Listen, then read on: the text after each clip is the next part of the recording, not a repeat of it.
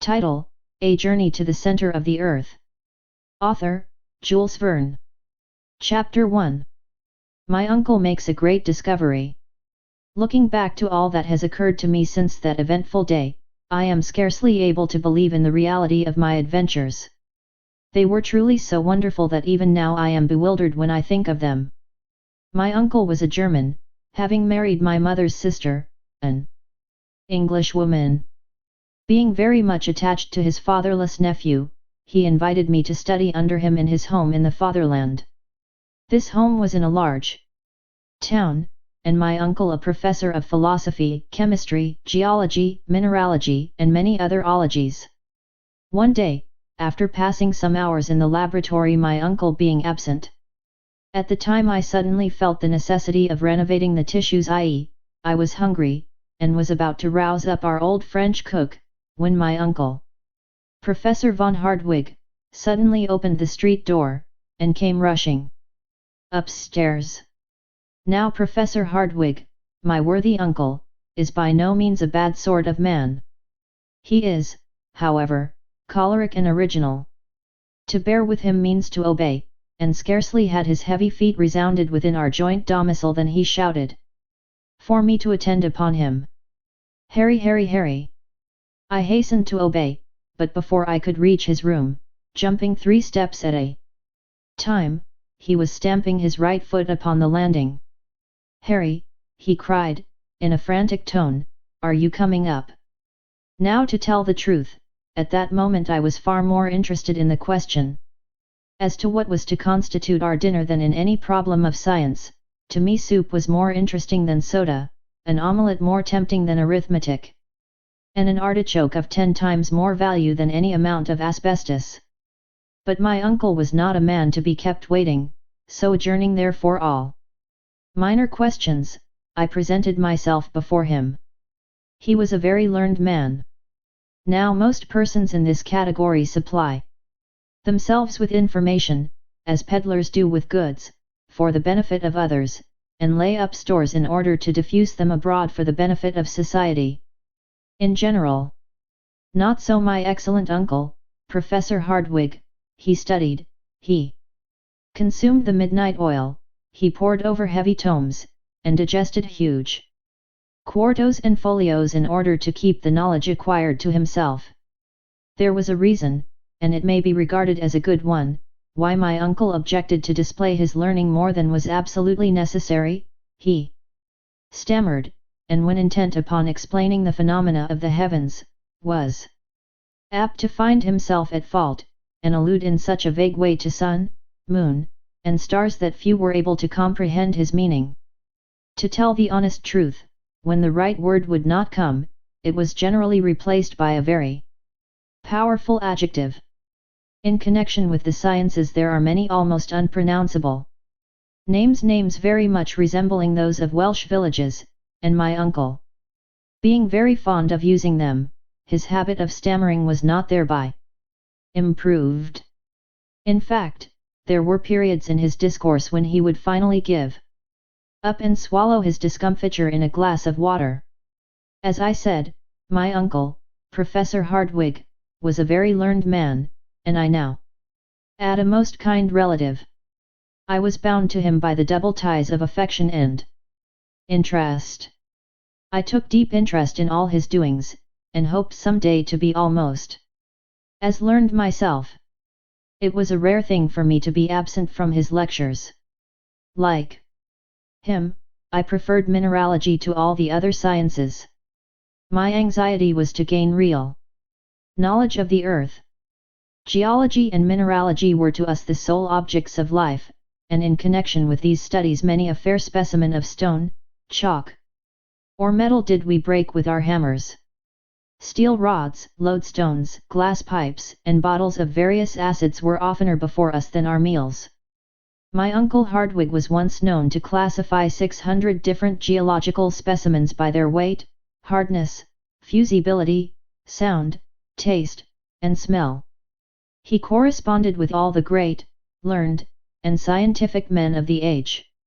I was, therefore, in constant communication with, at all events the letters of, Sir Humphrey Davy, Captain Franklin, and other great men. But before I state the subject on which my uncle wished to confer with me, I must say a word about his personal appearance. Alas! My readers will see a very different portrait of him at a future time, after he has gone through the fearful adventures yet to be related. My uncle was 50 years old, tall, thin, and wiry. Large spectacles hid, to a certain extent, his vast, round, and goggle eyes, while his nose was irreverently compared to a thin file. So much indeed did it resemble that useful article, that a compass was said in his presence to have made considerable nasal deviation. The truth being told, however, the only article really attracted to my uncle's nose was tobacco. Another peculiarity of his was, that he always stepped a yard at a time, clenched his fists as if he were going to hit you, and was, when in one of his peculiar humours, very far from a pleasant companion. It is further necessary to observe that he lived in a very nice house, in that very nice street, the Königstrasse at Hamburg. Though lying in the centre of a town, it was perfectly rural in its aspect, half wood, half bricks, with old-fashioned gables, one of the few old houses spared by the Great Fire of 1842. When I say a nice house, I mean a handsome household, tottering, and not exactly comfortable to English notions, a house a little off the perpendicular end, inclined to fall into the neighbouring canal, exactly the house for a wandering artist to depict, all the more that you could scarcely see it for ivy and a magnificent old tree which grew over the door. My uncle was rich, his house was his own property, while he had a considerable private income. To my notion the best part of his possessions was his goddaughter, Gretchen, and the old cook, the young lady, the professor, and I were the sole inhabitants. I loved mineralogy, I loved geology. To me there was nothing like pebbles. And if my uncle had been in a little less of a fury, we should have been the happiest of families. To prove the excellent Hardwig's impatience, I solemnly declare that when the flowers in the drawing-room pots began to grow, he rose every morning at 4 o'clock to make them grow quicker by pulling the leaves. Having described my uncle, I will now give an account of our interview. He received me in his study, a perfect museum, containing every natural curiosity that can well be imagined, minerals, however, predominating. Every one was familiar to me, having been catalogued by my own hand. My uncle, apparently oblivious of the fact that he had summoned me to his presence, was absorbed in a book. He was particularly fond of early editions, tall copies, and unique works. "Wonderful!" he cried, tapping his forehead. "Wonderful, wonderful!" It was one of those yellow-leaved volumes now rarely found on stalls, and to me it appeared to possess but little value. My uncle, however, was in raptures. He admired its binding, the clearness of its characters, the ease with which it opened in his hand, and repeated aloud, half a dozen times, that it was very, very old. To my fancy he was making a great fuss about nothing, but it was not my province to say so. On the contrary, I professed considerable interest in the subject, and asked him what it was about. "It is the Heimskringla of Snorre he said, "the celebrated Icelandic author of the 12th century. It is a true and correct account of the Norwegian princes who reigned in Iceland." My next question related to the language in which it was written. I hoped at all events it was translated into German. My uncle was indignant at the very thought, and declared he wouldn't give a penny for a translation. His delight was to have found the original work in the Icelandic tongue, which he declared to be one of the most magnificent and yet simple idioms in the world, while at the same time its grammatical combinations were the most varied known to students. "About as easy as German," was my insidious remark. My uncle shrugged his shoulders. "The letters, at all events," I said, "are rather difficult of comprehension.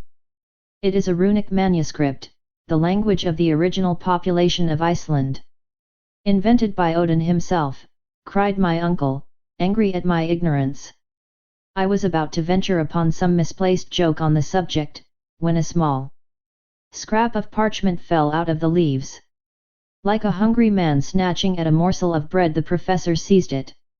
It was about 5 inches by 3 and was scrawled over in the most extraordinary fashion. The lines shown here are an exact facsimile of what was written on the venerable piece of parchment and have wonderful importance, as they induced my uncle to undertake the most wonderful series of adventures which ever fell to the lot of human beings. My uncle looked keenly at the document for some moments and then declared that it was runic. The letters were similar to those in the book, but then what did they mean? This was exactly what I wanted to know. Now, as I had a strong conviction that the runic alphabet and dialect were simply an invention to mystify poor human nature, I was delighted to find that my uncle knew as much about the matter as I did, which was nothing. At all events, the tremulous motion of his fingers made me think so. And yet, he muttered to himself, it is old Icelandic, I am sure of it. And my uncle ought to have known, for he was a perfect polyglot dictionary in himself. He did not pretend, like a certain learned pundit, to speak the 2,000 languages and 4,000 idioms made use of in different parts of the globe, but he did know all the more important ones. It is a matter of great doubt to me now, to what violent measures my uncle's impetuosity might have led him, had not the clock struck 2, and our old French cook called out to let us know that dinner was on the table. Bother the dinner, cried my uncle. But as I was hungry, I sallied forth to the dining room, where I took up my usual quarters. Out of politeness I waited 3 minutes, but no sign of my uncle. The professor. I was surprised. He was not usually so blind to the pleasure of a good dinner. It was the acme of German luxury: parsley soup, a ham omelette with sorrel trimmings, an oyster of veal stewed with prunes, delicious fruit, and sparkling Moselle. For the sake of poring over this musty old piece of parchment, my uncle forbore to share our meal. To satisfy my conscience, I ate for both. The old cook and housekeeper was nearly out of her mind. After taking so much trouble, to find her master not appear at dinner was to her a sad disappointment which, as she occasionally watched the havoc I was making on the viands, became also alarm. If my uncle were to come to table after all? Suddenly, just as I had consumed the last apple and drunk the last glass of wine, a terrible voice was heard at no great distance. It was my uncle roaring for me to come to him. I made very nearly one leap of it, so loud, so fierce was his tone. Chapter 2. The Mysterious Parchment. I declare, cried my uncle, striking the table fiercely with his fist, I declare to you it is runic and contains some wonderful secret, which I must get at any price. I was about to reply when he stopped me. Sit down, he said, quite fiercely, and write to my dictation. I obeyed.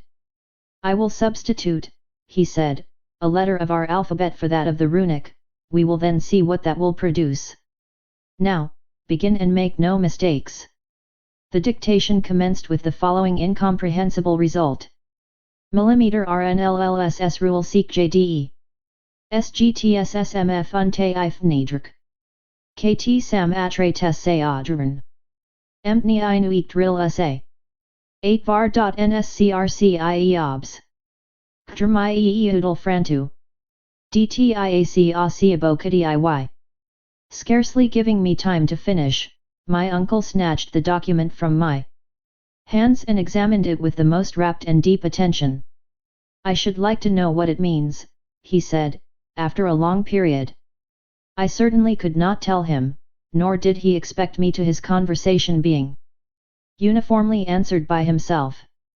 I declare it puts me in mind of a cryptograph, he cried, unless, indeed, the letters have been written without any real meaning, and yet why take so much trouble? Who knows, but I may be on the verge of some great discovery. My candid opinion was that it was all rubbish. But this opinion I kept carefully to myself, as my uncle's choler was not pleasant to bear.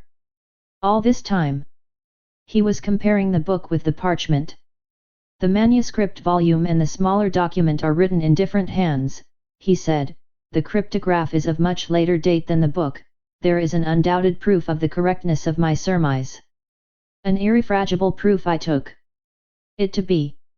The first letter is a double M, which was only added to the Icelandic language in the 12th century. This makes the parchment 200 years posterior to the volume.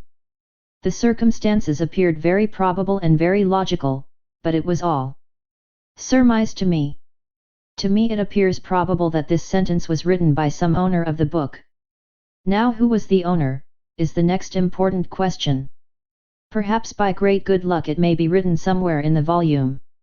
With these words Professor Hardwigg took off his spectacles, and, taking a powerful magnifying glass, examined the book carefully. On the fly-leaf was what appeared to be a blot of ink, but on examination proved to be a line of writing almost effaced by time. This was what he sought. And, after some considerable time, he made out these letters. Arni Saknus M. He cried in a joyous and triumphant tone, that is not only an Icelandic name, but of a learned professor of the 16th century, a celebrated alchemist. I bowed as a sign of respect. These alchemists, he continued, Avicenna, Bacon, Lully, Paracelsus, were the true, the only learned men of the day. They made surprising discoveries. May not this Saknus M, nephew mine, have hidden on this bit of parchment some astounding invention? I believe the cryptograph to have a profound meaning, which I must make out. My uncle walked about the room in a state of excitement almost impossible to describe. It may be so, sir, I timidly observed, but why conceal it from posterity, if it be a useful, a worthy discovery? Why, how should I know? Did not Galileo make a secret of his discoveries in connection with Saturn? But we shall see. Until I discover the meaning of this sentence I will neither eat nor sleep. My dear uncle, I began. Nor you neither, he added. It was lucky I had taken double allowance that day. In the first place, he continued, there must be a clue to the meaning. If we could find that, the rest would be easy enough. I began seriously to reflect. The prospect of going without food and sleep was not a promising one, so I determined to do my best to solve the mystery. My uncle, meanwhile, went on with his soliloquy. The way to discover it is easy enough. In this document there are 132 letters, giving 79 consonants to 53 vowels. This is about the proportion found in most southern languages, the idioms of the north being much more rich in consonants. We may confidently predict, therefore, that we have to deal with a southern dialect. Nothing could be more logical. Now, said Professor Hardwigg, to trace the particular language. As Shakespeare says, that is the question, was my rather satirical reply. This man Saknus M, he continued, was a very learned man. Now as he did not write in the language of his birthplace, he probably, like most learned men of the 16th century, wrote in Latin. If, however, I prove wrong in this guess, we must try Spanish, French, Italian, Greek, and even Hebrew. My own opinion, though, is decidedly in favor of Latin. This proposition startled me. Latin was my favorite study, and it seemed sacrilege to believe this gibberish to belong to the country of Virgil. Barbarous Latin, in all probability, continued my uncle, but still Latin. Very probably, I replied, not to contradict him. Let us see into the matter, continued my uncle. Here you see we have a series of 132 letters, apparently thrown pell-mell upon paper without method or organization. There are words which are composed wholly of consonants, such as millimeter RNLLS, others which are nearly all vowels, the fifth, for instance, which is untaif, and one of the last asiabo. This appears an extraordinary combination. Probably we shall find that the phrase is arranged according to some mathematical plan. No doubt a certain sentence has been written out and then jumbled up some plan to which some figure is the clue. Now, Harry, to show your English wit, what is that figure? I could give him no hint. My thoughts were indeed far away. While he was speaking I had caught sight of the portrait of my cousin Gretchen, and was wondering when she would return. We were affianced, and loved one another very sincerely. But my uncle, who never thought even of such sublunary matters, knew nothing of this. Without noticing my abstraction, the professor began reading the puzzling cryptograph all sorts of ways, according to some theory of his own. Presently, rousing my wandering attention, he dictated one precious attempt to me. I mildly handed it over to him. It read as follows.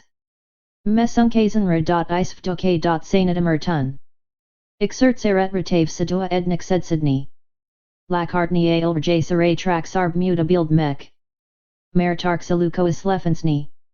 I could scarcely keep from laughing, while my uncle, on the contrary, got in a towering passion, struck the table with his fist, darted out of the room, out of the house, and then taking to his heels was presently lost to sight. Chapter 3. An astounding discovery. What is the matter? Cried the cook, entering the room. When will master have his dinner? Never. And his supper? I don't know. He says he will eat no more, neither shall I. My uncle has determined to fast and make me fast until he makes out this abominable inscription, I replied. You will be starved to death, she said. I was very much of the same opinion, but not liking to say so, sent her away, and began some of my usual work of classification. But try as I might, nothing could keep me from thinking alternately of the stupid manuscript and of the pretty Gretchen. Several times I thought of going out, but my uncle would have been angry at my absence. At the end of an hour, my allotted task was done. How to pass the time? I began by lighting my pipe. Like all other students, I delighted in tobacco. And, seating myself in the great armchair, I began to think. Where was my uncle? I could easily imagine him tearing along some solitary road, gesticulating, talking to himself, cutting the air with his cane, and still thinking of the absurd bit of hieroglyphics. Would he hit upon some clue? Would he come home in better humor? While these thoughts were passing through my brain, I mechanically took up the execrable puzzle and tried every imaginable way of grouping the letters. I put them together by twos, by threes, fours, and fives in vain. Nothing intelligible came out, except that the 14th, 15th, and 16th made ice in English, the 84th, 85th, and 86th, the word sir. Then at last I seemed to find the Latin words rota, mutabile, ira, nec, atra. Ha! There seems to be some truth in my uncle's notion, thought I. Then again I seemed to find the word lucco, which means sacred wood. Then, in the third line I appeared to make out labeled, a perfect Hebrew word, and at the last the syllables mir, ar, mer, which were French. It was enough to drive one mad. 4 different idioms in this absurd phrase. What connection could there be between ice, sir, anger, cruel, sacred wood, changing, mother, ar, and sea? The first and the last might, in a sentence connected with Iceland, mean sea of ice. But what of the rest of this monstrous cryptograph? I was, in fact, fighting against an insurmountable difficulty. My brain was almost on fire, my eyes were strained with staring at the parchment. The whole absurd collection of letters appeared to dance before my vision in a number of black little groups. My mind was possessed with temporary hallucination. I was stifling. I wanted air. Mechanically I fanned myself with the document, of which now I saw the back and then the front.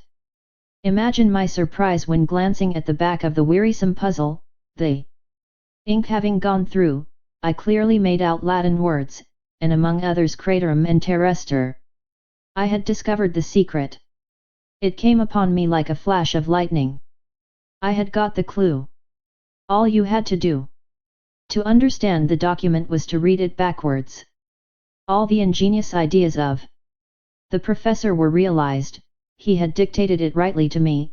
By a mere accident I had discovered what he so much desired. My delight, my emotion may be imagined. My eyes were dazzled and I trembled so that at first I could make nothing of it. One look, however, would tell me all I wished to know. Let me read, I said to myself, after drawing a long breath. I spread it before me on the table, I passed my finger over each letter, I spelled it through. In my excitement I read it out. What horror and stupefaction took possession of my soul! I was like a man who had received a knockdown blow. Was it possible that I really read the terrible secret, and it had really been accomplished? A man had dared to do what no living being should ever know. Never! Cried I, jumping up. Never shall my uncle be made aware of the dread secret. He would be quite capable of undertaking the terrible journey. Nothing would check him, nothing stop him. Worse, he would compel me to accompany him, and we should be lost forever. But no, such folly and madness cannot be allowed. I was almost beside myself with rage and fury. My worthy uncle is already nearly mad, I cried aloud. This would finish him. By some accident he may make the discovery, in which case, we are both lost. Perish the fearful secret, let the flames forever bury it in oblivion. I snatched up book and parchment, and was about to cast them into the fire, when the door opened and my uncle entered. I had scarcely time to put down the wretched documents before my uncle was by my side. He was profoundly absorbed. His thoughts were evidently bent on the terrible parchment. Some new combination had probably struck him while taking his walk. He seated himself in his armchair, and with a pen began to make an algebraical calculation. I watched him with anxious eyes. My flesh crawled as it became probable that he would discover the secret. His combinations I knew now were useless, I having discovered the one only clue. For 3 mortal hours he continued without speaking a word, without raising his head, scratching, rewriting, calculating over and over again. I knew that in time he must hit upon the right phrase. The letters of every alphabet have only a certain number of combinations. But then years might elapse before he would arrive at the correct solution. Still time went on, night came, the sounds in the streets ceased, and still my uncle went on, not even answering our worthy cook when she called us to supper. I did not dare to leave him, so waved her away, and at last fell asleep on the sofa. When I awoke my uncle was still at work. His red eyes, his pallid countenance, his matted hair, his feverish hands, his hectically flushed cheeks, showed how terrible had been his struggle with the impossible, and what fearful fatigue he had undergone during that long sleepless night. It made me quite ill to look at him. Though he was rather severe with me, I loved him, and my heart ached at his sufferings. He was so overcome by one idea that he could not even get in a passion. All his energies were focused on one point. And I knew that by speaking one little word all this suffering would cease. I could not speak it. My heart was, nevertheless, inclining towards him. Why, then, did I remain silent? In the interest of my uncle himself. Nothing shall make me speak, I muttered. He will want to follow in the footsteps of the other. I know him well. His imagination is a perfect volcano, and to make discoveries in the interests of geology he would sacrifice his life. I will therefore be silent and strictly keep the secret I have discovered. To reveal it would be suicidal. He would not only rush, himself, to destruction, but drag me with him. I crossed my arms, looked another way and smoked, resolved never to speak. When our cook wanted to go out to market, or on any other errand, she found the front door locked and the key taken away. Was this done purposely or not? Surely Professor Hardwigg did not intend the old woman and myself to become martyrs to his obstinate will. Were we to be starved to death? A frightful recollection came to my mind. Once we had fed on bits and scraps for a week while he sorted some curiosities. It gave me the cramp even to think of it. I wanted my breakfast, and I saw no way of getting it. Still my resolution held. Good. I would starve rather than yield. But the cook began to take me seriously to task. What was to be done? She could not go out, and I dared not. My uncle continued counting and writing, his imagination seemed to have translated him to the skies. He neither thought of eating nor drinking. In this way, 12 o'clock came round. I was hungry, and there was nothing in the house. The cook had eaten the last bit of bread. This could not go on. It did, however. Until 2, when my sensations were terrible. After all, I began to think the document very absurd. Perhaps it might only be a gigantic hoax. Besides, some means would surely be found to keep my uncle back from attempting any such absurd expedition. On the other hand, if he did attempt anything so quixotic, I should not be compelled to accompany him. Another line of reasoning partially decided me. Very likely he would make the discovery himself when I should have suffered starvation for nothing. Under the influence of hunger, this reasoning appeared admirable. I determined to tell all. The question now arose as to how it was to be done. I was still dwelling on the thought, when he rose and put on his hat. What? Go out and lock us in? Never. Uncle, I began. He did not appear even to hear me. Professor Hardwigg, I cried. What? He retorted, did you speak?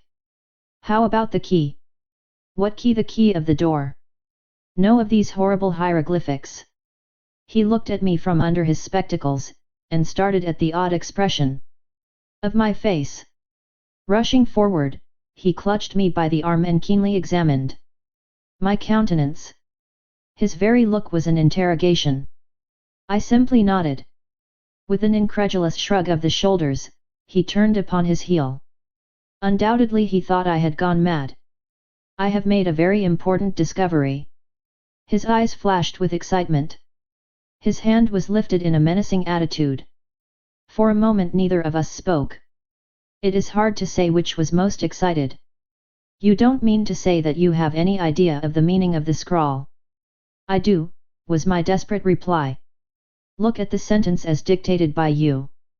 Well, but it means nothing, was the angry answer. Nothing if you read from left to right, but mark, if from right to left. Backwards! Cried my uncle, in wild amazement.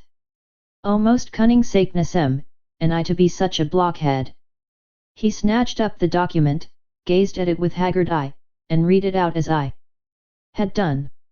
It read as follows. In Sneffels Jocules craterum chem delibat. Umbra scartaris Juli intracalendas descend.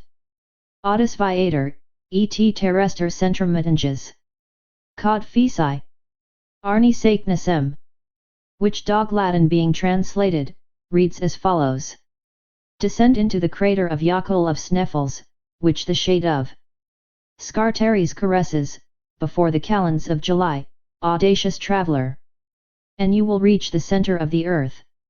I did it. Arni Saknussemm. My uncle leaped 3 feet from the ground with joy. He looked radiant and handsome. He rushed about the room wild with delight and satisfaction. He knocked over tables and chairs. He threw his books about until at last, utterly exhausted, he fell into his armchair. What's o'clock? He asked. About 3. My dinner does not seem to have done me much good, he observed. Let me have something to eat. We can then start at once. Get my portmanteau ready. What for? And your own, he continued. We start at once. My horror may be conceived.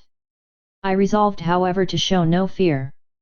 Scientific reasons were the only ones likely to influence my uncle. Now, there were many against this terrible journey. The very idea of going down to the center of the earth was simply absurd. I determined therefore to argue the point after dinner. My uncle's rage was now directed against the cook for having no dinner ready. My explanation however satisfied him, and having gotten the key, she soon contrived to get sufficient to satisfy our voracious appetites. During the repast my uncle was rather gay than otherwise. He made some of those peculiar jokes which belong exclusively to the learned. As soon, however, as dessert was over, he called me to his study. We each took a chair on opposite sides of the table. Henry, he said, in a soft and winning voice, I have always believed you ingenious, and you have rendered me a service never to be forgotten. Without you, this wondrous discovery would never have been made. It is my duty, therefore, to insist on your sharing the glory. He is in a good humor, thought I, I'll soon let him know my opinion of glory. In the first place, he continued, you must keep the whole affair a profound secret. There is no more envious race of men than scientific discoverers. Many would start on the same journey. At all events, we will be the first in the field. I doubt your having many competitors, was my reply. A man of real scientific acquirements would be delighted at the chance. We should find a perfect stream of pilgrims on the traces of Arne Saknussemm, if this document were once made public. But, my dear sir, is not this paper very likely to be a hoax? I urged. The book in which we find it is sufficient proof of its authenticity, he replied. I thoroughly allow that the celebrated professor wrote the lines, but only, I believe, as a kind of mystification, was my answer. Scarcely were the words out of my mouth, when I was sorry I had uttered them. My uncle looked at me with a dark and gloomy scowl, and I began to be alarmed for the results of our conversation. His mood soon changed, however, and a smile took the place of a frown. We shall see, he remarked, with decisive emphasis. But see, what is all this about Jackal and Sneffels and this Scartares? I have never heard anything about them. The very point to which I am coming. I lately received from my friend Augustus Petermann, of Leipzig, a map. Take down the third atlas from the second shelf, Series Z, Plate 4. I rose, went to the shelf, and presently returned with the volume indicated. This, said my uncle, is one of the best maps of Iceland. I believe it will settle all your doubts, difficulties, and objections. With a grim hope to the contrary, I stooped over the map. Chapter 4. We start on the journey. You see, the whole island is composed of volcanoes, said the professor, and remarked carefully that they all bear the name of Jackal. The word is Icelandic, and means a glacier.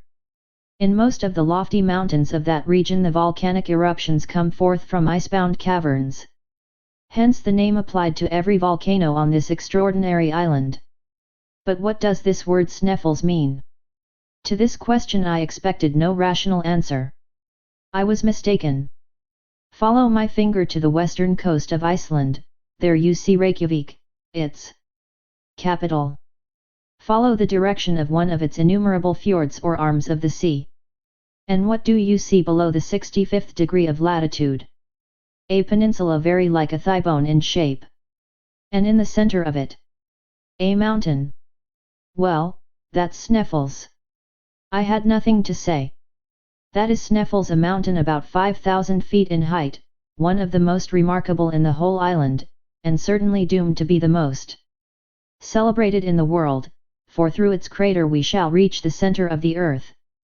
Impossible, cried I, startled and shocked at the thought.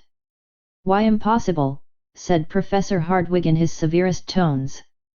Because its crater is choked with lava, by burning rocks by infinite dangers.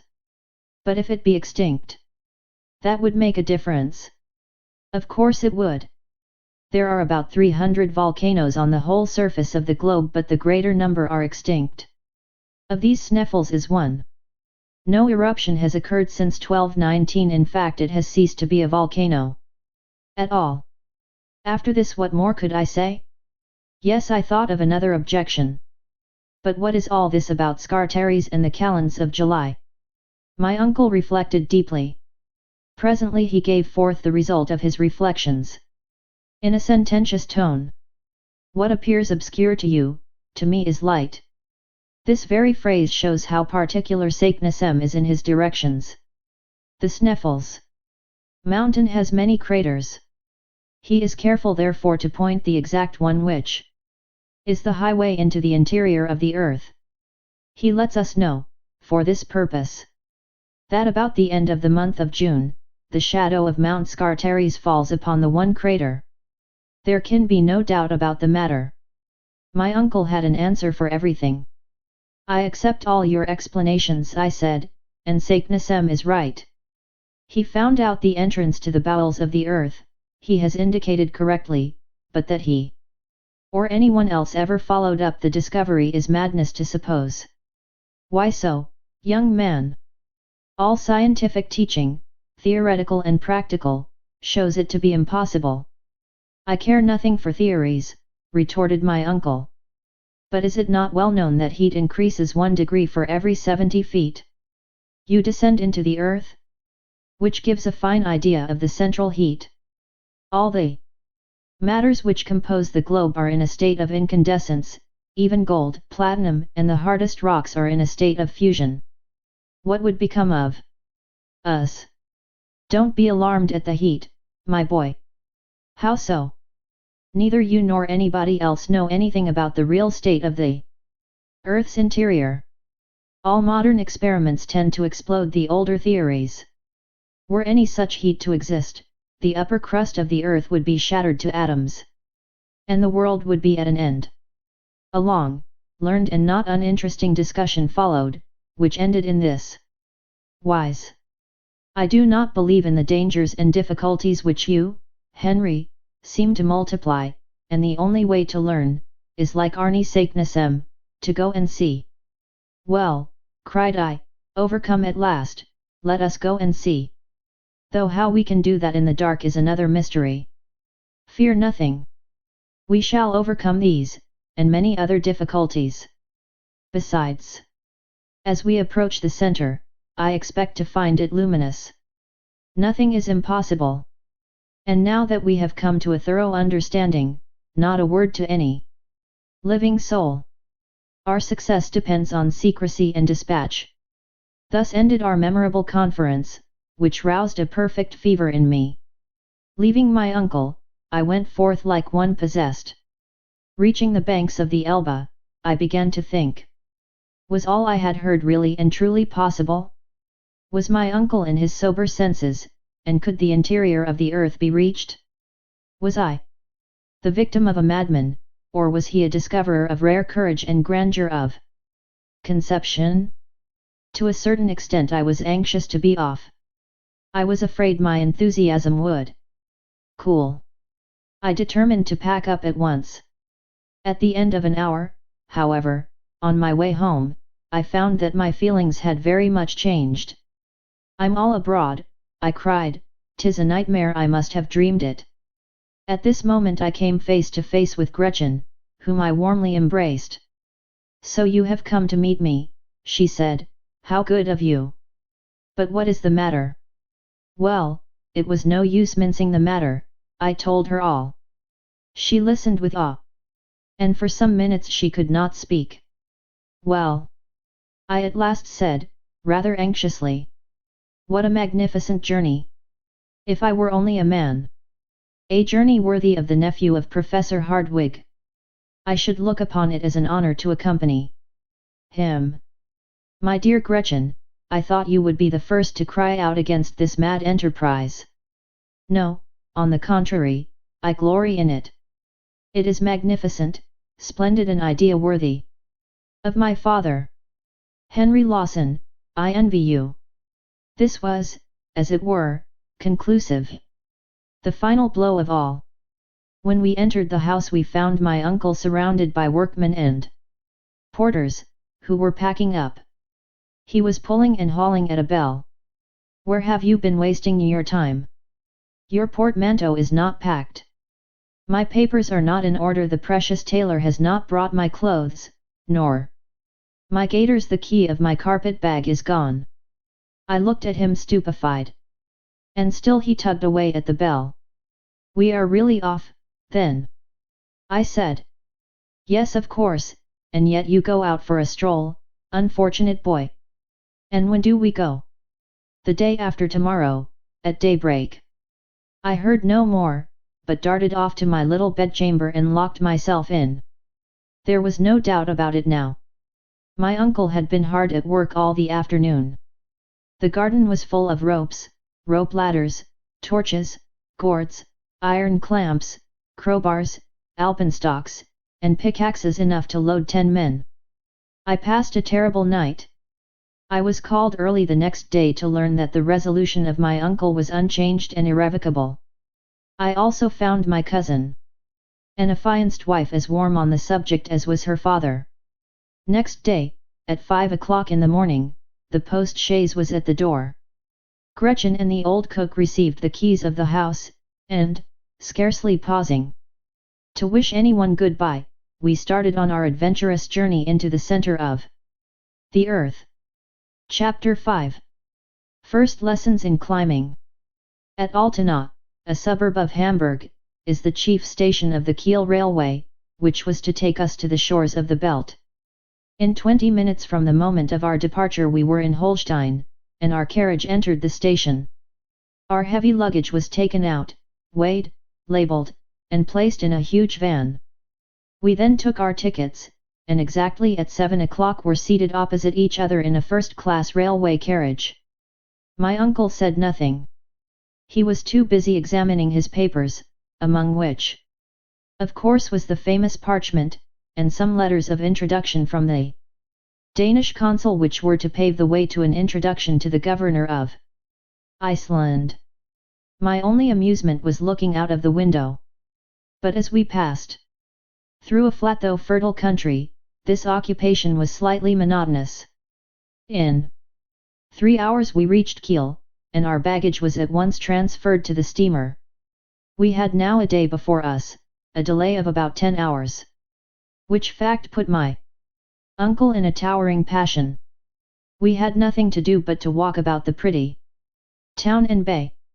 At length, however, we went on board, and at 10:30 were steaming down the Great Belt. It was a dark night, with a strong breeze and a rough sea, nothing being visible but the occasional fires on shore, with here and there a lighthouse. At 7 in the morning we left Korser, a little town on the western side of Sealand. Here we took another railway, which in 3 hours brought us to the capital, Copenhagen, where, scarcely taking time for refreshment, my uncle hurried out to present one of his letters of introduction. It was to the director of the Museum of Antiquities, who, having been informed that we were tourists bound for Iceland, did all he could to assist us. One wretched hope sustained me now. Perhaps no vessel was bound for such distant parts. Alas! A little Danish schooner, the Valkyrie, was to sail on the 2nd of June for Reykjavik. The captain, M. Bjarne, was on board, and was rather surprised at the energy and cordiality with which his future passengers shook him by the hand. To him a voyage to Iceland was merely a matter of course. My uncle, on the other hand, considered the event of sublime importance. The honest sailor took advantage of the professor's enthusiasm to double the fare. On Tuesday morning at 7 o'clock be on board, said M. Bjarne, handing us our receipts. Excellent! Capital! glorious," remarked my uncle as we sat down to a late breakfast. "Refresh yourself, my boy, and we will take a run through the town." Our meal concluded, we went to the Kongens Nytorv, to the king's magnificent palace, to the beautiful bridge over the canal near the museum, to the immense cenotaph of Thorvaldsen with its hideous naval groups, to the castle of Rosenberg, and to all the other lions of the place, none of which my uncle even saw, so absorbed was he in his anticipated triumphs. But one thing struck his fancy, and that was a certain singular steeple situated on the island of Amak, which is the southeast quarter of the city of Copenhagen. My uncle at once ordered me to turn my steps that way, and accordingly we went on board the steam ferry boat which does duty on the canal, and very soon reached the noted dockyard quay.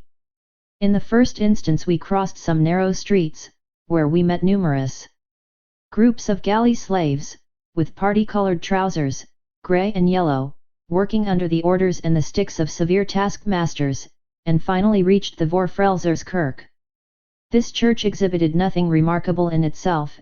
In fact, the worthy professor had only been attracted to it by one circumstance, which was, that its rather elevated steeple started from a circular platform, after which there was an exterior staircase, which wound round to the very summit. "Let us ascend," said my uncle. "But I never could climb church towers," I cried, "I am subject to dizziness in my head." "The very reason why you should go up. I want to cure you of a bad habit." "But, my good sir, I tell you to come. What is the use of wasting so much valuable time?" It was impossible to dispute the dictatorial commands of my uncle. I yielded with a groan. On payment of a fee, a verger gave us the key. He, for one, was not partial to the ascent. My uncle at once showed me the way, running up the steps like a schoolboy. I followed as well as I could, though no sooner was I outside the tower, than my head began to swim. There was nothing of the eagle about me. The earth was enough for me, and no ambitious desire to soar ever entered my mind.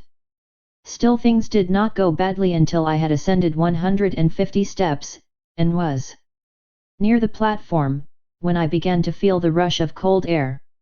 I could scarcely stand, when clutching the railings, I looked upwards. The railing was frail enough, but nothing to those which skirted the terrible winding staircase, that appeared, from where I stood, to ascend to the skies. "Now then, Henry! I can't do it!" I cried, in accents of despair. "Are you, after all, a coward, sir?" said my uncle in a pitiless tone. "Go up, I say!" To this there was no reply possible. And yet the keen air acted violently on my nervous system, sky, earth, all seemed to swim round, while the steeple rocked like a ship. My legs gave way like those of a drunken man. I crawled upon my hands and knees, I hauled myself up slowly, crawling like a snake. Presently I closed my eyes, and allowed myself to be dragged upwards. "Look around you," said my uncle in a stern voice, "heaven knows what profound abysses you may have to look down. This is excellent practice." Slowly, and shivering all the while with cold, I opened my eyes. What then did I see? My first glance was upwards at the cold fleecy clouds, which as by some optical delusion appeared to stand still, while the steeple, the weathercock, and our two selves were carried swiftly along. Far away on one side could be seen the grassy plain, while on the other lay the sea bathed in translucent light. The Sund, or Sound as we call it, could be discovered beyond the point of Elsinore, crowded with white sails, which, at that distance looked like the wings of seagulls, while to the east could be made out the far-off coast of Sweden. The whole appeared a magic panorama. But faint and bewildered as I was, there was no remedy for it. Rise and stand. Up I must. Despite my protestations, my first lesson lasted quite an hour. When, nearly 2 hours later, I reached the bosom of Mother Earth, I was like a rheumatic old man bent double with pain. Enough for one day, said my uncle, rubbing his hands, we will begin again tomorrow. There was no remedy. My lessons lasted 5 days, and at the end of that period, I ascended blithely enough, and found myself able to look down into the depths below without even winking, and with some degree of pleasure. Chapter 6. Our voyage to Iceland. The hour of departure came at last. The night before, the worthy Mr. Thompson brought us the most cordial letters of introduction for Baron Tramp, Governor of Iceland, for M. Picturesson, coadjutor to the bishop, and for M. Finson, mayor of the town of Reykjavik. In return, my uncle nearly crushed his hands, so warmly did he shake them. On the 2nd of the month, at 2 in the morning, our precious cargo of luggage was taken on board the good ship Valkyrie. We followed, and were very politely introduced by the captain to a small cabin with 2 standing bed places. Neither very well ventilated nor very comfortable. But in the cause of science men are expected to suffer. Well, and have we a fair wind? Cried my uncle, in his most mellifluous accents. An excellent wind, replied Captain Bjarne, we shall leave the Sound, going free with all sails set. A few minutes afterwards, the schooner started before the wind, under all the canvas she could carry, and entered the channel. An hour later, the capital of Denmark seemed to sink into the waves, and we were at no great distance from the coast of Elsinore. My uncle was delighted, for myself, moody and dissatisfied, I appeared almost to expect a glimpse of the ghost of Hamlet. Sublime madman, thought I, you doubtless would approve our proceedings. You might perhaps even follow us to the center of the earth, there to resolve your eternal doubts. But no ghost or anything else appeared upon the ancient walls. The fact is, the castle is much later than the time of the heroic Prince of Denmark. It is now the residence of the keeper of the Strait of the Sound, and through that sound more than 15,000 vessels of all nations pass every year. The castle of Kronborg soon disappeared in the murky atmosphere, as well as the tower of Helsingborg, which raises its head on the Swedish bank. And here the schooner began to feel in earnest the breezes of the Kattegat. The Valkyrie was swift enough, but with all sailing boats there is the same uncertainty. Her cargo was coal, furniture, pottery, woolen clothing, and a load of corn. As usual. The crew was small, 5 Danes doing the whole of the work. How long will the voyage last? Asked my uncle. Well, I should think about 10 days, replied the skipper, unless, indeed, we meet with some northeast gales among the Faroe Islands. At all events, there will be no very considerable delay, cried the impatient professor. No, Mr. Hardwigg, said the captain, no fear of that. At all events, we shall get there some day. Towards evening the schooner doubled Cape Skagen, the northernmost part of Denmark, crossed the Skagerrak during the night, skirted the extreme point of Norway through the gut of Cape Lindesnæs, and then reached the northern seas. 2 days later we were not far from the coast of Scotland, somewhere near what Danish sailors call Piet Riad, and then the Valkyrie stretched out direct for the Faroe Islands, between Orkney and Shetland. Our vessel now felt the full force of the ocean waves, and the wind shifting, we with great difficulty made the Faroe Isles. On the 8th day, the captain made out Myganness, the westernmost of the isles, and from that moment headed direct for Portland, a cape on the southern shores of the singular island for which we were bound. The voyage offered no incident worthy of record. I bore it very well, but my uncle, to his great annoyance, and even shame, was remarkably seasick. This mal de mer troubled him the more that it prevented him from questioning Captain Bjarne as to the subject of Sneffels, as to the means of communication, and the facilities of transport. All these explanations he had to adjourn to the period of his arrival. His time, meanwhile, was spent lying in bed groaning, and dwelling anxiously on the hoped-for termination of the voyage. I didn't pity him. On the 11th day we sighted Cape Portland, over which towered Mount Moerdalsjakkel, which, the weather being clear, we made out very readily. The cape itself is nothing but a huge mount of granite standing naked and alone to meet the Atlantic waves. The Valkyrie kept off the coast, steering to the westward. On all sides were to be seen whole schools of whales and sharks. After some hours we came in sight of a solitary rock in the ocean, forming a mighty vault, through which the foaming waves poured with intense fury. The islets of Westman appeared to leap from the ocean, being so low in the water as scarcely to be seen until you were right upon them. From that moment the schooner was steered to the westward in order to round Cape Reykjanes, the western point of Iceland. My uncle, to his great disgust, was unable even to crawl on deck, so heavy a sea was on, and thus lost the first view of the land of promise. 48 hours later, after a storm which drove us far to sea under bare poles, we came once more in sight of land, and were boarded by a pilot, who, after 3 hours of dangerous navigation, brought the schooner safely to an anchor in the Bay of Faxa before Reykjavik. My uncle came out of his cabin pale, haggard, thin, but full of enthusiasm, his eyes dilated with pleasure and satisfaction. Nearly the whole population of the town was on foot to see us land. The fact was, that scarcely any one of them but expected some goods by the periodical vessel.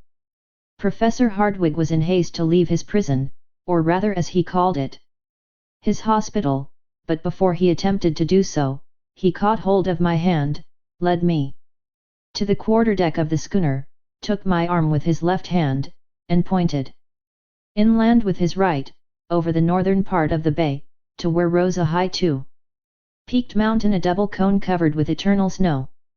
"Behold," he whispered in an awe-stricken voice, "behold Mount Sneffels." Then without further remark, he put his finger to his lips, frowned darkly, and descended into the small boat which awaited us. I followed, and in a few minutes we stood upon the soil of mysterious Iceland. Scarcely were we fairly on shore when there appeared before us a man of excellent appearance, wearing the costume of a military officer. He was, however, but a civil servant, a magistrate, the governor of the island Baron Tramp. The professor knew whom he had to deal with.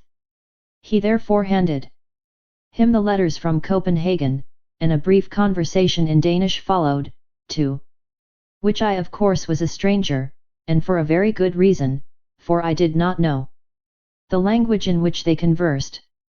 I afterwards heard, however, that Baron Tramp placed himself entirely at the beck and call of Professor Hardwigg. My uncle was most graciously received by M. Finson, the mayor, who as far as costume went, was quite as military as the governor, but also from character and occupation quite as pacific. As for his coadjutor, M. Pictureson, he was absent on an episcopal visit to the northern portion of the diocese. We were therefore compelled to defer the pleasure of being presented to him. His absence was, however, more than compensated by the presence of M. Fredriksson, professor of natural science in the College of Reykjavik, a man of invaluable ability. This modest scholar spoke no languages save Icelandic and Latin. When, therefore, he addressed himself to me in the language of Horace, we at once came to understand one another. He was, in fact, the only person that I did thoroughly understand during the whole period of my residence in this benighted island. Out of 3 rooms of which his house was composed, 2 were placed at our service, and in a few hours we were installed with all our baggage, the amount of which rather astonished the simple inhabitants of Reykjavik. "Now, Harry," said my uncle, rubbing his hands, "and goes well, the worst difficulty is now over." "How the worst difficulty over?" I cried in fresh amazement. "Doubtless. Here we are in Iceland. Nothing more remains but to descend into the bowels of the earth, Well, sir, to a certain extent you are right. We have only to go down, but, as far as I am concerned, that is not the question. I want to know how we are to get up again. That is the least part of the business, and does not in any way trouble me. In the meantime, there is not an hour to lose. I am about to visit the public library. Very likely I may find there some manuscripts from the hand of Saknussemm. I shall be glad to consult them. In the meanwhile, I replied, I will take a walk through the town. Will you not likewise do so? I feel no interest in the subject, said my uncle. What for me is curious in this island, is not what is above the surface, but what is below. I bowed by way of reply, put on my hat and furred cloak, and went out. It was not an easy matter to lose oneself in the 2 streets of Reykjavik. I had therefore no need to ask my way. The town lies on a flat and marshy plain, between 2 hills. A vast field of lava skirts it on one side, falling away in terraces towards the sea.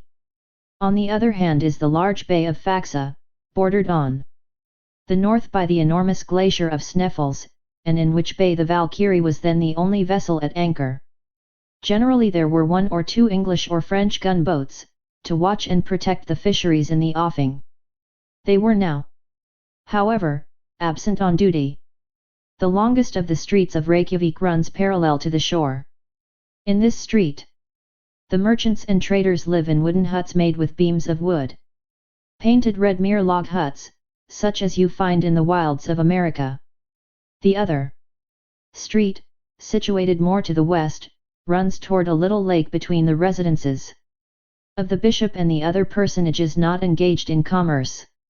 I had soon seen all I wanted of these weary and dismal thoroughfares. Here and there was a strip of discolored turf, like an old worn-out bit of woolen carpet, and now and then a bit of kitchen garden, in which grew potatoes, cabbage, and lettuce, almost diminutive enough to suggest the idea of Lilliput. In the center of the new commercial street, I found the public cemetery, enclosed by an earthen wall. Though not very large, it appeared not likely to be filled for centuries. From hence I went to the house of the governor, a mere hut, in comparison with the mansion house of Hamburg, but a palace alongside the other Icelandic houses. Between the little lake and the town was the church, built in simple Protestant style, and composed of calcined stones, thrown up by volcanic action. I have not the slightest doubt that in high winds its red tiles were blown out, to the great annoyance of the pastor and congregation. Upon an eminence close at hand was the National School, in which were taught Hebrew, English, French, and Danish. In 3 hours my tour was complete. The general impression upon my mind was sadness. No trees, no vegetation, so to speak, on all sides volcanic peaks. The huts of turf and earth more like roofs than houses. Thanks to the heat of these residences, grass grows on the roof, which grass is carefully cut for hay. I saw but few inhabitants during my excursion, but I met a crowd on the beach, drying, salting and loading codfish, the principal article of exportation. The men appeared robust but heavy, fair-haired like Germans, but of pensive mien. Exiles of a higher scale in the ladder of humanity than the Eskimos, but, I thought, much more unhappy, since with superior perceptions they are compelled to live within the limits of the polar circle. Sometimes they gave vent to a convulsive laugh, but by no chance did they smile. Their costume consists of a coarse capote of black wool, known in Scandinavian countries as the vadmal, a broad-brimmed hat, trousers of red serge, and a piece of leather tied with strings for a shoe, a coarse kind of moccasin. The women, though sad-looking and mournful, had rather agreeable features, without much expression. They wear a bodice and petticoat of sombre vadmal. When unmarried they wear a little brown knitted cap over a crown of plaited hair, but when married, they cover their heads with a coloured handkerchief, over which they tie a white scarf. Chapter 7. Conversation and Discovery. When I returned, dinner was ready. This meal was devoured by my worthy relative with avidity and voracity. His shipboard diet had turned his interior into a perfect gulf. The repast, which was more Danish than Icelandic, was in itself nothing, but the excessive hospitality of our host made us enjoy it doubly. The conversation turned upon scientific matters, and M. Fridriksson asked my uncle what he thought of the public library. Library, sir?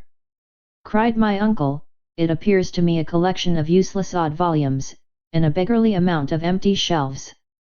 What? Cried M. Fridriksson, why, we have 8,000 volumes of most rare and valuable works, some in the Scandinavian language, besides all the new publications from Copenhagen. 8,000 volumes, my dear sir, why, where are they? Cried my uncle. Scattered over the country, Professor Hardwig. We are very studious, my dear sir, though we do live in Iceland. Every farmer, every labourer, every fisherman can both read and write, and we think that books, instead of being locked up in cupboards, far from the sight of students, should be distributed as widely as possible. The books of our library are therefore passed from hand to hand without returning to the library shelves perhaps for years.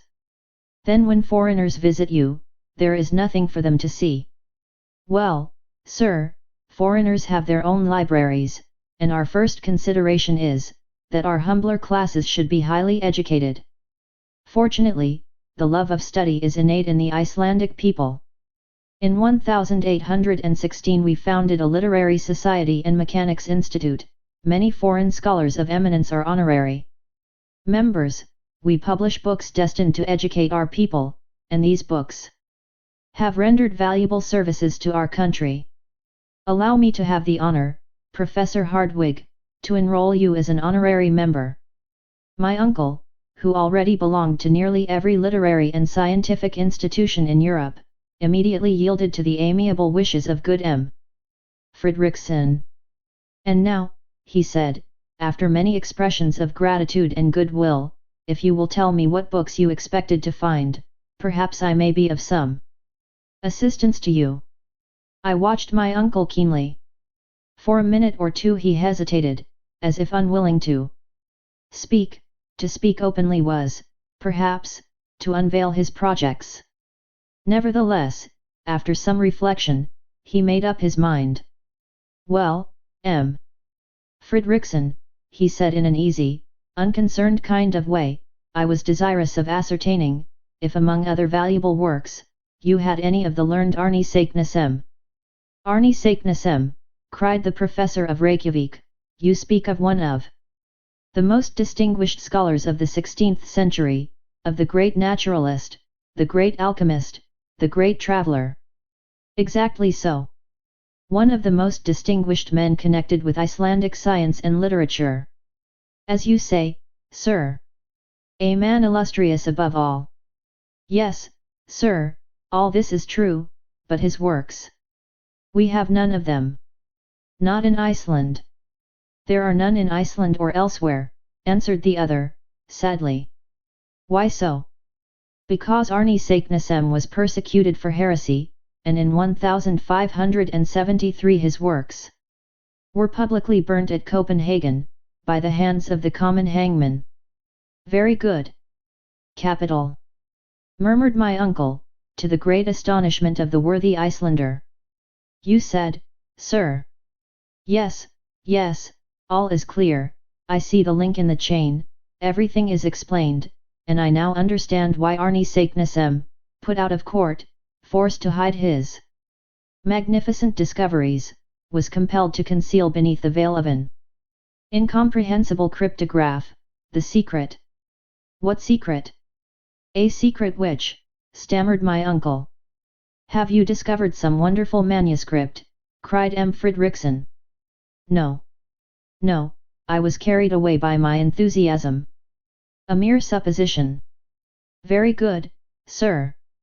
But, really, to turn to another subject, I hope you will not leave our island without examining into its mineralogical riches. Well, the fact is, I am rather late. So many learned men have been here before me. Yes, yes, but there is still much to be done, cried M. Fridriksson.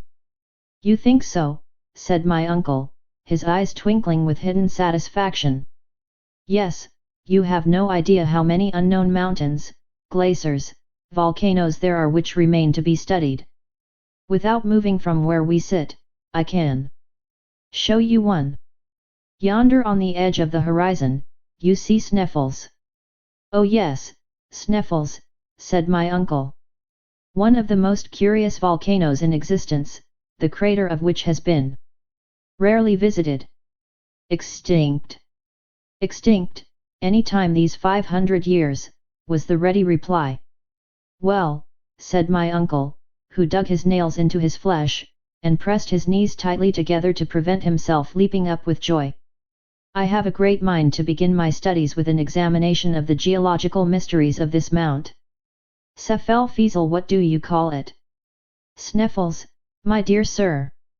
This portion of the conversation took place in Latin, and I therefore understood all that had been said. I could scarcely keep my countenance when I found my uncle so cunningly concealing his delight and satisfaction.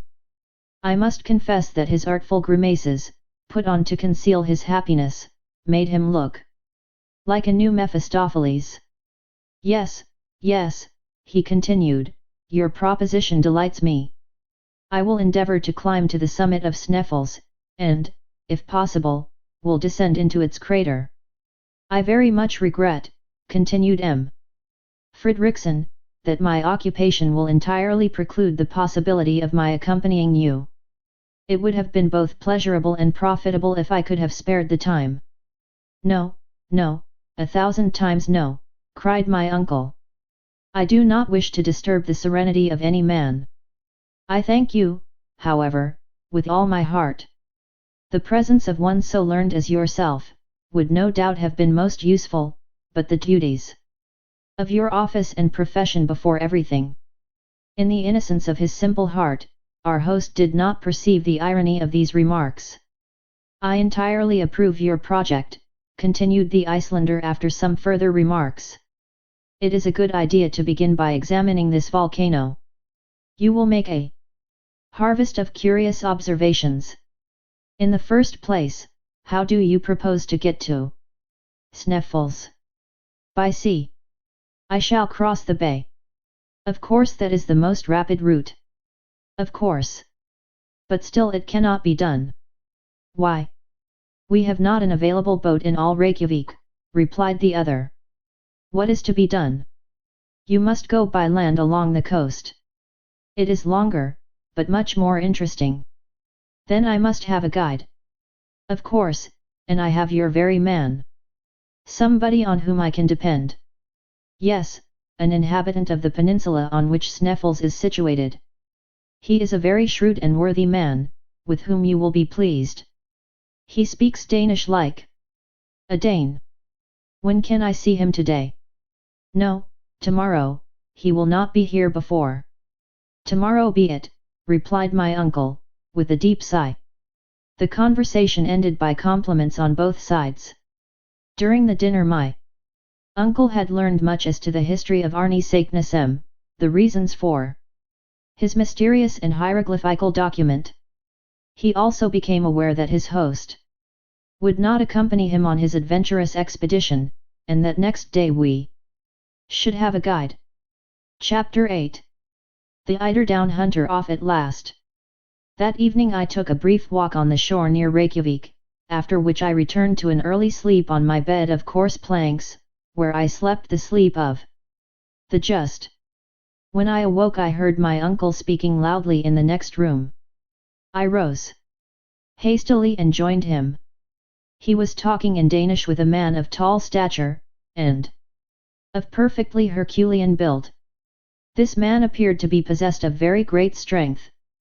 His eyes, which started rather prominently from a very large head, the face belonging to which was simple and naive, appeared very quick and intelligent. Very long hair, which even in England would have been accounted exceedingly red, fell over his athletic shoulders. This native of Iceland was active and supple in appearance, though he scarcely moved his arms, being in fact one of those men who despise the habit of gesticulation common to southern people. Everything in this man's manner revealed a calm and phlegmatic temperament. There was nothing indolent about him, but his appearance spoke of tranquility. He was one of those who never seemed to expect anything from anybody, who liked to work when he thought proper, and whose philosophy nothing could astonish or trouble. I began to comprehend his character, simply from the way in which he listened to the wild and impassioned verbiage of my worthy uncle. While the excellent professor spoke sentence after sentence, he stood with folded arms, utterly still, motionless to all my uncle's gesticulations. When he wanted to say no, he moved his head from left to right; when he acquiesced he nodded, so slightly that you could scarcely see the undulation of his head. This economy of motion was carried to the length of avarice. Judging from his appearance, I should have been a long time before I had suspected him to be what he was, a mighty hunter. Certainly his manner was not likely to frighten the game. How, then, did he contrive to get at his prey? My surprise was slightly modified when I knew that this tranquil and solemn personage was only a hunter of the eider duck, the down of which is, after all, the greatest source of the Icelanders' wealth. In the early days of summer, the female of the eider, a pretty sort of duck, builds its nest amid the rocks of the fjords, the name given to all narrow gulfs in Scandinavian countries with which every part of the island is indented. No sooner has the eider duck made her nest than she lines the inside of it with the softest down from her breast. Then comes the hunter or trader, taking away the nest. The poor bereaved female begins her task over again, and this continues as long as any eider down is to be found. When she can find no more, the male bird sets to work to see what he can do. As, however, his down is not so soft, and has therefore no commercial value, the hunter does not take the trouble to rob him of his nest lining. The nest is accordingly finished, the eggs are laid, the little ones are born, and next year the harvest of eider down is again collected. Now, as the eider duck never selects steep rocks or aspects to build its nest, but rather sloping and low cliffs near to the sea, the Icelandic hunter can carry on his trade operations without much difficulty. He is like a farmer who has neither to plough, to sow, nor to harrow, only to collect his harvest. This grave, sententious, silent person, as phlegmatic as an Englishman on the French stage, was named Hans Bjulka. He had called upon us in consequence of the recommendation of M. Fredriksson. He was, in fact, our future guide. It struck me that had I sought the world over, I could not have found a greater contradiction to my impulsive uncle. They, however, readily understood one another. Neither of them had any thought about money. One was ready to take all that was offered him, the other ready to offer anything that was asked. It may readily be conceived, then, that an understanding was soon come to between them. Now, the understanding was, that he was to take us to the village of Stapi, situated on the southern slope of the peninsula of Sneffels, at the very foot of the volcano. Hans, the guide, told us the distance was about 22 miles, a journey which my uncle supposed would take about 2 days. But when my uncle came to understand that they were Danish miles, of 8,000 yards each, he was obliged to be more moderate in his ideas, and, considering the horrible roads we had to follow, to allow 8 or 10 days for the journey. 4 horses were prepared for us, 2 to carry the baggage, and 2 to bear the important weight of myself and uncle. Hans declared that nothing ever would make him climb on the back of any animal. He knew every inch of that part of the coast, and promised to take us the very shortest way. His engagement with my uncle was by no means to cease with our arrival at Stapi.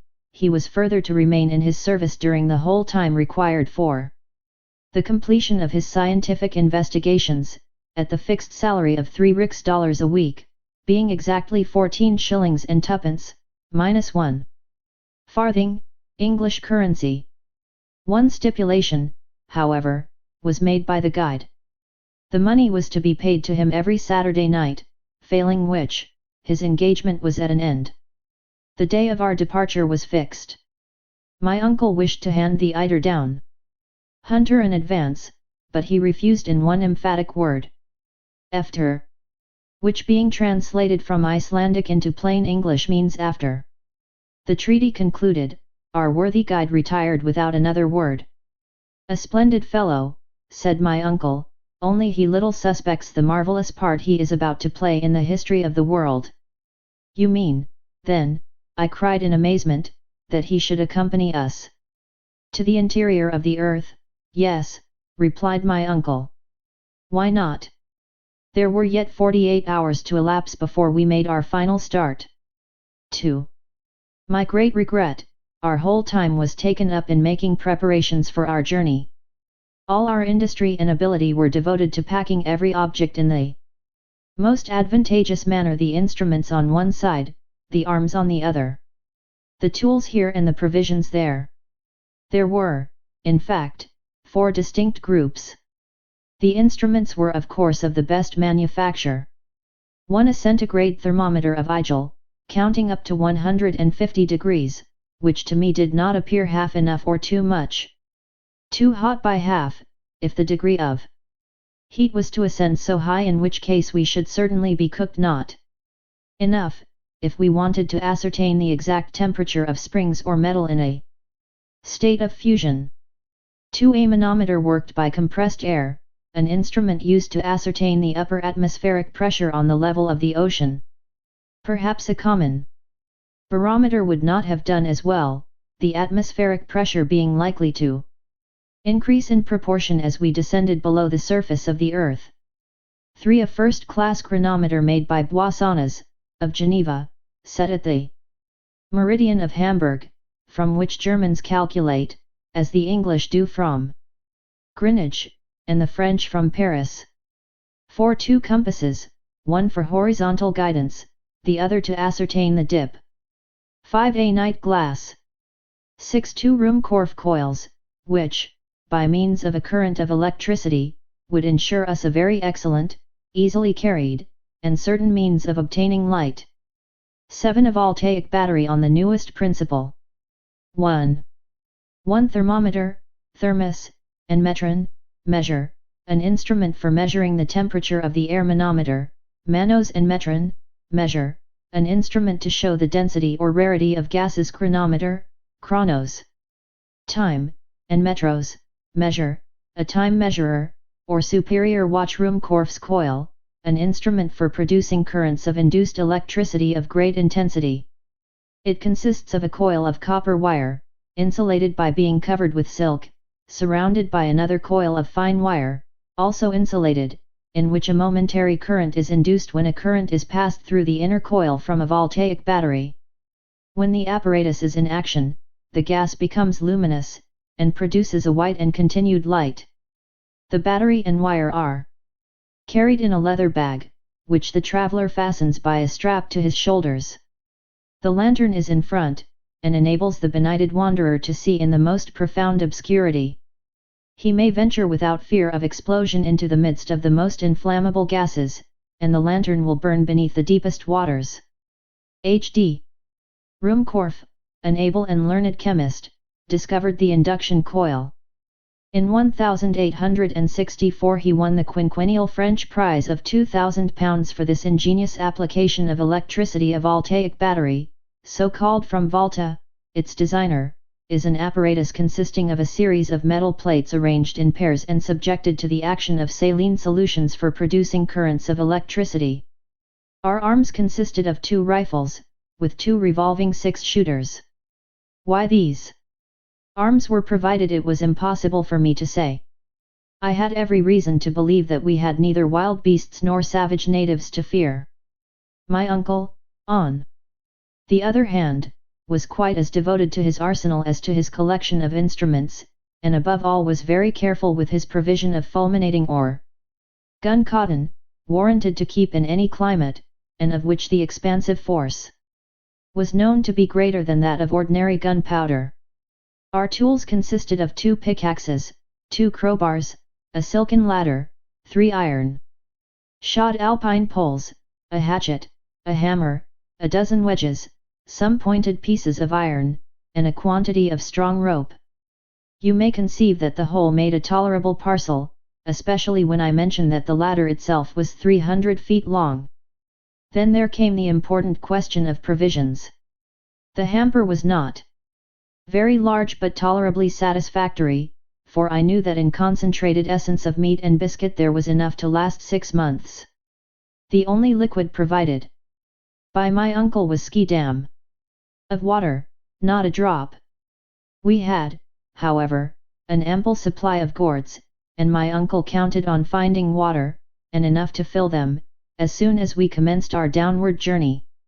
My remarks as to the temperature, the quality, and even as to the possibility of none being found, remained wholly without effect. To make up the exact list of our traveling gear for the guidance of future travelers, add, that we carried a medicine and surgical chest with all apparatus necessary for wounds, fractures and blows, lint, scissors, lancets, in fact, a perfect collection of horrible-looking instruments, a number of vials containing ammonia, alcohol, ether, Goulard water, aromatic vinegar, in fact, every possible and impossible drug, finally, all the materials for working the Ruhmkorff coil. My uncle had also been careful to lay in a goodly supply of tobacco, several flasks of very fine gunpowder, boxes of tinder, besides a large belt crammed full of notes and gold. Good boots rendered watertight were to be found to the number of 6 in the toolbox. My boy, with such clothing, with such boots, and such general equipment, said my uncle, in a state of rapturous delight, we may hope to travel far. It took a whole day to put all these matters in order. In the evening we dined with Baron Tramp, in company with the Mayor of Reykjavik, and Dr. Heil Talon, the great medical man of Iceland. M. Fridriksson was not present, and I was afterwards sorry to hear that he and the governor did not agree on some matters connected with the administration of the island. Unfortunately, the consequence was, that I did not understand a word that was said at dinner, a kind of semi-official reception. One thing I can say, my uncle never left off speaking. The next day our labor came to an end. Our worthy host delighted my uncle, Professor Hardwig, by giving him a good map of Iceland, a most important and precious document for a mineralogist. Our last evening was spent in a long conversation with M. Fridriksson, whom I liked very much, the more that I never expected to see him or anyone else again. After this agreeable way of spending an hour or so, I tried to sleep. In vain, with the exception of a few dozes, my night was miserable. At 5 o'clock in the morning I was awakened from the only real half-hour's sleep of the night by the loud neighing of horses under my window. I hastily dressed myself and went down into the street. Hans was engaged in putting the finishing stroke to our baggage, which he did in a silent, quiet way that won my admiration, and yet he did it admirably well. My uncle wasted a great deal of breath in giving him directions, but worthy Hans took not the slightest notice of his words. At 6 o'clock all our preparations were completed, and M. Fridriksson shook hands heartily with us. My uncle thanked him warmly, in the Icelandic language, for his kind hospitality, speaking truly from the heart. As for myself, I put together a few of my best Latin phrases and paid him the highest compliments I could. This fraternal and friendly duty performed, we sallied forth and mounted our horses. As soon as we were quite ready, M. Fridriksson advanced, and by way of farewell, called after me in the words of Virgil, words which appeared to have been made for us, travellers starting for an uncertain destination. Et quaquanque viam dedrit fortuna sequamur.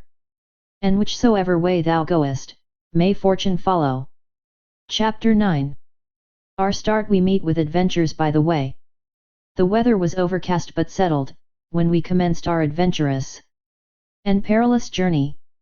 We had neither to fear fatiguing heat nor drenching rain. It was, in fact, real tourist weather. As there was nothing I liked better than horse exercise, the pleasure of riding through an unknown country caused the early part of our enterprise to be particularly agreeable to me.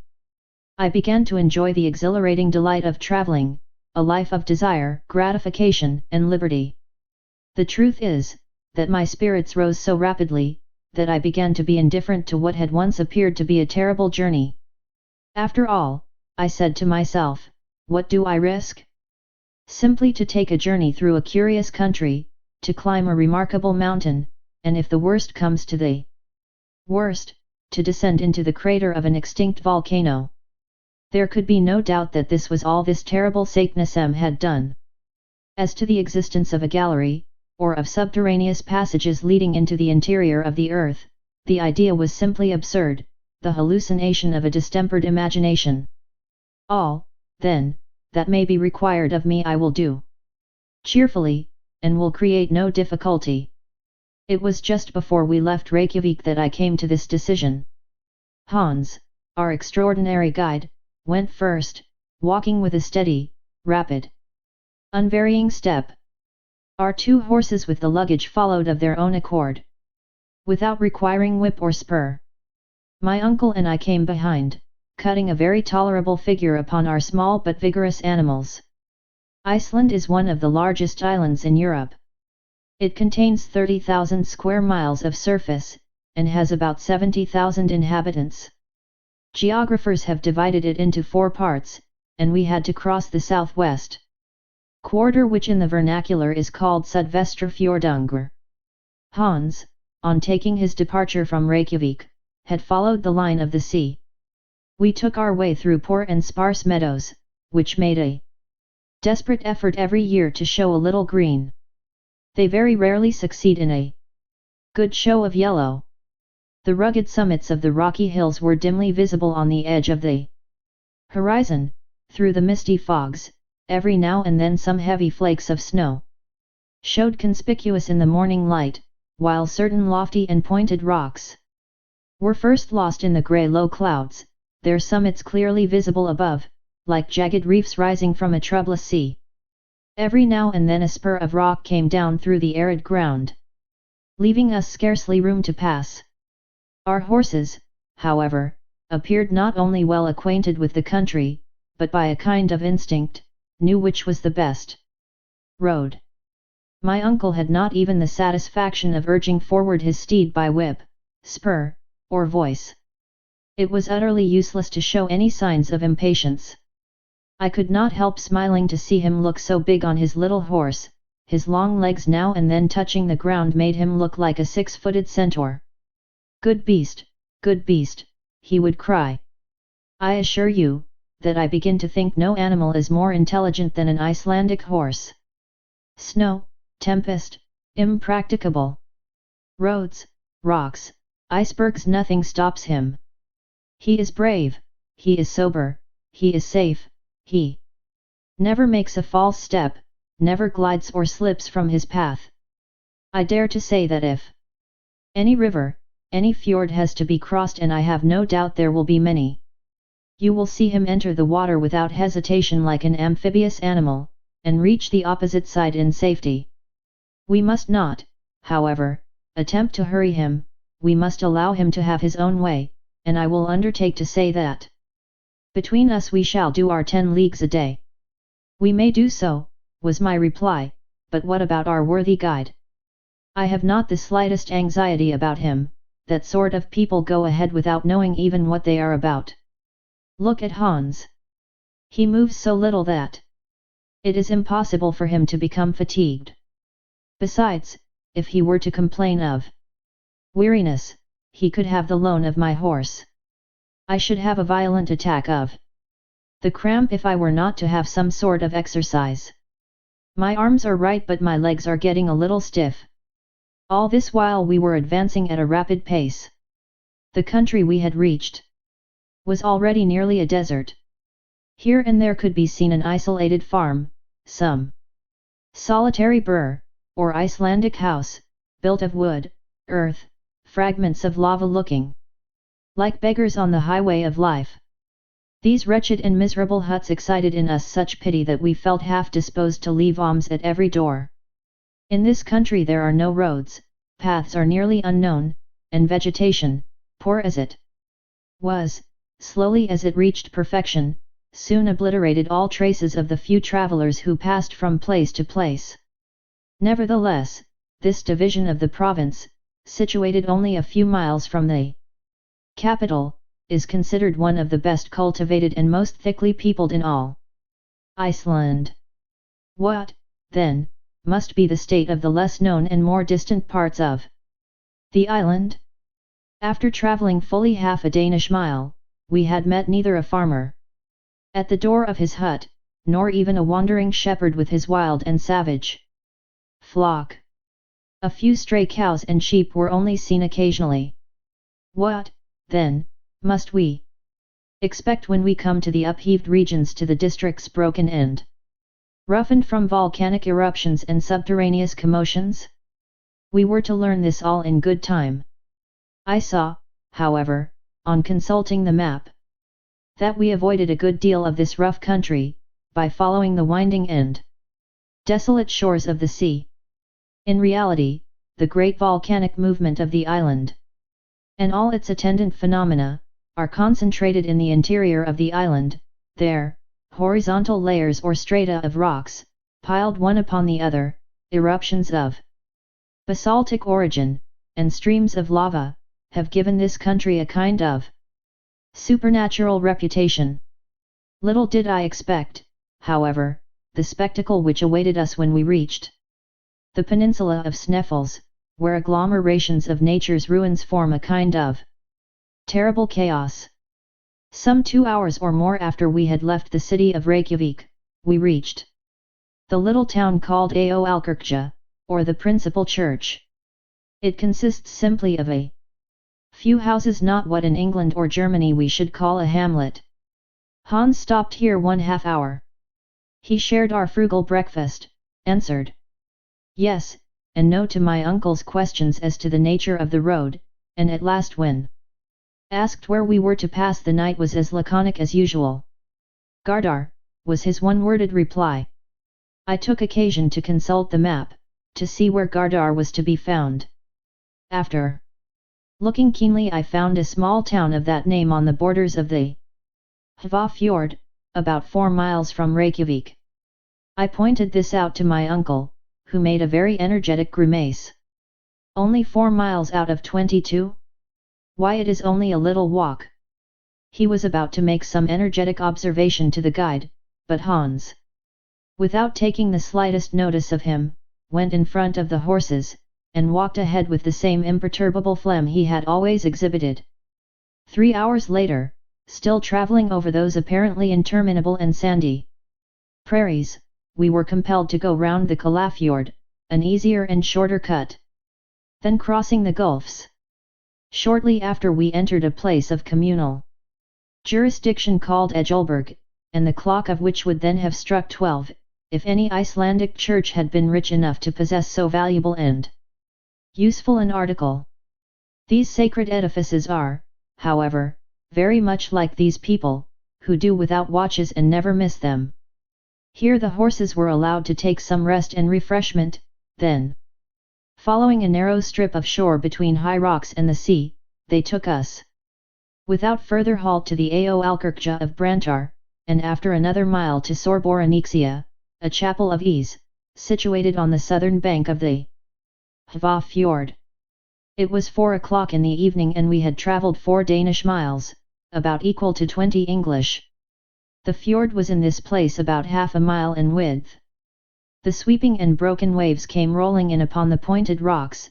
The gulf was surrounded by rocky walls, a mighty cliff, 3,000 feet in height, remarkable for its brown strata, separated here and there by beds of tufa of a reddish hue. Now, whatever may have been the intelligence of our horses, I had not the slightest reliance upon them, as a means of crossing a stormy arm of the sea. To ride over salt water upon the back of a little horse seemed to me absurd. If they are really intelligent, I said to myself, they will certainly not make the attempt. In any case, I shall trust rather to my own intelligence than theirs. But my uncle was in no humor to wait. He dug his heels into the sides of his steed, and made for the shore.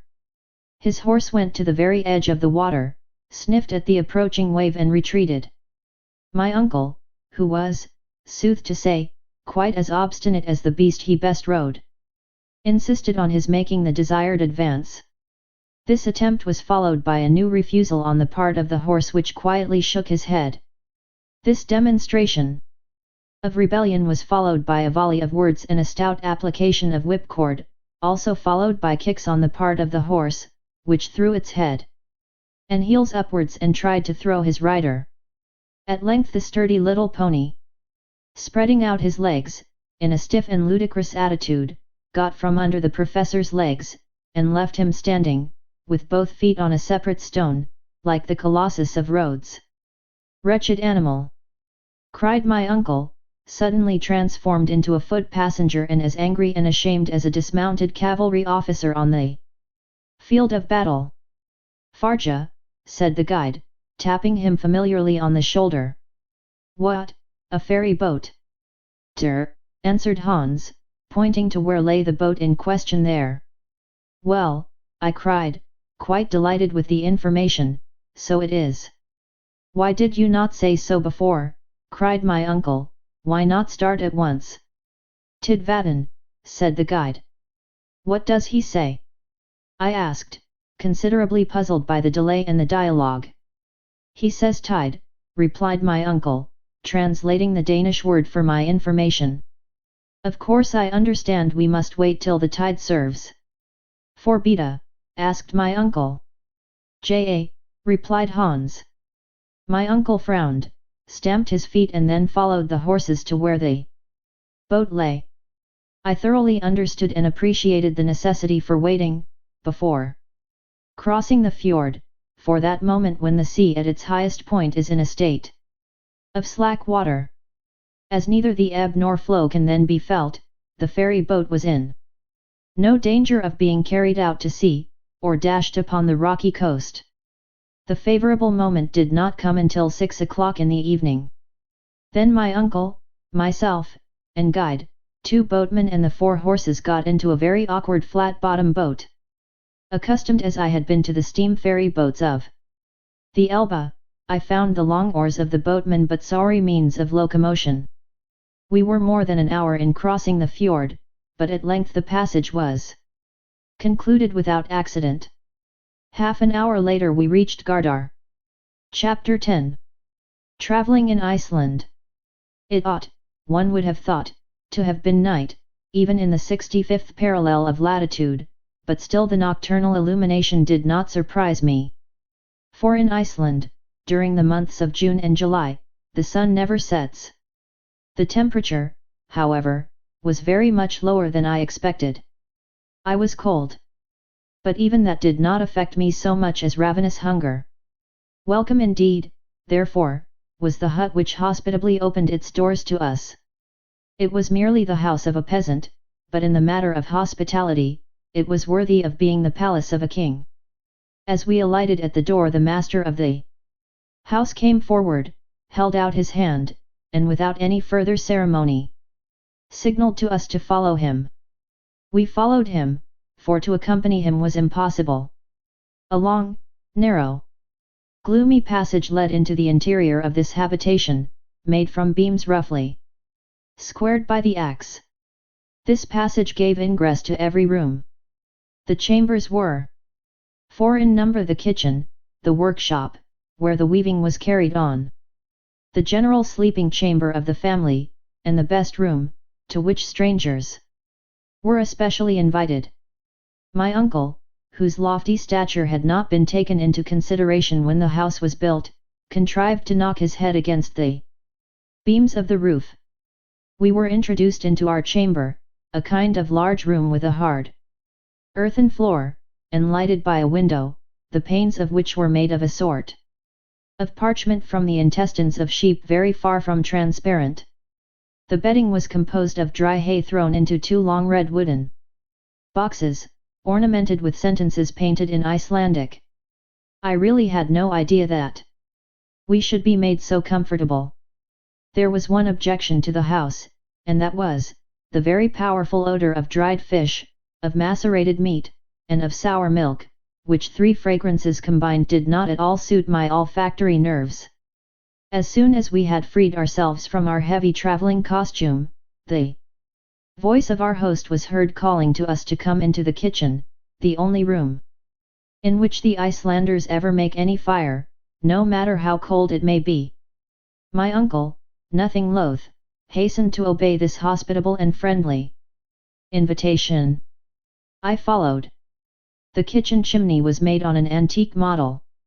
A large stone standing in the middle of the room was the fireplace. Above, in the roof, was a hole for the smoke to pass through. This apartment was kitchen, parlor, and dining room all in one.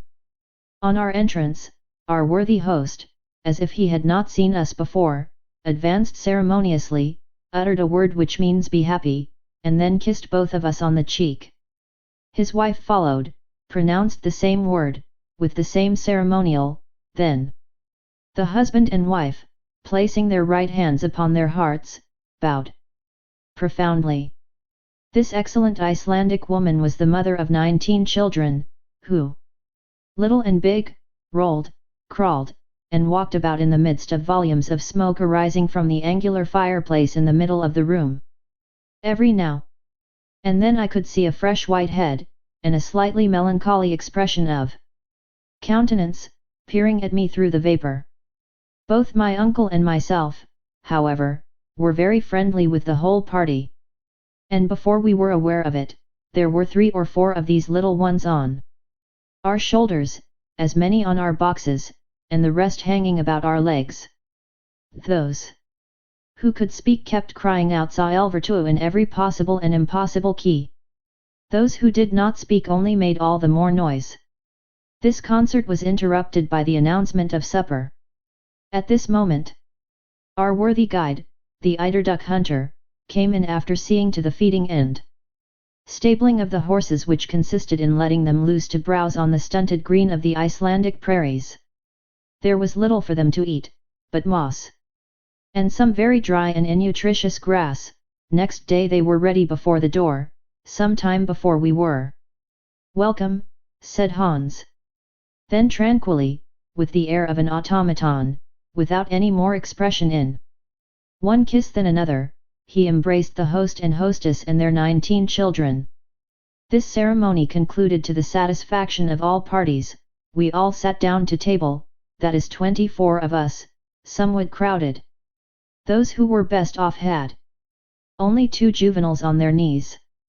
As soon, however, as the inevitable soup was placed on the table, the natural taciturnity, common even to Icelandic babies, prevailed over all else. Our host filled our plates with a portion of lichen soup of Iceland moss, of by no means disagreeable flavour, an enormous lump of fish floating in sour butter. After that, there came some skyr, a kind of curds and whey, served with biscuits and juniper berry juice. To drink, we had blanda, skimmed milk with water. I was hungry, so hungry, that by way of dessert I finished up with a basin of thick oaten porridge. As soon as the meal was over, the children disappeared, whilst the grown people sat around the fireplace, on which was placed turf, heather, cow dung and dried fish bones. As soon as everybody was sufficiently warm, a general dispersion took place, all retiring to their respective couches. Our hostess offered to pull off our stockings and trousers, according to the custom of the country, but as we graciously declined to be so honoured, she left us to our bed of dry fodder. Next day, at 5 in the morning, we took our leave of these hospitable peasants. My uncle had great difficulty in making them accept a sufficient and proper remuneration. Hans then gave the signal to start. We had scarcely got 100 yards from Gardar, when the character of the country changed. The soil began to be marshy and boggy, and less favorable to progress. To the right, the range of mountains was prolonged indefinitely like a great system of natural fortifications, of which we skirted the glacis. We met with numerous streams and rivulets which it was necessary to ford, and that without wetting our baggage. As we advanced, the deserted appearance increased, and yet now and then we could see human shadows flitting in the distance. When a sudden turn of the track brought us within easy reach of one of these spectres, I felt a sudden impulse of disgust at the sight of a swollen head, with shining skin, utterly without hair, and whose repulsive and revolting wounds could be seen through his rags. The unhappy wretches never came forward to beg, on the contrary, they ran away, not so quick, however, but that Hans was able to salute them with the universal Saelvertu. Spitelsk, said he. A leper, explained my uncle. The very sound of such a word caused a feeling of repulsion. The horrible affliction known as leprosy, which has almost vanished before the effects of modern science, is common in Iceland. It is not contagious but hereditary, so that marriage is strictly prohibited to these unfortunate creatures.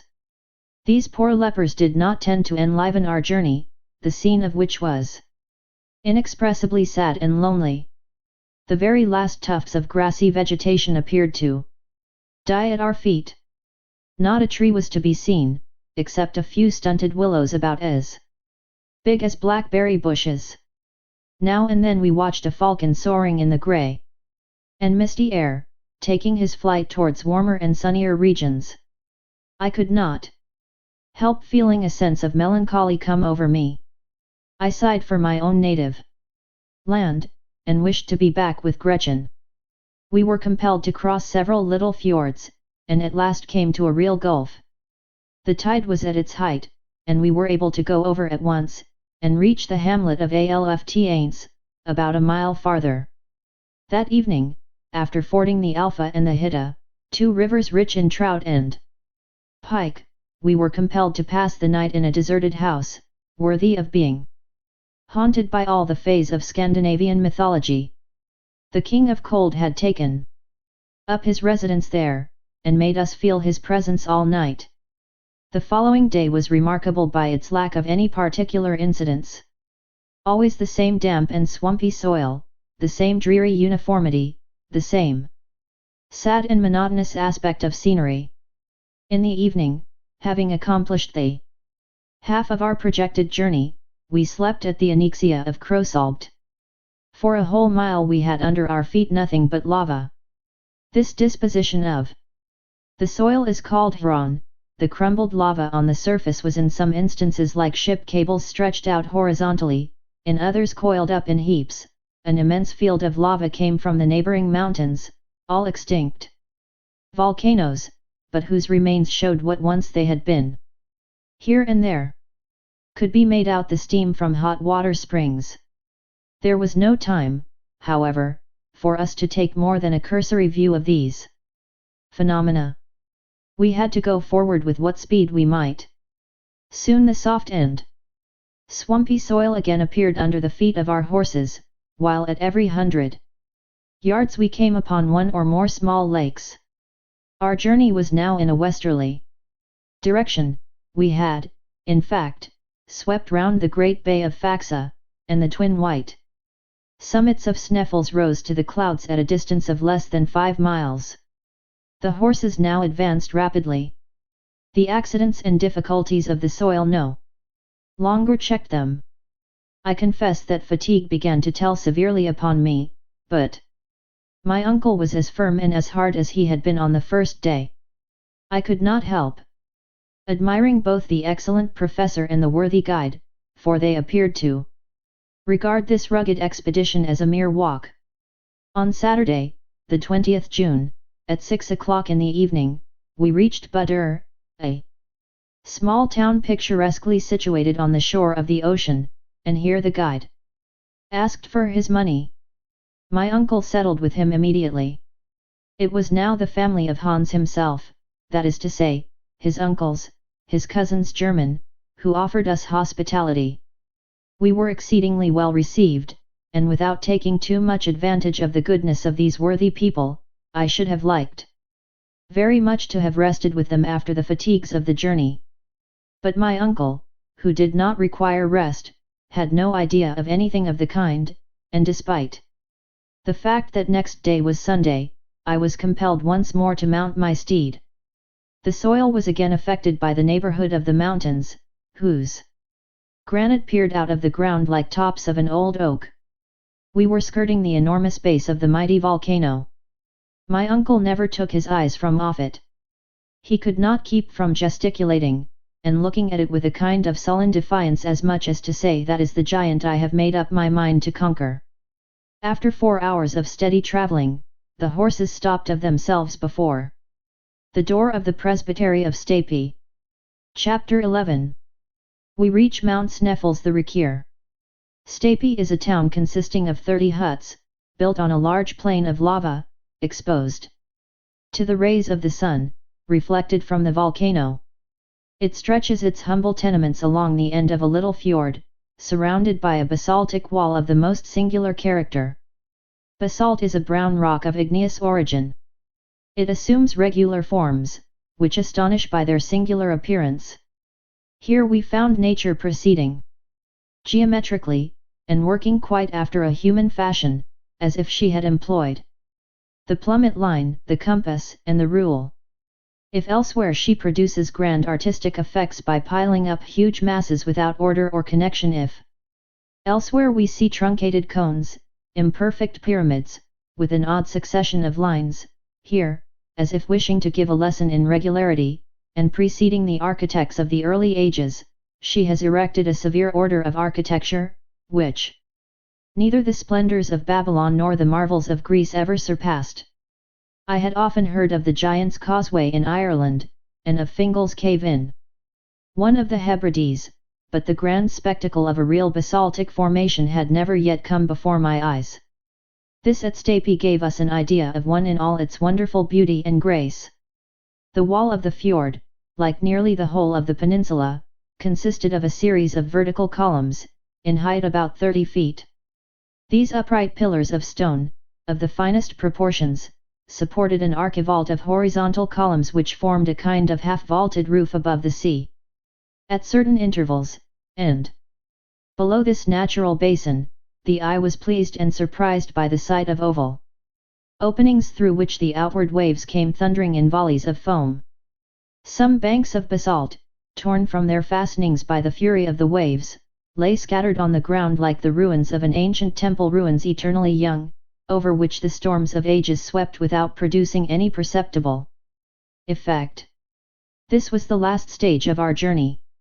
Hans had brought us along with fidelity and intelligence, and I began to feel somewhat more comfortable when I reflected that he was to accompany us still farther on our way.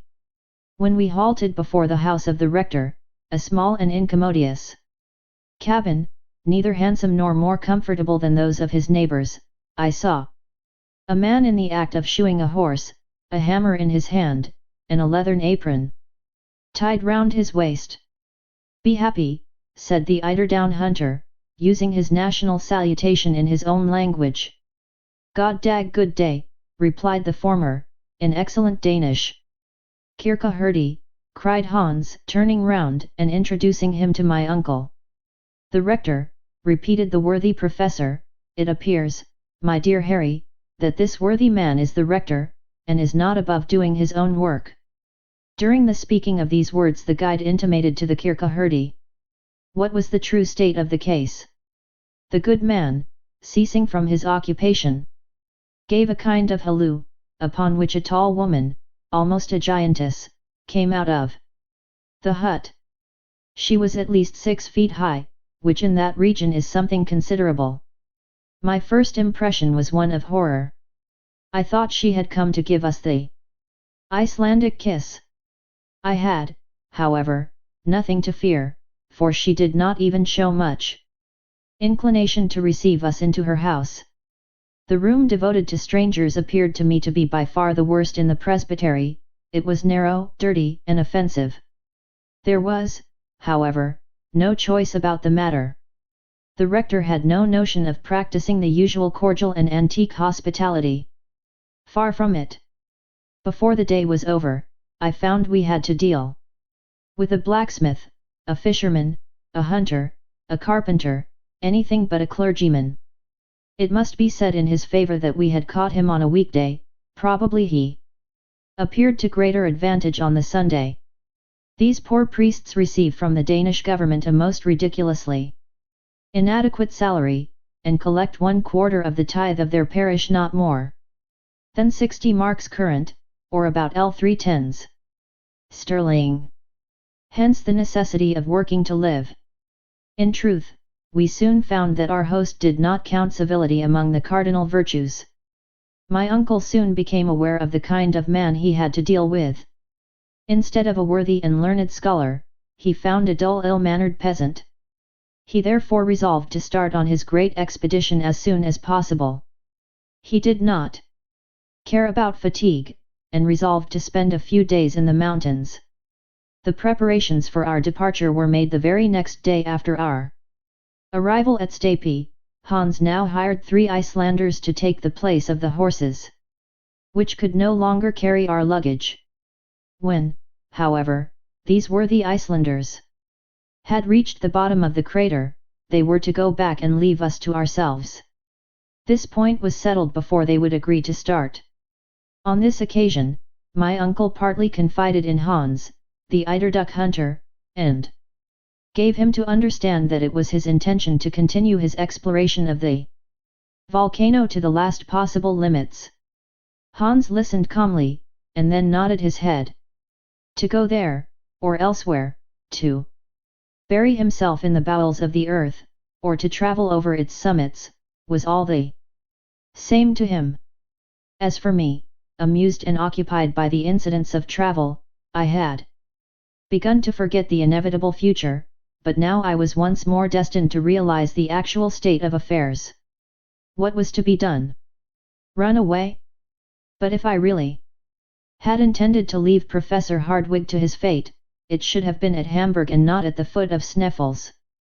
One idea, above all others, began to trouble me, a very terrible idea, and one calculated to shake the nerves of a man even less sensitive than myself. Let us consider the matter, I said to myself.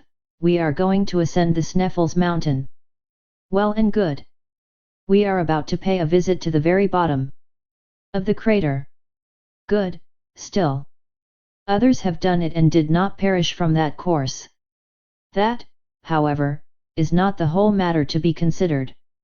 If a road does really present itself by which to descend into the dark and subterraneous bowels of Mother Earth, if this thrice unhappy Saknussemm has really told the truth, we shall be most certainly lost in the midst of the labyrinth of subterraneous galleries of the volcano.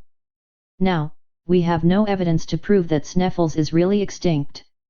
What proof have we that an eruption is not shortly about to take place? Because the monster has slept soundly since 1219, does it follow that he is never to wake?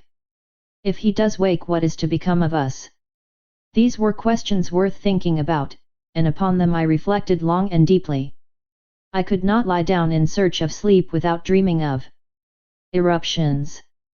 The more I thought, the more I objected to be reduced to the state of dross and ashes. I could stand it no longer, so I determined at last to submit the whole case to my uncle, in the most adroit manner possible, and under the form of some totally irreconcilable hypothesis. I sought him. I laid before him my fears, and then drew back in order to let him get his passion over at his ease. I have been thinking about the matter, he said, in the quietest tone in the world. What did he mean? Was he at last about to listen to the voice of reason? Did he think of suspending his projects? It was almost too much happiness to be true. I however made no remark. In fact, I was only too anxious not to interrupt him, and allowed him to reflect at his leisure. After some moments he spoke out. I have been thinking about the matter, he resumed. Ever since we have been at Stapi, my mind has been almost solely occupied with the grave question, which has been submitted to me by yourself, for nothing would be unwiser and more inconsistent than to act with imprudence. I heartily agree with you, my dear uncle, was my somewhat hopeful rejoinder. It is now 600 years since Sneffels has spoken, but though now reduced to a state of utter silence, he may speak again.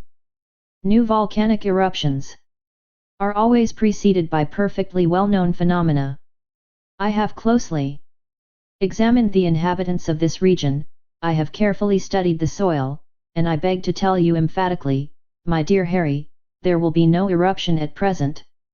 As I listened to his positive affirmations, I was stupefied and could say nothing. I see you doubt my word, said my uncle, follow me. I obeyed mechanically.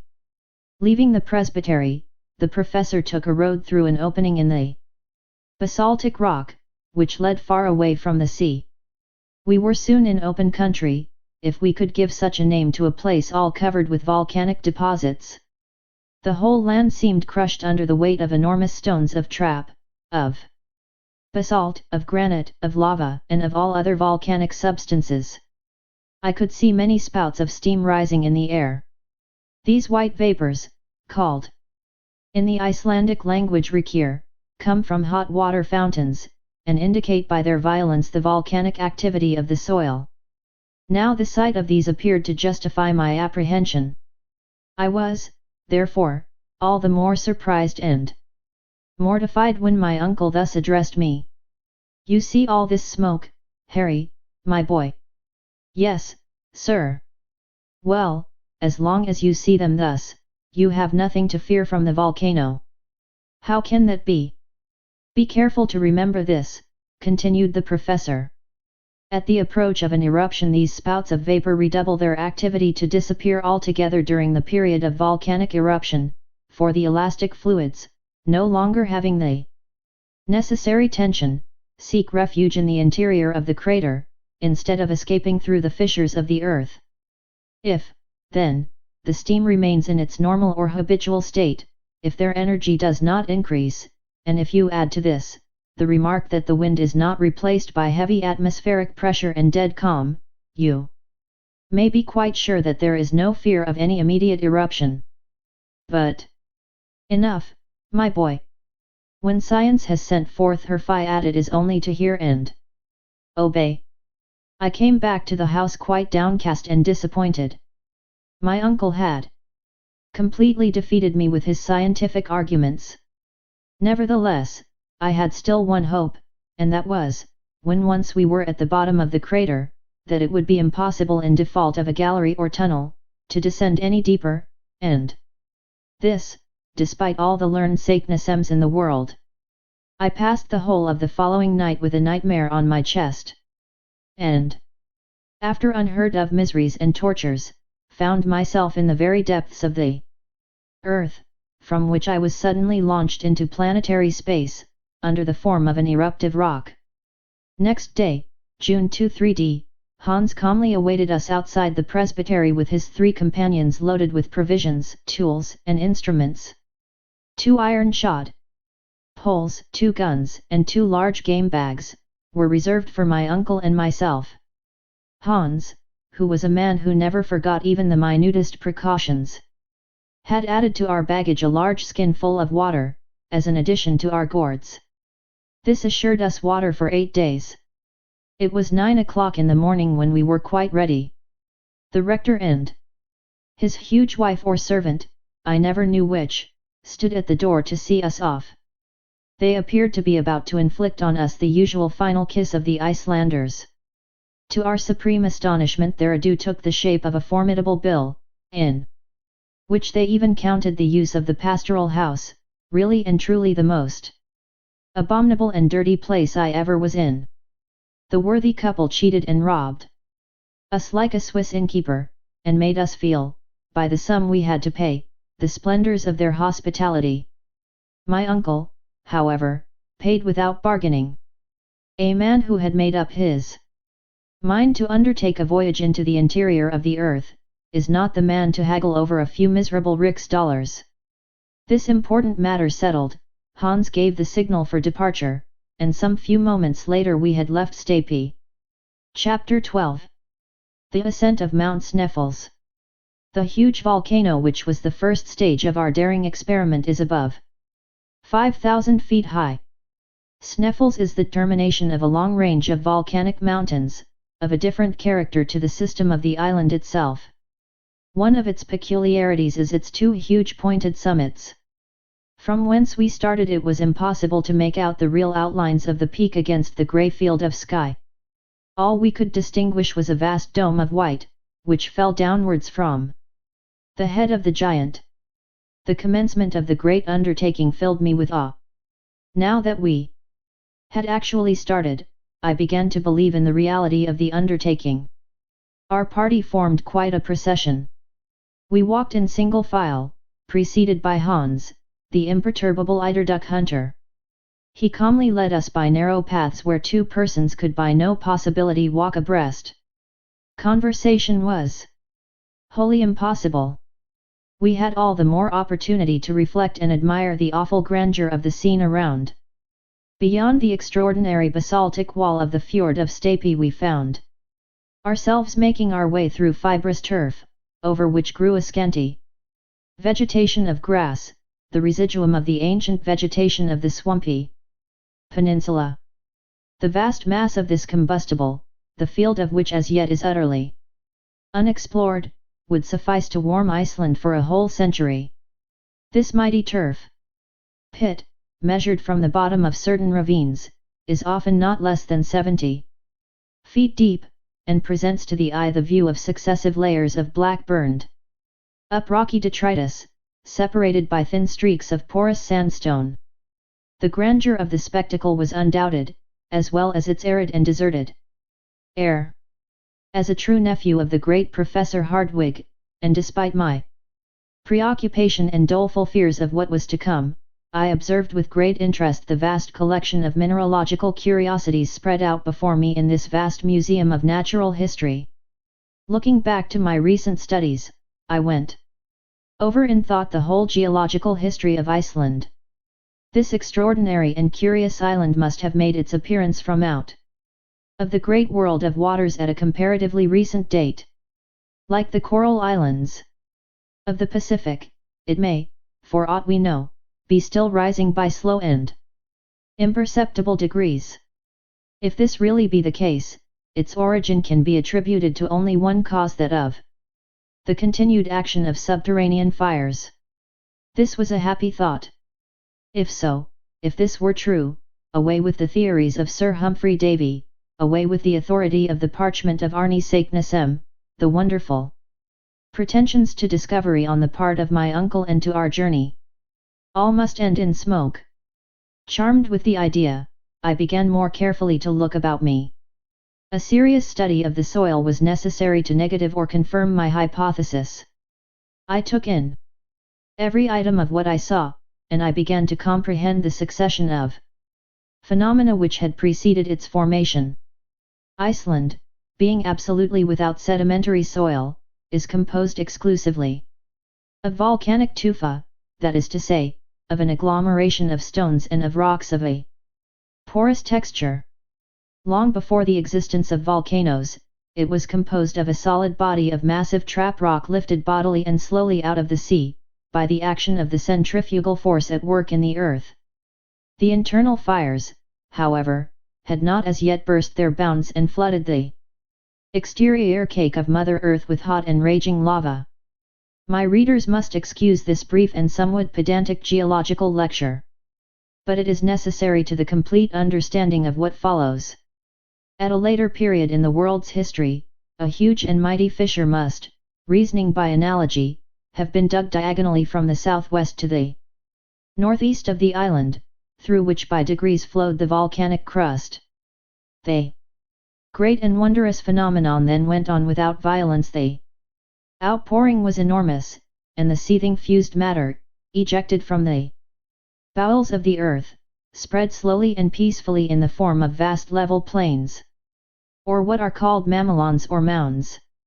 It was at this epoch that the rocks called feldspars, syenites, and porphyries appeared. But as a natural consequence of this overflow, the depth of the island increased.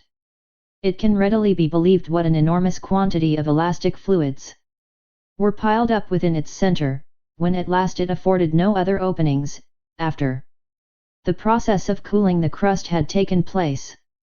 At length a time came when, despite the enormous thickness and weight of the upper crust, the mechanical forces of the combustible gases below became so great, that they actually upheaved the weighty back and made for themselves huge and gigantic shafts. Hence the volcanoes which suddenly arose through the upper crust, and next the craters, which burst forth at the summit of these new creations. It will be seen that the first phenomena in connection with the formation of the island were simply eruptive. To these, however, shortly succeeded the volcanic phenomena. Through the newly formed openings, escaped the marvelous mass of basaltic stones with which the plain we were now crossing was covered. We were trampling our way over heavy rocks of dark grey color, which, while cooling, had been molded into six-sided prisms. In the back distance we could see a number of flattened cones, which formerly were so many fire-vomiting mouths. After the basaltic eruption was appeased and set at rest, the volcano, the force of which increased with that of the extinct craters, gave free passage to the fiery overflow of lava, and to the mass of cinders and pumice stone, now scattered over the sides of the mountain, like dishevelled hair on the shoulders of a bacchante. Here, in a nutshell, I had the whole history of the phenomena from which Iceland arose. All take their rise in the fierce action of interior fires, and to believe that the central mass did not remain in a state of liquid fire, white hot, was simply and purely madness. This being satisfactorily proved, QED, what insensate folly to pretend to penetrate into the interior of the mighty earth. This mental lecture delivered to myself while proceeding on a journey, did me good. I was quite reassured as to the fate of our enterprise, and therefore went, like a brave soldier mounting a bristling battery, to the assault of old Sneffels. As we advanced, the road became every moment more difficult. The soil was broken and dangerous. The rocks broke and gave way under our feet, and we had to be scrupulously careful in order to avoid dangerous and constant falls. Hans advanced as calmly as if he had been walking over Salisbury Plain. Sometimes he would disappear behind huge blocks of stone, and we momentarily lost sight of him. There was a little period of anxiety, and then there was a shrill whistle, just to tell us where to look for him. Occasionally he would take it into his head to stop to pick up lumps of rock, and silently pile them up into small heaps, in order that we might not lose our way on our return. He had no idea of the journey we were about to undertake. At all events, the precaution was a good one, though how utterly useless and unnecessary but I must not anticipate. 3 hours of terrible fatigue, walking incessantly, had only brought us to the foot of the great mountain. This will give some notion of what we had still to undergo. Suddenly, however, Hans cried a halt, that is, he made signs to that effect. And a summary kind of breakfast was laid out on the lava before us. My uncle, who now was simply Professor Hardwigg, was so eager to advance, that he bolted his food like a greedy clown. This halt for refreshment was also a halt for repose. The professor was therefore compelled to wait the good pleasure of his imperturbable guide, who did not give the signal for departure for a good hour. The 3 Icelanders, who were as taciturn as their comrade, did not say a word, but went on eating and drinking very quietly and soberly. From this, our first real stage, we began to ascend the slopes of the Sneffels volcano. Its magnificent snowy nightcap, as we began to call it, by an optical delusion very common in mountains, appeared to me to be close at hand, and yet, how many long weary hours must elapse before we reached its summit? What unheard of fatigue must we endure? The stones on the mountain side, held together by no cement of soil, bound together by no roots or creeping herbs, gave way continually under our feet, and went rushing below into the plains, like a series of small avalanches. In certain places the sides of this stupendous mountain were at an angle so steep that it was impossible to climb upwards, and we were compelled to get round these obstacles as best we might. Those who understand alpine climbing will comprehend our difficulties. Often we were obliged to help each other along by means of our climbing poles. I must say this for my uncle, that he stuck as close to me as possible. He never lost sight of me, and on many occasions his arm supplied me with firm and solid support. He was strong, wiry, and apparently insensible to fatigue. Another great advantage with him was that he had the innate sentiment of equilibrium, for he never slipped or failed in his steps. The Icelanders, though heavily loaded, climbed with the agility of mountaineers. Looking up, every now and then, at the height of the great volcano of Sneffels, it appeared to me wholly impossible to reach to the summit on that side, at all events, if the angle of inclination did not speedily change. Fortunately, after an hour of unheard-of fatigues, and of gymnastic exercises that would have been trying to an acrobat, we came to a vast field of ice, which wholly surrounded the bottom of the cone of the volcano. The natives called it the tablecloth, probably from some such reason as the dwellers in the Cape of Good Hope call their mountain Table Mountain, and their roads Table Bay. Here, to our mutual surprise, we found an actual flight of stone steps, which wonderfully assisted our ascent. This singular flight of stairs was, like everything else, volcanic. It had been formed by one of those torrents of stones cast up by the eruptions, and of which the Icelandic name is Stina. If this singular torrent had not been checked in its descent by the peculiar shape of the flanks of the mountain, it would have swept into the sea, and would have formed new islands. Such as it was, it served us admirably. The abrupt character of the slopes momentarily increased, but these remarkable stone steps, a little less difficult than those of the Egyptian pyramids, were the one simple natural means by which we were enabled to proceed.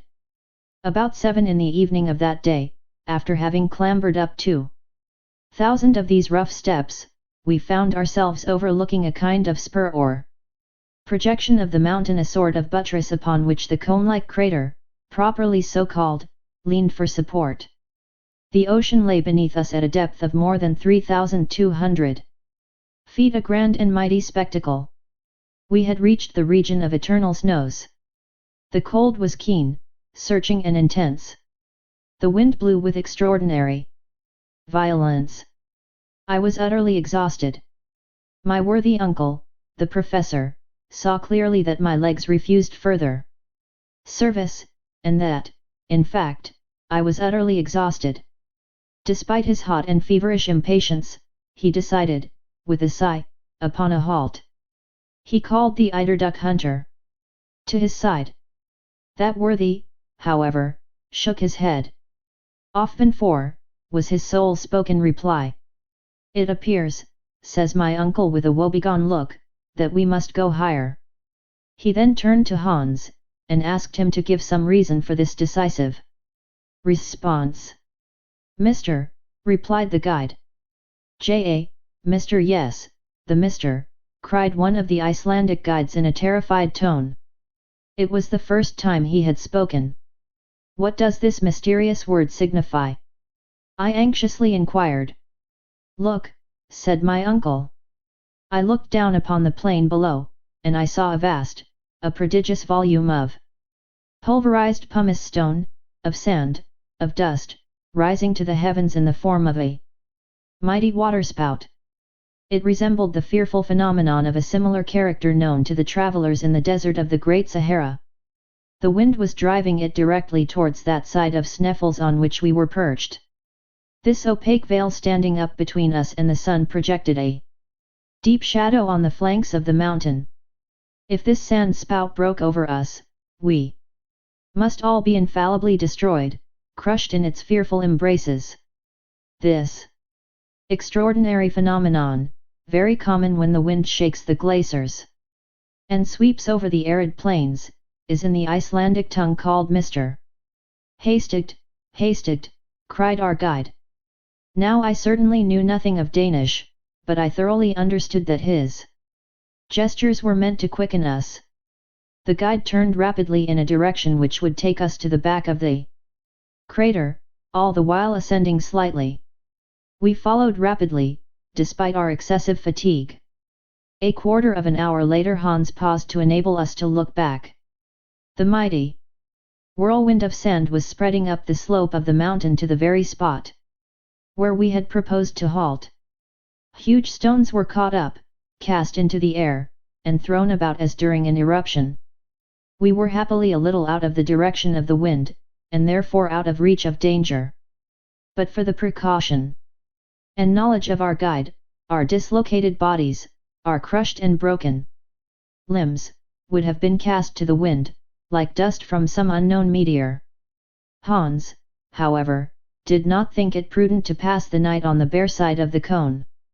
We therefore continued our journey in a zigzag direction. The 1500 feet which remained to be accomplished took us at least 5 hours. The turnings and windings, the no thoroughfares, the marches and marches, turned that insignificant distance into at least 3 leagues. I never felt such misery, fatigue, and exhaustion in my life. I was ready to faint from hunger and cold. The rarefied air at the same time painfully acted upon my lungs. At last, when I thought myself at my last gasp, about 11 at night, it being in that region quite dark, we reached the summit of Mount Sneffels.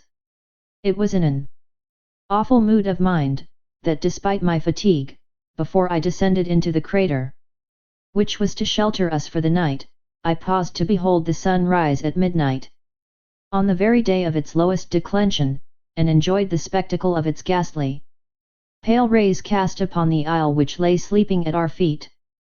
I no longer wondered at people travelling all the way from England to Norway to behold this magical and wondrous spectacle. Chapter 13. The Shadow of Scartaris. Our supper was eaten with ease and rapidity, after which everybody did the best he could for himself within the hollow of the crater. The bed was hard, the shelter unsatisfactory, the situation painful lying in the open air, 5,000 feet above the level of the sea. Nevertheless, it has seldom happened to me to sleep so well as I did on that particular night. I did not even dream. So much for the effects of what my uncle called wholesome fatigue. Next day, when we awoke under the rays of a bright and glorious sun, we were nearly frozen by the keen air. I left my granite couch and made one of the party to enjoy a view of the magnificent spectacle which developed itself, panorama-like, at our feet. I stood upon the lofty summit of Mount Sneffels' southern peak. Thence I was able to obtain a view of the greater part of the island. The optical delusion, common to all lofty heights, raised the shores of the island, while the central portions appeared depressed. It was by no means too great a flight of fancy to believe that a giant picture was stretched out before me. I could see the deep valleys that crossed each other in every direction.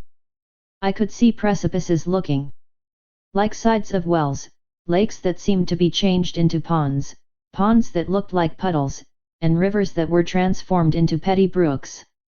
To my right were glaciers upon glaciers, and multiplied peaks, topped with light clouds of smoke. The undulation of these infinite numbers of mountains, whose snowy summits make them look as if covered by foam, recalled to my remembrance the surface of a storm-beaten ocean. If I looked towards the west, the ocean lay before me in all its majestic grandeur, a continuation as it were, of these fleecy hilltops. Where the earth ended and the sea began it was impossible for the eye to distinguish. I soon felt that strange and mysterious sensation which is awakened in the mind when looking down from lofty hilltops, and now I was able to do so without any feeling of nervousness, having fortunately hardened myself to that kind of sublime contemplation. I wholly forgot who I was, and where I was. I became intoxicated with a sense of lofty sublimity, without thought of the abysses into which my daring was soon about to plunge me. I was presently, however, brought back to the realities of life by the arrival of the professor and Hans, who joined me upon the lofty summit of the peak. My uncle, turning in a westerly direction, pointed out to me a light cloud of vapor, a kind of haze, with a faint outline of land rising out of the waters. "Greenland," said he. "Greenland," cried I in reply. "Yes," continued my uncle, who always when explaining anything spoke as if he were in a professor's chair, "we are not more than 35 leagues distant from that wonderful land. When the great annual break-up of the ice takes place, white bears come over to Iceland, carried by the floating masses of ice from the north. This, however, is a matter of little consequence. We are now on the summit of the great, the transcendent Sneffels, and here are its two peaks, north and south. Hans will tell you the name by which the people of Iceland call that on which we stand." My uncle turned to the imperturbable guide, who nodded, and spoke as usual. "One word. Scartaris." My uncle looked at me with a proud and triumphant glance. "A crater," he said, "you hear?" I did hear, but I was totally unable to make reply. The crater of Mount Sneffels represented an inverted cone, the gaping orifice apparently half a mile across, the depth indefinite feet. Conceive what this hole must have been like when full of flame and thunder and lightning. The bottom of the funnel-shaped hollow was about 500 feet in circumference, by which it will be seen that the slope from the summit to the bottom was very gradual, and we were therefore clearly able to get there without much fatigue or difficulty. Involuntarily, I compared this crater to an enormous loaded cannon, and the comparison completely terrified me. To descend into the interior of a cannon, I thought to myself, when perhaps it is loaded, and will go off at the least shock, is the act of a madman. But there was no longer any opportunity for me to hesitate. Hans, with a perfectly calm and indifferent air, took his usual post at the head of the adventurous little band. I followed without uttering a syllable. I felt like the lamb led to the slaughter. In order to render the descent less difficult, Hans took his way down the interior of the cone in rather a zigzag fashion, making, as the sailors say, long tracks to the eastward, followed by equally long ones to the west. It was necessary to walk through the midst of eruptive rocks, some of which, shaken in their balance, went rolling down with thundering clamour to the bottom of the abyss. These continual falls awoke echoes of singular power and effect. Many portions of the cone consisted of inferior glaciers. Hans, whenever he met with one of these obstacles, advanced with a great show of precaution, sounding the soil with his long iron pole in order to discover fissures and layers of deep soft snow. In many doubtful or dangerous places, it became necessary for us to be tied together by a long rope in order that should any one of us be unfortunate enough to slip, he would be supported by his companions. This connecting link was doubtless a prudent precaution, but not by any means unattended with danger. Nevertheless, and despite all the manifold difficulties of the descent, along slopes with which our guide was wholly unacquainted, we made considerable progress without accident. One of our great parcels of rope slipped from one of the Iceland porters, and rushed by a short cut to the bottom of the abyss. By midday we were at the end of our journey. I looked upwards, and saw only the upper orifice of the cone, which served as a circular frame to a very small portion of the sky, a portion which seemed to me singularly beautiful. Should I ever again gaze on that lovely sunlit sky?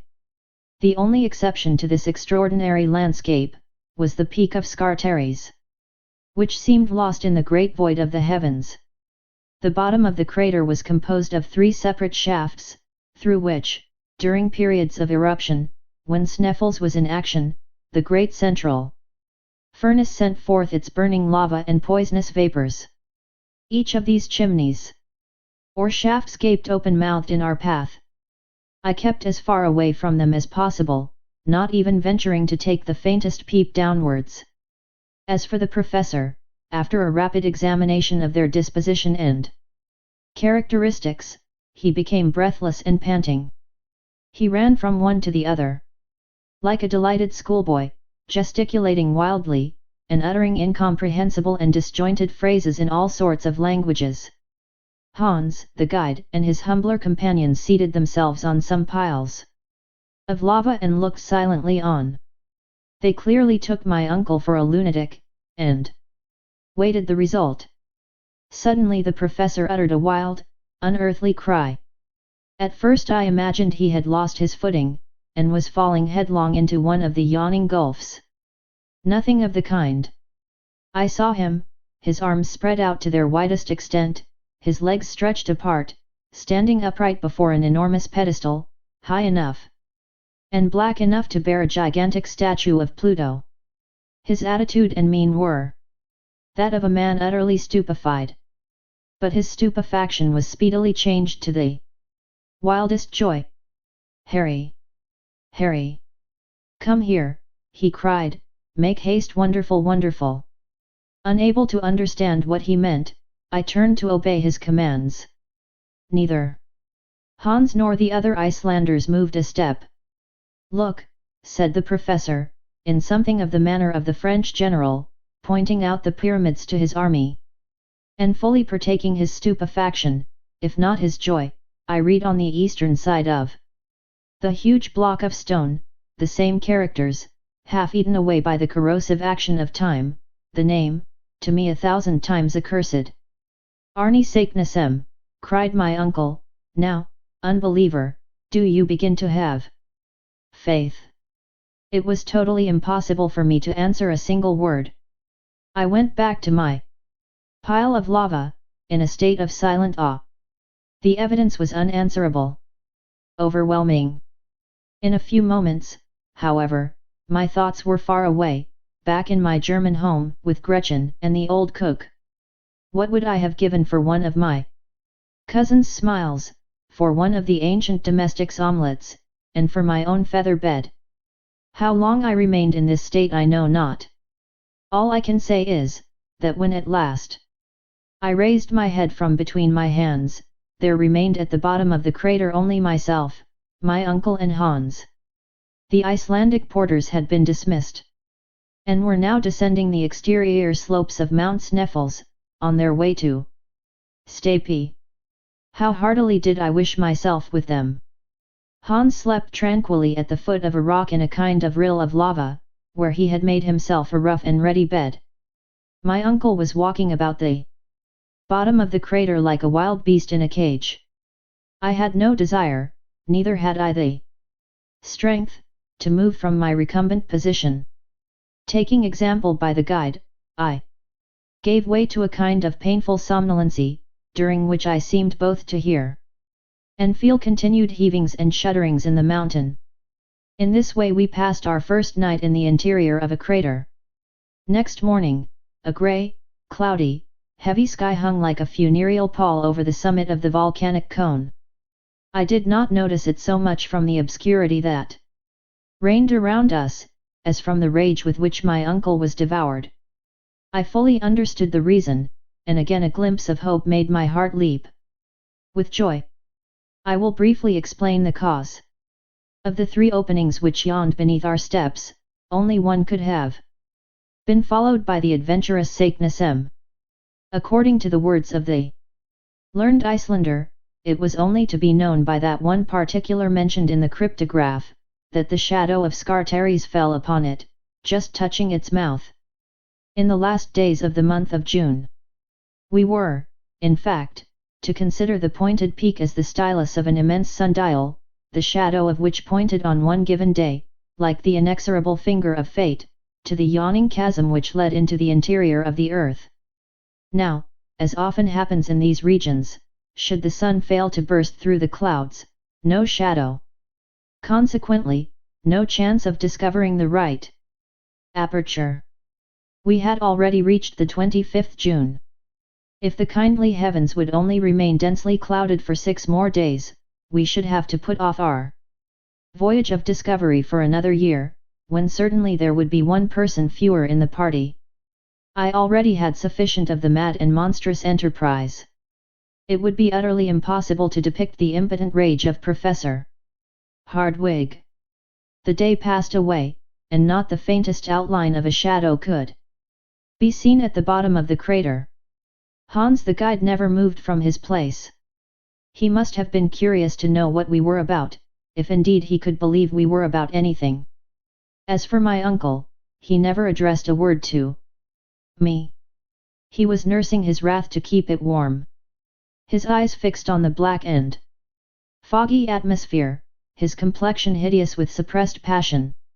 Never had his eyes appeared so fierce, his nose so aquiline, his mouth so hard and firm.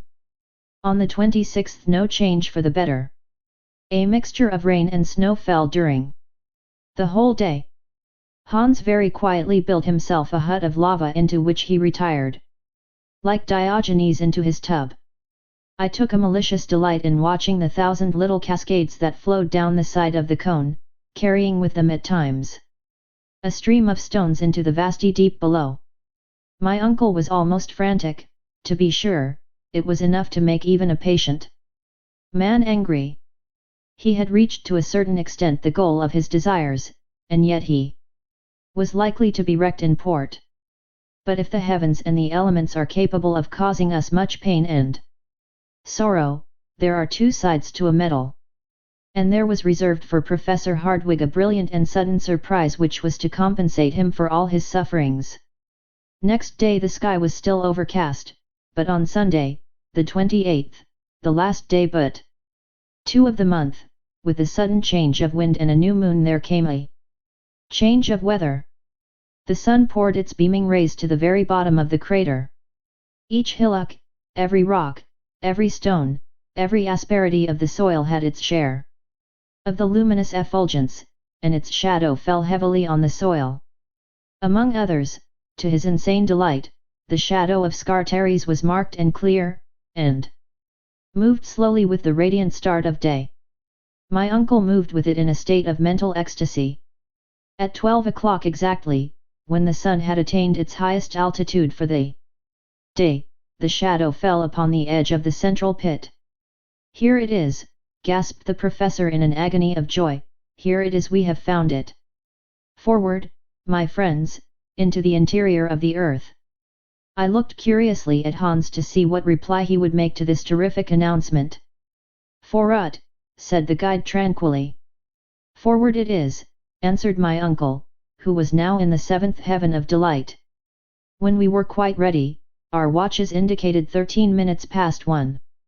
Chapter 14. The real journey commences. Our real journey had now commenced. Hitherto our courage and determination had overcome all difficulties.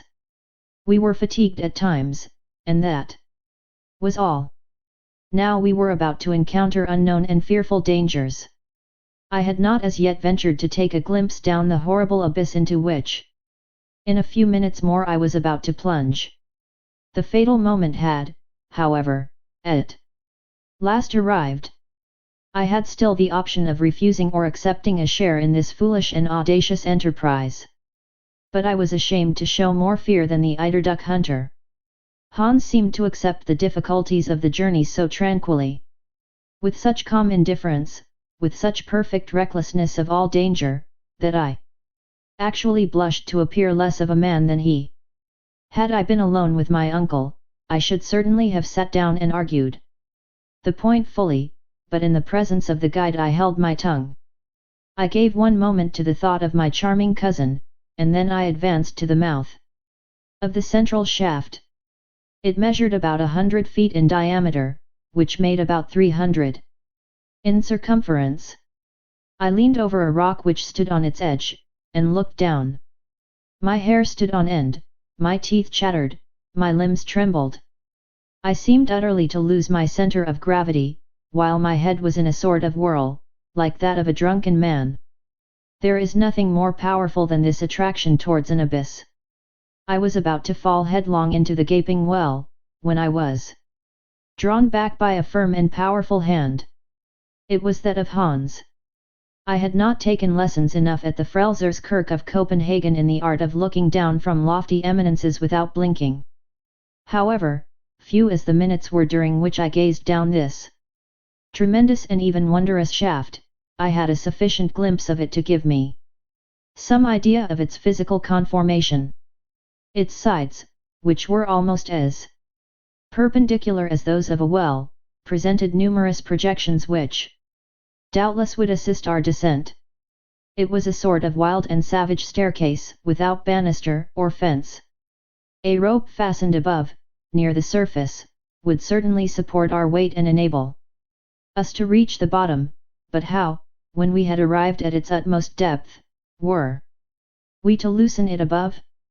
This was, I thought, a question of some importance. My uncle, however, was one of those men who are nearly always prepared with expedients. He hit upon a very simple method of obviating this difficulty. He unrolled a cord about as thick as my thumb, and at least 400 feet in length. He allowed about half of it to go down the pit and catch in a hitch over a great block of lava which stood on the edge of the precipice.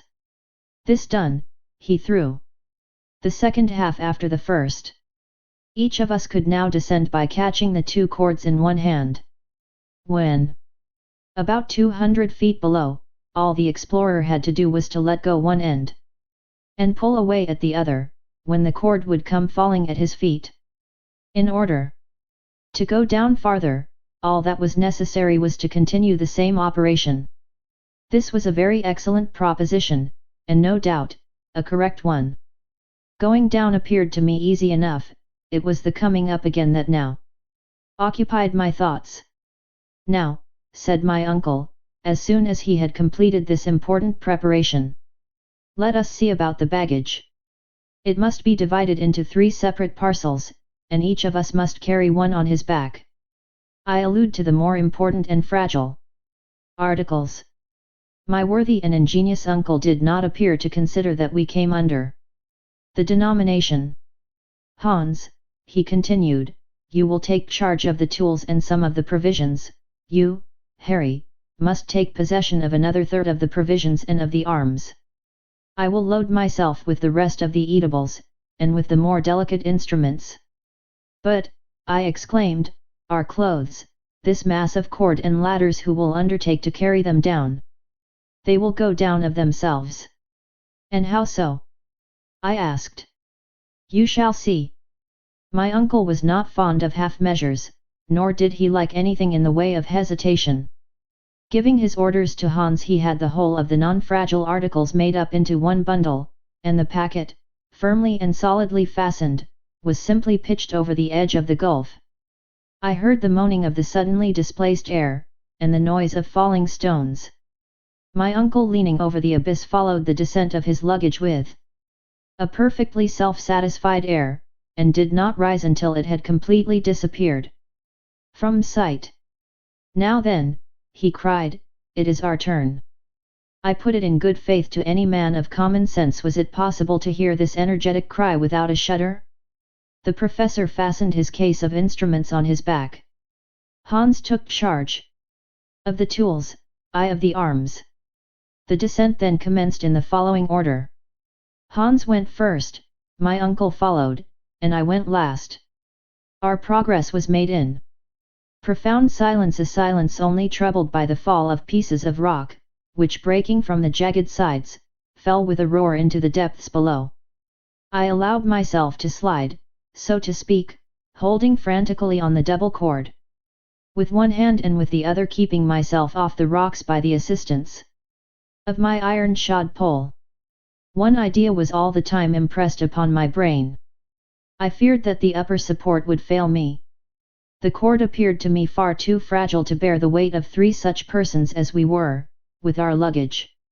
I made as little use of it as possible, trusting to my own agility and doing miracles in the way of feats of dexterity and strength upon the projecting shelves and spurs of lava which my feet seemed to clutch as strongly as my hands. The guide went first, I have said, and when one of the slippery and frail supports broke from under his feet he had recourse to his usual monosyllabic way of speaking. Jif a night. Attention, look out, repeated my uncle. In about half an hour we reached a kind of small terrace formed by a fragment of rock projecting some distance from the sides of the shaft. Hans now began to haul upon the cord on one side only, the other going as quietly upward as the other came down. It fell at last, bringing with it a shower of small stones, lava, and dust, a disagreeable kind of rain or hail. While we were seated on this extraordinary bench I ventured once more to look downwards. With a sigh I discovered that the bottom was still wholly invisible. Were we, then, going direct to the interior of the earth? The performance with the cord recommenced, and a quarter of an hour later we had reached to the depth of another 200 feet. I have very strong doubts if the most determined geologist would, during that descent, have studied the nature of the different layers of earth around him. I did not trouble my head much about the matter, whether we were among the combustible carbon, Silurians, or primitive soil, I neither knew nor cared to know. Not so the inveterate professor. He must have taken notes all the way down. For, at one of our halts, he began a brief lecture. The farther we advance, said he, the greater is my confidence in the result. The disposition of these volcanic strata absolutely confirms the theories of Sir Humphrey Davy. We are still within the region of the primordial soil, the soil in which took place the chemical operation of metals becoming inflamed by coming in contact with the air and water. I at once regret the old and now forever exploded theory of a central fire. At all events, we shall soon know the truth. Such was the everlasting conclusion to which he came. I, however, was very far from being in humor to discuss the matter. I had something else to think of. My silence was taken for consent, and still we continued to go down. At the expiration of 3 hours, we were, to all appearance, as far off as ever from the bottom of the well. When I looked upwards, however, I could see that the upper orifice was every minute decreasing in size. The sides of the shaft were getting closer and closer together, we were approaching the regions of eternal night. And still we continued to descend. At length, I noticed that when pieces of stone were detached from the sides of this stupendous precipice, they were swallowed up with less noise than before. The final sound was sooner heard. We were approaching the bottom of the abyss. As I had been very careful to keep account of all the changes of chord which took place, I was able to tell exactly what was the depth we had reached, as well as the time it had taken. We had shifted the rope 28 times, each operation taking a quarter of an hour, which in all made 7 hours. To this had to be added 28 pauses, in all 10 hours and a half. We started at 1, it was now, therefore, about 11 o'clock at night. It does not require great knowledge of arithmetic to know that 28 times 200 feet makes 5,600 feet in all, more than an English mile. While I was making this mental calculation a voice broke the silence. It was the voice of Hans. "Halt!" he cried. I checked myself very suddenly, just at the moment when I was about to kick my uncle on the head. "We have reached the end of our journey," said the worthy professor in a satisfied tone. "What, the interior of the earth?" said I, slipping down to his side. "No, you stupid fellow. But we have reached the bottom of the well. And I suppose there is no farther progress to be made?" I hopefully exclaimed. "Oh, yes, I can dimly see a sort of tunnel, which turns off obliquely to the right. At all events, we must see about that tomorrow. Let us sup now, and seek slumber as best we may." I thought it time, but made no observations on that point. I was fairly launched on a desperate course, and all I had to do was to go forward hopefully and trustingly. It was not even now quite dark, the light filtering down in a most extraordinary manner. We opened the provision bag, ate a frugal supper, and each did his best to find a bed amid the pile of stones, dirt, and lava which had accumulated for ages at the bottom of the shaft. I happened to grope out the pile of ropes, ladders, and clothes which we had thrown down, and upon them I stretched myself. After such a day's labor, my rough bed seemed as soft as down. For a while I lay in a sort of pleasant trance. Presently, after lying quietly for some minutes, I opened my eyes and looked upwards. As I did so I made out a brilliant little dot, at the extremity of this long, gigantic telescope. It was a star without scintillating rays. According to my calculation, it must be Beta in the constellation of the Little Bear. After this little bit of astronomical recreation, I dropped into a sound sleep. Chapter 15. We continue our descent. At 8 o'clock the next morning, a faint kind of dawn of day awoke us. The 1001 prisms of the lava collected the light as it passed and brought it to us like a shower of sparks.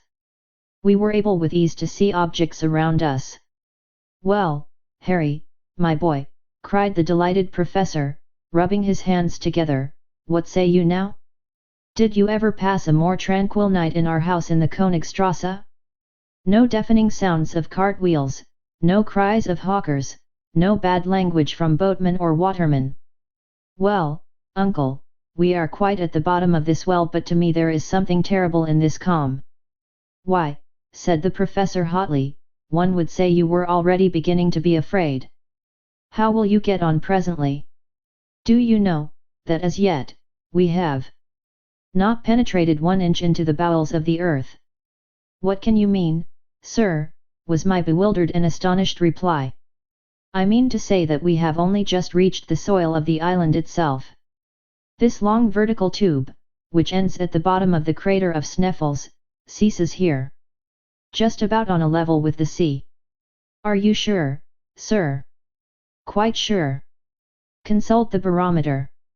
It was quite true that the mercury, after rising gradually in the instrument, as long as our descent was taking place, had stopped precisely at 29 degrees. "You perceive," said the professor, "we have as yet only to endure the pressure of air. I am curious to replace the barometer by the manometer." The barometer, in fact, was about to become useless as soon as the weight of the air was greater than what was calculated as above the level of the ocean. "But," said I, "is it not very much to be feared that this ever-increasing pressure may not in the end turn out very painful and inconvenient?" "No," said he. "We shall descend very slowly, and our lungs will be gradually accustomed to breathe compressed air.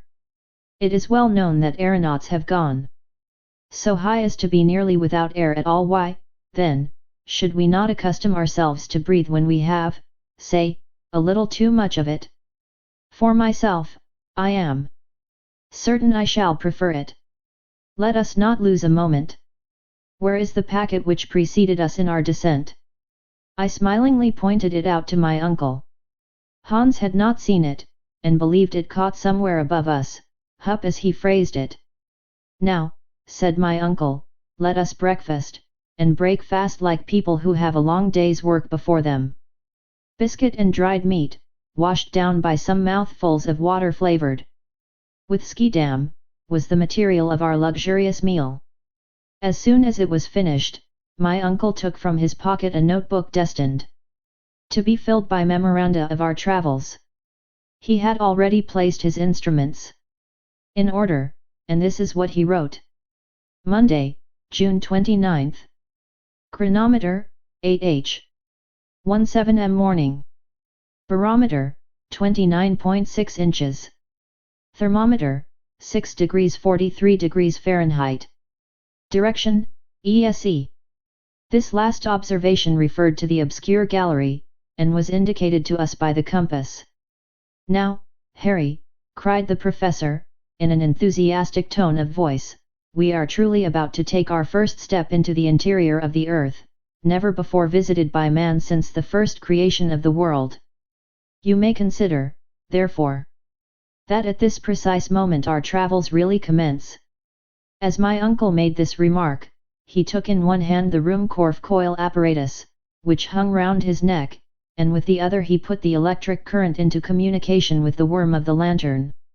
And a bright light it once illumined that dark and gloomy tunnel. The effect was magical. Hans, who carried the second apparatus, had it also put into operation. This ingenious application of electricity to practical purposes enabled us to move along by the light of an artificial day, amid even the flow of the most inflammable and combustible gases. "Forward!" cried my uncle. Each took up his burden. Hans went first, my uncle followed, and I going third. We entered the sombre gallery. Just as we were about to engulf ourselves in this dismal passage, I lifted up my head, and through the tube-like shaft saw that Iceland sky I was never to see again. Was it the last I should ever see of any sky? The stream of lava flowing from the bowels of the earth in 1219 had forced itself a passage through the tunnel. It lined the whole of the inside with its thick and brilliant coating. The electric light added very greatly to the brilliancy of the effect. The great difficulty of our journey now began. How were we to prevent ourselves from slipping down the steeply inclined plane? Happily some cracks, embouchures of the soil, and other irregularities, served the place of steps, and we descended slowly, allowing our heavy luggage to slip on before, at the end of a long cord. But that which served as steps under our feet became in other places stalactites. The lava, very porous in certain places, took the form of little round blisters.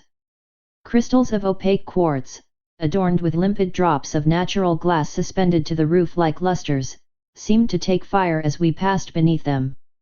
One would have fancied that the genii of romance were illuminating their underground palaces to receive the sons of men. Magnificent, glorious!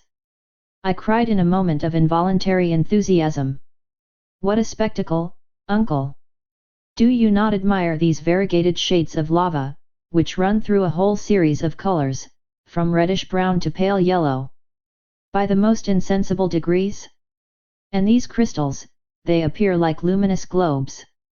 You are beginning to see the charms of travel, Master Harry, cried my uncle. Wait a bit, until we advance farther. What we have as yet discovered is nothing. Onwards, my boy, onwards. It would have been a far more correct and appropriate expression, had he said, let us slide, for we were going down an inclined plane with perfect ease. The compass indicated that we were moving in a southeasterly direction. The flow of lava had never turned to the right or the left. It had the inflexibility of a straight line. Nevertheless, to my surprise, we found no perceptible increase in heat. This proved the theories of Humphrey Davy to be founded on truth, and more than once I found myself examining the thermometer in silent astonishment. 2 hours after our departure it only marked 54 degrees Fahrenheit. I had every reason to believe from this that our descent was far more horizontal than vertical. As for discovering the exact depth to which we had attained, nothing could be easier. The professor as he advanced measured the angles of deviation and inclination, but he kept the result of his observations to himself. About 8 o'clock in the evening, my uncle gave the signal for halting. Hans seated himself on the ground. The lamps were hung to fissures in the lava rock. We were now in a large cavern where air was not wanting. On the contrary, it abounded. What could be the cause of this? To what atmospheric agitation could be ascribed this draught? But this was a question which I did not care to discuss just then. Fatigue and hunger made me incapable of reasoning. An unceasing march of 7 hours had not been kept up without great exhaustion. I was really and truly worn out, and delighted enough I was to hear the word halt. Hans laid out some provisions on a lump of lava, and we each supped with keen relish. One thing, however, caused us great uneasiness: our water reserve was already half exhausted. My uncle had full confidence in finding subterranean resources, but hitherto we had completely failed in so doing. I could not help calling my uncle's attention to the circumstance. "And you are surprised at this total absence of springs," he said. "Doubtless I am very uneasy on the point. We have certainly not enough water to last us 5 days. Be quite easy on that matter," continued my uncle. "I answer for it we shall find plenty of water, in fact, far more than we shall want. But when we once get through this crust of lava, how can you expect springs to force their way through these solid stone walls? But what is there to prove that this concrete mass of lava does not extend to the center of the earth? I don't think we have as yet done much in a vertical way." "What puts that into your head, my boy?" asked my uncle mildly. "Well, it appears to me that if we had descended very far below the level of the sea we should find it rather hotter than we have." "According to your system," said my uncle, "but what does the thermometer say?" "Scarcely 15 degrees by Riaumur, which is only an increase of 9 since our departure." "Well, and what conclusion does that bring you to?" inquired the professor. "The deduction I draw from this is very simple. According to the most exact observations, the augmentation of the temperature of the interior of the earth is 1 degree for every 100 feet. But certain local causes may considerably modify this figure. Thus at Yakutsk in Siberia, it has been remarked that the heat increases a degree every 36 feet. The difference evidently depends on the conductibility of certain rocks. In the neighborhood of an extinct volcano, it has been remarked that the elevation of temperature was only 1 degree in every 25 feet. Let us, then, go upon this calculation which is the most favorable and calculate. Calculate away, my boy. Nothing easier, said I, pulling out my notebook and pencil. 9 times 125 feet make a depth of 1125 feet. Archimedes could not have spoken more geometrically. Well, according to my observations, we are at least 10,000 feet below the level of the sea. Can it be possible? Either my calculation is correct, or there is no truth in figures. The calculations of the professor were perfectly correct. We were already 6,000 feet deeper down in the bowels of the earth than anyone had ever been before. The lowest known depth to which man had hitherto penetrated was in the mines of Kitzbühel, in the Tyrol, and those of Württemberg. The temperature, which should have been 81, was in this place only 15. This was a matter for serious consideration. Chapter 16. The Eastern Tunnel. The next day was Tuesday, the 30th of June, and at 6 o'clock in the morning we resumed our journey. We still continued to follow the gallery of lava, a perfect natural pathway, as easy of descent as some of those inclined planes which, in very old German houses, serve the purpose of staircases. This went on until 17 minutes past 12, the precise instant at which we rejoined Hans, who, having been somewhat in advance, had suddenly stopped. "At last," cried my uncle, "we have reached the end of the shaft." I looked wonderingly about me. We were in the center of 4 cross paths, somber and narrow tunnels. The question now arose as to which it was wise to take, and this of itself was no small difficulty. My uncle, who did not wish to appear to have any hesitation about the matter, before myself or the guide, at once made up his mind. He pointed quietly to the eastern tunnel, and, without delay, we entered within its gloomy recesses. Besides, had he entertained any feeling of hesitation it might have been prolonged indefinitely, for there was no indication by which to determine on a choice. It was absolutely necessary to trust to chance and good fortune. The descent of this obscure and narrow gallery was very gradual and winding. Sometimes we gazed through a succession of arches, its course very like the aisles of a Gothic cathedral.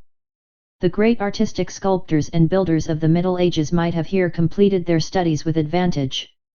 Many Most beautiful and suggestive ideas of architectural beauty would have been discovered by them. After passing through this phase of the cavernous way, we suddenly came, about a mile farther on, upon a square system of arch, adopted by the early Romans, projecting from the solid rock, and keeping up the weight of the roof. Suddenly we would come upon a series of low subterranean tunnels which looked like beaver holes, or the work of foxes through whose narrow and winding ways we had literally to crawl. The heat still remained at quite a supportable degree. With an involuntary shudder, I reflected on what the heat must have been when the volcano of Sneffels was pouring its smoke, flames, and streams of boiling lava, all of which must have come up by the road we were now following. I could imagine the torrents of hot seething stone darting on, bubbling up with accompaniments of smoke, steam, and sulphurous stench. Only to think of the consequences, I mused, if the old volcano were once more to set to work. I did not communicate these rather unpleasant reflections to my uncle. He not only would not have understood them, but would have been intensely disgusted. His only idea was to go ahead. He walked, he slid, he clambered over piles of fragments, he rolled down heaps of broken lava, with an earnestness and conviction it was impossible not to admire. At 6 o'clock in the evening, after a very wearisome journey, but one not so fatiguing as before, we had made 6 miles towards the southward, but had not gone more than a mile downwards. My uncle, as usual, gave the signal to halt. We ate our meal in thoughtful silence, and then retired to sleep. Our arrangements for the night were very primitive and simple. A travelling rug, in which each rolled himself, was all our bedding. We had no necessity to fear cold or any unpleasant visit. Travellers who bury themselves in the wilds and depths of the African desert, who seek profit and pleasure in the forests of the New World, are compelled to take it in turn to watch during the hours of sleep. But in this region of the earth absolute solitude and complete security reigned supreme. We had nothing to fear either from savages or from wild beasts. After a night's sweet repose, we awoke fresh and ready for action. There being nothing to detain us, we started on our journey. We continued to burrow through the lava tunnel as before. It was impossible to make out through what soil we were making way. The tunnel, moreover, instead of going down into the bowels of the earth, became absolutely horizontal. I even thought, after some examination, that we were actually tending upwards. About 10 o'clock in the day this state of things became so clear that, finding the change very fatiguing, I was obliged to slacken my pace and finally come to a halt. "Well," said the professor quickly, "what is the matter?" "The fact is, I am dreadfully tired," was my earnest reply. "What?" cried my uncle, "tired after a 3 hours' walk, and by so easy a road?" "Easy enough, I dare say, but very fatiguing." "But how can that be, when all we have to do is to go downwards?" "I beg your pardon, sir. For some time I have noticed that we are going upwards." "Upwards," cried my uncle, shrugging his shoulders, "how can that be? There can be no doubt about it. For the last half hour the slopes have been upward, and if we go on in this way much longer we shall find ourselves back in Iceland." My uncle shook his head with the air of a man who does not want to be convinced. I tried to continue the conversation. He would not answer me, but once more gave the signal for departure.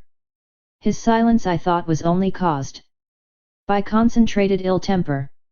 However this might be, I once more took up my load, and boldly and resolutely followed Hans, who was now in advance of my uncle. I did not like to be beaten or even distanced. I was naturally anxious not to lose sight of my companions. The very idea of being left behind, lost in that terrible labyrinth, made me shiver as with the ague. Besides, if the ascending path was more arduous and painful to clamber, I had one source of secret consolation and delight. It was to all appearance taking us back to the surface of the earth. That of itself was hopeful. Every step I took confirmed me in my belief, and I began already to build castles in the air in relation to my marriage with my pretty little cousin. About 12 o'clock there was a great and sudden change in the aspect of the rocky sides of the gallery. I first noticed it from the diminution of the rays of light which cast back the reflection of the lamp. From being coated with shining and resplendent lava, it became living rock. The sides were sloping walls, which sometimes became quite vertical. We were now in what the geological professors call a state of transition, in the period of Silurian stones, so called because this specimen of early formation is very common in England in the counties formerly inhabited by the Celtic nation, known as Silures. I can see clearly now, I cried, the sediment from the waters which once covered the whole earth formed during the second period of its existence these schists and these calcareous rocks. We are turning our backs on the granite rocks, and are like people from Hamburg who would go to Lübeck by way of Hanover. I might just as well have kept my observations to myself. My geological enthusiasm got the better, however, of my cooler judgment, and Professor Hardwigg heard my observations. "What is the matter now?" he said, in a tone of great gravity. "Well," cried I, "do you not see these different layers of calcareous rocks and the first indication of slate strata?" "Well, what then?" "We have arrived at that period of the world's existence when the first plants and the first animals made their appearance." "You think so?" "Yes, look, examine and judge for yourself." I induced the professor with some difficulty to cast the light of his lamp on the sides of the long winding gallery. I expected some exclamation to burst from his lips. I was very much mistaken. The worthy professor never spoke a word. It was impossible to say whether he understood me or not. Perhaps it was possible that in his pride my uncle and a learned professor he did not like to own that he was wrong in having chosen the eastern tunnel, or was he determined at any price to go to the end of it? It was quite evident we had left the region of lava, and that the road by which we were going could not take us back to the great crater of Mount Sneffels. As we went along I could not help ruminating on the whole question, and asked myself if I did not lay too great a stress on these sudden and peculiar modifications of the earth's crust. After all, I was very likely to be mistaken, and it was within the range of probability and possibility that we were not making our way through the strata of rocks which I believed I recognized piled on the lower layer of granitic formation. At all events, if I am right, I thought to myself, I must certainly find some remains of primitive plants, and it will be absolutely necessary to give way to such indubitable evidence. Let us have a good search. I accordingly lost no opportunity of searching, and had not gone more than about 100 yards, when the evidence I sought for cropped up in the most incontestable manner before my eyes. It was quite natural that I should expect to find these signs, for during the Silurian period the seas contained no fewer than 1,500 different animal and vegetable species. My feet, so long accustomed to the hard and arid lava soil, suddenly found themselves treading on a kind of soft dust, the remains of plants and shells. Upon the walls themselves I could clearly make out the outline, as plain as a sun picture, of the fucus and the lycopods. The worthy and excellent Professor Hardwigg could not of course make any mistake about the matter, but I believe he deliberately closed his eyes, and continued on his way with a firm and unalterable step. I began to think that he was carrying his obstinacy a great deal too far. I could no longer act with prudence or composure. I stooped on a sudden and picked up an almost perfect shell, which had undoubtedly belonged to some animal very much resembling some of the present day. Having secured the prize, I followed in the wake of my uncle. "Do you see this?" I said. "Well," said the professor, with the most imperturbable tranquillity, "it is the shell of a crustaceous animal of the extinct order of the trilobites, nothing more." I assure you. But, cried I, much troubled at his coolness, do you draw no conclusion from it? Well, if I may ask, what conclusion do you draw from it yourself? Well, I thought. I know, my boy, what you would say, and you are right, perfectly and incontestably right. We have finally abandoned the crust of lava and the road by which the lava ascended. It is quite possible that I may have been mistaken, but I shall be unable to discover my error until I get to the end of this gallery. You are quite right as far as that is concerned, I replied, and I should highly approve of your decision, if we had not to fear the greatest of all dangers. And what is that? Want of water. Well, my dear Henry, it can't be helped. We must put ourselves on rations. And on he went. Chapter 17. Deeper and deeper the coal mine. In truth, we were compelled to put ourselves upon rations. Our supply would certainly last not more than 3 days. I found this out about supper time. The worst part of the matter was that, in what is called the transition rocks, it was hardly to be expected we should meet with water. I had read of the horrors of thirst, and I knew that where we were, a brief trial of its sufferings would put an end to our adventures and our lives. But it was utterly useless to discuss the matter with my uncle. He would have answered by some axiom from Plato. During the whole of next day we proceeded on our journey through this interminable gallery, arch after arch, tunnel after tunnel. We journeyed without exchanging a word. We had become as mute and reticent as Hans, our guide. The road had no longer an upward tendency, at all events, if it had, it was not to be made out very clearly. Sometimes there could be no doubt that we were going downwards.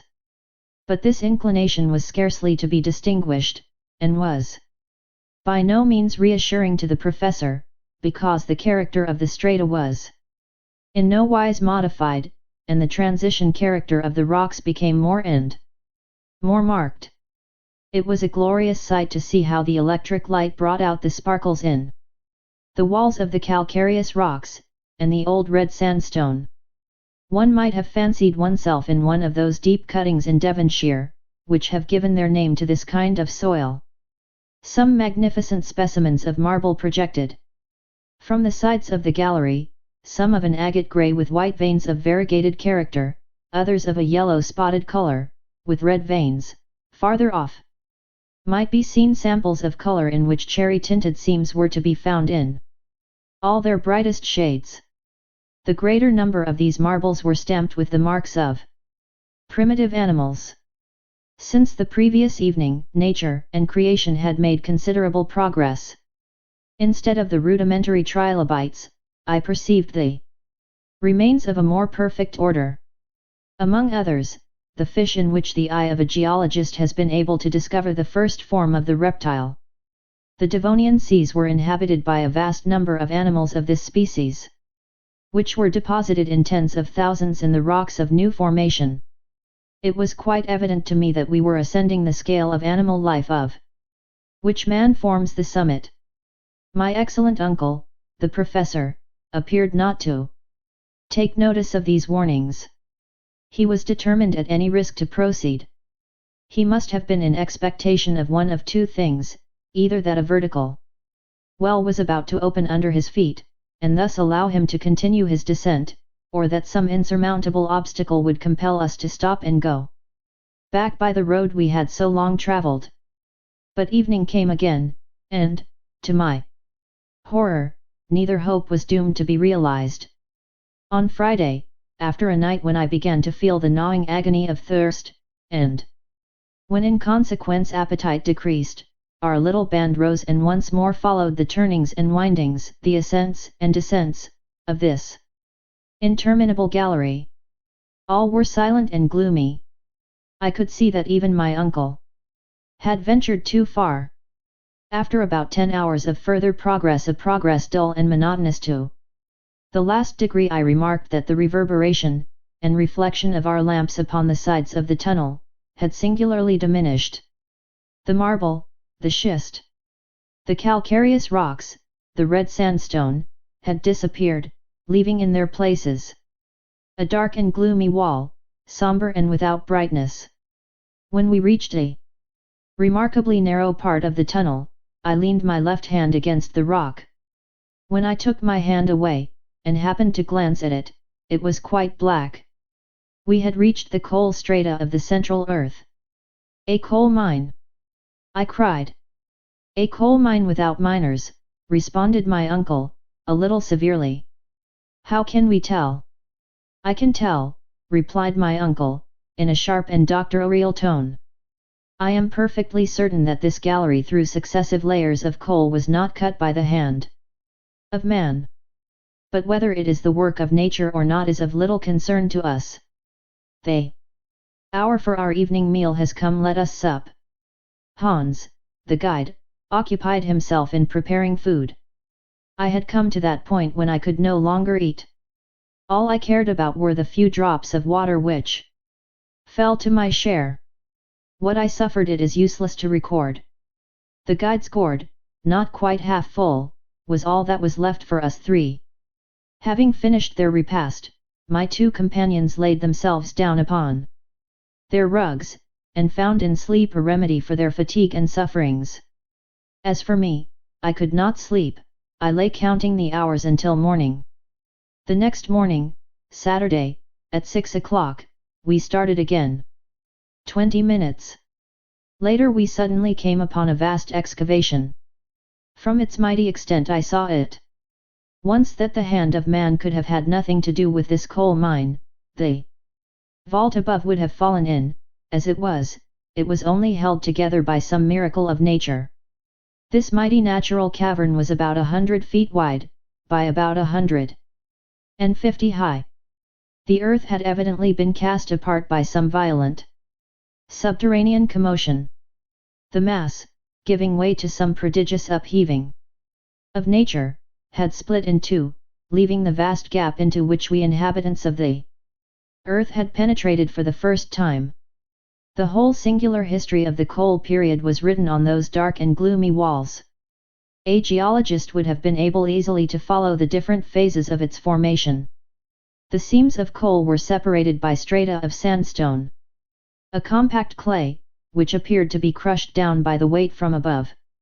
At that period of the world which preceded the secondary epoch, the earth was covered by a coating of enormous and rich vegetation, due to the double action of tropical heat and perpetual humidity.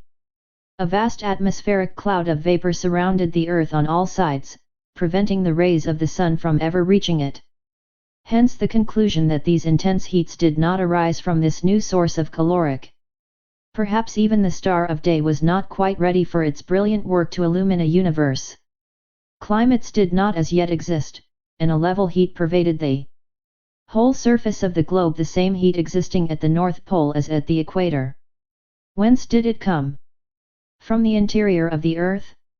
In spite of all the learned theories of Professor Hardwigg, a fierce and vehement fire certainly burned within the entrails of the great spheroid. Its action was felt even to the very topmost crust of the earth, the plants then in existence, being deprived of the vivifying rays of the sun, had neither buds, nor flowers, nor odor, but their roots drew a strong and vigorous life from the burning earth. Of early days, there were but few of what may be called trees, only herbaceous plants. Immense turfs, briars, mosses, rare families, which, however, in those days were counted by tens and tens of thousands. It is entirely to this exuberant vegetation that coal owes its origin. The crust of the vast globe still yielded under the influence of the seething, boiling mass, which was forever at work beneath. Hence arose numerous fissures, and continual falling in of the upper earth. The dense mass of plants being beneath the waters, soon formed themselves into vast agglomerations. Then came about the action of natural chemistry. In the depths of the ocean the vegetable mass at first became turf, then, thanks to the influence of gases and subterranean fermentation, they underwent the complete process of mineralization. In this manner, in early days, were formed those vast and prodigious layers of coal, which an ever-increasing consumption must utterly use up in about 3 centuries more, if people do not find some more economic light than gas, and some cheaper motive power than steam. All these reflections, the memories of my school studies, came to my mind while I gazed upon these mighty accumulations of coal, whose riches, however, are scarcely likely to be ever utilized. The working of these mines could only be carried out at an expense that would never yield a profit. The matter, however, is scarcely worthy consideration, when coal is scattered over the whole surface of the globe, within a few yards of the upper crust. As I looked at these untouched strata, therefore, I knew they would remain as long as the world lasts. While we still continued our journey, I alone forgot the length of the road, by giving myself up wholly to these geological considerations. The temperature continued to be very much the same as while we were traveling amid the lava and the schists. On the other hand, my sense of smell was much affected by a very powerful odor. I immediately knew that the gallery was filled to overflowing with that dangerous gas the miners call fire damp, the explosion of which has caused such fearful and terrible accidents, making 100 widows and hundreds of orphans in a single hour. Happily, we were able to illumine our progress by means of the Ruhmkorff apparatus. If we had been so rash and imprudent as to explore this gallery, torch in hand, a terrible explosion would have put an end to our travels, simply because no travelers would be left. Our excursion through this wondrous coal mine in the very bowels of the earth lasted until evening. My uncle was scarcely able to conceal his impatience and dissatisfaction at the road continuing still to advance in a horizontal direction.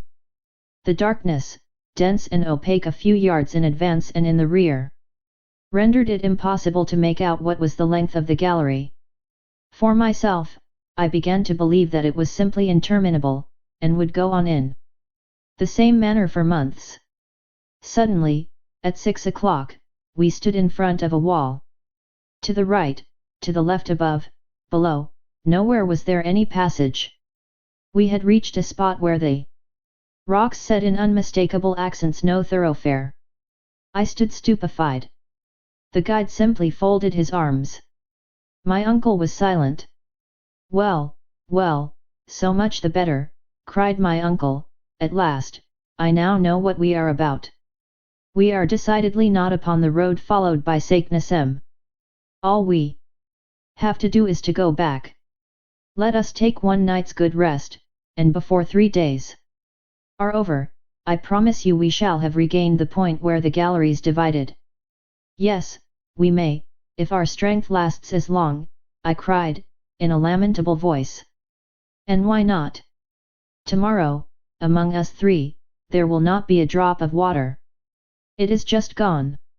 And your courage with it," said my uncle, speaking in a severe tone. What could I say? I turned round on my side, and from sheer exhaustion fell into a heavy sleep disturbed by dreams of water. And I awoke unrefreshed. I would have bartered a diamond mine for a glass of pure spring water. Chapter 18. The Wrong Road. Next day, our departure took place at a very early hour. There was no time for the least delay. According to my account, we had 5 days hard work to get back to the place where the galleries divided. I can never tell all the sufferings we endured upon our return. My uncle bore them like a man who has been in the wrong, that is, with concentrated and suppressed anger. Hans, with all the resignation of his pacific character, and I confess that I did nothing but complain and despair. I had no heart for this bad fortune. But there was one consolation. Defeat at the outset would probably upset the whole journey. As I had expected from the first, our supply of water gave completely out on our first day's march. Our provision of liquids was reduced to our supply of Schiedam, but this horrible, nay, I will say it, this infernal liquor burnt the throat, and I could not even bear the sight of it. I found the temperature to be stifling. I was paralyzed with fatigue. More than once I was about to fall insensible to the ground. The whole party then halted, and the worthy Icelander and my excellent uncle did their best to console and comfort me. I could, however, plainly see that my uncle was contending painfully against the extreme fatigues of our journey, and the awful torture generated by the absence of water. At length a time came when I ceased to recollect anything when all was one awful, hideous, fantastic dream. At last, on Tuesday, the 7th of the month of July, after crawling on our hands and knees for many hours, more dead than alive, we reached the point of junction between the galleries. I lay like a log, an inert mass of human flesh on the arid lava soil. It was then 10 in the morning. Hans and my uncle, leaning against the wall, tried to nibble away at some pieces of biscuit, while deep groans and sighs escaped from my scorched and swollen lips. Then I fell off into a kind of deep lethargy. Presently I felt my uncle approach, and lift me up tenderly in his arms. "Poor boy," I heard him say in a tone of deep commiseration. I was profoundly touched by these words, being by no means accustomed to signs of womanly weakness in the professor. I caught his trembling hands in mine and gave them a gentle pressure. He allowed me to do so without resistance, looking at me kindly all the time. His eyes were wet with tears. I then saw him take the gourd which he wore at his side. To my surprise, or rather to my stupefaction, he placed it to my lips. "Drink, my boy," he said. Was it possible my ears had not deceived me? Was my uncle mad? I looked at him, with, I am sure, quite an idiotic expression. I could not believe him. I too much feared the counteraction of disappointment. "Drink," he said again. Had I heard aright? Before, however, I could ask myself the question a second time, a mouthful of water cooled my parched lips and throat. One mouthful, but I do believe it brought me back to life. I thanked my uncle by clasping my hands. My heart was too full to speak. "Yes," said he, "one mouthful of water, the very last, do you hear, my boy? The very last. I have taken care of it at the bottom of my bottle as the apple of my eye. 20 times, 100 times, I have resisted the fearful desire to drink it. But no, Harry, I saved it for you." "My dear uncle," I exclaimed, and the big tears rolled down my hot and feverish cheeks. "Yes, my poor boy, I knew that when you reached this place, this crossroad in the earth, you would fall down half dead, and I saved my last drop of water in order to restore you." "Thanks," I cried, "thanks from my heart." As little as my thirst was really quenched, I had nevertheless partially recovered my strength. The contracted muscles of my throat relaxed and the inflammation of my lips in some measure subsided. At all events, I was able to speak. "Well," I said, "there can be no doubt now as to what we have to do. Water has utterly failed us, our journey is therefore at an end. Let us return." While I spoke thus, my uncle evidently avoided my face, he held down his head, his eyes were turned in every possible direction but the right one. "Yes," I continued, getting excited by my own words, "we must go back to Sneffels. May Heaven give us strength to enable us once more to revisit the light of day. Would that we now stood on the summit of the crater." "Go back," said my uncle, speaking to himself, "and must it be so?" "Go back, yes," and without losing a single moment, I vehemently cried. For some moments there was silence under that dark and gloomy vault. "So, my dear Harry," said the professor in a very singular tone of voice, "those few drops of water have not sufficed to restore your energy and courage." "Courage!" I cried. "I see that you are quite as downcast as before and still give way to discouragement and despair. What, then, was the man made of, and what other projects were entering his Fertile and audacious brain. You are not discouraged, sir. What? Give up just as we are on the verge of success? He cried. Never, never shall it be said that Professor Hardwigg retreated. Then we must make up our minds to perish, I cried with a helpless sigh. No, Harry, my boy, certainly not. Go, leave me, I am very far from desiring your death. Take Hans with you. I will go on alone. You ask us to leave you. Leave me, I say. I have undertaken this dangerous and perilous adventure. I will carry it to the end, or I will never return to the surface of Mother Earth. Go. Harry, once more I say to you, go. My uncle as he spoke was terribly excited. His voice, which before had been tender, almost womanly, became harsh and menacing. He appeared to be struggling with desperate energy against the impossible. I did not wish to abandon him at the bottom of that abyss, while, on the other hand, the instinct of preservation told me to fly. Meanwhile, our guide was looking on with profound calmness and indifference. He appeared to be an unconcerned party, and yet he perfectly well knew what was going on between us. Our gestures sufficiently indicated the different roads each wished to follow and which each tried to influence the other to undertake. But Hans appeared not to take the slightest interest in what was really a question of life and death for us all, but waited quite ready to obey the signal which should say go aloft, or to resume his desperate journey into the interior of the earth. How then I wished with all my heart and soul that I could make him understand my words, my representations, my sighs and groans, the earnest accents in which I should have spoken would have convinced that cold, hard nature. Those fearful dangers and perils of which the stolid guide had no idea, I would have pointed them out to him. I would have, as it were, made him see and feel. Between us, we might have convinced the obstinate professor. If the worst had come to the worst, we could have compelled him to return to the summit of Sneffels. I quietly approached Hans. I caught his hand in mine. He never moved a muscle. I indicated to him the road to the top of the crater. He remained motionless. My panting form, my haggard countenance, must have indicated the extent of my sufferings. The Icelander gently shook his head and pointed to my uncle. Master, he said. The word is Icelandic as well as English. The master! I cried, beside myself with fury. Madman!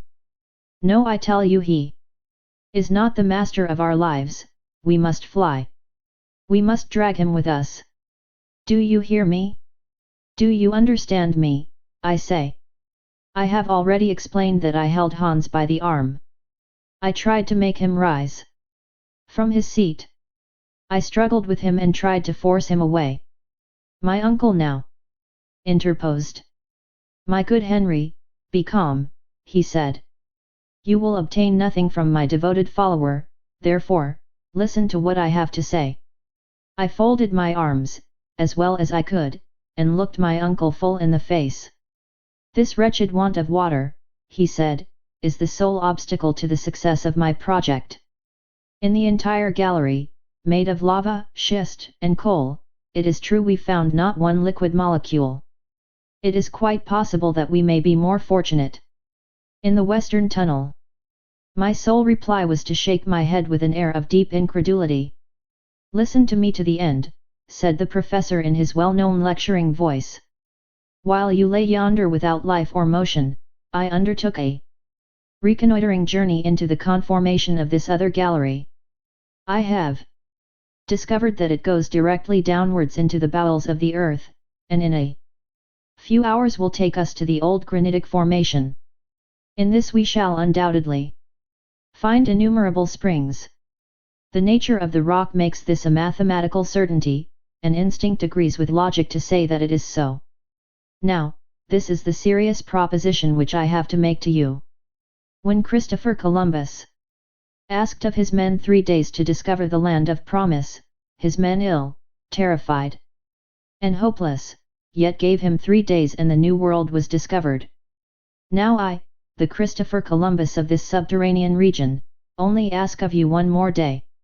If, when that time is expired, I have not found the water of which we are in search, I swear to you, I will give up my mighty enterprise and return to the earth's surface. Despite my irritation and despair, I knew how much it cost my uncle to make this proposition, and to hold such conciliatory language. Under the circumstances, what could I do but yield? Well, I cried, let it be as you wish, and may heaven reward your superhuman energy. But unless we discover water, our hours are numbered. Let us lose no time, but go ahead. Chapter 19. The Western Gallery, a new route.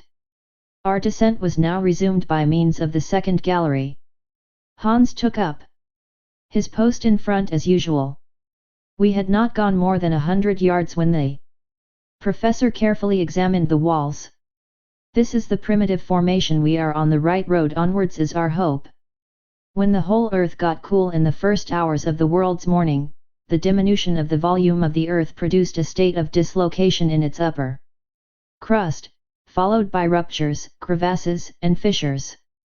The passage was a fissure of this kind, through which, ages ago, had flowed the eruptive granite. The thousand windings and turnings formed an inextricable labyrinth through the ancient soil. As we descended, successions of layers composing the primitive soil appeared. With the utmost fidelity of detail, geological science considers this primitive soil as the base of the mineral crust, and it has recognized that it is composed of 3 different strata or layers, all resting on the immovable rock known as granite. No mineralogists had even found themselves placed in such a marvelous position to study nature in all her real and naked beauty. The sounding rod, a mere machine, could not bring to the surface of the earth the objects of value for the study of its internal structure, which we were about to see with our own eyes, to touch with our own hands. Remember that I am writing this after the journey across the streak of the rocks, colored by beautiful green tints, wound metallic threads of copper, of manganese, with traces of platinum and gold. I could not help gazing at these riches buried in the entrails of Mother Earth, and of which no man would have the enjoyment to the end of time. These treasures, mighty and inexhaustible, were buried in the morning of the earth's history, at such awful depths, that no crowbar or pickaxe will ever drag them from their tomb. The light of our Ruhmkorff's coil, increased tenfold by the myriad of prismatic masses of rock, sent its jets of fire in every direction, and I could fancy myself travelling through a huge hollow diamond, the rays of which produced myriads of extraordinary effects. Towards 6 o'clock, this festival of light began sensibly and visibly to decrease, and soon almost ceased. The sides of the gallery assumed a crystallized tint, with a sombre hue. White mica began to commingle more freely with feldspar and quartz, to form what may be called the true rock, the stone which is hard above all, that supports, without being crushed, the 4 stories of the earth's soil. We were walled by an immense prison of granite. It was now 8 o'clock, and still there was no sign of water. The sufferings I endured were horrible. My uncle now kept at the head of our little column. Nothing could induce him to stop. I, meanwhile, had but one real thought. My ear was keenly on the watch to catch the sound of a spring. But no pleasant sound of falling water fell upon my listening ear. But at last the time came when my limbs refused to carry me longer. I contended heroically against the terrible tortures I endured, because I did not wish to compel my uncle to halt. To him I knew this would be the last fatal stroke. Suddenly I felt a deadly faintness come over me. My eyes could no longer see, my knees shook. I gave one despairing cry and fell. Help! Help! I am dying! My uncle turned and slowly retraced his steps. He looked at me with folded arms, and then allowed one sentence to escape, in hollow accents, from his lips. All is over. The last thing I saw was a face fearfully distorted with pain and sorrow, and then my eyes closed. When I again opened them, I saw my companions lying near me, motionless, wrapped in their huge traveling rugs. Were they asleep or dead? For myself, sleep was wholly out of the question. My fainting fit over, I was wakeful as the lark. I suffered too much for sleep to visit my eyelids the more, that I thought myself sick unto death dying. The last words spoken by my uncle seemed to be buzzing in my ears. All is over. And it was probable that he was right. In the state of prostration to which I was reduced, it was madness to think of ever again seeing the light of day. Above were miles upon miles of the earth's crust. As I thought of it, I could fancy the whole weight resting on my shoulders. I was crushed, annihilated, and exhausted myself in vain attempts to turn in my granite bed. Hours upon hours passed away. A profound and terrible silence reigned. Around us a silence of the tomb. Nothing could make itself heard through these gigantic walls of granite. The very thought was stupendous. Presently, despite my apathy, despite the kind of deadly calm into which I was cast, something aroused me. It was a slight but peculiar noise. While I was watching intently, I observed that the tunnel was becoming dark. Then gazing through the dim light that remained, I thought I saw the Icelander taking his departure, lamp in hand. Why had he acted thus? Did Hans the guide mean to abandon us? My uncle lay fast asleep or dead. I tried to cry out, and arouse him. My voice, feebly issuing from my parched and fevered lips, found no echo in that fearful place. My throat was dry, my tongue stuck to the roof of my mouth. The obscurity had by this time become intense, and at last even the faint sound of the guide's footsteps was lost in the blank distance. My soul seemed filled with anguish, and death appeared welcome, only let it come quickly. Hans is leaving us, I cried. Hans, Hans, if you are a man, come back. These words were spoken to myself. They could not be heard aloud. Nevertheless, after the first few moments of terror were over, I was ashamed of my suspicions against a man who hitherto had behaved so admirably. Nothing in his conduct or character justified suspicion. Moreover, a moment's reflection reassured me. His departure could not be a flight. Instead of ascending the gallery, he was going deeper down into the gulf. Had he had any bad design, his way would have been upwards. This reasoning calmed me a little, and I began to hope. The good and peaceful and imperturbable Hans would certainly not have arisen from his sleep without some serious and grave motive. Was he bent on a voyage of discovery? During the deep, still silence of the night had he at last heard that sweet murmur about which we were all so anxious? Chapter 20. Water, where is it? A bitter disappointment. During a long, weary hour, there crossed my wildly delirious brain all sorts of reasons as to what could have aroused our quiet and faithful guide. The most absurd and ridiculous ideas passed through my head, each more impossible than the other. I believe I was either half or wholly mad. Suddenly, however, there arose, as it were from the depths of the earth, a voice of comfort. It was the sound of footsteps. Hans was returning. Presently the uncertain light began to shine upon the walls of the passage, and then it came in view far down the sloping tunnel. At length Hans himself appeared. He approached my uncle, placed his hand upon his shoulder, and gently awakened him. My uncle, as soon as he saw who it was, instantly arose. "Well," exclaimed the professor. "Vatten," said the hunter. I did not know a single word of the Danish language, and yet by a sort of mysterious instinct I understood what the guide had said. "Water, water!" I cried, in a wild and frantic tone, clapping my hands, and gesticulating like a madman. "Water!" murmured my uncle, in a voice of deep emotion and gratitude. "Var! Where?" "Nadat! Below." "Where?" "Below." I understood every word. I had caught the hunter by the hands, and I shook them heartily, while he looked on with perfect calmness. The preparations for our departure did not take long, and we were soon making a rapid descent into the tunnel. An hour later we had advanced 1,000 yards, and descended 2,000 feet. At this moment I heard an accustomed and well-known sound running along the floors of the granite rock, a kind of dull and sullen roar, like that of a distant waterfall. During the first half-hour of our advance, not finding the discovered spring, my feelings of intense suffering appeared to return. Once more I began to lose all hope. My uncle, however, observing how downhearted I was again becoming, took up the conversation.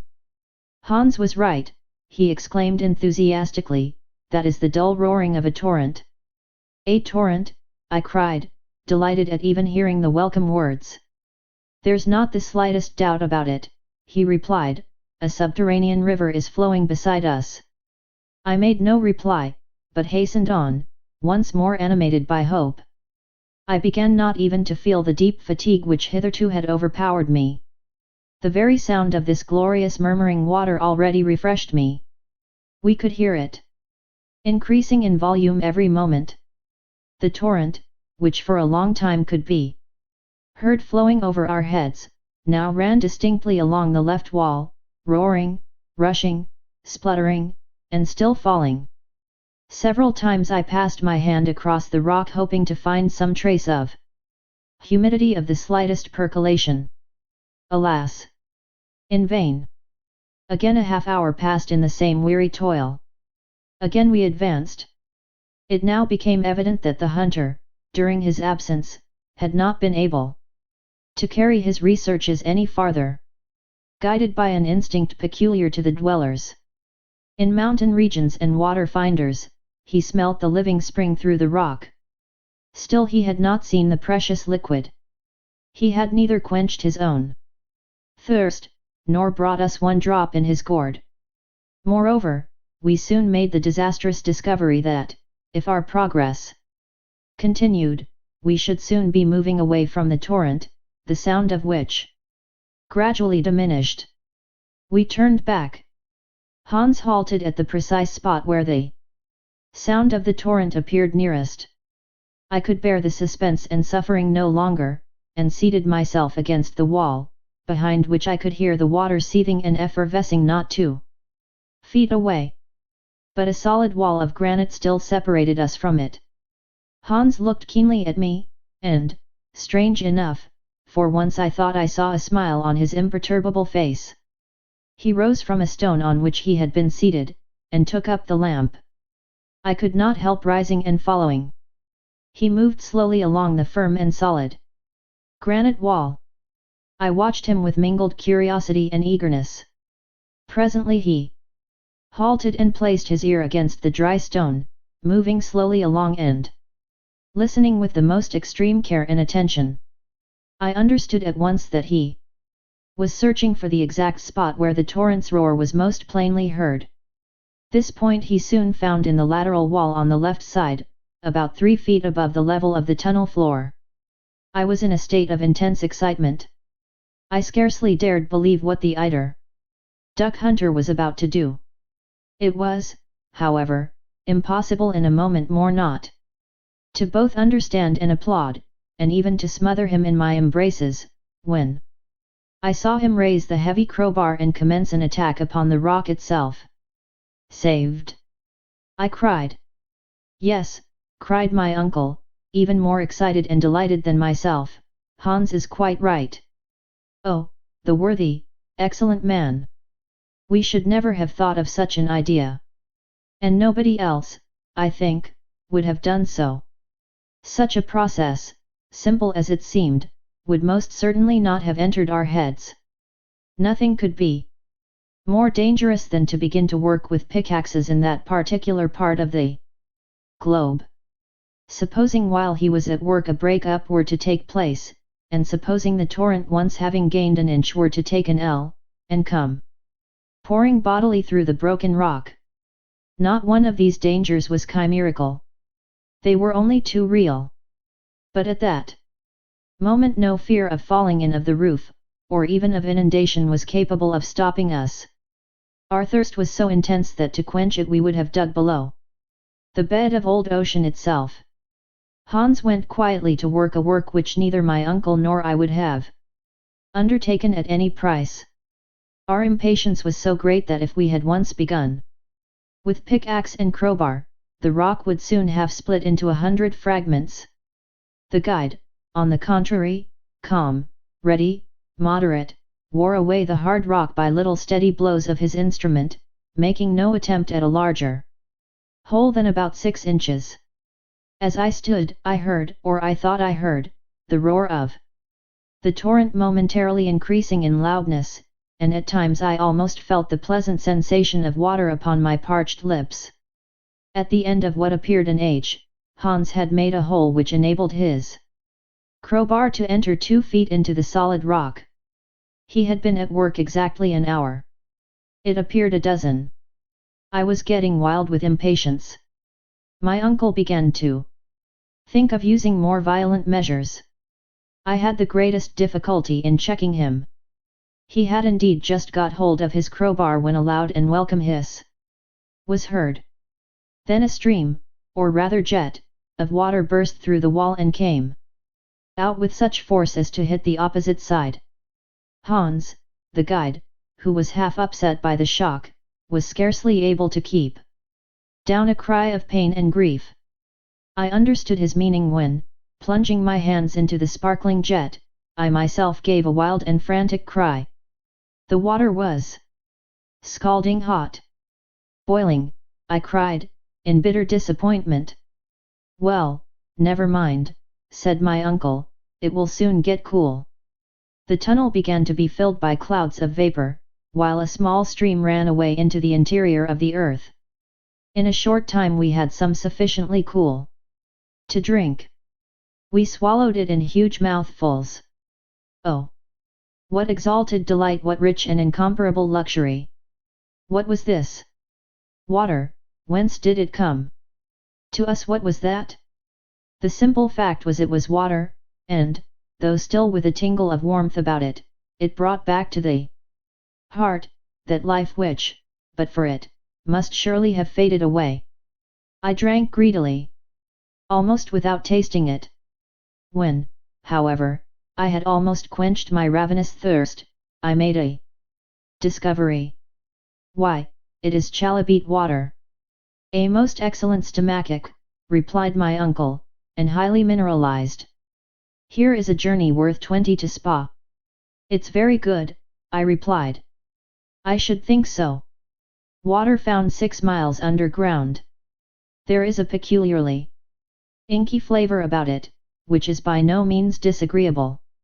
Hans may congratulate himself on having made a rare discovery. What do you say, nephew, according to the usual custom of travelers, to name the stream after him? Good, said I.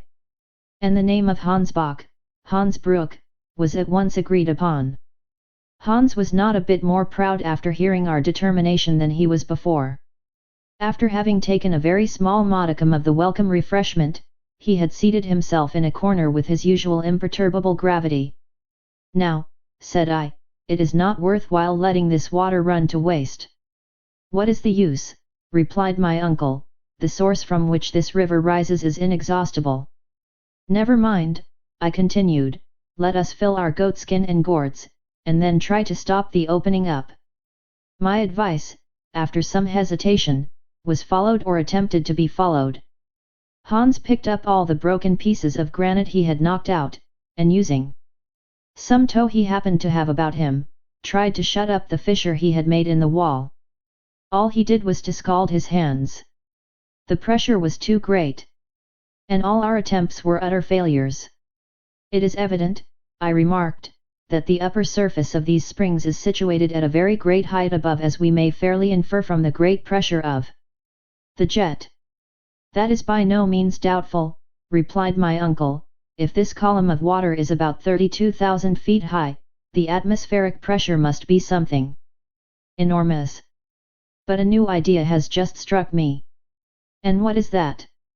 Why be at so much trouble to close this aperture? Because. I hesitated and stammered, having no real reason.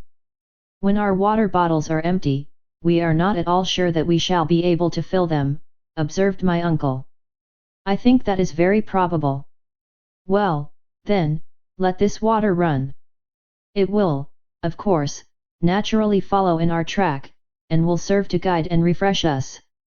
I think the idea a good one, I cried in reply, and with this rivulet as a companion, there is no further reason why we should not succeed in our marvelous project. Ah, my boy, said the professor, laughing, after all, you are coming round. More than that, I am now confident of ultimate success. One moment, nephew mine. Let us begin by taking some hours of repose. I had utterly forgotten that it was night. The chronometer, however, informed me of the fact. Soon we were sufficiently restored and refreshed, and had all fallen into a profound sleep.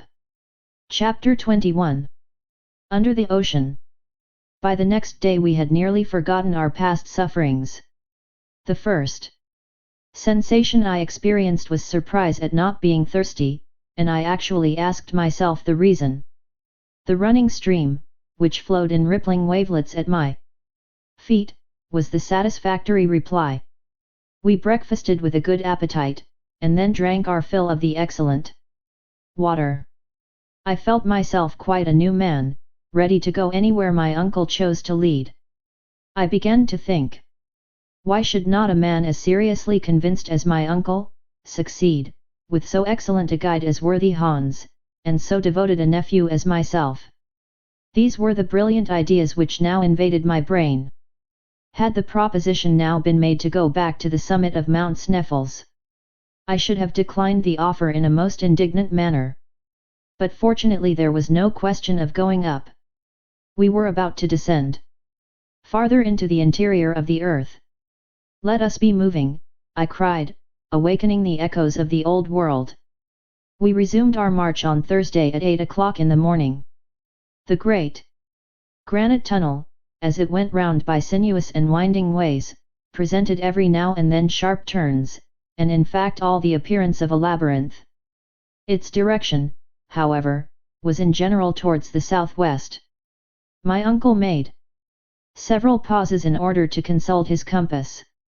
The gallery now began to trend downwards in a horizontal direction, with about 2 inches of fall in every furlong. The murmuring stream flowed quietly at our feet. I could not but compare it to some familiar spirit, guiding us through the earth, and I dabbled my fingers in its tepid water, which sang like a naiad as we progressed. My good humour began to assume a mythological character. As for my uncle, he began to complain of the horizontal character of the road. His route, he found, began to be indefinitely prolonged, instead of sliding down the celestial ray, according to his expression. But we had no choice, and as long as our road led towards the centre, however little progress we made, there was no reason to complain. Moreover, from time to time the slopes were much greater, the naiad sang more loudly, and we began to dip downwards in earnest. As yet, however, I felt no painful sensation. I had not got over the excitement of the discovery of water. That day and the next we did a considerable amount of horizontal, and relatively very little vertical, travelling. On Friday evening, the 10th of July, according to our estimation, we ought to have been 30 leagues to the southeast of Reykjavik, and about 2 leagues and a half deep. We now received a rather startling surprise. Under our feet there opened a horrible well. My uncle was so delighted that he actually clapped his hands as he saw how steep and sharp was the descent. Ah, ah, he cried, in rapturous delight, this will take us a long way. Look at the projections of the rock. Ha, he exclaimed, it's a fearful staircase. Hans, however, who in all our troubles had never given up the ropes, took care so to dispose of them as to prevent any accidents. Our descent then began. I dare not call it a perilous descent, for I was already too familiar with that sort of work to look upon it as anything but a very ordinary affair. This well was a kind of narrow opening in the massive granite of the kind known as a fissure. The contraction of the terrestrial scaffolding, when it suddenly cooled, had been evidently the cause. If it had ever served in former times as a kind of funnel through which passed the eruptive masses vomited by Sneffels, I was at a loss to explain how it had left no mark. We were, in fact, descending a spiral, something like those winding staircases in use in modern houses. We were compelled every quarter of an hour or thereabouts to sit down in order to rest our legs. Our calves ached. We then seated ourselves on some projecting rock with our legs hanging over, and gossiped while we ate a mouthful, drinking still from the pleasantly warm running stream which had not deserted us. It is scarcely necessary to say that in this curiously shaped fissure the Hansbach had become a cascade to the detriment of its size. It was still, however, sufficient, and more, for our wants. Besides, we knew that, as soon as the declivity ceased to be so abrupt, the stream must resume its peaceful course. At this moment it reminded me of my uncle, his impatience and rage, while when it flowed more peacefully, I pictured to myself the placidity of the Icelandic guide. During the whole of 2 days, the 6th and 7th of July, we followed the extraordinary spiral staircase of the fissure, penetrating 2 leagues farther into the crust of the earth, which put us 5 leagues below the level of the sea. On the 8th, however, at 12 o'clock in the day, the fissure suddenly assumed a much more gentle slope, still trending in a southeast direction. The road now became comparatively easy, and at the same time dreadfully monotonous. It would have been difficult for matters to have turned out otherwise. Our peculiar journey had no chance of being diversified by landscape and scenery. At all events, such was my idea. At length, on Wednesday the 15th, we were actually 7 leagues, 21 miles, below the surface of the earth, and 50 leagues distant from the mountain of Sneffels. Though, if the truth be told, we were very tired, our health had resisted all suffering, and was in a most satisfactory state. Our traveller's box of medicaments had not even been opened. My uncle was careful to note every hour the indications of the compass, of the manometer, and of the thermometer, all which he afterwards published in his elaborate philosophical and scientific account of our remarkable voyage. He was therefore able to give an exact relation of the situation. When, therefore, he informed me that we were 50 leagues in a horizontal direction distant from our starting point, I could not suppress a loud exclamation. "What is the matter now?" cried my uncle. "Nothing very important, only an idea has entered my head," was my reply. "Well, out with it, my boy. It is my opinion that if your calculations are correct we are no longer under Iceland." "Do you think so?" "We can very easily find out," I replied, pulling out a map and compasses. "You see," I said, after careful measurement, "that I am not mistaken. We are far beyond Cape Portland, and those 50 leagues to the southeast will take us into the open sea." "Under the open sea?" cried my uncle, rubbing his hands with a delighted air. "Yes," I cried, "no doubt old ocean flows over our heads." "Well, my dear boy, what can be more natural? Do you not know that in the neighbourhood of Newcastle there are coal mines which have been worked far out under the sea?" Now my worthy uncle, the professor, no doubt regarded this discovery as a very simple fact, but to me the idea was by no means a pleasant one. And yet when one came to think the matter over seriously, what mattered it whether the plains and mountains of Iceland were suspended over our devoted heads, or the mighty billows of the Atlantic Ocean?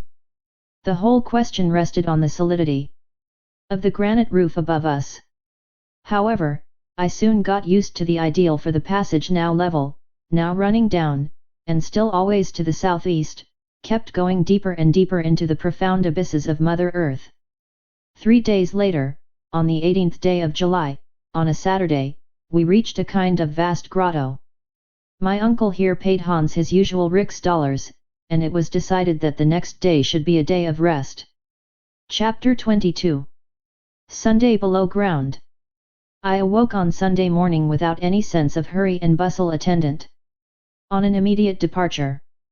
Though the day to be devoted to repose and reflection was spent under such strange circumstances, and in so wonderful a place, the idea was a pleasant one. Besides, we all began to get used to this kind of existence. I had almost ceased to think of the sun, of the moon, of the stars, of the trees, houses, and towns, in fact, about any terrestrial necessities. In our peculiar position we were far above such reflections. The grotto was a vast and magnificent hall.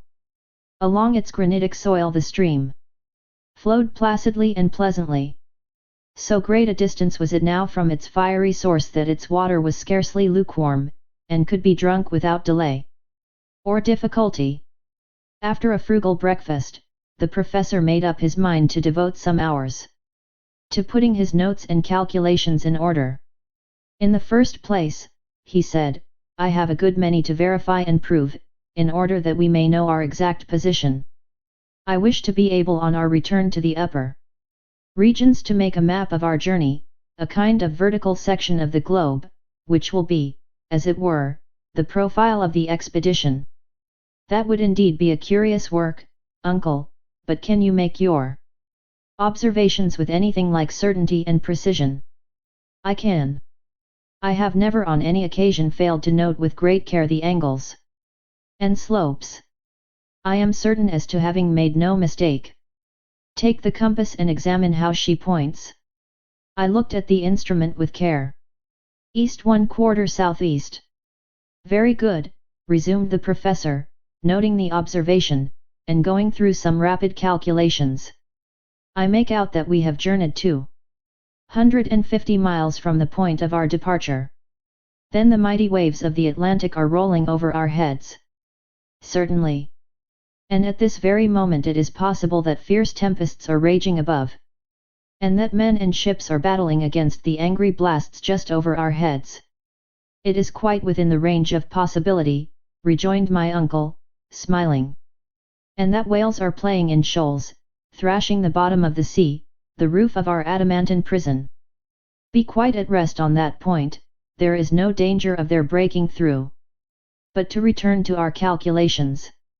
We are to the southeast, 250 miles from the base of Sneffels, and, according to my preceding notes, I think we have gone 16 leagues in a downward direction. 16 leagues 50 miles. I cried.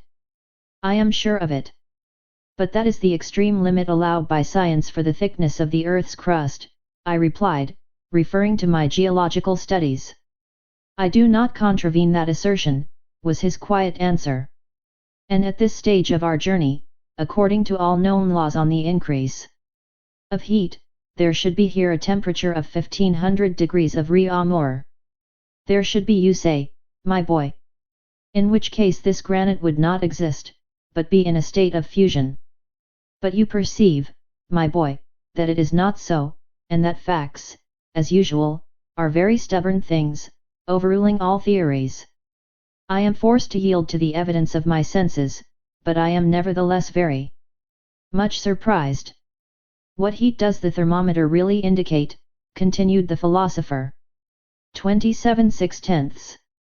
So that science is wrong by 1474 degrees and 4/10. According to which, it is demonstrated that the proportional increase in temperature is an exploded error. Humphrey Davy here shines forth in all his glory. He is right, and I have acted wisely to believe him. Have you any answer to make to this statement? Had I chosen to have spoken, I might have said a great deal.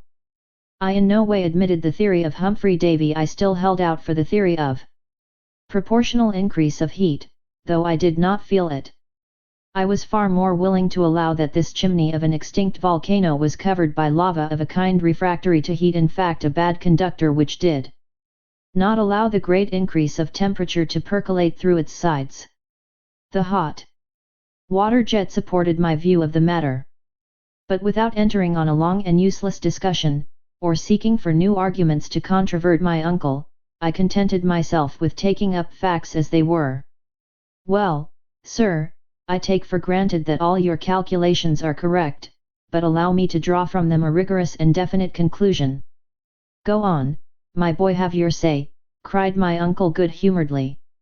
At the place where we now are, under the latitude of Iceland, the terrestrial depth is about 1583 leagues.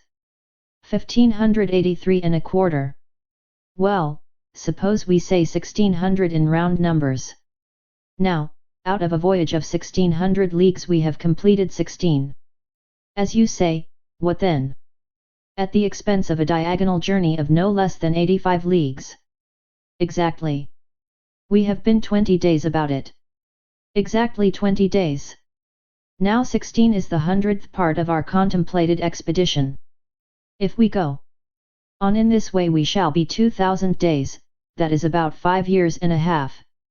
Going down. The professor folded his arms, listened, but did not speak. Without counting that if a vertical descent of 16 leagues costs us a horizontal of 85, we shall have to go about 8000 leagues to the southeast, and we must therefore come out somewhere in the circumference long before we can hope to reach the center. Bother your calculations, cried my uncle in one of his old rages. On what basis do they rest? How do you know that this passage does not take us direct to the end we require? Moreover, I have in my favor, fortunately, a precedent. What I have undertaken to do, another has done, and he having succeeded, why should I not be equally successful? I hope, indeed, you will, but still, I suppose I may be allowed to. You are allowed to hold your tongue, cried Professor Hardwigg, when you talk so unreasonably as this. I saw at once that the old doctorial professor was still alive in my uncle, and, fearful to rouse his angry passions, I dropped the unpleasant subject. Now, then, he explained, consult the manometer. What does that indicate? A considerable amount of pressure. Very good. You see, then, that by descending slowly, and by gradually accustoming ourselves to the density of this lower atmosphere, we shall not suffer. Well, I suppose not, except it may be a certain amount of pain in the ears, was my rather grim reply. That, my dear boy, is nothing, and you will easily get rid of that source of discomfort by bringing the exterior air in communication with the air contained in your lungs. Perfectly, said I, for I had quite made up my mind in no wise to contradict my uncle. I should fancy almost that I should experience a certain amount of satisfaction in making a plunge into this dense atmosphere. Have you taken note of how wonderfully sound is propagated? Of course I have. There can be no doubt that a journey into the interior of the earth would be an excellent cure for deafness. But then, uncle, I ventured mildly to observe, this density will continue to increase. Yes, according to a law which, however, is scarcely defined. It is true that the intensity of weight will diminish just in proportion to the depth to which we go. You know very well that it is on the surface of the earth that its action is most powerfully felt, while on the contrary, in the very center of the earth bodies cease to have any weight at all. I know that is the case, but as we progress will not the atmosphere finally assume the density of water? I know it, when placed under the pressure of 710 atmospheres, cried my uncle with imperturbable gravity. And when we are still lower down? I asked with natural anxiety. Well, lower down, the density will become even greater. Then how shall we be able to make our way through this atmospheric fog? Well, my worthy nephew, we must ballast ourselves by filling our pockets with stones, said Professor Hardwigg. Faith, uncle, you have an answer for everything, was my only reply. I began to feel that it was unwise of me to go any farther into the wide field of hypotheses, for I should certainly have revived some difficulty, or rather, impossibility, that would have enraged the professor. It was evident, nevertheless, that the air under a pressure which might be multiplied by thousands of atmospheres, would end by becoming perfectly solid. And that then, admitting our bodies resisted the pressure, we should have to stop. In spite of all the reasonings in the world, facts overcome all arguments. But I thought it best not to urge this argument. My uncle would simply have quoted the example of Saknussemm. Supposing the learned Icelander's journey ever really to have taken place, there was one simple answer to be made.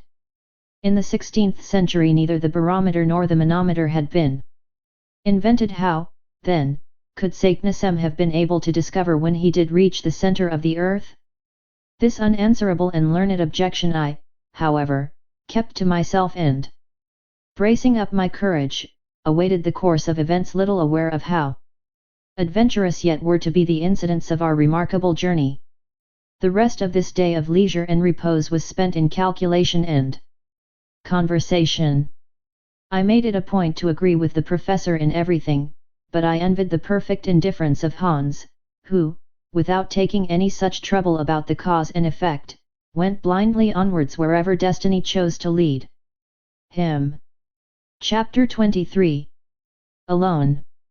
It must in all truth be confessed, things as yet had gone on well, and I should have acted in bad taste to have complained. If the true medium of our difficulties did not increase, it was within the range of possibility that we might ultimately reach the end of our journey. Then what glory would be ours! I began in the newly aroused ardor of my soul to speak enthusiastically to the professor. Well, was I serious? The whole state in which we existed was a mystery, and it was impossible to know whether or not I was in earnest. For several days after our memorable halt, the slopes became more rapid. Some were even of a most frightful character, almost vertical, so that we were forever going down into the solid interior mass. During some days, we actually descended 1.5 leagues, even 2 leagues towards the center of the earth. The descents were sufficiently perilous, and while we were engaged in them we learned fully to appreciate the marvelous coolness of our guide, Hans.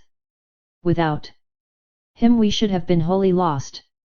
The grave and impassible Icelander devoted himself to us with the most incomprehensible sang-froid and ease, and, thanks to him, many a dangerous pass was got over, where, but for him, we should inevitably have stuck fast.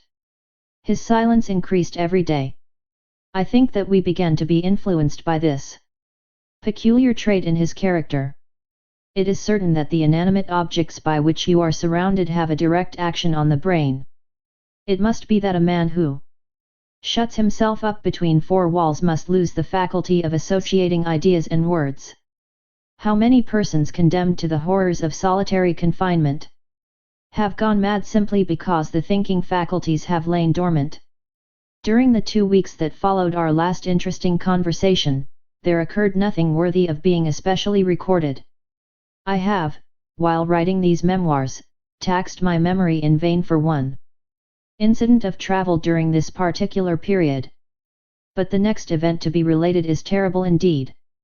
Its very memory, even now, makes my soul shudder, and my blood run cold. It was on the 7th of August. Our constant and successive descents had taken us quite 30 leagues into the interior of the earth, that is to say that there were above us 30 leagues, nearly 100 miles, of rocks and oceans, and continents, and towns, to say nothing of living inhabitants. We were in a southeasterly direction, about 200 leagues from Iceland. On that memorable day the tunnel had begun to assume an almost horizontal course. I was on this occasion walking on in front. My uncle had charge of one of the Ruhmkorff coils, I had possession of the other. By means of its light I was busy examining the different layers of granite. I was completely absorbed in my work. Suddenly halting and turning round, I found that I was alone. Well, thought I to myself, I have certainly been walking too fast, or else Hans and my uncle have stopped to rest. The best thing I can do is to go back and find them. Luckily, there is very little ascent to tire me. I accordingly retraced my steps and, while doing so, walked for at least a quarter of an hour. Rather uneasy, I paused and looked eagerly around. Not a living soul. I called aloud. No reply. My voice was lost amid the myriad cavernous echoes it aroused. I began for the first time to feel seriously uneasy. A cold shiver shook my whole body, and perspiration, chill and terrible, burst upon my skin. I must be calm, I said, speaking aloud, as boys whistle to drive away fear. There can be no doubt that I shall find my companions. There cannot be two roads. It is certain that I was considerably ahead, all I have to do is to go back. Having come to this determination, I ascended the tunnel for at least half an hour, unable to decide if I had ever seen certain landmarks before. Every now and then I paused to discover if any loud appeal was made to me, well knowing that in that dense and intensified atmosphere I should hear it a long way off. But no. The most extraordinary silence reigned in this immense gallery. Only the echoes of my own footsteps could be heard. At last I stopped. I could scarcely realize the fact of my isolation. I was quite willing to think that I had made a mistake, but not that I was lost. If I had made a mistake, I might find my way; if lost, I shuddered to think of it. Come, come, said I to myself, since there is only one road, and they must come by it, we shall at last meet. All I have to do is still to go upwards. Perhaps, however, not seeing me, and forgetting I was ahead, they may have gone back in search of me. Still, even in this case, if I make haste, I shall get up to them. There can be no doubt about the matter. But as I spoke these last words aloud, it would have been quite clear to any listener had there been one that I was by no means convinced of the fact. Moreover, in order to associate together these simple ideas and to reunite them under the form of reasoning, required some time. I could not all at once bring my brain to think. Then another dread doubt fell upon my soul. After all, was I ahead? Of course I was. Hans was no doubt following behind, preceded by my uncle. I perfectly recollected his having stopped for a moment to strap his baggage on his shoulder. I now remembered this trifling detail. It was, I believe, just at that very moment that I had determined to continue my route. Again, thought I, reasoning as calmly as was possible, there is another sure means of not losing my way, a thread to guide me through the labyrinthine subterraneous retreat, one which I had forgotten, my faithful river. This course of reasoning roused my drooping spirits, and I resolved to resume my journey without further delay. No time was to be lost. It was at this moment that I had reason to bless the thoughtfulness of my uncle, when he refused to allow the eider hunter to close the orifices of the hot spring, that small fissure in the great mass of granite. This beneficent spring, after having saved us from thirst during so many days, would now enable me to regain the right road. Having come to this mental decision, I made up my mind, before I started upwards, that ablution would certainly do me a great deal of good. I stopped to plunge my hands and forehead in the pleasant water of the Hansbach stream, blessing its presence as a certain consolation. Conceive my horror and stupefaction, I was treading a hard, dusty, shingly road of granite. The stream on which I reckoned had wholly disappeared. Chapter 24. Lost. No words in any human language can depict my utter despair. I was literally buried alive, with no other expectation before me but to die in all the slow horrible torture of hunger and thirst. Mechanically I crawled about, feeling the dry and arid rock. Never to my Fancy had I ever felt anything so dry. But, I frantically asked myself, how had I lost the course of the flowing stream? There could be no doubt it had ceased to flow in the gallery in which I now was. Now I began to understand the cause of the strange silence which prevailed when last I tried if any appeal from my companions might perchance reach my ear. It so happened that when I first took an imprudent step in the wrong direction, I did not perceive the absence of the all-important stream. It was now quite evident that when we halted, another tunnel must have received the waters of the little torrent, and that I had unconsciously entered a different gallery. To what unknown depths had my companions gone? Where was I? How to get back? Clue or landmark there was absolutely none. My feet left no signs on the granite and shingle. My brain throbbed with agony as I tried to discover the solution of this terrible problem. My situation, after all sophistry and reflection, had finally to be summed up in 3 awful words. Lost. Lost. Lost. Lost at a depth which, to my finite understanding, appeared to be immeasurable. These 30 leagues of the crust of the earth weighed upon my shoulders like the globe on the shoulders of Atlas. I felt myself crushed by the awful weight. It was indeed a position to drive the sanest man to madness. I tried to bring my thoughts back to the things of the world so long forgotten. It was with the greatest difficulty that I succeeded in doing so. Hamburg, the house on the Königstrasse, my dear cousin Gretchen, all that world which had before vanished like a shadow floated before my now vivid imagination. There they were before me, but how unreal! Under the influence of a terrible hallucination I saw all the incidents of our journey pass before me like the scenes of a panorama. The ship and its inmates, Iceland, M. Fridriksson, and the great summit of Mount Sneffels. I said to myself that, if in my position I retained the most faint and shadowy outline of a hope, it would be a sure sign of approaching delirium. It were better to give way wholly to despair. In fact, did I but reason with calmness and philosophy, what human power was there in existence able to take me back to the surface of the earth, and ready to split asunder, to rend in twain those huge and mighty vaults which stand above my head? Who could enable me to find my road and regain my companions? Insensate folly and madness to entertain even a shadow of hope. Oh, uncle, was my despairing cry.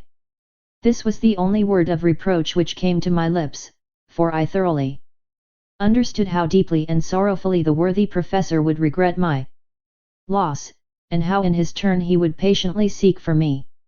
When I at last began to resign myself to the fact that no further aid was to be expected from man, and knowing that I was utterly powerless to do anything for my own salvation, I kneeled with earnest fervor and asked assistance from heaven. The remembrance of my innocent childhood, the memory of my mother, known only in my infancy, came welling forth from my heart. I had recourse to prayer.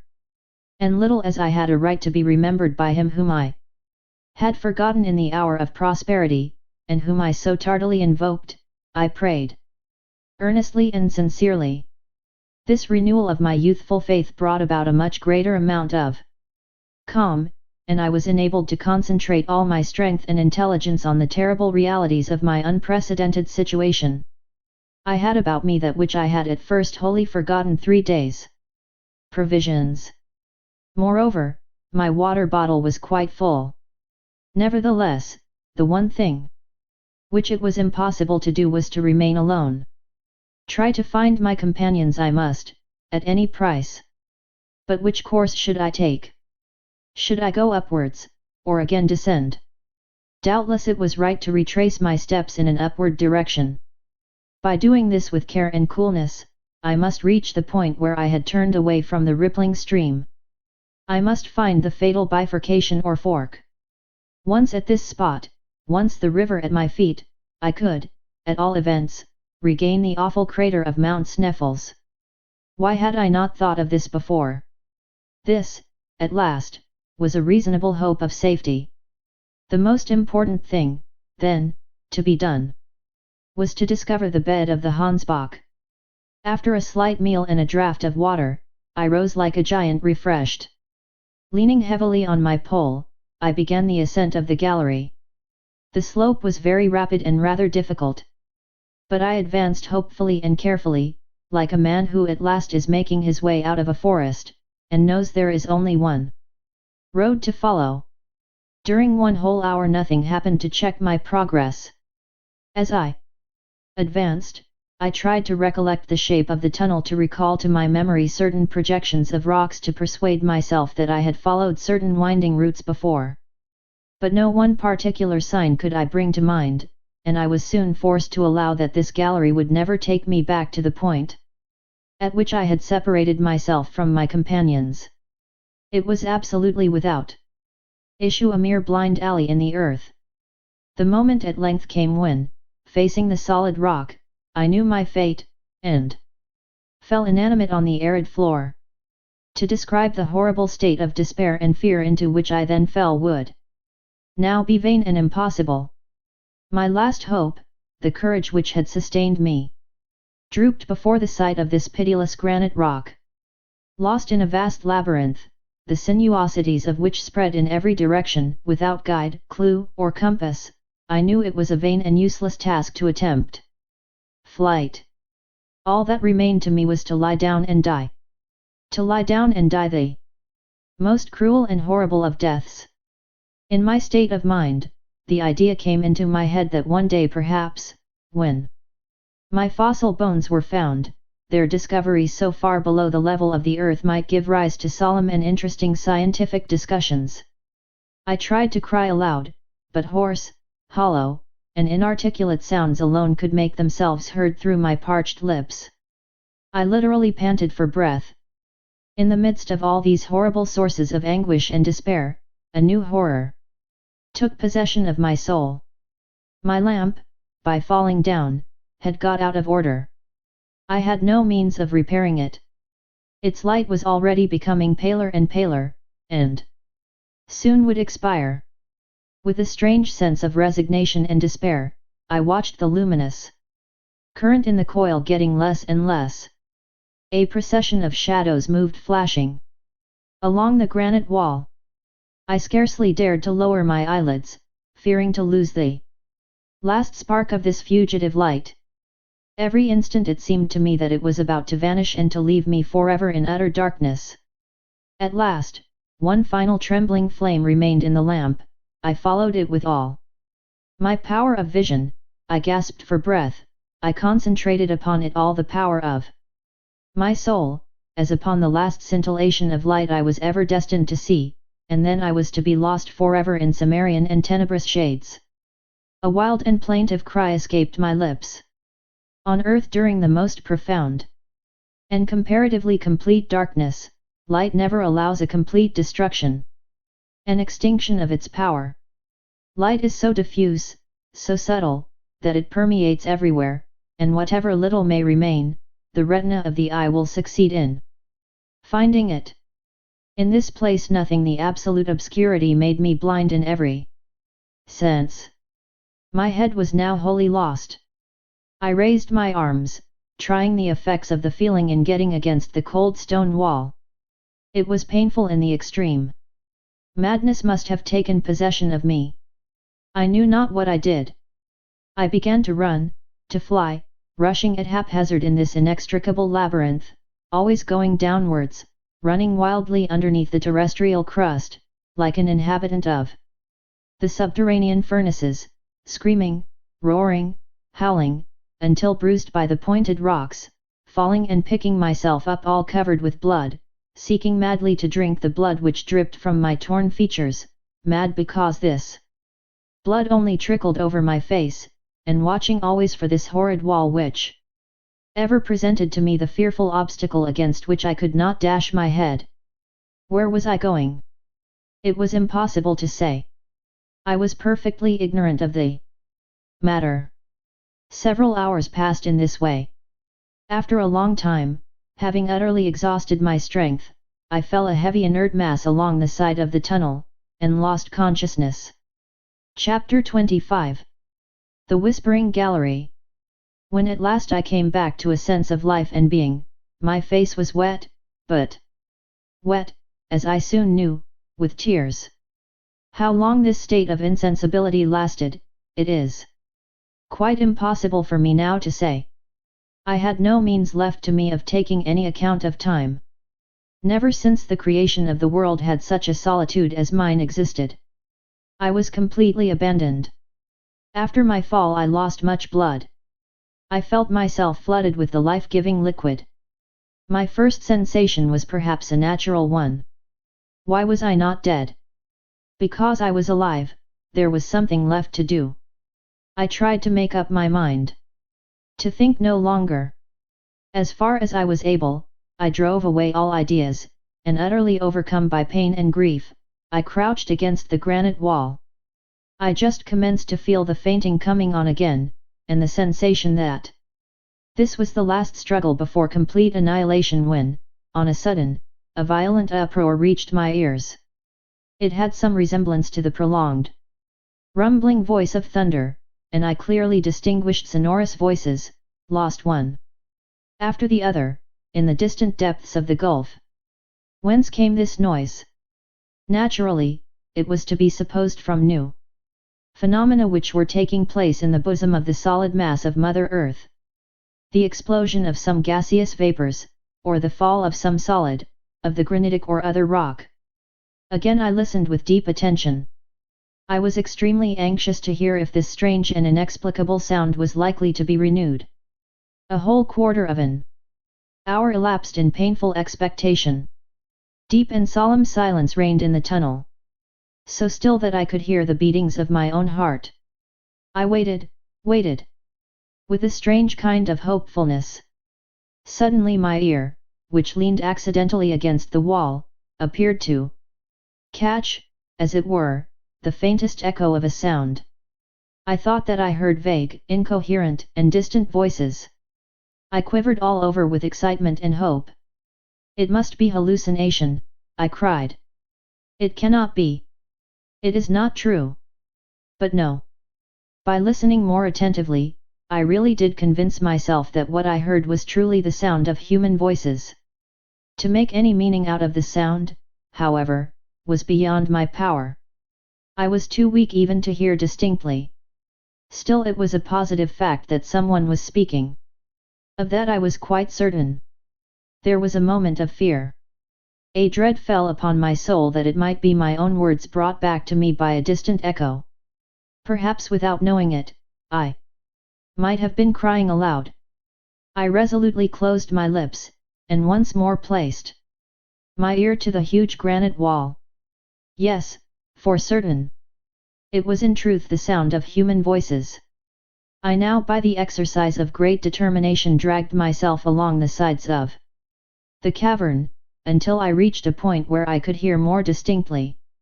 But though I could detect the sound, I could only make out uncertain, strange, and incomprehensible words. They reached my ear as if they had been spoken in a low tone murmured, as it were, afar off. At last, I made out the word for Lorad repeated several times in a tone betokening great mental anguish and sorrow. What could this word mean, and who was speaking it? It must be either my uncle or the guide Hans. If, therefore, I could hear them, they must surely be able to hear me. Help! I cried at the top of my voice, help, I am dying. I then listened with scarcely a breath. I panted for the slightest sound in the darkness, a cry, a sigh, a question. But silence reigned supreme. No answer came. In this way some minutes passed. A whole flood of ideas flashed through my mind. I began to fear that my voice, weakened by sickness and suffering, could not reach my companions who were in search of me. It must be they, I cried. Who else could by any possibility be buried 100 miles below the level of the earth? The mere supposition was preposterous. I began, therefore, to listen again with the most breathless attention.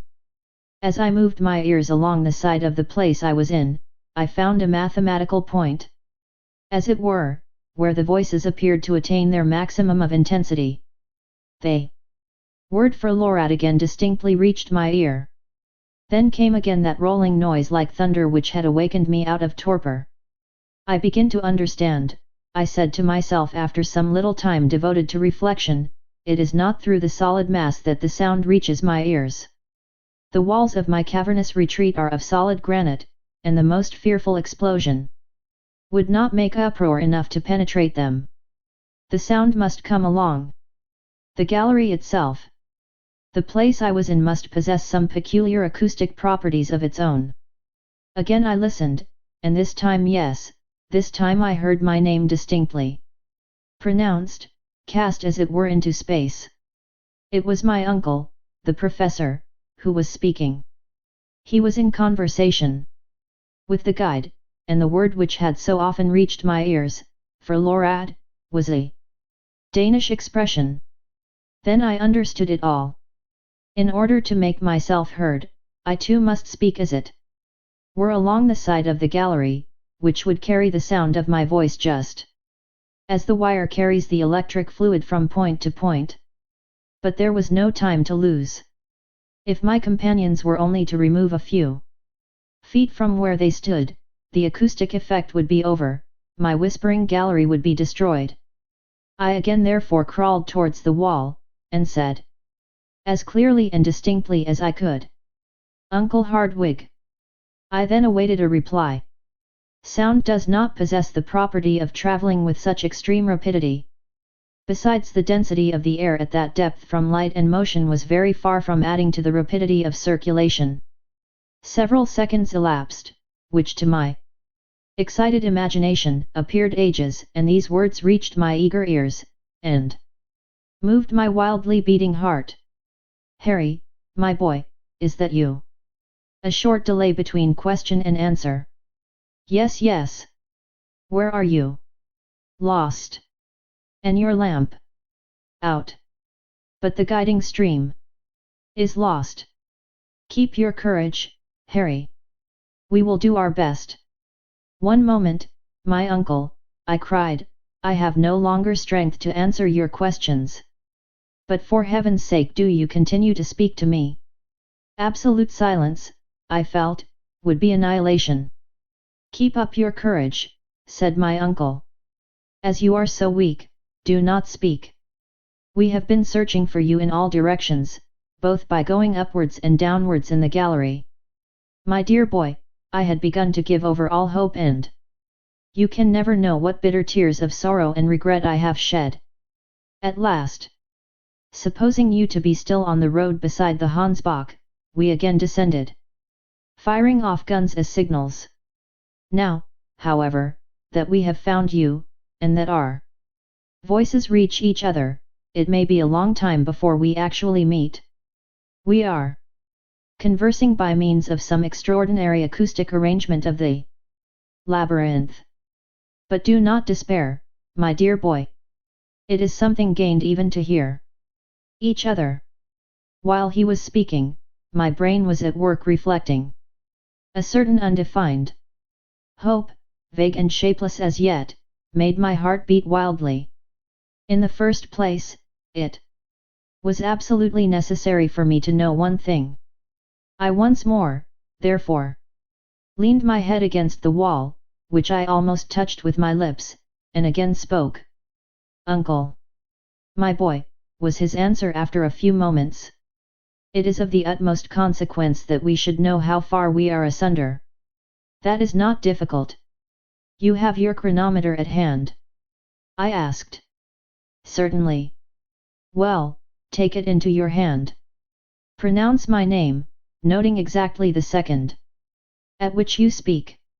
I will reply as soon as I hear your words, and you will then note exactly the moment at which my reply reaches you. Very good, and the meantime between my question and your answer will be the time occupied by my voice in reaching you. That is exactly what I mean, uncle, was my eager reply. Are you ready? Yes. Well, make ready, I am about to pronounce your name, said the professor. I applied my ear close to the sides of the cavernous gallery, and as soon as the word Harry reached my ear, I turned round and, placing my lips to the wall, repeated the sound. 40 seconds, said my uncle. There has elapsed 40 seconds between the two words. The sound, therefore, takes 20 seconds to ascend. Now, allowing 1,020 feet for every second, we have 20,400 feet, a league and a half and 1/8. These words fell on my soul like a kind of death knell. A league and a half, I muttered in a low and despairing voice. It shall be got over, my boy, cried my uncle in a cheery tone, depend on us. But do you know whether to ascend or descend? I asked faintly enough. We have to descend, and I will tell you why. You have reached a vast open space, a kind of bare crossroad, from which galleries diverge in every direction. That in which you are now lying must necessarily bring you to this point, for it appears that all these mighty fissures, these fractures of the globe's interior, radiate from the vast cavern which we at this moment occupy. Rouse yourself, then, have courage and continue your route. Walk if you can, if not drag yourself along, slide, if nothing else is possible. The slope must be rather rapid and you will find strong arms to receive you at the end of your journey. Make a start. Like a good fellow. These words served to rouse some kind of courage in my sinking frame. Farewell for the present, good uncle, I am about to take my departure. As soon as I start, our voices will cease to commingle. Farewell, then, until we meet again. Adieu, Harry, until we say welcome. Such were the last words which reached my anxious ears before I commenced my weary and almost hopeless journey. This wonderful and surprising conversation which took place through the vast mass of the earth's labyrinth, these words exchanged, the speakers being about 5 miles apart, ended with hopeful and pleasant expressions. I breathed one more prayer to heaven, I sent up words of thanksgiving, believing in my inmost heart that he had led me to the only place where the voices of my friends could reach my ears. This apparently astounding acoustic mystery is easily explainable by simple natural laws. It arose from the conductibility of the rock. There are many instances of this singular propagation of sound which are not perceptible in its less mediate positions. In the interior gallery of St. Paul's, and amid the curious caverns in Sicily, these phenomena are observable. The most marvelous of them all is known as the ear of Dionysius. These memories of the past, of my early reading and studies, came fresh to my thoughts. Moreover, I began to reason that if my uncle and I could communicate at so great a distance, no serious obstacle could exist between us. All I had to do was to follow the direction whence the sound had reached me, and logically putting it, I must reach him if my strength did not fail. I accordingly rose to my feet. I soon found, however, that I could not walk, that I must drag myself along. The slope, as I expected, was very rapid, but I allowed myself to slip down. Soon the rapidity of the descent began to assume frightful proportions, and menaced a fearful fall. I clutched at the sides, I grasped at projections of rocks, I threw myself backwards. All in vain. My weakness was so great I could do nothing to save myself. Suddenly earth failed me. I was first launched into a dark and gloomy void. I then struck against the projecting asperities of a vertical gallery, a perfect well. My head bounded against a pointed rock, and I lost all knowledge of existence. As far as I was concerned, death had claimed me for his own. Chapter 26. A rapid recovery. When I returned to the consciousness of existence, I found myself surrounded by a kind of semi-obscurity, lying on some thick and soft coverlets. My uncle was watching, his eyes fixed intently on my countenance, a grave expression on his face, a tear in his eye. At the first sigh which struggled from my bosom, he took hold of my hand. When he saw my eyes open and fix themselves upon his, he uttered a loud cry of joy. He lives! He lives! Yes, my good uncle, I whispered. My dear boy, continued the grim professor, clasping me to his heart, you are saved. I was deeply and unaffectedly touched by the tone in which these words were uttered, and even more by the kindly care which accompanied them. The professor, however, was one of those men who must be severely tried in order to induce any display of affection or gentle emotion. At this moment our friend Hans, the guide, joined us.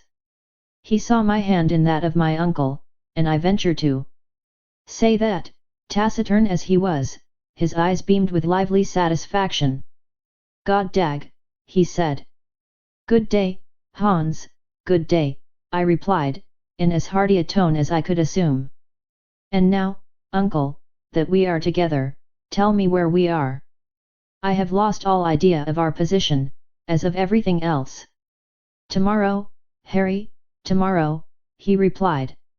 Today you are far too weak. Your head is surrounded with bandages and poultices that must not be touched. Sleep. My boy, sleep, and tomorrow you will know all that you require. But, I cried, let me know what o'clock it is, what day it is. It is now 11 o'clock at night, and this is once more Sunday. It is now the 9th of the month of August. And I distinctly prohibit you from asking any more questions until the 10th of the same. I was, if the truth were told, very weak indeed, and my eyes soon closed involuntarily.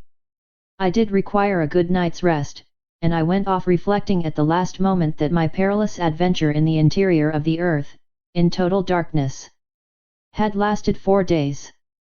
On the morning of the next day, at my awakening, I began to look around me.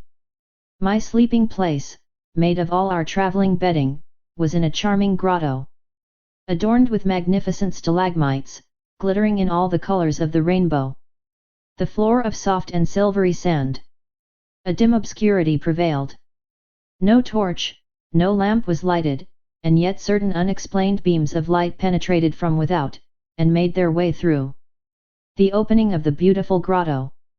I, moreover, heard a vague and indefinite murmur, like the ebb and flow of waves upon a strand, and sometimes I verily believed I could hear the sighing of the wind.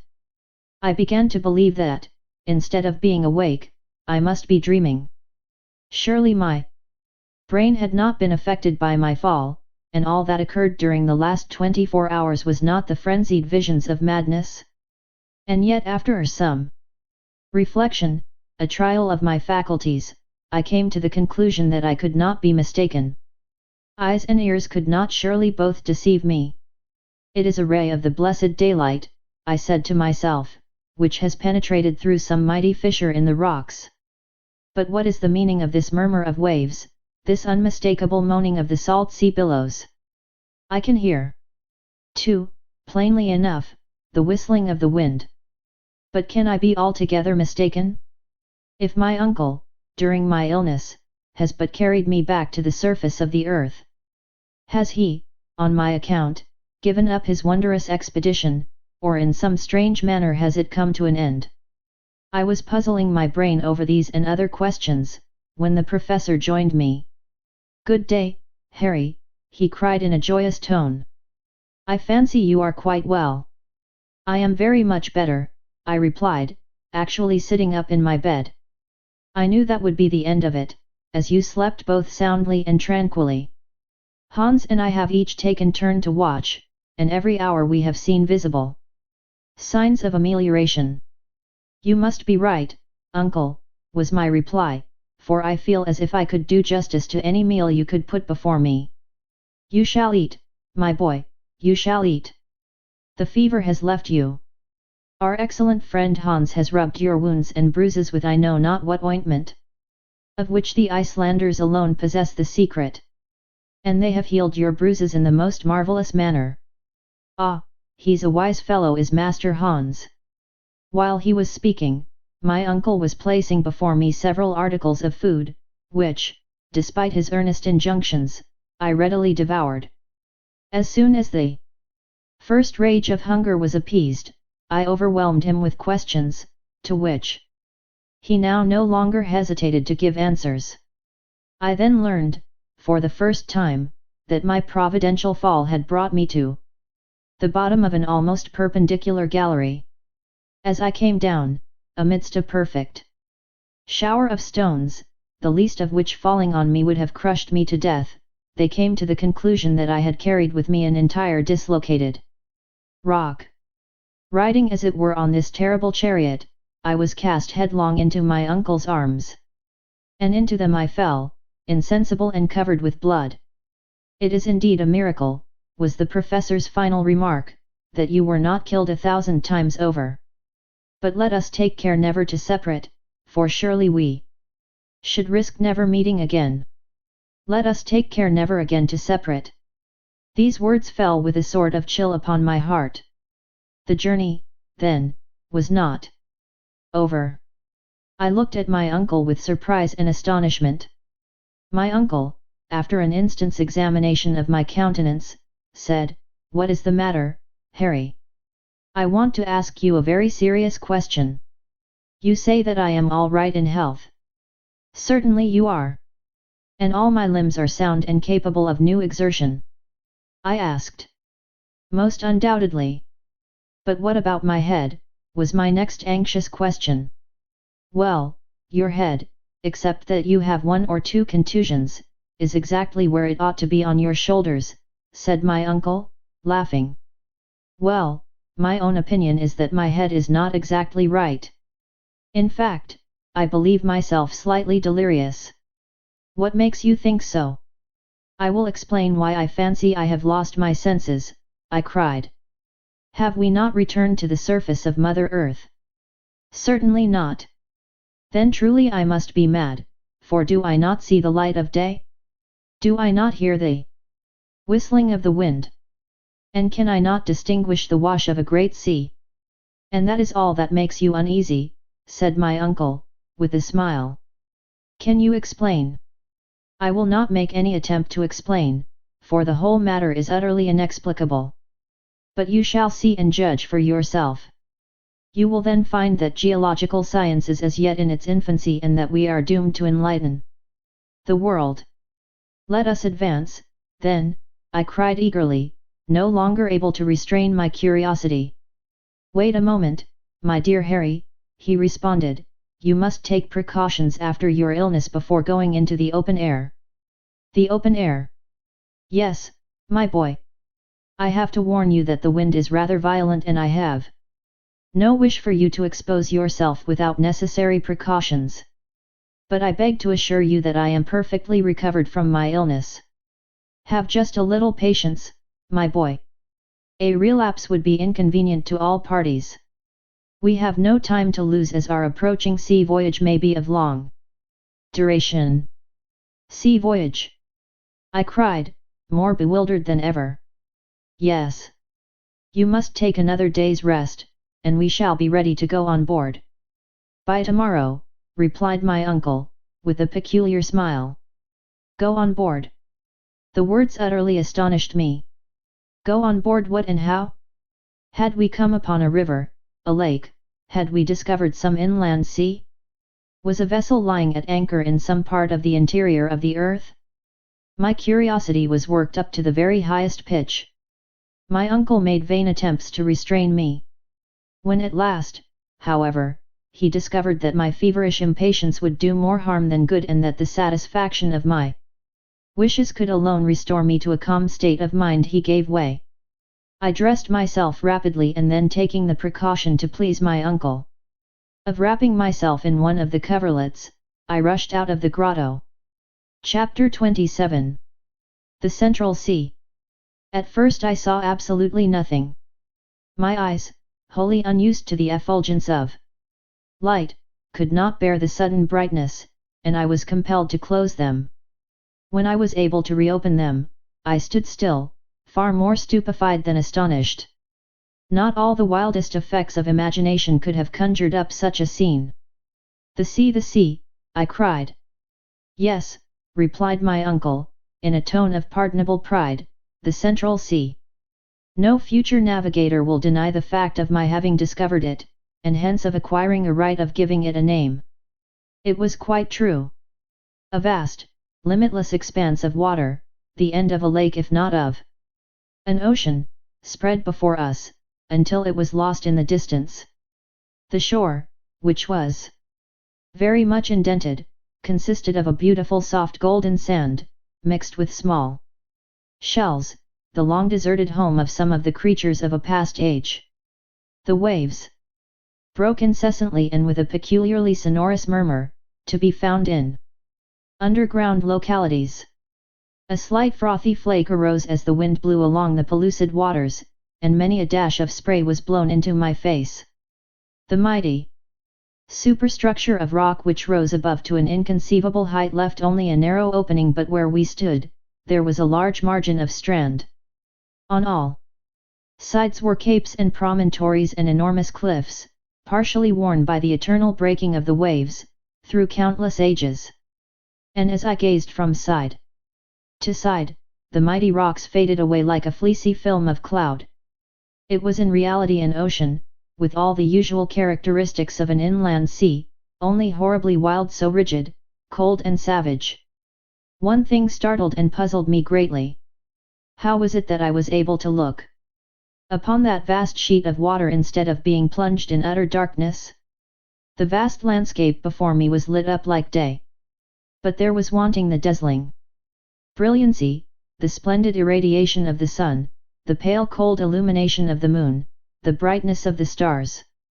The illuminating power in this subterranean region, from its trembling and recurring character, its clear dry whiteness, the very slight elevation of its temperature, its great superiority to that of the moon, was evidently electric, something in the nature of the aurora borealis, only that its phenomena were constant, and able to light up the whole of the ocean cavern. The tremendous vault above our heads, the sky, so to speak, appeared to be composed of a conglomeration of nebulous vapors, in constant motion.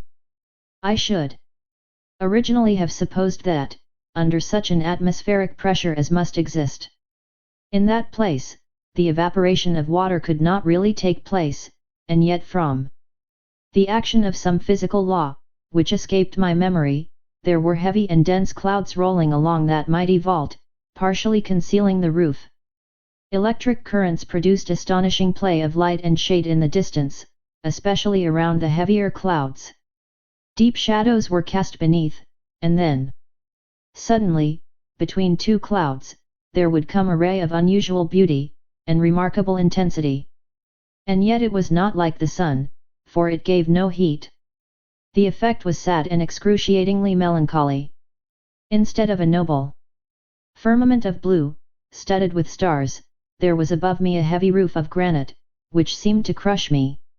Gazing around, I began to think of the theory of the English captain who compared the earth to a vast hollow sphere in the interior of which the air is retained in a luminous state by means of atmospheric pressure, while two stars, Pluto and Proserpine, circled there in their mysterious orbits.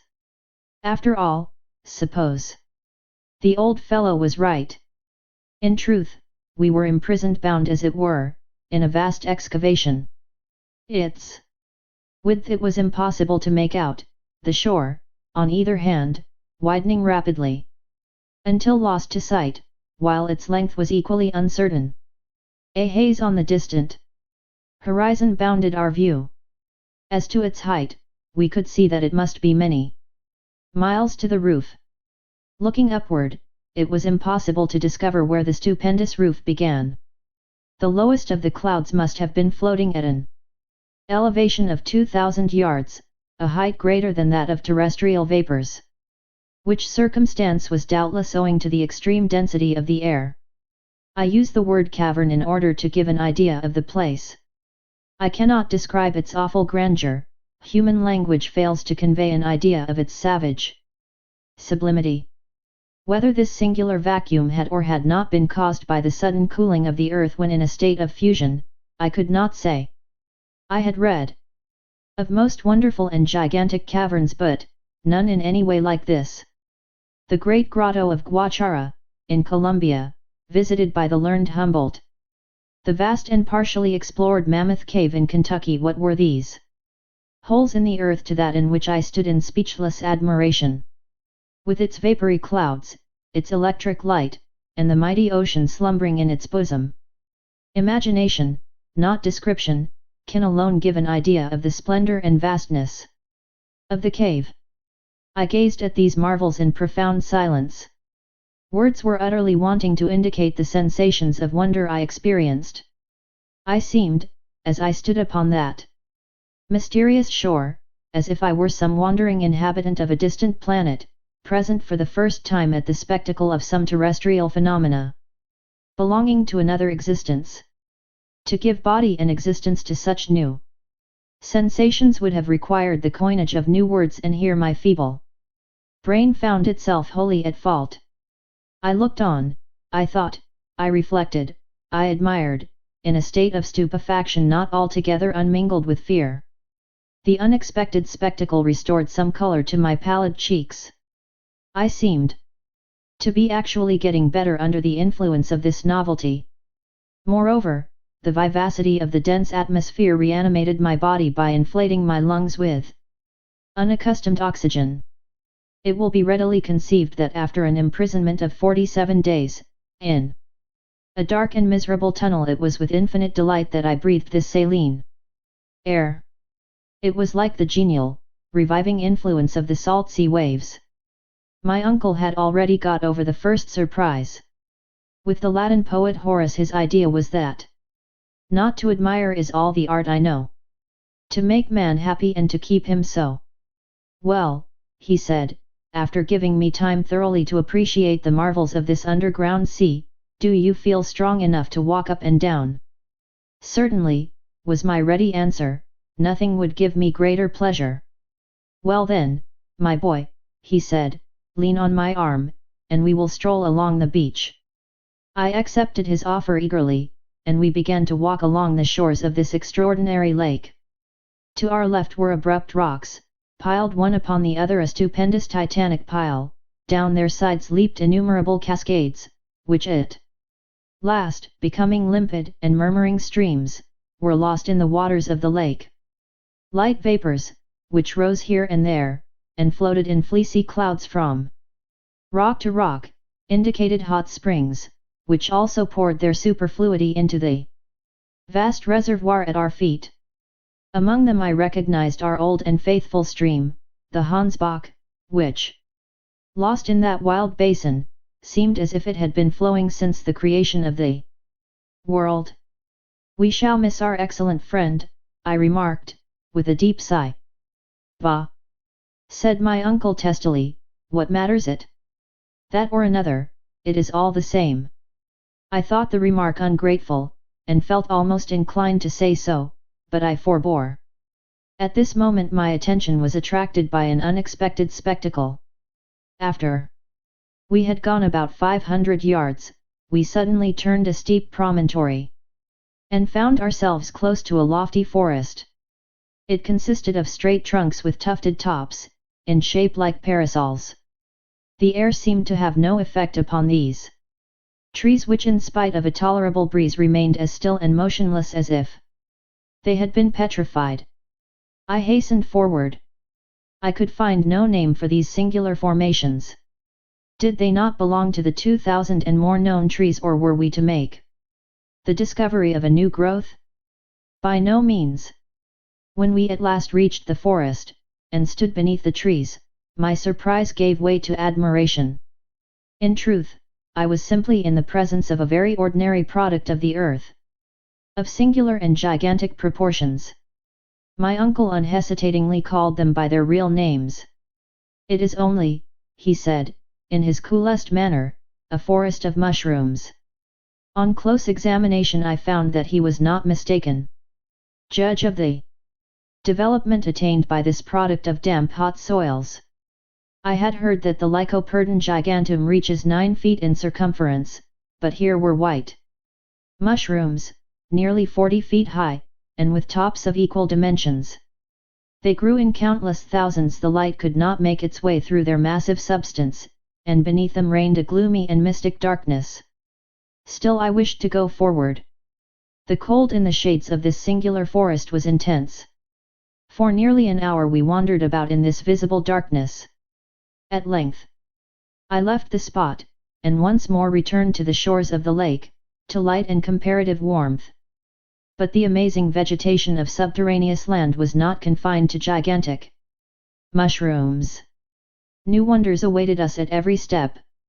We had not gone many 100 yards, when we came upon a mighty group of other trees with discolored leaves, the common humble trees of Mother Earth, of an exorbitant and phenomenal size, lycopods 100 feet high, flowering ferns as tall as pines, gigantic grasses. Astonishing, magnificent, splendid, cried my uncle, here we have before us the whole flora of the second period of the world, that of transition. Behold the humble plants of our gardens, which in the first ages of the world were mighty trees. Look around you, my dear Harry. No botanist ever before gazed on such a sight. My uncle's enthusiasm, always a little more than was required, was now excusable. You are right, uncle, I remarked.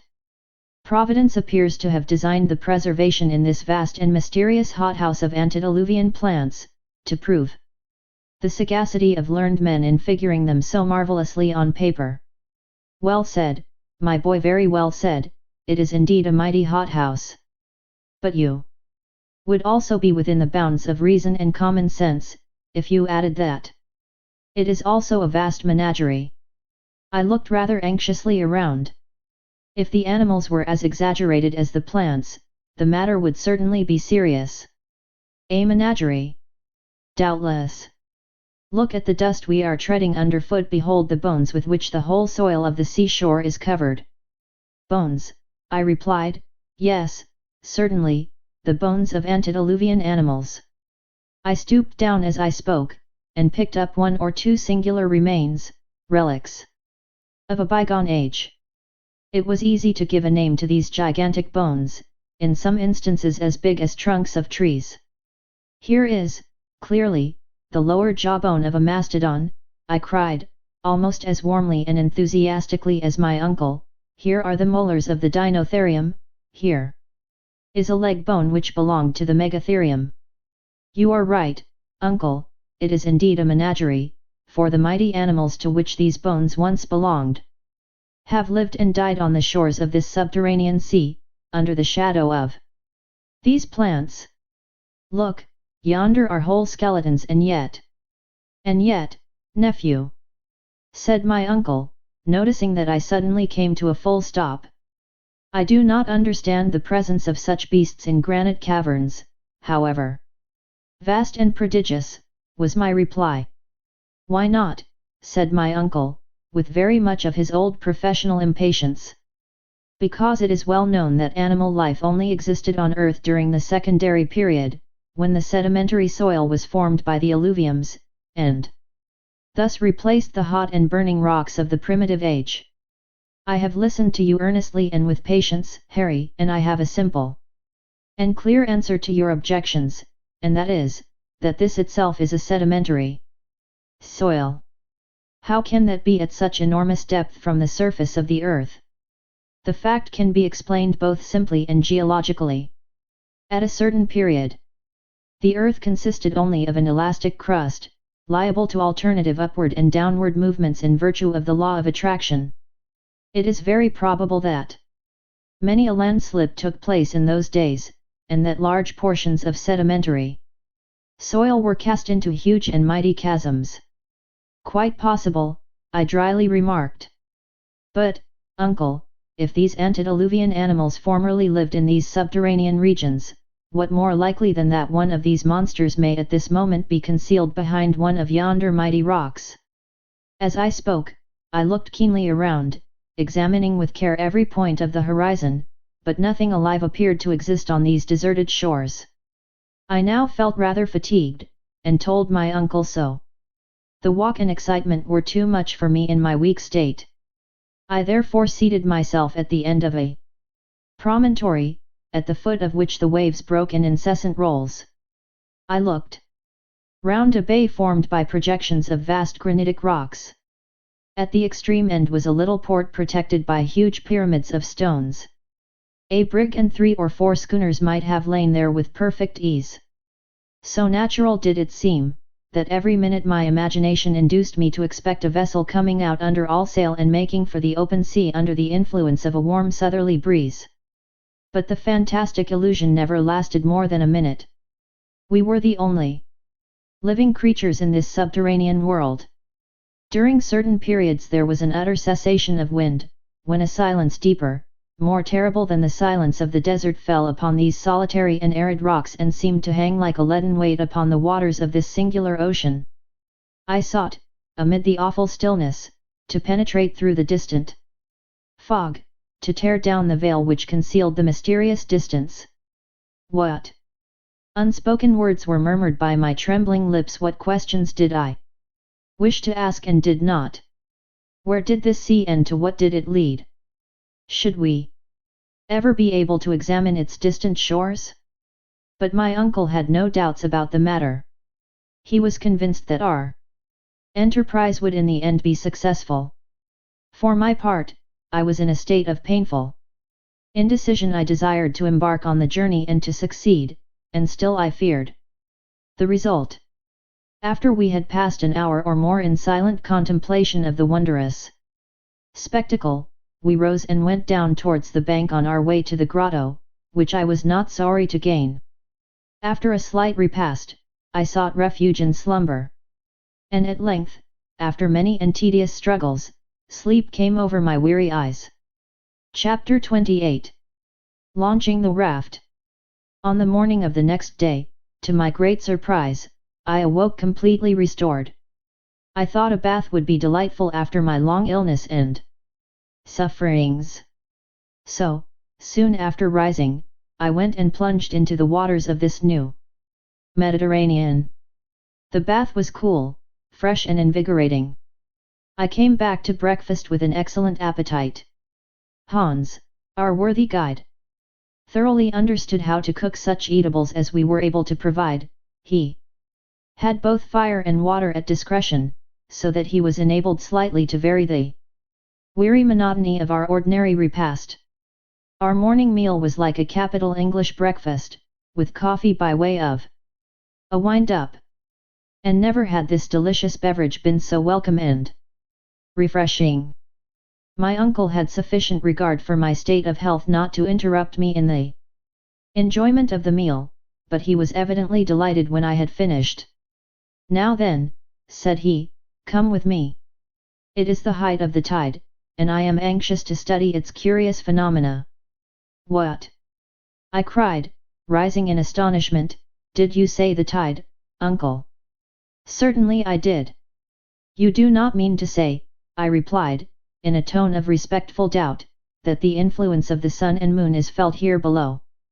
"And pray why not? Are not all bodies influenced by the law of universal attraction? Why should this vast underground sea be exempt from the general law, the rule of the universe? Besides, there is nothing like that which is proved and demonstrated. Despite the great atmospheric pressure down here, you will notice that this inland sea rises and falls with as much regularity as the Atlantic itself." As my uncle spoke, we reached the sandy shore and saw and heard the waves breaking monotonously on the beach. They were evidently rising. "This is truly the flood," I cried, looking at the water at my feet. "Yes, my excellent nephew," replied my uncle, rubbing his hands with the gusto of a philosopher, "and you see by these several streaks of foam that the tide rises at least 10 or 12 feet. It is indeed marvellous." "By no means," he responded, "on the contrary, it is quite natural."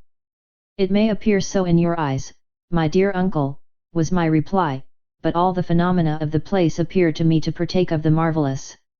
It is almost impossible to believe that which I see. Who in his wildest dreams could have imagined that, beneath the crust of our earth, there could exist a real ocean, with ebbing and flowing tides, with its changes of winds, and even its storms? I for one should have laughed the suggestion to scorn. But, Harry, my boy, why not? Inquired my uncle, with a pitying smile. Is there any physical reason in opposition to it? Well, if we give up the great theory of the central heat of the earth, I certainly can offer no reasons why anything should be looked upon as impossible. Then you will own, he added, that the system of Sir Humphry Davy is wholly justified by what we have seen. I allow that it is, and that point once granted, I certainly can see no reason for doubting the existence of seas and other wonders, even countries, in the interior of the globe. That is so, but of course these varied countries are uninhabited. Well, I grant that it is more likely than not. Still, I do not see why this sea should not have given shelter to some species of unknown fish. Hitherto we have not discovered any, and the probabilities are rather against our ever doing so, observed the professor. I was losing my skepticism in the presence of these wonders. Well, I am determined to solve the question. It is my intention to try my luck with my fishing line and hook. Certainly, make the experiment, said my uncle, pleased with my enthusiasm. While we are about it, it will certainly be only proper to discover all the secrets of this extraordinary region.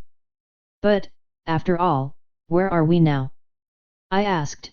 All this time I have quite forgotten to ask you a question, which, doubtless, your philosophical instruments have long since answered. Well, replied the professor, examining the situation from only one point of view, we are now distant 350 leagues from Iceland. So much, was my exclamation. I have gone over the matter several times, and am sure not to have made a mistake of 500 yards, replied my uncle positively. And as to the direction, are we still going to the southeast? Yes, with a western declination 2 of 19 degrees, 42 minutes, just as it is above. As for the inclination 3, I have discovered a very curious fact.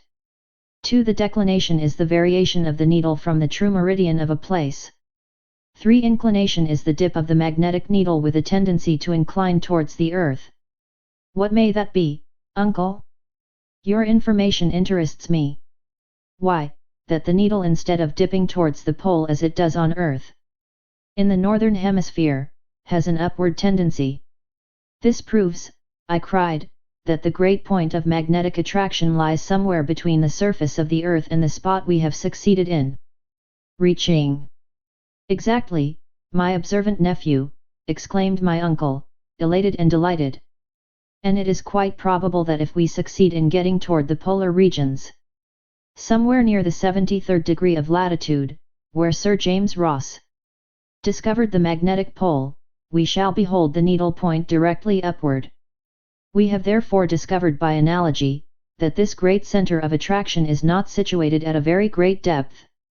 Well, said I, rather surprised, this discovery will astonish experimental philosophers. It was never suspected. Science, great, mighty and in the end unerring, replied my uncle dogmatically, science has fallen into many errors which have been fortunate and useful rather than otherwise, for they have been the stepping stones to truth. After some further discussion, I turned to another matter. Have you any idea of the depth we have reached? We are now, continued the professor, exactly 35 leagues above 100 miles down into the interior of the earth. So, said I, after measuring the distance on the map, we are now beneath the Scottish Highlands, and have over our heads the lofty Grampian Hills. You are quite right, said the professor, laughing. It sounds very alarming, the weight being heavy, but the vault which supports this vast mass of earth and rock is solid and safe. The mighty architect of the universe has constructed it of solid materials. Man, even in his highest flights of vivid and poetic imagination, never thought of such things. What are the finest arches of our bridges, what the vaulted roofs of our cathedrals, to that mighty dome above us, and beneath which floats an ocean with its storms and calms and tides. I admire it all as much as you can, uncle, and have no fear that our granite sky will fall upon our heads. But now that we have discussed matters of science and discovery, what are your future intentions? Are you not thinking of getting back to the surface of our beautiful earth. This was said more as a feeler than with any hope of success. Go back, nephew, cried my uncle in a tone of alarm, you are not surely thinking of anything so absurd or cowardly. No, my intention is to advance and continue our journey. We have as yet been singularly fortunate, and henceforth I hope we shall be more so. But, said I, how are we to cross yonder liquid plain? It is not my intention to leap into it head foremost, or even to swim across it, like Leander over the Hellespont. But as oceans are, after all, only great lakes, inasmuch as they are surrounded by land, so does it stand to reason, that this central sea is circumscribed by granite surroundings. Doubtless, was my natural reply. Well, then, do you not think that when once we reach the other end, we shall find some means of continuing our journey? Probably, but what extent do you allow to this internal ocean? Well, I should fancy it to extend about 40 or 50 leagues more or less. But even supposing this approximation to be a correct one, what then? I asked. My dear boy, we have no time for further discussion. We shall embark tomorrow. I looked around with surprise and incredulity. I could see nothing in the shape of boat or vessel. What? I cried, we are about to launch out upon an unknown sea, and where, if I may ask, is the vessel to carry us? Well, my dear boy, it will not be exactly what you would call a vessel. For the present we must be content with a good and solid raft.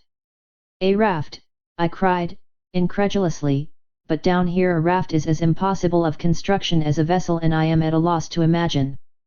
My good Harry, if you were to listen instead of talking so much, you would hear, said my uncle, waxing a little impatient. I should hear.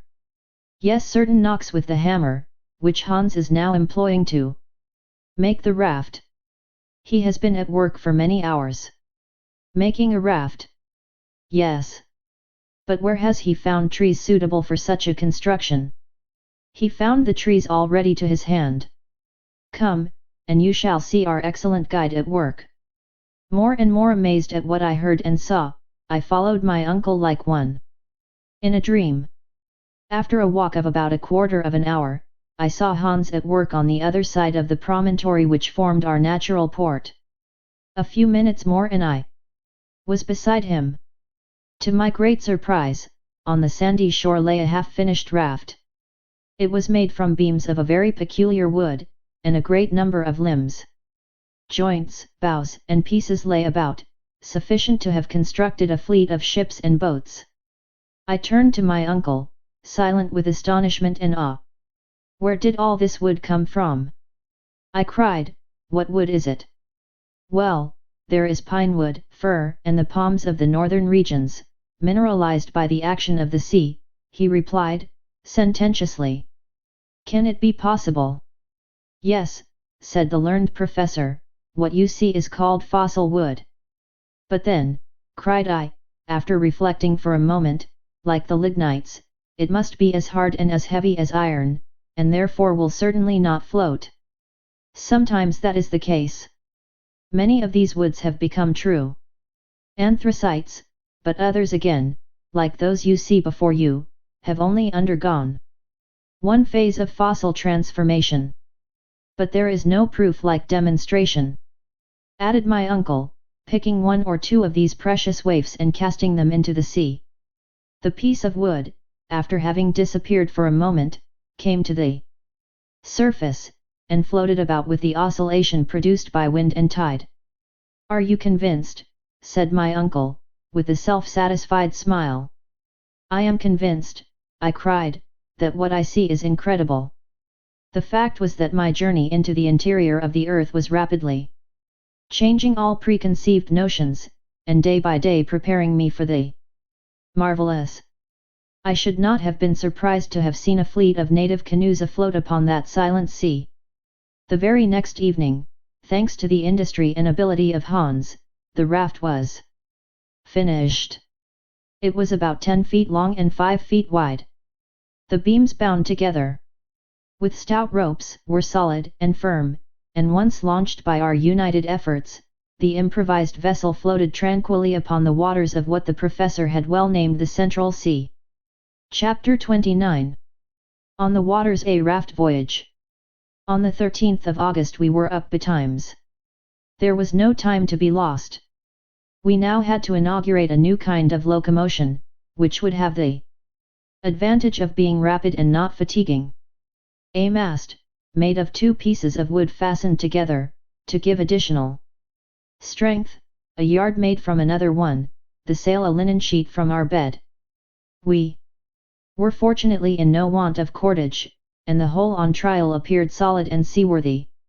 At 6 o'clock in the morning, when the eager and enthusiastic professor gave the signal to embark, the victuals, the luggage, all our instruments, our weapons, and a goodly supply of sweet water, which we had collected from springs in the rocks, were placed on the raft. Hans had, with considerable ingenuity, contrived a rudder, which enabled him to guide the floating apparatus with ease. He took the tiller, as a matter of course. The worthy man was as good a sailor as he was a guide and duck hunter. I then let go the painter which held us to the shore, the sail was brought to the wind, and we made a rapid offing. Our sea voyage had at length commenced, and once more we were making for distant and unknown regions. Just as we were about to leave the little port where the raft had been constructed, my uncle, who was very strong as to geographic nomenclature, wanted to give it a name, and among others, suggested mine. "Well," said I, "before you decide I have another to propose." "Well, out with it." "I should like to call it Gretchen. Port Gretchen will sound very well on our future map." "Well then, Port Gretchen let it be," said the professor. And thus it was that the memory of my dear girl was attached to our adventurous and memorable expedition. When we left the shore the wind was blowing from the northward and eastward. We went directly before the wind at a much greater speed than might have been expected from a raft. The dense layers of atmosphere at that depth had great propelling power and acted upon the sail with considerable force. At the end of an hour, my uncle, who had been taking careful observations, was enabled to judge of the rapidity with which we moved. It was far beyond anything seen in the upper world. "If," he said, "we continue to advance at our present rate, we shall have travelled at least 30 leagues in 24 hours. With a mere raft this is an almost incredible velocity." I certainly was surprised, and without making any reply went forward upon the raft. Already the northern shore was fading away on the edge of the horizon. The 2 shores appeared to separate more and more, leaving a wide and open space for our departure. Before me I could see nothing but the vast and apparently limitless sea upon which we floated, the only living objects in sight. Huge and dark clouds cast their grey shadows below shadows which seemed to crush that colourless and sullen water by their weight. Anything more suggestive of gloom and of regions of nether darkness I never beheld.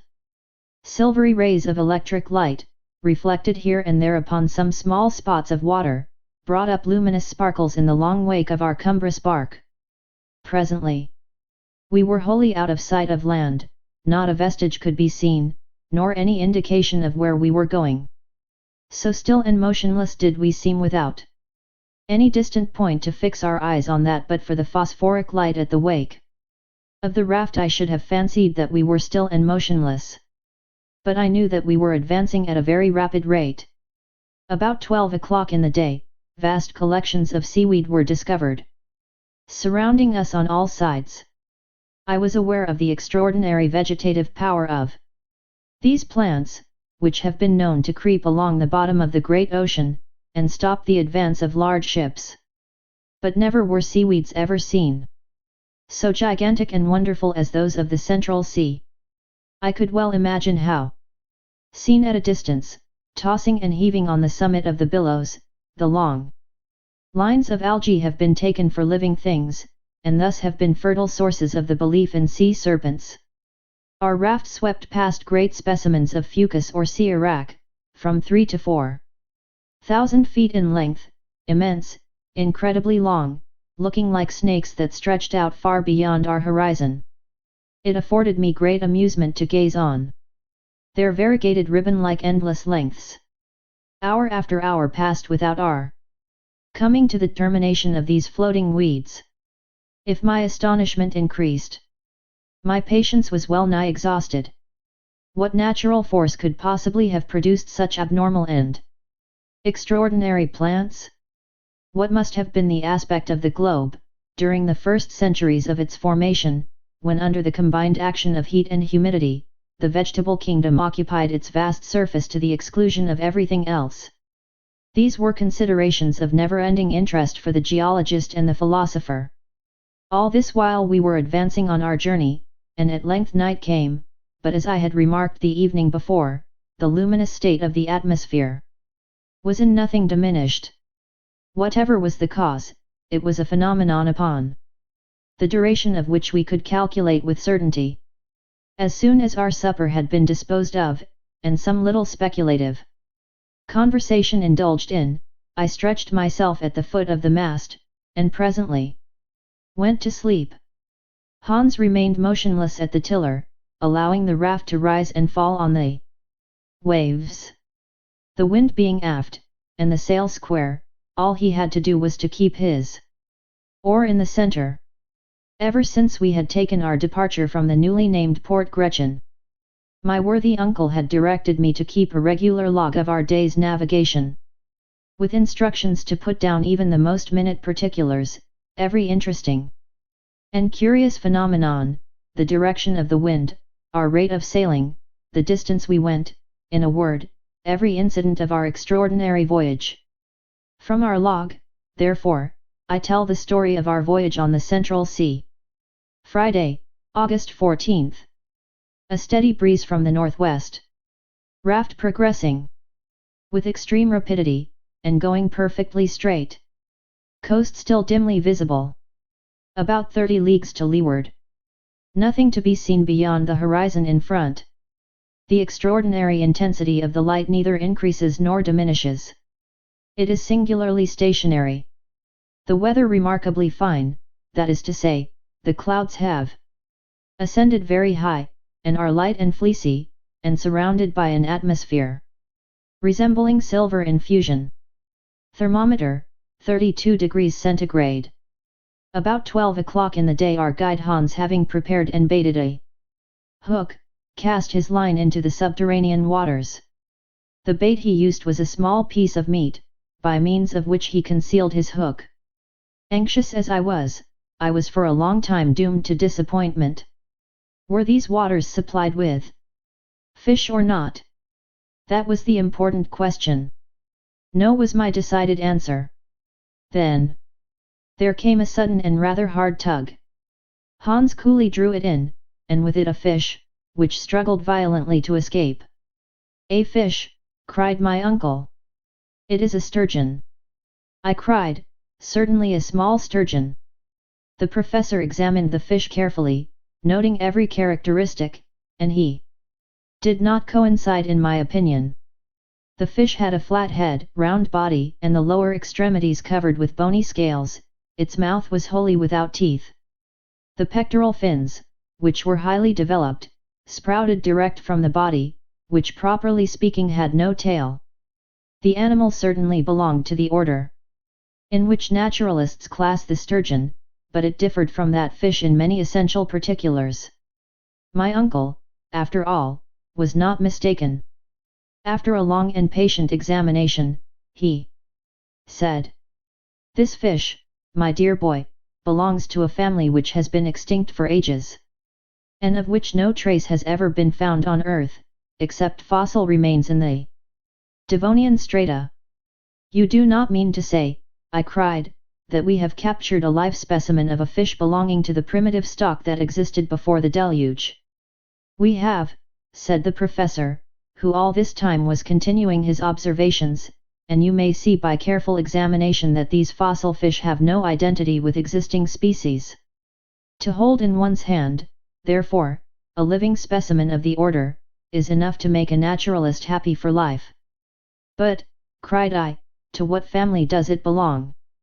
To the order of ganoids, an order of fish having angular scales, covered with bright enamel, forming one of the family of the cephalaspides, of the genus. Well, sir, I remarked, as I noticed my uncle hesitated to conclude. To the genus Pteryctus, yes, I am certain of it. Still, though I am confident of the correctness of my surmise, this fish offers to our notice a remarkable peculiarity, never known to exist in any other fish but those which are the natives of subterranean waters, wells, lakes, in caverns, and such like hidden pools. And what may that be? It is blind. Blind? I cried, much surprised.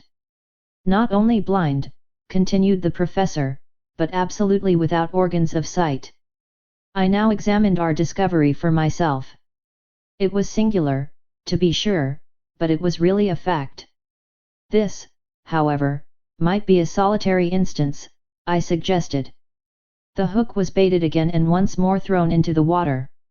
This subterranean ocean must have been tolerably well supplied with fish, for in 2 hours we took a large number of Pteryctus, as well as other fish belonging to another supposed extinct family, the Dipterides, a genus of fish, furnished with 2 fins only, whence the name, though my uncle could not class it exactly. All, without exception, however, were blind. This unexpected capture enabled us to renew our stock of provisions in a very satisfactory way.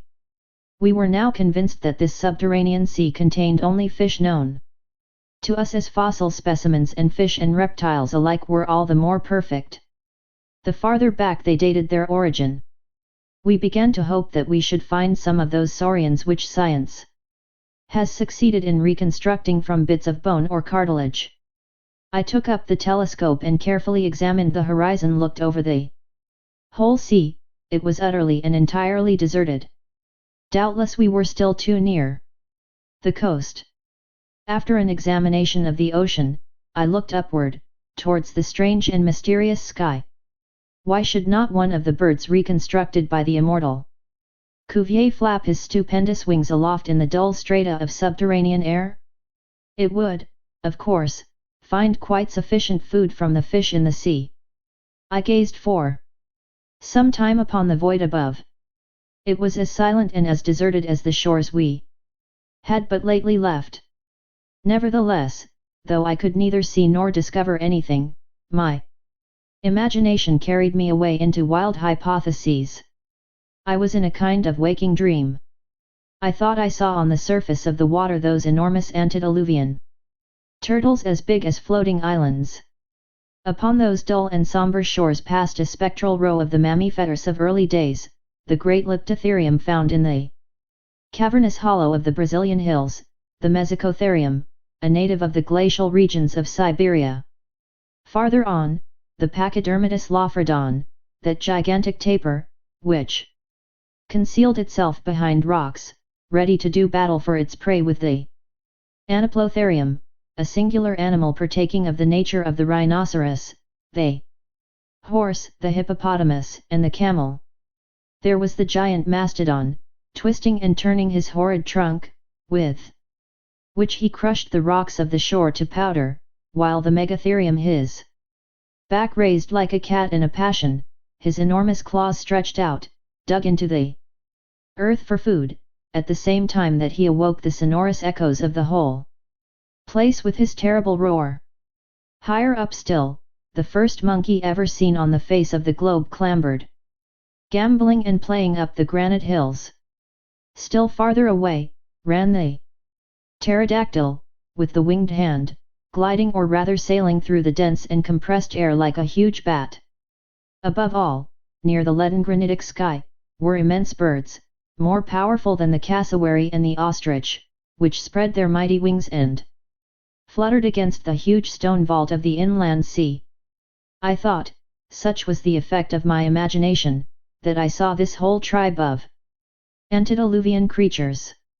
I carried myself back to far ages, long before man existed.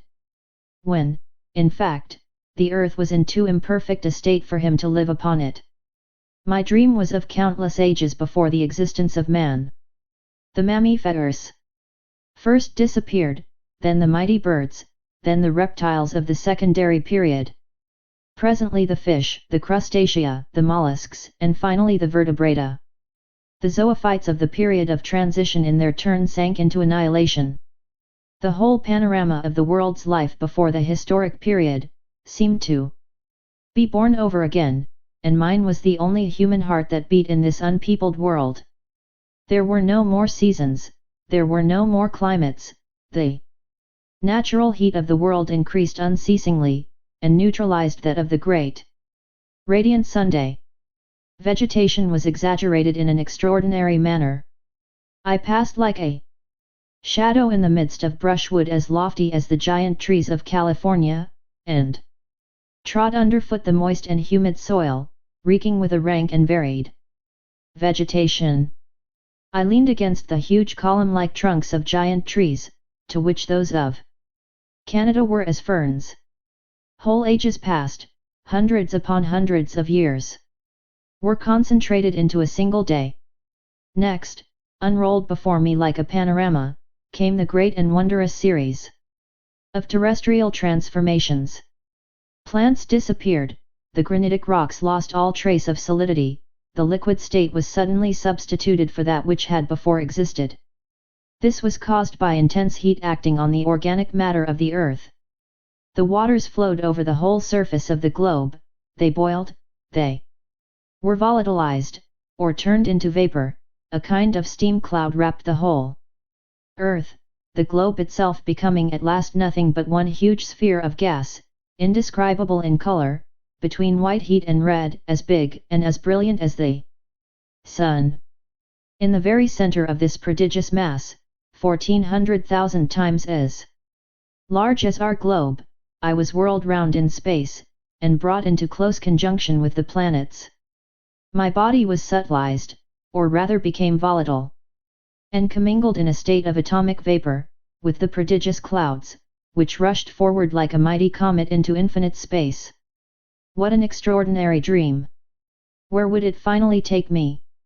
My feverish hand began to write down the marvelous details more like the imaginings of a lunatic than anything sober and real. I had during this period of hallucination forgotten everything: the professor, the guide, and the raft on which we were floating. My mind was in a state of semi-oblivion. "What is the matter, Harry?" said my uncle suddenly. My eyes, which were wide opened like those of a somnambulist, were fixed upon him, but I did not see him, nor could I clearly make out anything around me. "Take care, my boy," again cried my uncle, "you will fall into the sea."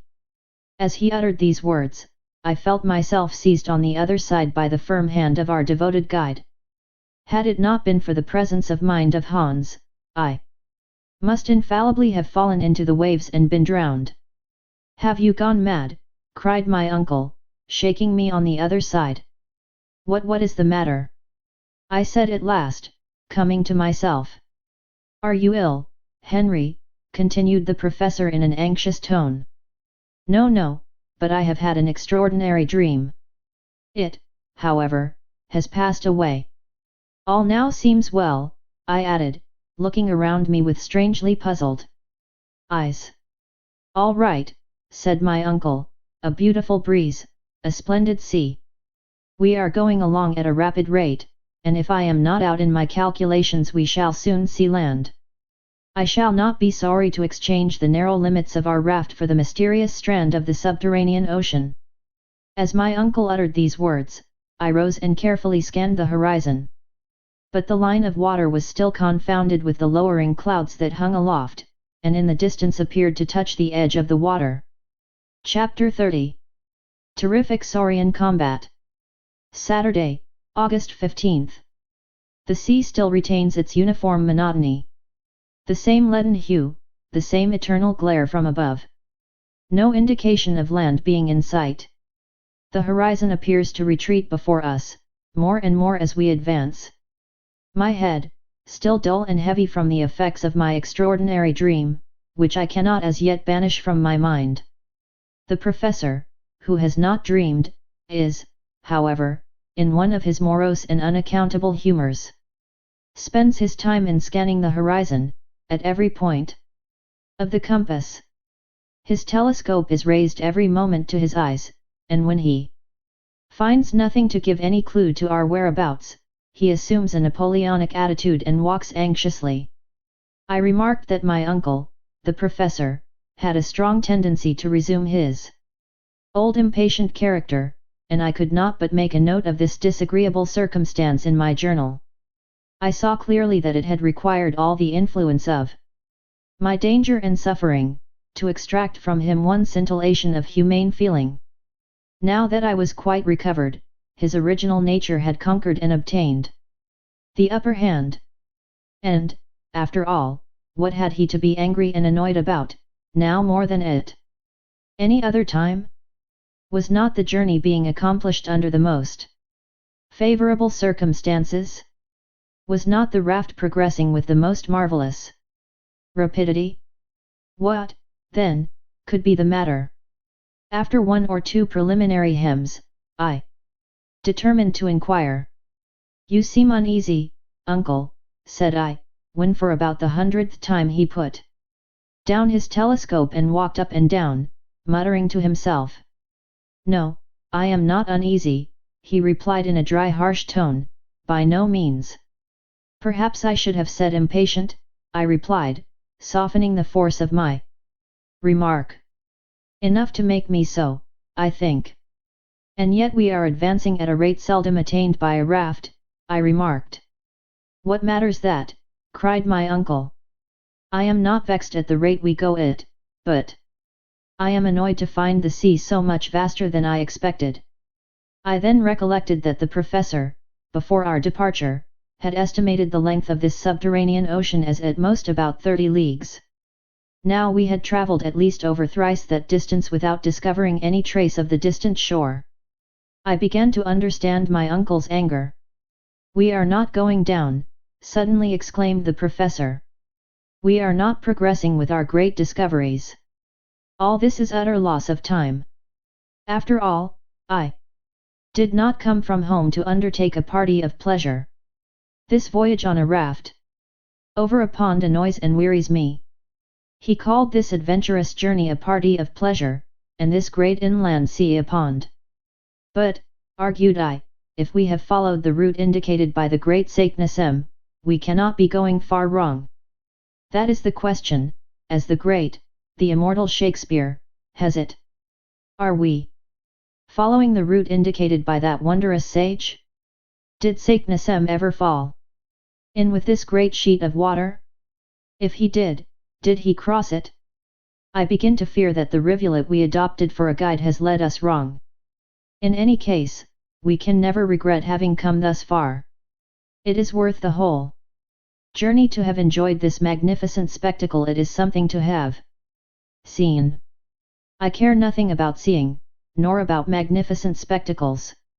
I came down into the interior of the earth with an object, and that object I mean to attain.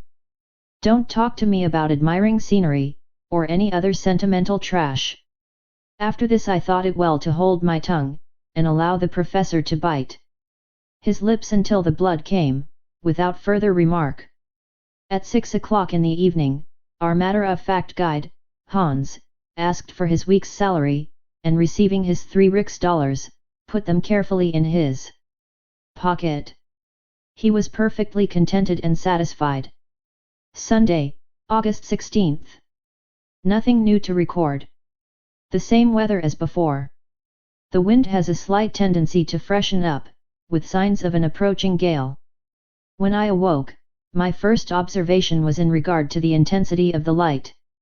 I keep on fearing, day after day, that the extraordinary electric phenomenon should become first obscured, and then go wholly out, leaving us in total darkness. Nothing, however, of the kind occurs. The shadow of the raft, its mast and sails, is clearly distinguished on the surface of the water. This wondrous sea is, after all, infinite in its extent. It must be quite as wide as the Mediterranean or perhaps even as the great Atlantic Ocean. Why, after all, should it not be so? My uncle has on more than one occasion tried deep-sea soundings. He tied the cross of one of our heaviest crowbars to the extremity of a cord, which he allowed to run out to the extent of 200 fathoms. We had the greatest difficulty in hoisting in our novel kind of lead. When the crowbar was finally dragged on board, Hans called my attention to some singular marks upon its surface. The piece of iron looked as if it had been crushed between two very hard substances. I looked at our worthy guide with an inquiring glance. "Tender," said he. Of course I was at a loss to understand. I turned round towards my uncle, absorbed in gloomy reflections. I had little wish to disturb him from his reverie. I accordingly turned once more towards our worthy Icelander. Hans very quietly and significantly opened his mouth once or twice, as if in the act of biting, and in this way made me understand his meaning. "Teeth!" cried I, with stupefaction, as I examined the bar of iron with more attention. "Yes. There can be no doubt about the matter. The indentations on the bar of iron are the marks of teeth. What jaws must the owner of such molars be possessed of? Have we then come upon a monster of unknown species, which still exists within the vast waste of waters, a monster more voracious than a shark, more terrible and bulky than the whale? I am unable to withdraw my eyes from the bar of iron, actually half crushed. Is, then, my dream about to come true, a dread and terrible reality? All day my thoughts were bent upon these speculations, and my imagination scarcely regained a degree of calmness and power of reflection until after a sleep of many hours. This day, as on other Sundays, we observed as a day of rest and pious meditation. Monday, August 17th. I have been trying to realize from memory the particular instincts of those antediluvian animals of the secondary period, which, succeeding to the mollusca, to the crustacea, and to the fish, preceded the appearance of the race of mammifers. The generation of reptiles then reigned supreme upon the earth. These hideous monsters ruled everything in the seas of the secondary period, which formed the strata of which the Jura Mountains are composed. Nature had endowed them with perfect organization. What a gigantic structure was theirs, what vast and prodigious strength they possessed! The existing saurians, which include all such reptiles as lizards, crocodiles, and alligators, even the largest and most formidable of their class, are but feeble imitations of their mighty sires, the animals of ages long ago. If there were giants in the days of old, there were also gigantic animals. I shuddered as I evolved from my mind the idea and recollection of these awful monsters. No eye of man had seen them in the flesh.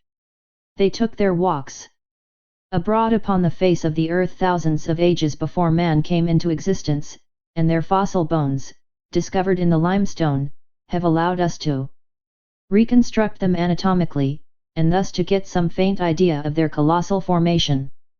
I recollect once seeing in the Great Museum of Hamburg the skeleton of one of these wonderful saurians. It measured no less than 30 feet from the nose to the tail. Am I, then, an inhabitant of the earth of the present day, destined to find myself face to face with a representative of this antediluvian family? I can scarcely believe it possible, I can hardly believe it true.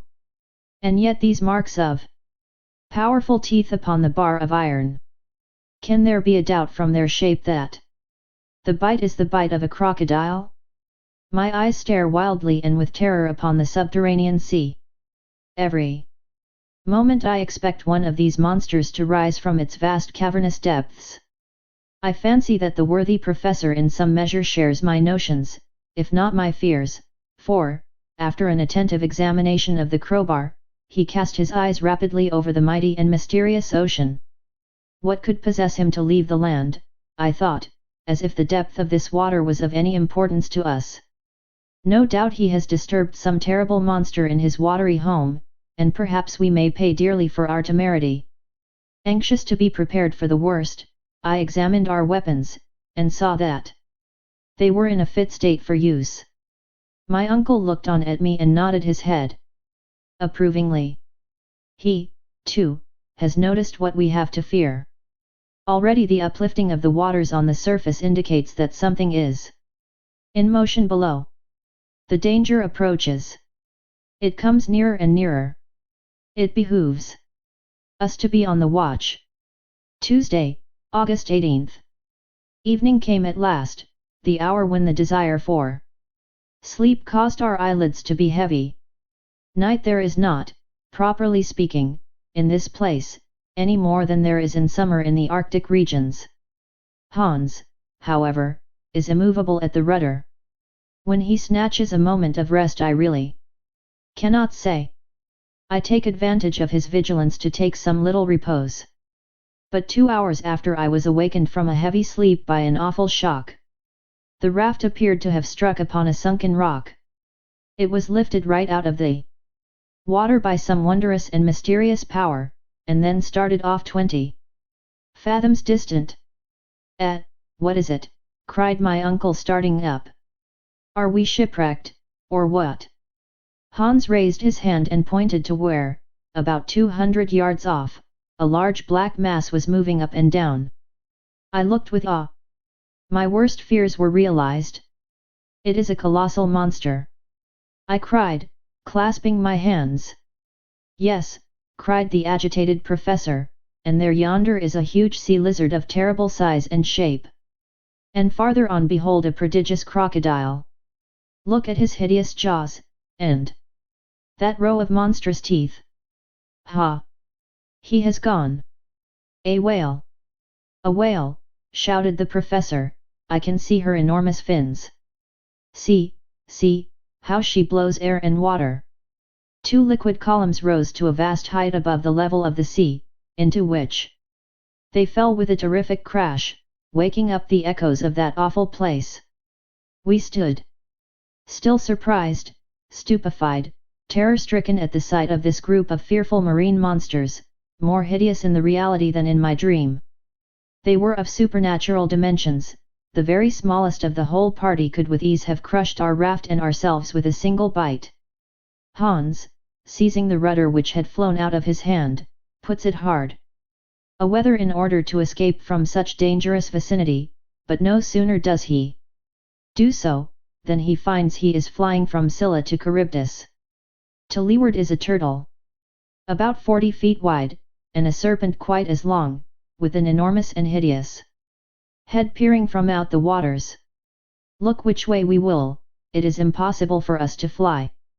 The fearful reptiles advanced upon us. They turned and twisted about the raft with awful rapidity. They formed around our devoted vessel a series of concentric circles. I took up my rifle in desperation. But what effect can a rifle ball produce upon the armor, scales with which the bodies of these horrid monsters are covered? We remain still and dumb from utter horror. They advance upon us, nearer and nearer. Our fate appears certain, fearful, and terrible. On one side the mighty crocodile, on the other the great sea serpent. The rest of the fearful crowd of marine prodigies have plunged beneath the briny waves and disappeared. I am about to fire at any risk and try the effect of a shot. Hans, the guide, however, interfered by a sign to check me. The 2 hideous and ravenous monsters passed within 50 fathoms of the raft, and then made a rush at one another, their fury and rage preventing them from seeing us. The combat commenced. We distinctly made out every action of the 2 hideous monsters. But to my excited imagination the other animals appeared about to take part in the fierce and deadly struggle. The monster, the whale, the lizard, and the turtle. I distinctly saw them every moment. I pointed them out to the Icelander. But he only shook his head. "TVA," he said. "What to only does he say? Surely he is mistaken," I cried in a tone of wonder. "He is quite right," replied my uncle coolly and philosophically, examining the terrible duel with his telescope and speaking as if he were in a lecture room. "How can that be? Yes, It is so. The first of these hideous monsters has the snout of a porpoise, the head of a lizard, the teeth of a crocodile, and it is this that has deceived us. It is the most fearful of all antediluvian reptiles, the world-renowned Ichthyosaurus or great fish lizard. And the other? The other is a monstrous serpent, concealed under the hard vaulted shell of the turtle, the terrible enemy of its fearful rival, the Plesiosaurus or sea crocodile. Hans was quite right. The two monsters only, disturbed the surface of the sea. At last have mortal eyes gazed upon two reptiles of the great primitive ocean. I see the flaming red eyes of the Ichthyosaurus, each as big, or bigger than a man's head. Nature in its infinite wisdom had gifted this wondrous marine animal with an optical apparatus of extreme power, capable of resisting the pressure of the heavy layers of water which rolled over him in the depths of the ocean where he usually fed.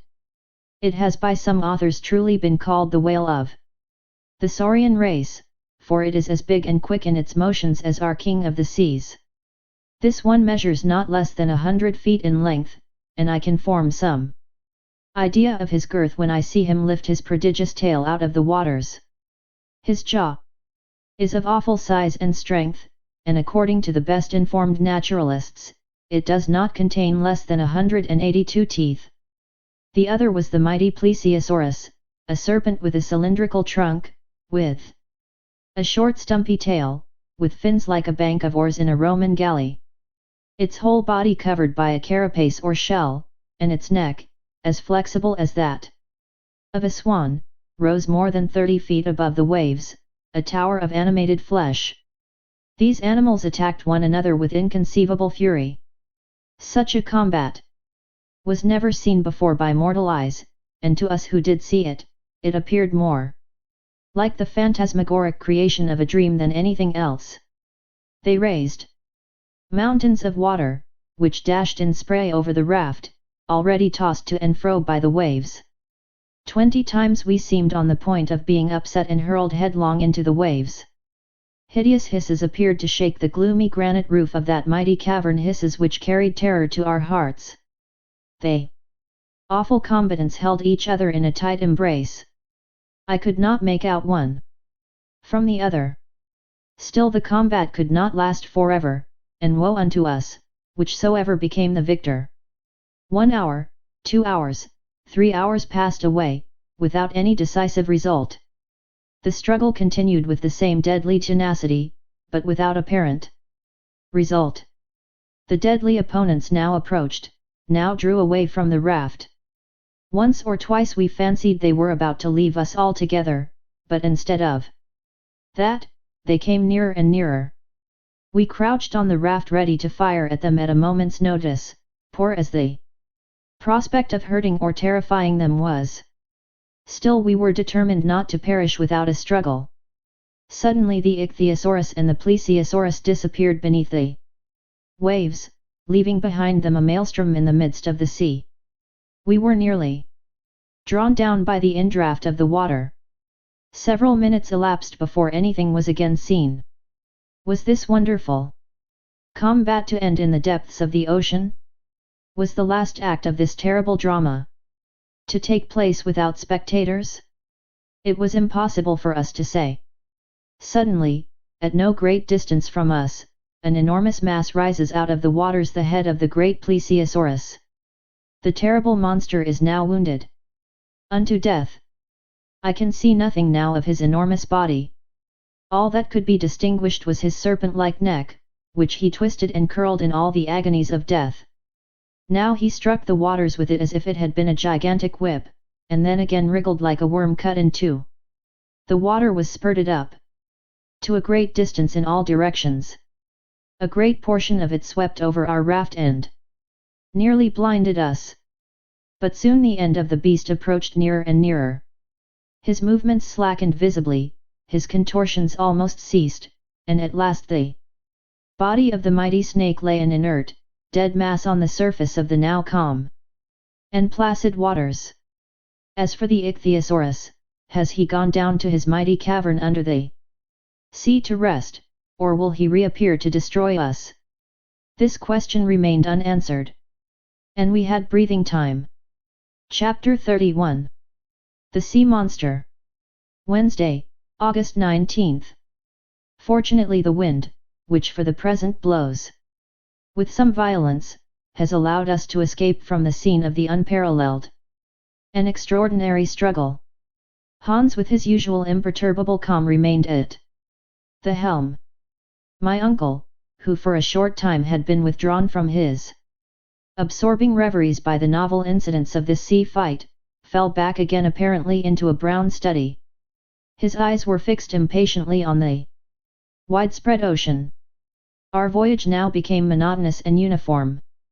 Dull as it has become, I have no desire to have it broken by any repetition of the perils and adventures of yesterday. Thursday, August 20th. The wind is now NNE, and blows very irregularly. It has changed to fitful gusts. The temperature is exceedingly high. We are now progressing at the average rate of about 10 miles and a half per hour. About 12 o'clock a distant sound as of thunder fell upon our ears. I make a note of the fact without even venturing a suggestion as to its cause. It was one continued roar as of a sea falling over mighty rocks.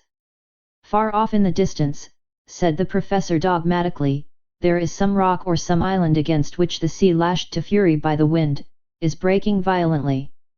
Hans, without saying a word, clambered to the top of the mast, but could make out nothing. The ocean was level in every direction as far as the eye could reach. 3 hours passed away without any sign to indicate what might be before us. The sound began to assume that of a mighty cataract. I expressed my opinion on this point strongly to my uncle. He merely shook his head. I, however, am strongly impressed by a conviction that I am not wrong. Are we advancing towards some mighty waterfall which shall cast us into the abyss? Probably this mode of descending into the abyss may be agreeable to the professor, because it would be something like the vertical descent he is so eager to make. I entertain a very different opinion. Whatever be the truth, it is certain that not many leagues distant there must be some very extraordinary phenomenon, for as we advance the roar becomes something mighty and stupendous. Is it in the water, or in the air? I cast hasty glances aloft at the suspended vapours, and I seek to penetrate their mighty depths. But the vault above is tranquil. The clouds, which are now elevated to the very summit, appear utterly still and motionless, and completely lost in the irradiation of electric light. It is necessary, therefore, to seek for the cause of this phenomenon elsewhere. I examine the horizon, now perfectly calm, pure, and free from all haze. Its aspect still remains unchanged. But if this awful noise proceeds from a cataract, if, so to speak in plain English, this vast interior ocean is precipitated into a lower basin, if these tremendous roars are produced by the noise of falling waters, the current would increase in activity, and its increasing swiftness would give me some idea of the extent of the peril with which we are menaced. I consult the current. It simply does not exist, there is no such thing. An empty bottle cast into the water lies to leeward without motion. About 4 o'clock Hans rises, clambers up the mast, and reaches the truck itself. From this elevated position his looks are cast around. They take in a vast circumference of the ocean. At last, his eyes remain fixed. His face expresses no astonishment, but his eyes slightly dilate. He has seen something at last, cried my uncle. I think so, I replied. Hans came down, stood beside us, and pointed with his right hand to the south. Near, he said. There, replied my uncle. And seizing his telescope, he looked at it with great attention for about a minute, which to me appeared an age. I knew not what to think or expect. Yes, yes, he cried in a tone of considerable surprise, there it is. What? I asked. A tremendous spurt of water rising out of the waves. Some other marine monster, I cried, already alarmed. Perhaps. Then let us steer more to the westward, for we know what we have to expect. From antediluvian animals, was my eager reply. Go ahead, said my uncle. I turned towards Hans. Hans was at the tiller steering with his usual imperturbable calm.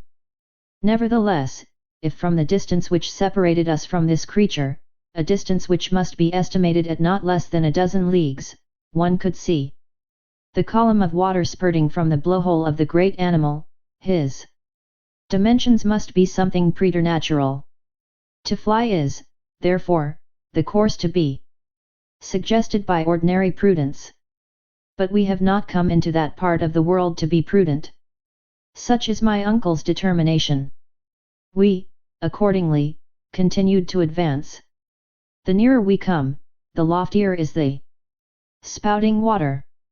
What monster can fill himself with such huge volumes of water, and then unceasingly spout them out in such lofty jets?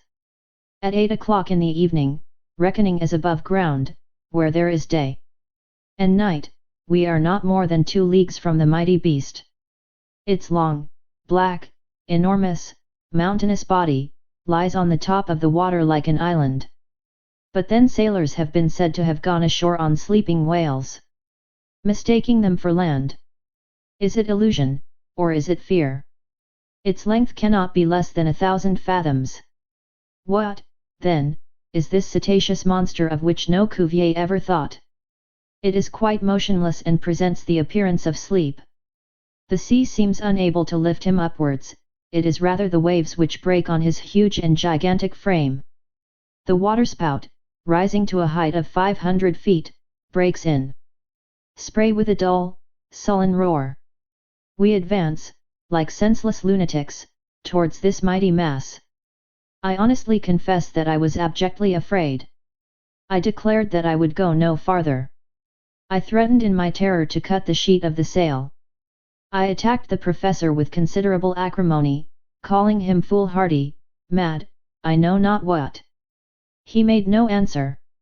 Suddenly the imperturbable Hans once more pointed his finger to the menacing object. Home! An island, cried my uncle. An island! I replied, shrugging my shoulders at this poor attempt at deception.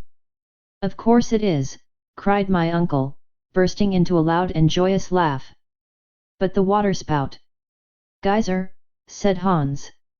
Yes, of course a geyser, replied my uncle, still laughing, a geyser like those common in Iceland. Jets like this are the great wonders of the country. At first I would not allow that I had been so grossly deceived. What could be more ridiculous than to have taken an island for a marine monster? But kick as one may, one must yield to evidence, and I was finally convinced of my error. It was nothing, after all, but a natural phenomenon. As we approached nearer and nearer, the dimensions of the liquid sheaf of waters became truly grand and stupendous. The island had, at a distance, presented the appearance of an enormous whale, whose head rose high above the waters. The geyser, a word the Icelanders pronounce geyser, and which signifies fury, rose majestically from its summit. Dull detonations are heard every now and then, and the enormous jet, taken as it were with sudden fury, shakes its plume of vapour, and bounds into the first layer of the clouds. It is alone. Neither spurts of vapour nor hot springs surround it, and the whole volcanic power of that region is concentrated in one sublime column. The rays of electric light mix with this dazzling sheaf, every drop as it falls assuming the prismatic colours of the rainbow. Let us go on shore, said the professor, after some minutes of silence. It is necessary, however, to take great precaution, in order to avoid the weight of falling waters, which would cause the raft to founder in an instant. Hans, however, steers admirably, and brings us to the other extremity of the island. I was the first to leap on the rock. My uncle followed, while the eiderduck hunter remained still, like a man above any childish sources of astonishment. We We're now walking on granite mixed with silicious sandstone, the soil shivered under our feet like the sides of boilers in which overheated steam is forcibly confined. It is burning. We soon came in sight of the little central basin from which rose the geyser. I plunged a thermometer into the water which ran bubbling from the center, and it marked a heat of 163 degrees. This water, therefore, came from some place where the heat was intense. This was singularly in contradiction with the theories of Professor Hardwigg. I could not help telling him my opinion on the subject. "Well," said he sharply, "and what does this prove against my doctrine?" "Nothing," replied I dryly, seeing that I was running my head against a foregone conclusion. "Nevertheless, I am compelled to confess that until now we have been most remarkably fortunate, and that this voyage is being accomplished in most favorable conditions of temperature, but it appears evident, in fact, certain, that we shall sooner or later arrive at one of those regions where the central heat will reach its utmost limits, and will go far beyond all the possible gradations of thermometers." Visions of the Hades of the ancients, believed to be in the center of the earth, floated through my imagination. We shall, however, see what we shall see. That is the professor's favorite phrase now. Having christened the volcanic island by the name of his nephew, the leader of the expedition turned away and gave the signal for embarkation. I stood still, however, for some minutes, gazing upon the magnificent geyser. I soon was able to perceive that the upward tendency of the water was irregular. Now it diminished in intensity, and then, suddenly, it regained new vigor, which I attributed to the variation of the pressure of the accumulated vapors in its reservoir. At last we took our departure, going carefully round the projecting, and rather dangerous, rocks of the southern side. Hans had taken advantage of this brief halt to repair the raft. Before we took our final departure from the island, however, I made some observations to calculate the distance we had gone over, and I put them down in my journal. Since we left Port Gretchen, we had travelled 270 leagues, more than 800 miles on this great inland sea. We were, therefore, 620 leagues from Iceland, and exactly under England. Chapter 32. The Battle of the Elements. Friday, August 21st. This morning the magnificent geyser had wholly disappeared. The wind had freshened up, and we were fast leaving the neighborhood of Henry's Island. Even the roaring sound of the mighty column was lost to the ear. The weather, if, under the circumstances, we may use such an expression, is about to change very suddenly. The atmosphere is being gradually loaded with vapors, which carry with them the electricity formed by the constant evaporation of the saline waters. The clouds are slowly but sensibly falling towards the sea, and are assuming a dark olive texture. The electric rays can scarcely pierce through the opaque curtain which has fallen like a drop scene before this wondrous theatre, on the stage of which another and terrible drama is soon to be enacted. This time it is no fight of animals, it is the fearful battle of the elements. I feel that I am very peculiarly influenced, as all creatures are on land when a deluge is about to take place. The cumuli, a perfectly oval kind of cloud, piled upon the south, presented a most awful and sinister appearance, with the pitiless aspect often seen before a storm. The air is extremely heavy, the sea is comparatively calm. In the distance, the clouds have assumed the appearance of enormous balls of cotton, or rather pods, piled one above the other in picturesque confusion. By degrees, they appear to swell out, break, and gain in number what they lose in grandeur. Their heaviness is so great that they are unable to lift themselves from the horizon, but under the influence of the upper currents of air, they are gradually broken up, become much darker, and then present the appearance of one single layer of a formidable character, now and then a lighter cloud, still lit up from above, rebounds upon this grey carpet, and is lost in the opaque mass. There can be no doubt that the entire atmosphere is saturated with electric fluid. I am myself wholly impregnated, my hairs literally stand on end as if under the influence of a galvanic battery. If one of my companions ventured to touch me, I think he would receive rather a violent and unpleasant shock. About 10 o'clock in the morning, the symptoms of the storm became more thorough and decisive.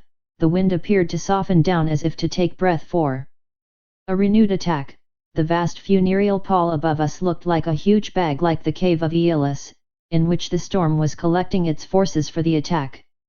I tried all I could not to believe in the menacing signs of the sky, and yet I could not avoid saying, as it were involuntarily, "I believe we are going to have bad weather." The professor made me no answer. He was in a horrible, in a detestable humor. To see the ocean stretching interminably before his eyes. On hearing my words, he simply shrugged his shoulders. "We shall have a tremendous storm," I said again, pointing to the horizon. "These clouds are falling lower and lower upon the sea, as if to crush it." A great silence prevailed. The wind wholly ceased. Nature assumed a dead calm, and ceased to breathe. Upon the mast, where I noticed a sort of slight ignis fatuus, the sail hangs in loose heavy folds. The raft is motionless in the midst of a dark heavy sea without undulation, without motion. It is as still as glass. But, as we are making no progress, what is the use of keeping up the sail, which may be the cause of our perdition if the tempest should suddenly strike us without warning? "Let us lower the sail," I said, "it is only an act of common prudence." "No, no," cried my uncle, in an exasperated tone, 100 times, no.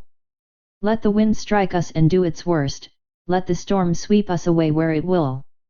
Only let me see the glimmer of some coast of some rocky cliffs, even if they dash our raft into 1,000 pieces. No. Keep up the sail no matter what happens." These words were scarcely uttered when the southern horizon underwent a sudden and violent change. The long accumulated vapors were resolved into water, and the air required to fill up the void produced became a wild and raging tempest. It came from the most distant corners of the mighty cavern. It raged from every point of the compass. It roared, it yelled, it shrieked with glee as of demons let loose. The darkness increased and became indeed darkness visible. The raft rose and fell with the storm, and bounded over the waves. My uncle was cast headlong upon the deck. I with great difficulty dragged myself towards him. He was holding on with might and main to the end of a cable, and appeared to gaze with pleasure and delight at the spectacle of the unchained elements. Hans never moved a muscle. His long hair driven hither and thither by the tempest and scattered wildly over his motionless face, gave him a most extraordinary appearance, for every single hair was illuminated by little sparkling sprigs. His countenance presents the extraordinary appearance of an antediluvian man, a true contemporary of the megatherium. Still the mast holds good against the storm. The sail spreads out and fills like a soap bubble about to burst. The raft rushes on at a pace impossible to estimate. But still less swiftly than the body of water displaced beneath it, the rapidity of which may be seen by the lines which fly right and left in the wake. "The sail, the sail!" I cried, making a trumpet of my hands, and then endeavouring to lower it. "Let it alone," said my uncle, more exasperated than ever. "Nay," said Hans, gently shaking his head. Nevertheless, the rain formed a roaring cataract before this horizon of which we were in search, and to which we were rushing like madmen. But before this wilderness of waters reached us, the mighty veil of cloud was torn in twain, the sea began to foam wildly, and the electricity, produced by some vast and extraordinary chemical action in the upper layer of cloud, is brought into play. To the fearful claps of thunder are added dazzling flashes of lightning, such as I had never seen. The flashes crossed one another, hurled from every side, while the thunder came pealing like an echo. The mass of vapor becomes incandescent, the hailstones which strike the metal of our boots and our weapons are actually luminous, the waves as they rise appear to be fire-eating monsters, beneath which seethes an intense fire, their crests surmounted by combs of flame. My eyes are dazzled, blinded by the intensity of light, my ears are deafened by the awful roar of the elements. I am compelled to hold onto the mast, which bends like a reed beneath the violence of the storm, to which none ever before seen by mariners bore any resemblance. Here my travelling notes become very incomplete, loose, and vague. I have only been able to make out one or two fugitive observations, jotted down in a mere mechanical way. But even their brevity, even their obscurity, show the emotions which overcame me. Sunday, August 23rd. Where have we got to? In what region are we wandering? We are still carried forward with inconceivable rapidity. The night has been fearful, something not to be described. The storm shows no signs of cessation. We exist in the midst of an uproar which has no name. The detonations as of artillery are incessant. Our ears literally bleed. We are unable to exchange a word, or hear each other speak. The lightning never ceases to flash for a single instant. I can see the zigzags. After a rapid dart strike the arched roof of this mightiest of mighty vaults. If it were to give way and fall upon us, other lightnings plunge their forked streaks in every direction, and take the form of globes of fire, which explode like bombshells over a beleaguered city. The general crash and roar do not apparently increase, it has already gone far beyond what human ear can appreciate. If all the powder magazines in the world were to explode together, it would be impossible for us to hear worse noise. There is a constant emission of light from the storm clouds, the electric matter is incessantly released, evidently the gaseous principles of the air are out of order, innumerable columns of water rush up like waterspouts, and fall back upon the surface of the ocean in foam. Whither are we going? My uncle still lies at full length upon the raft, without speaking, without taking any note of time. The heat increases. I look at the thermometer, to my surprise it indicates the exact figure is here rubbed out in my manuscript. Monday, August 24th. This terrible storm will never end. Why should not this state of the atmosphere, so dense and murky, once modified, again remain definitive? We are utterly broken and harassed by fatigue. Hans remains just as usual. The raft runs to the southeast invariably. We have now already run 200 leagues from the newly discovered island. About 12 o'clock the storm became worse than ever. We are obliged now to fasten every bit of cargo tightly on the deck of the raft, or everything would be swept away. We make ourselves fast, too, each man lashing the other. The waves drive over us, so that several times we are actually under water. We had been under the painful necessity of abstaining from speech for 3 days and 3 nights. We opened our mouths, we moved our lips, but no sound came. Even when we placed our mouths to each other's ears it was the same. The wind carried the voice away. My uncle once contrived to get his head close to mine after several almost vain endeavours. He appeared to my nearly exhausted senses to articulate some word. I had a notion, more from intuition than anything else, that he said to me, "We are lost." I took out my notebook, from which under the most desperate circumstances I never parted, and wrote a few words as legibly as I could. "Taken sail." With a deep sigh he nodded his head and acquiesced. His head had scarcely time to fall back in the position from which he had momentarily raised it than a disc or ball of fire appeared on the very edge of the raft. Our devoted, our doomed craft. The mast and sail are carried away bodily, and I see them swept away to a prodigious height like a kite. We were frozen, actually shivered with terror.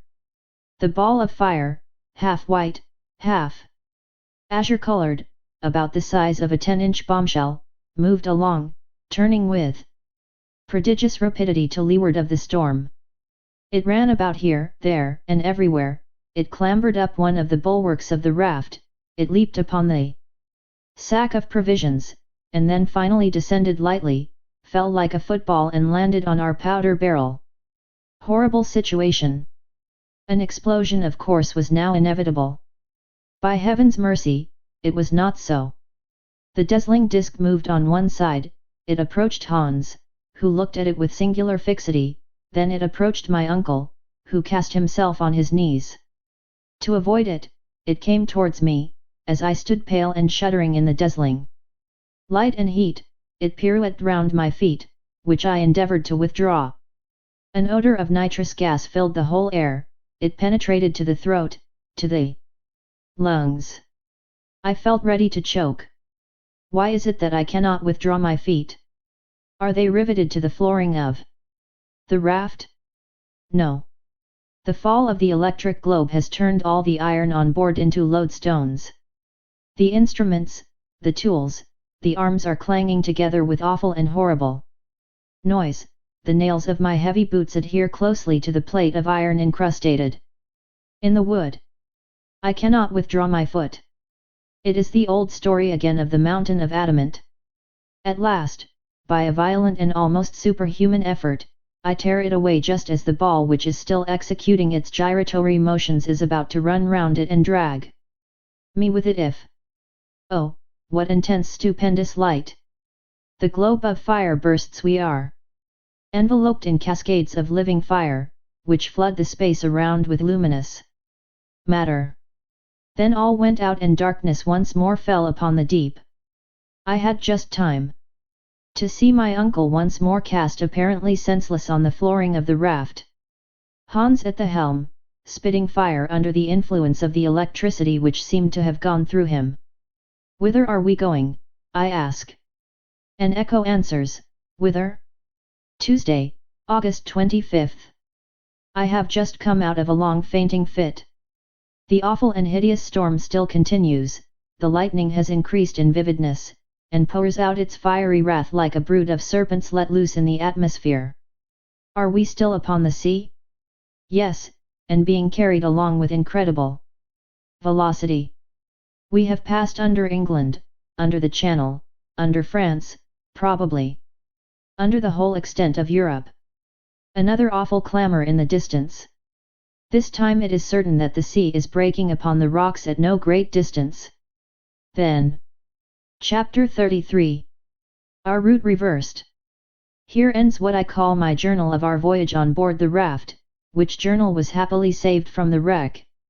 I proceed with my narrative as I did before I commenced my daily notes. What happened when the terrible shock took place, when the raft was cast upon the rocky shore, it would be impossible for me now to say.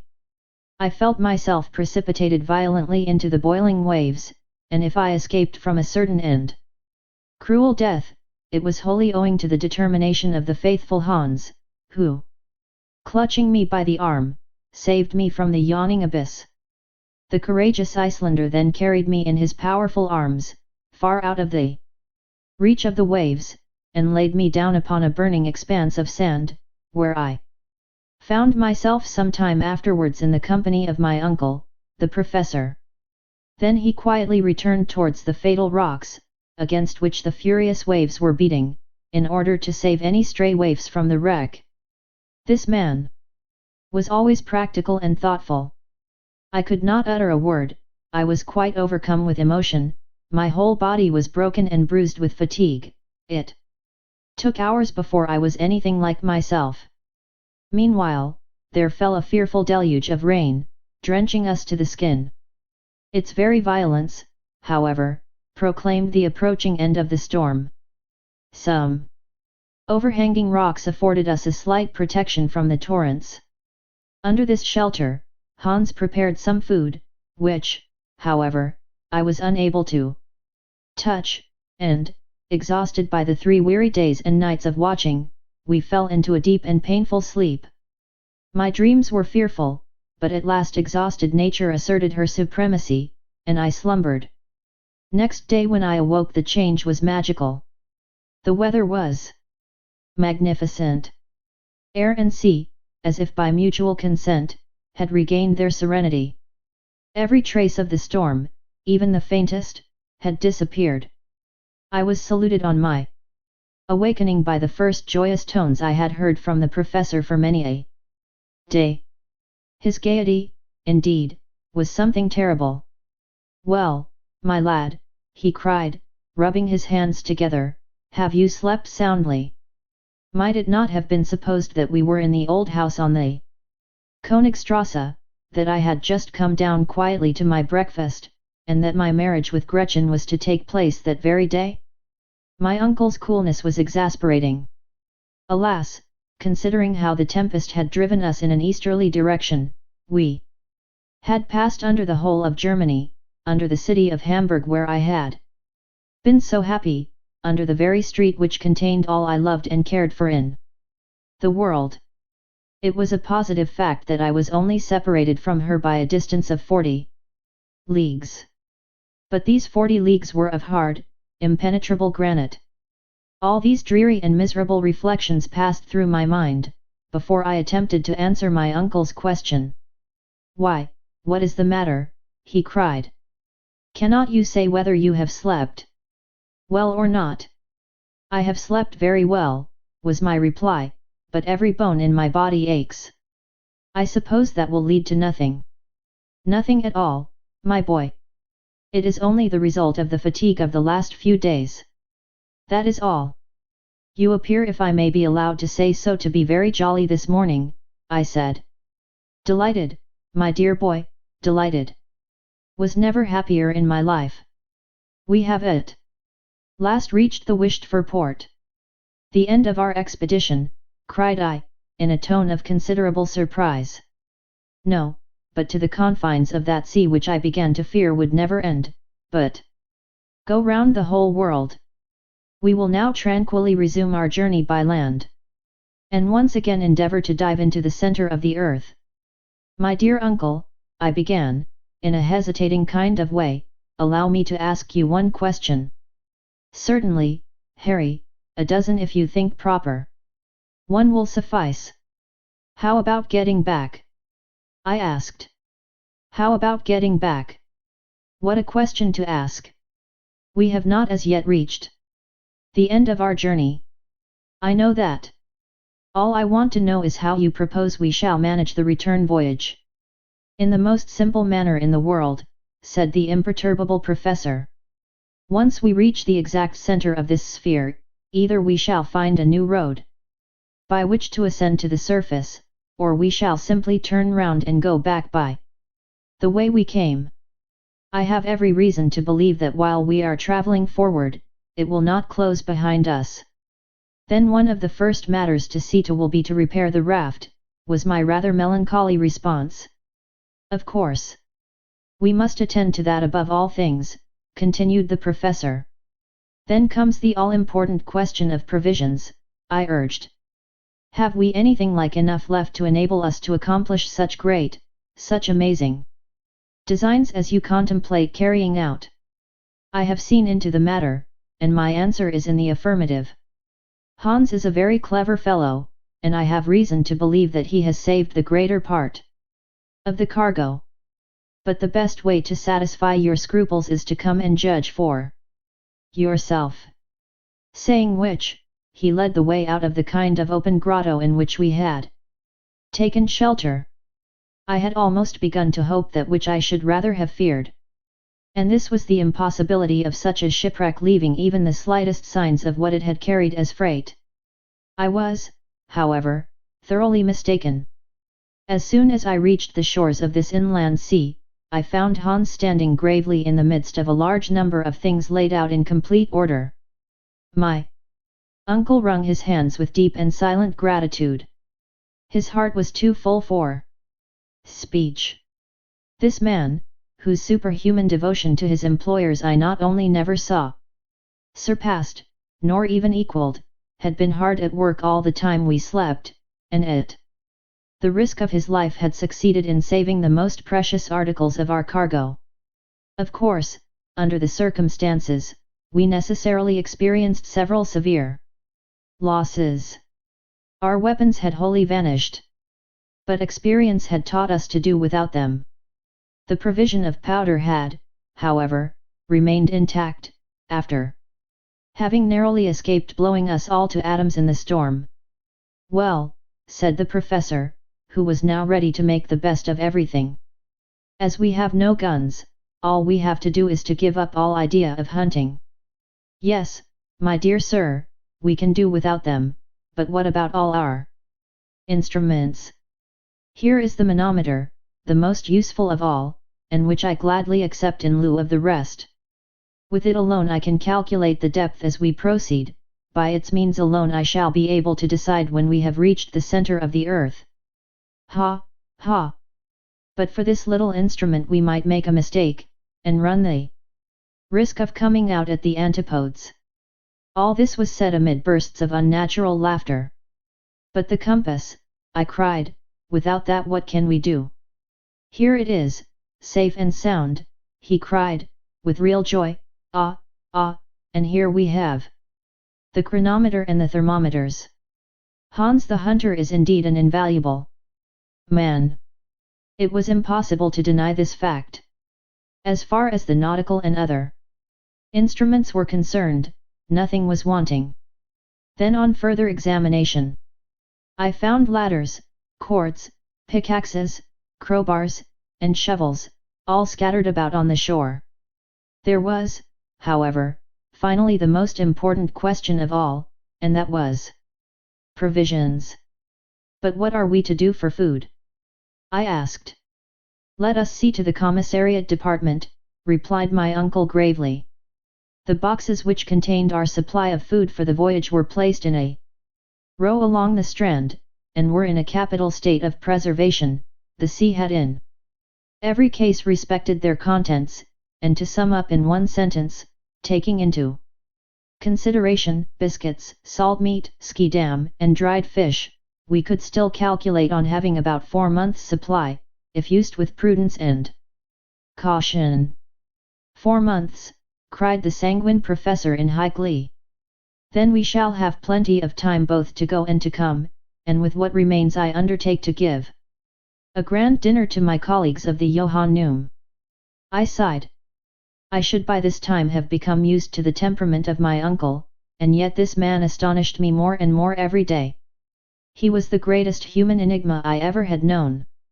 Now, before we do anything else, we must lay in a stock of fresh water. The rain has fallen in abundance, and filled the hollows of the granite. There is a rich supply of water, and we have no fear of suffering from thirst, which in our circumstances is of the last importance.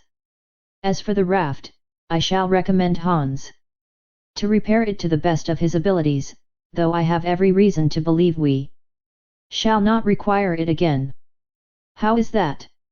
I cried, more amazed than ever at my uncle's style of reasoning. "I have an idea, my dear boy. It is none other than this simple fact: we shall not come out by the same opening as that by which we entered." I began to look at my uncle with vague suspicion. An idea had more than once taken possession of me, and this was, that he was going mad. And yet, little did I think how true and prophetic his words were doomed to be. "And now," he said, having seen to all these matters of detail, "to breakfast." I followed him to a sort of projecting cape, after he had given his last instructions to our guide. In this original position, with dried meat, biscuit, and a delicious cup of tea, we made a satisfactory meal, I may say one of the most welcome and pleasant I ever remember. Exhaustion, the keen atmosphere, the state of calm after so much agitation, all contributed to give me an excellent appetite. Indeed, it contributed very much to producing a pleasant and cheerful state of mind. While breakfast was in hand, and between the sips of warm tea, I asked my uncle if he had any idea of how we now stood in relation to the world above. "For my part," I added, "I think it will be rather difficult to determine." "Well, if we were compelled to fix the exact spot," said my uncle, "it might be difficult, since during the 3 days of that awful tempest I could keep no account either of the quickness of our pace, or of the direction in which the raft was going. Still, we will endeavour to approximate to the truth. We shall not, I believe, be so very far out. Well, if I recollect rightly, I replied, our last observation was made at the Geyser Island. Harry's Island, my boy. Harry's Island. Do not decline the honour of having named it, given your name to an island discovered by us, the first human beings, who trod it since the creation of the world. Let it be so, then. At Harry's Island we had already gone over 270 leagues of sea, and we were, I believe, about 600 leagues, more or less, from Iceland. Good. I am glad to see that you remember so well. Let us start from that point, and let us count 4 days of storm, during which our rate of travelling must have been very great. I should say that our velocity must have been about 80 leagues to the 24 hours. I agreed that I thought this a fair calculation. There were then 300 leagues to be added to the grand total. Yes, and the Central Sea must extend at least 600 leagues from side to side. Do you know, my boy, Harry, that we have discovered an inland lake larger than the Mediterranean? Certainly, and we only know of its extent in one way. It may be hundreds of miles in length. Very likely. Then, said I, after calculating for some minutes, if your previsions are right, we are at this moment exactly under the Mediterranean itself. Do you think so? Yes, I am almost certain of it. Are we not 900 leagues distant from Reykjavik? That is perfectly true, and a famous bit of road we have travelled, my boy. But why we should be under the Mediterranean more than under Turkey or the Atlantic Ocean can only be known when we are sure of not having deviated from our course, and of this we know nothing. I do not think we were driven very far from our course. The wind appears to me to have been always about the same. My opinion is that this shore must be situated to the southeast of Port Gretchen. Good, I hope so. It will, however, be easy to decide the matter by taking the bearings from our departure by means of the compass. Come along, and we will consult that invaluable invention. The professor now walked eagerly in the direction of the rock where the indefatigable Hans had placed the instruments in safety. My uncle was gay and light-hearted. He rubbed his hands, and assumed all sorts of attitudes. He was to all appearance once more a young man. Since I had known him, never had he been so amiable and pleasant. I followed him, rather curious to know whether I had made any mistake in my estimation of our position. As soon as we had reached the rock, my uncle took the compass, placed it horizontally before him, and looked keenly at the needle. As he had at first shaken it to give it vivacity, it oscillated considerably, and then slowly assumed its right position under the influence of the magnetic power. The professor bent his eyes curiously over the wondrous instrument. A violent start immediately showed the extent of his emotion. He closed his eyes, rubbed them, and took another and a keener survey. Then he turned slowly round to me, stupefaction depicted on his countenance. "What is the matter?" said I, beginning to be alarmed. He could not speak. He was too overwhelmed for words. He simply pointed to the instrument. I examined it eagerly according to his mute directions, and a loud cry of surprise escaped my lips. The needle of the compass pointed due north in the direction we expected was the south. It pointed to the shore instead of to the high seas. I shook the compass. I examined it with a curious and anxious eye. It was in a state of perfection. No blemish in any way explained the phenomenon. Whatever position we forced the needle into, it returned invariably to the same unexpected point. It was useless attempting to conceal from ourselves the fatal truth. There could be no doubt about it, unwelcome as was the fact, that during the Tempest, there had been a sudden slant of wind, of which we had been unable to take any account, and thus the raft had carried us back to the shores we had left. Apparently forever, so many days before. Chapter 34. A Voyage of Discovery. It would be altogether impossible for me to give any idea of the utter astonishment which overcame the professor on making this extraordinary discovery. Amazement, incredulity, and rage were blended in such a way as to alarm me. During the whole course of my life I had never seen a man at first so chapfallen, and then so furiously indignant. The terrible fatigues of our sea voyage, the fearful dangers we had passed through, had all, gone for nothing. We had to begin them all over again. Instead of progressing, as we fondly expected, during a voyage of so many days, we had retreated. Every hour of our expedition on the raft had been so much lost time. Presently, however, the indomitable energy of my uncle overcame every other consideration. So, he said, between his set teeth, fatality will play me these terrible tricks. The elements themselves conspire to overwhelm me with mortification. Air, fire, and water combine their united efforts to oppose my passage. Well, they shall see what the earnest will of a determined man can do. I will not yield, I will not retreat even 1 inch, and we shall see who shall triumph in this great contest. Man or nature? Standing upright on a rock, irritated and menacing, Professor Hardwigg, like the ferocious Ajax, seemed to defy the fates. I, however, took upon myself to interfere, and to impose some sort of check upon such insensate enthusiasm.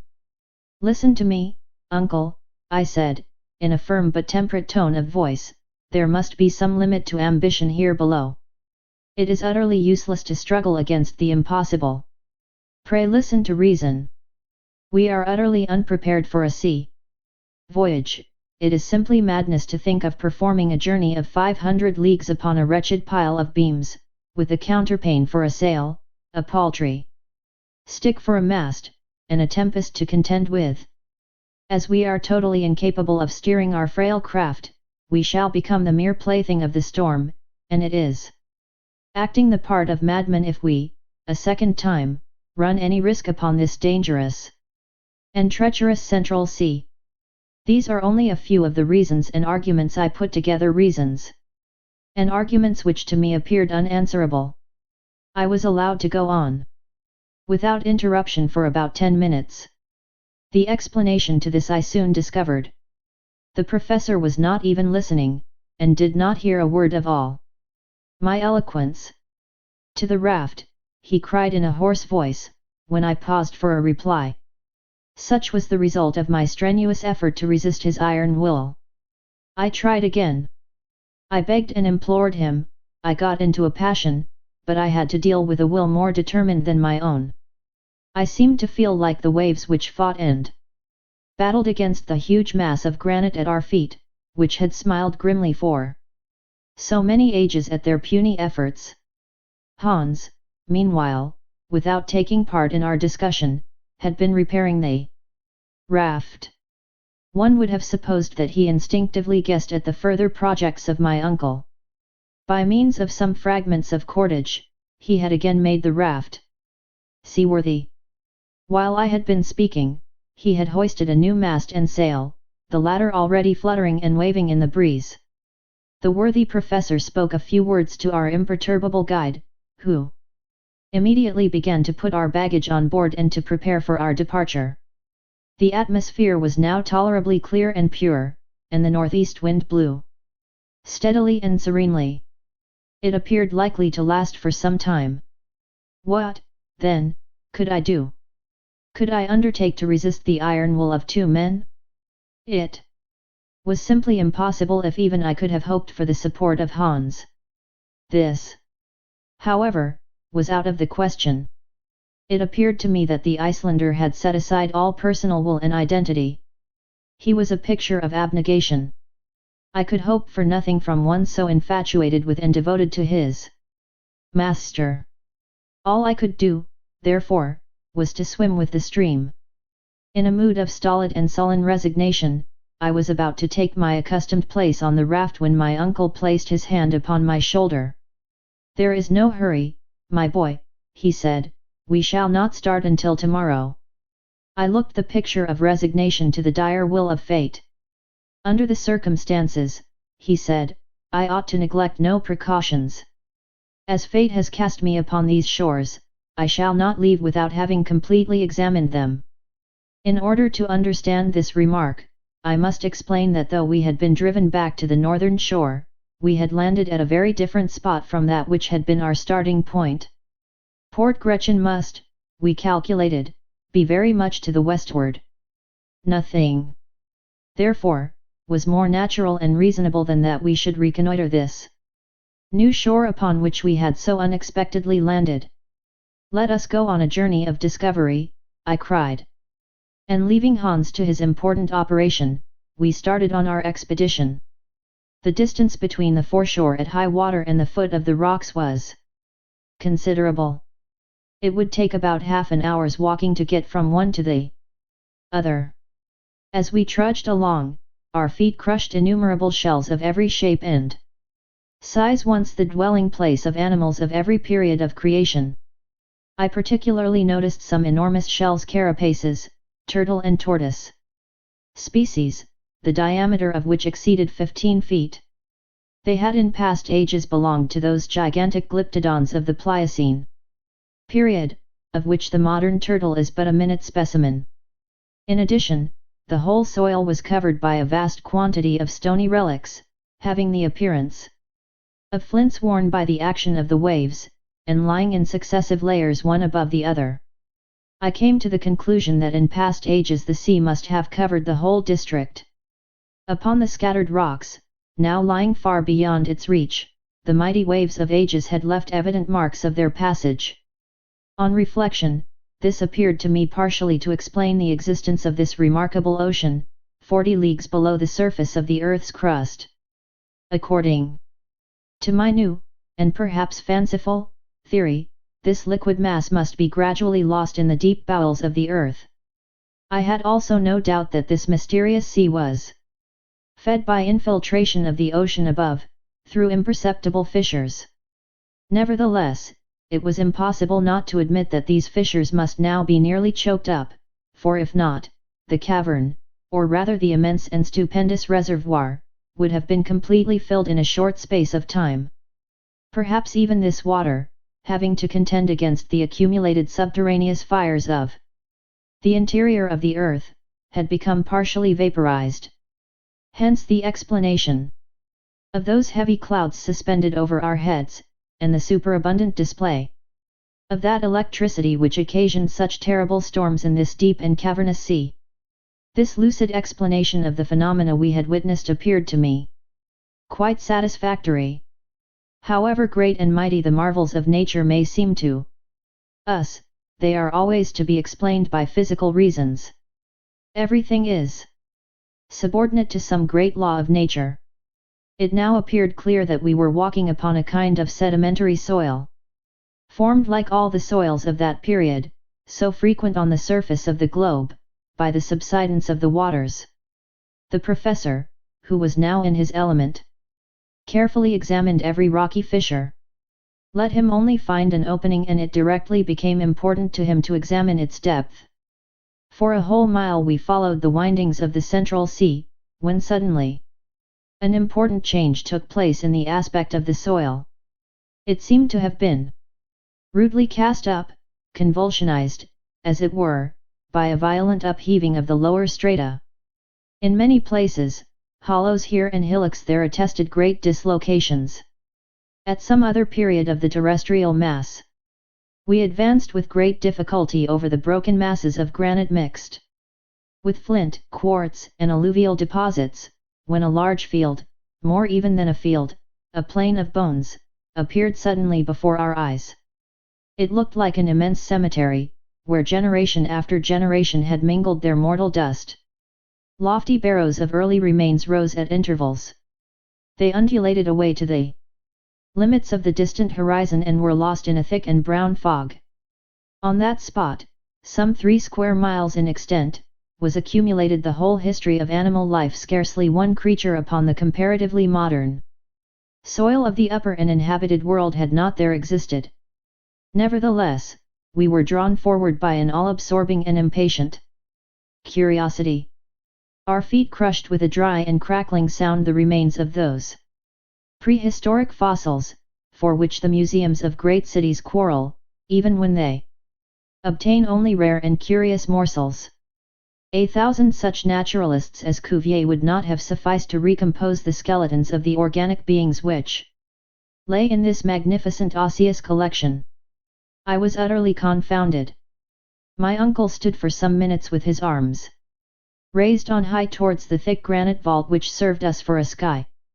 His mouth was wide open, his eyes sparkled wildly behind his spectacles, which he had fortunately saved, his head bobbed up and down and from side to side, while his whole attitude and mien expressed unbounded astonishment. He stood in the presence of an endless, wondrous, and inexhaustibly rich collection of antediluvian monsters, piled up for his own private and peculiar satisfaction. Fancy an enthusiastic lover of books carried suddenly into the very midst of the famous library of Alexandria burned by the sacrilegious Omar, and which some miracle had restored to its pristine splendor.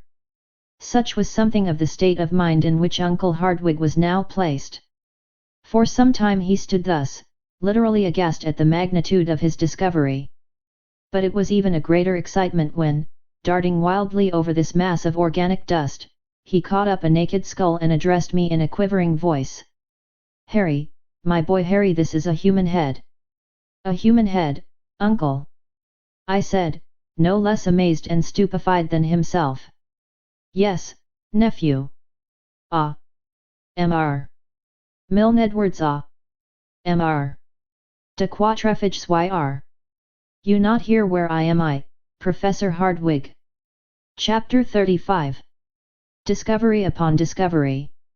In order fully to understand the exclamation made by my uncle, and his allusions to these illustrious and learned men, it will be necessary to enter into certain explanations in regard to a circumstance of the highest importance to paleontology, or the science of fossil life, which had taken place a short time before our departure from the upper regions of the earth.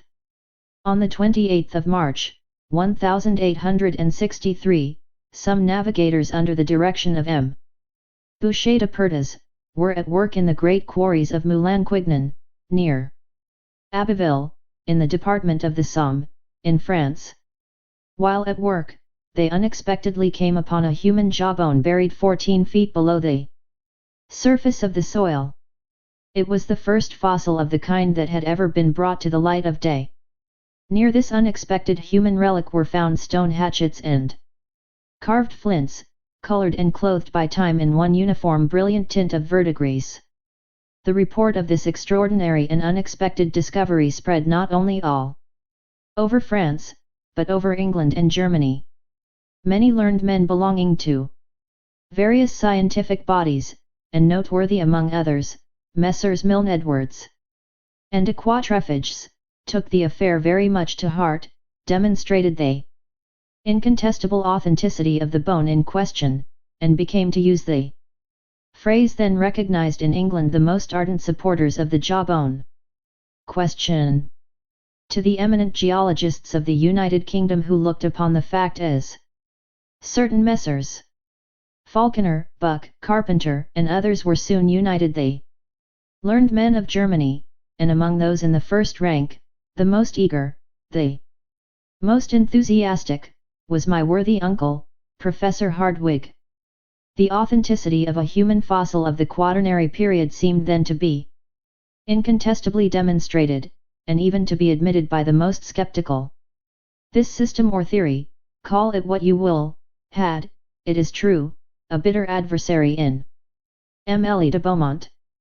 This learned man, who holds such a high place in the scientific world, holds that the soil of Moulin-Quignon does not belong to the diluvium but to a much less ancient stratum, and, in accordance with Cuvier in this respect, he would by no means admit that the human species was contemporary with the animals of the Quaternary epoch.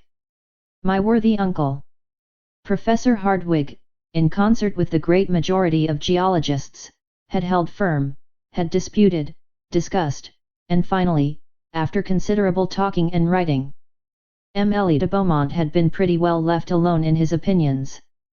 We were familiar with all the details of this discussion, but were far from being aware then that since our departure the matter had entered upon a new phase. Other similar jawbones, though belonging to individuals of varied types and very different natures, had been found in the movable grey sands of certain grottos in France, Switzerland, and Belgium, together with arms, utensils, tools, bones of children, of men in the prime of life, and of old men. The existence of men in the Quaternary period became, therefore, more positive every day. But this was far from being all. New remains, dug up from the Pliocene or Tertiary deposits, had enabled the more far-seeing or audacious among learned men to assign even a far greater degree of antiquity to the human race. These remains, it is true, were not those of men, that is, were not the bones of men, but objects decidedly having served the human race, shin bones, thigh bones of fossil animals, regularly scooped out, and in fact sculptured, bearing the unmistakable signs of human handiwork. By means of these wondrous and unexpected discoveries, man ascended endless centuries in the scale of time. He, in fact, preceded the mastodon, became the contemporary of the Elephas meridionalis, the southern elephant, acquired an antiquity of over 100,000 years, since that is the date given by the most eminent geologists to the Pliocene period of the Earth. Such was then the state of paleontologic science, and what we moreover knew sufficed to explain our attitude before this great cemetery of the plains of the Hardwigg Ocean. It will now be easy to understand the professor's mingled astonishment and joy when, on advancing about 20 yards, he found himself in the presence of, I may say face to face with, a specimen of the human race actually belonging to the Quaternary period. It was indeed a human skull, perfectly recognizable. Had a soil of very peculiar nature, like that of the cemetery of Saint Michel at Bordeaux, preserved it during countless ages? This was the question I asked myself, but which I was wholly unable to answer. But this head with stretched and parchmenty skin, with the teeth whole, the hair abundant, was before our eyes as in life. I stood mute, almost paralyzed with wonder and awe before this dread apparition of another age. My uncle, who on almost every occasion was a great talker, remained for a time completely dumbfounded. He was too full of emotion for speech to be possible. After a while, however, we raised up the body to which the skull belonged. We stood it on end. It seemed, to our excited imaginations, to look at us with its terrible hollow eyes. After some minutes of silence, the man was vanquished by the professor. Human instincts succumbed to scientific pride and exultation. Professor Hardwigg, carried away by his enthusiasm, forgot all the circumstances of our journey, the extraordinary position in which we were placed, the immense cavern which stretched far away over our heads. There can be no doubt that he thought himself at the institution addressing his attentive pupils, for he put on his most doctorial style, waved his hand, and began. Gentlemen, I have the honor on this auspicious occasion to present to you a man of the Quaternary period of our globe. Many learned men have denied his very existence, while other able persons, perhaps of even higher authority, have affirmed their belief in the reality of his life. If the St. Thomases of paleontology were present, they would reverentially touch him with their fingers and believe in his existence, thus acknowledging their obstinate heresy. I know that science should be careful in relation to all discoveries of this nature. I am not without having heard of the many Barnums and other quacks who have made a trade of such like pretended discoveries.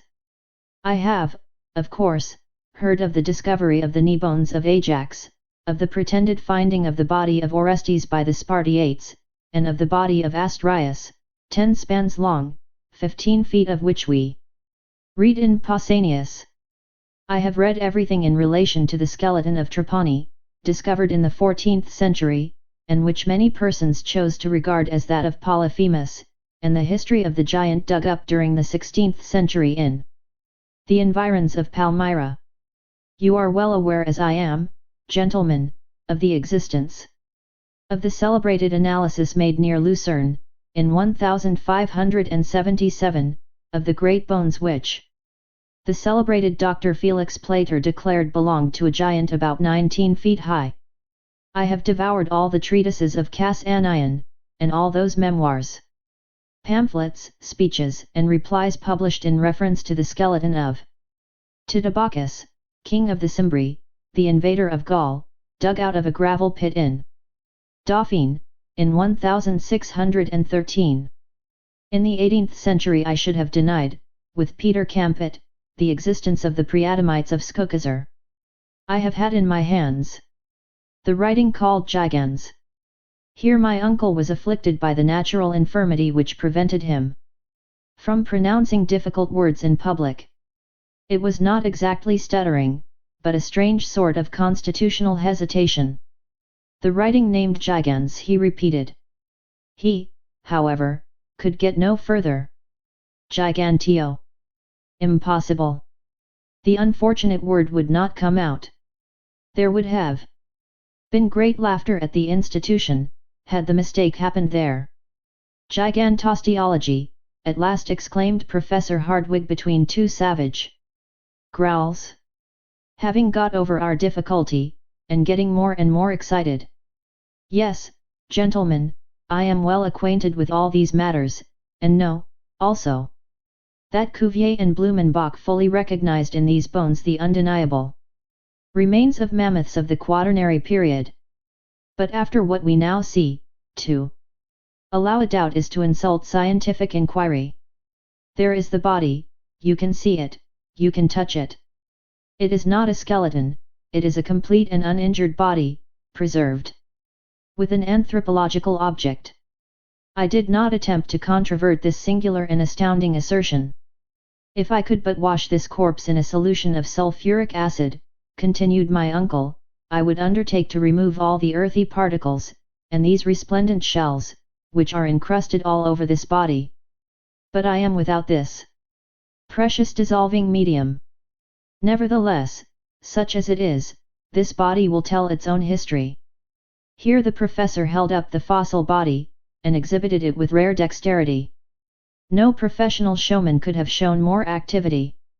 As on examination you will see, my uncle continued, it is only about 6 feet in length, which is a long way from the pretended giants of early days.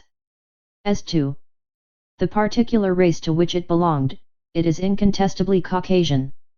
It is of the white race, that is, of our own.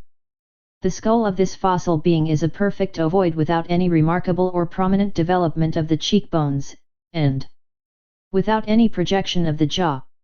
It presents no indication of the prognathism which modifies the facial angle. For measure the angle for yourselves, and you will find that it is just 90 degrees.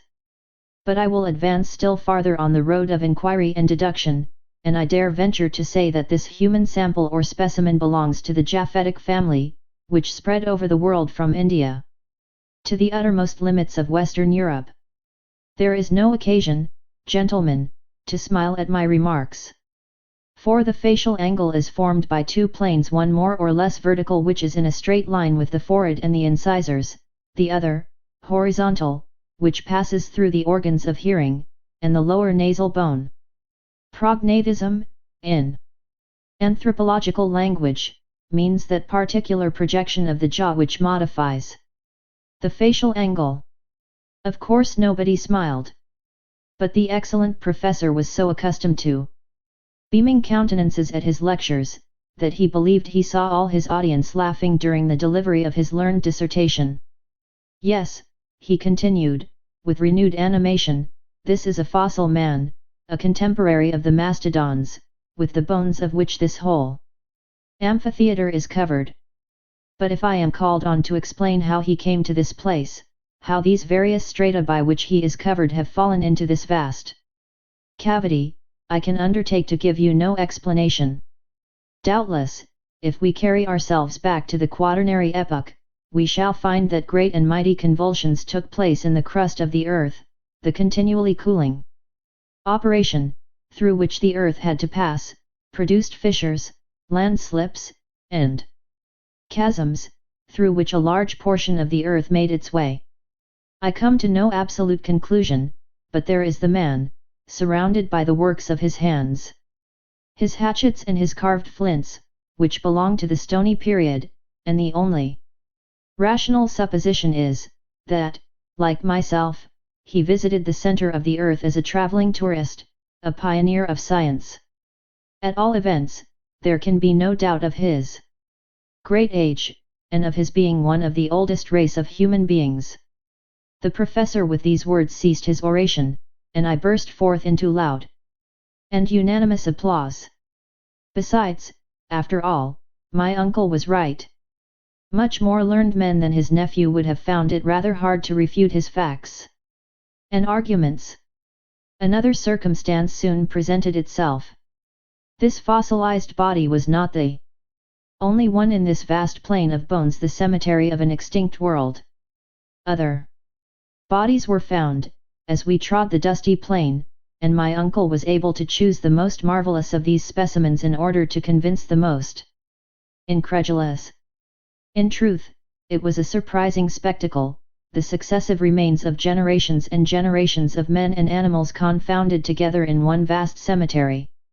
But a great question now presented itself to our notice, and one we were actually afraid to contemplate in all its bearings.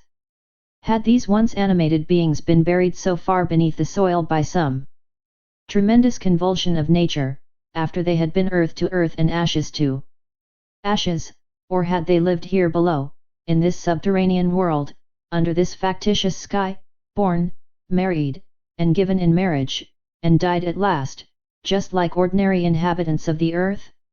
Up to the present moment, marine monsters, fish, and such like animals had alone been seen alive. The question which rendered us rather uneasy, was a pertinent one. Were any of these men of the abyss wandering about the deserted shores of this wondrous sea of the center of the earth? This was a question which rendered me very uneasy and uncomfortable. How should they really be in existence? Would they receive us men from above? Chapter 36. What is it? For a long and weary hour we tramped over this great bed of bones. We advanced regardless of everything, drawn on by ardent curiosity. What other marvels did this great cavern contain? What other wondrous treasures for the scientific man? My eyes were quite prepared for any number of surprises, my imagination lived in expectation of something new and wonderful. The borders of the great central ocean had for some time disappeared behind the hills that were scattered over the ground occupied by the plain of bones. The imprudent and enthusiastic professor, who did not care whether he lost himself or not, hurried me forward. We advanced silently, bathed in waves of electric fluid. By reason of a phenomenon which I cannot explain, and thanks to its extreme diffusion, now complete, the light illumined equally the sides of every hill and rock. Its seat appeared to be nowhere, in no determined force, and produced no shade whatever. The appearance presented was that of a tropical country at midday in summer. In the midst of the equatorial regions and under the vertical rays of the sun, all signs of vapor had disappeared. The rocks, the distant mountains, some confused masses of far-off forests, assumed a weird and mysterious aspect under this equal distribution of the luminous fluid.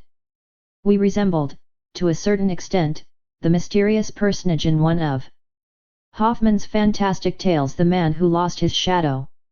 After we had walked about a mile farther, we came to the edge of a vast forest.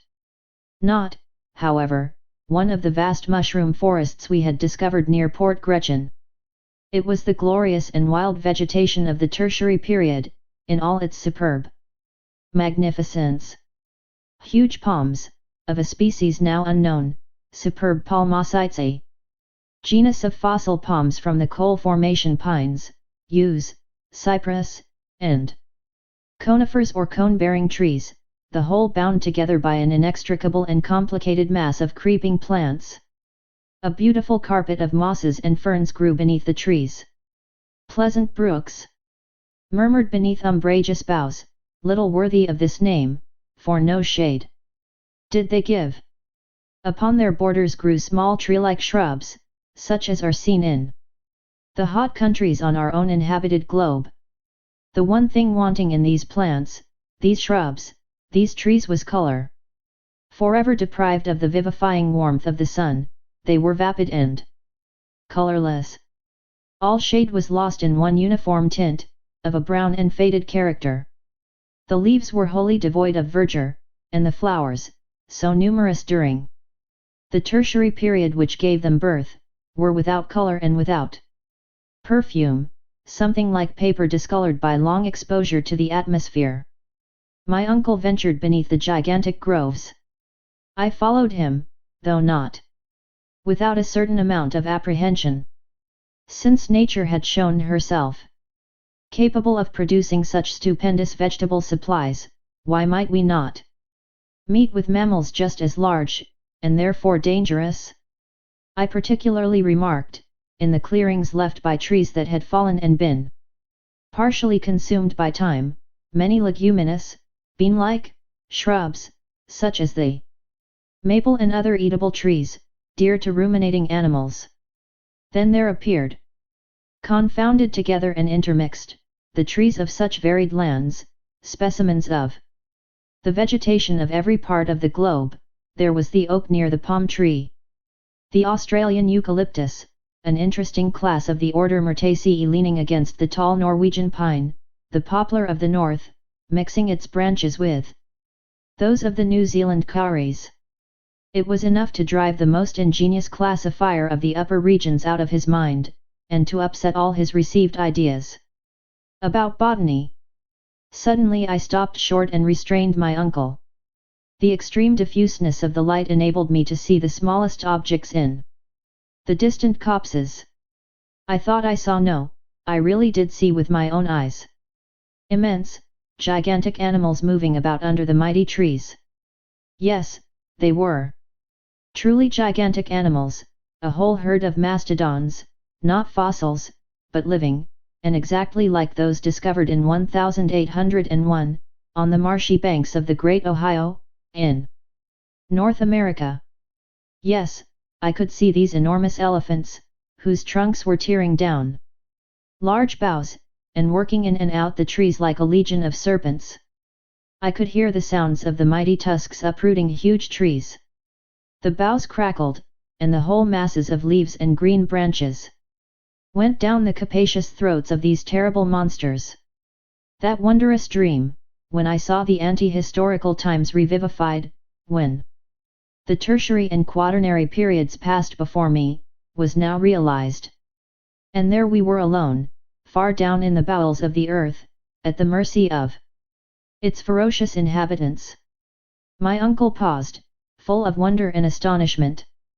"Come," he said at last, when his first surprise was over, "come along, my boy, and let us see them nearer." "No," replied I, restraining his efforts to drag me forward, "we are wholly without arms. What should we do in the midst of that flock of gigantic quadrupeds? Come away, uncle, I implore you. No human creature can with impunity brave the ferocious anger of these monsters." "No human creature," said my uncle, suddenly lowering his voice to a mysterious whisper, "you are mistaken, my dear Henry. Look! Look yonder! It seems to me that I behold a human being, a being like ourselves, a man." I looked, shrugging my shoulders, decided to push incredulity to its very last limits. But whatever might have been my wish, I was compelled to yield to the weight of ocular demonstration. Yes, not more than a quarter of a mile off, leaning against the trunk of an enormous tree, was a human being, a proteus of these subterranean regions, a new son of Neptune keeping this innumerable herd of mastodons. Immanes picoris custos, immanire ipsi. 5. The keeper of gigantic cattle, himself still more gigantic. Yes, it was no longer a fossil whose corpse we had raised from the ground in the great cemetery, but a giant capable of guiding and driving these prodigious monsters. His height was above 12 feet. His head, as big as the head of a buffalo, was lost in a mane of matted hair. It was indeed a huge mane, like those which belonged to the elephants of the earlier ages of the world. In his hand was a branch of a tree, which served as a crook for this antediluvian shepherd. We remained profoundly still, speechless with surprise. But we might at any moment be seen by him. Nothing remained for us but instant flight. Come, come! I cried, dragging my uncle along, and, for the first time, he made no resistance to my wishes. A quarter of an hour later we were far away from that terrible monster. Now that I think of the matter calmly, and that I reflect upon it dispassionately, now that months, years, have passed since this strange and unnatural adventure befell us, what am I to think, what am I to believe? No, it is utterly impossible. Our ears must have deceived us, and our eyes have cheated us. We have not seen what we believed we had seen. No human being could by any possibility have existed in that subterranean world. No generation of men could inhabit the lower caverns of the globe without taking note of those who peopled the surface, without communication with them. It was folly, folly, folly. Nothing else. I am rather inclined to admit the existence of some animal resembling in structure the human race of some monkey of the first geological epochs, like that discovered by M. Lartet in the ossiferous deposit of Sanson. But this animal, or being, whichsoever it was, surpassed in height all things known to modern science. Never mind. However unlikely it may be, it might have been a monkey, but a man, a living man, and with him a whole generation of gigantic animals, buried in the entrails of the earth. It was too monstrous to be believed. Chapter 37. The Mysterious Dagger. During this time, we had left the bright and transparent forest far behind us. We were mute with astonishment, overcome by a kind of feeling which was next door to apathy. We kept running in spite of ourselves. It was a perfect right, which resembled one of those horrible sensations we sometimes meet with in our dreams. Instinctively we made our way towards the Central Sea, and I cannot now tell what wild thoughts passed through my mind, nor of what follies I might have been guilty, but for a very serious preoccupation which brought me back to practical life. Though I was aware that we were treading on a soil quite new to us, I, however, every now and then noticed certain aggregations of rock, the shape of which forcibly reminded me of those near Port Gretchen. This confirmed, moreover, the indications of the compass in our extraordinary and unlooked for, as well as involuntary, return to the north of this great Central Sea. It was so like our starting point, that I could scarcely doubt the reality of our position. Streams and cascades fell in hundreds over the numerous projections of the rocks. I actually thought I could see our faithful and monotonous Hans in the wonderful grotto in which I had come back to life after my tremendous fall. Then, as we advanced still farther, the position of the cliffs, the appearance of a stream, the unexpected profile of a rock, threw me again into a state of bewildering doubt. After some time, I explained my state of mental indecision to my uncle. He confessed to a similar feeling of hesitation. He was totally unable to make up his mind in the midst of this extraordinary but uniform panorama. There can be no doubt, I insisted, that we have not landed exactly at the place whence we first took our departure, but the tempest has brought us above our starting point. I think, therefore, that if we follow the coast we shall once more find Port Gretchen. In that case, cried my uncle, it is useless to continue our exploration. The very best thing we can do is to make our way back to the raft. Are you quite sure, Harry, that you are not mistaken? It is difficult, was my reply, to come to any decision, for all these rocks are exactly alike. There is no marked difference between them. At the same time, the impression on my mind is that I recognize the promontory at the foot of which our worthy Hans constructed the raft. We are, I am nearly convinced, near the little port. If this be not it, I added, carefully examining a creek which appeared singularly familiar to my mind. My dear Harry, if this were the case, we should find traces of our own footsteps, some signs of our passage, and I can really see nothing to indicate our having passed this way. But I see something, I cried, in an impetuous tone of voice, as I rushed forward and eagerly picked up something which shone in the sand under my feet. What is it? Cried the astonished and bewildered professor. This, was my reply. And I handed to my startled relative a rusty dagger, of singular shape. What made you bring with you so useless a weapon? He exclaimed. It was needlessly hampering yourself. I bring it. It is quite new to me. I never saw it before. Are you sure it is not out of your collection? Not that I know of, said the professor, puzzled. I have no recollection of the circumstance. It was never my property. This is very extraordinary, I said, musing over the novel and singular incident. Not at all. There is a very simple explanation, Harry. The Icelanders are known to keep up the use of these antiquated weapons, and this must have belonged to Hans, who has let it fall without knowing it. I shook my head. That dagger had never been in the possession of the pacific and taciturn Hans. I knew him and his habits too well. Then what can it be unless it be the weapon of some antediluvian warrior?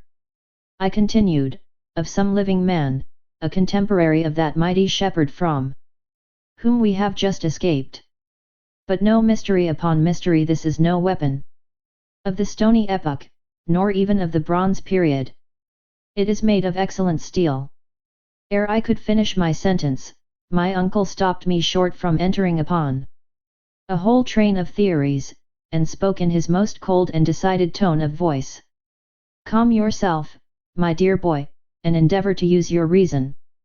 This weapon, upon which we have fallen so unexpectedly, is a true dag, one of those worn by gentlemen in their belts during the 16th century.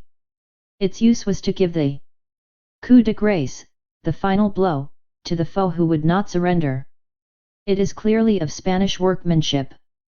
It belongs neither to you, nor to me, nor the eider-down hunter, nor to any of the living beings who may still exist so marvellously in the interior of the earth. What can you mean, uncle? I said, now lost in a host of surmises.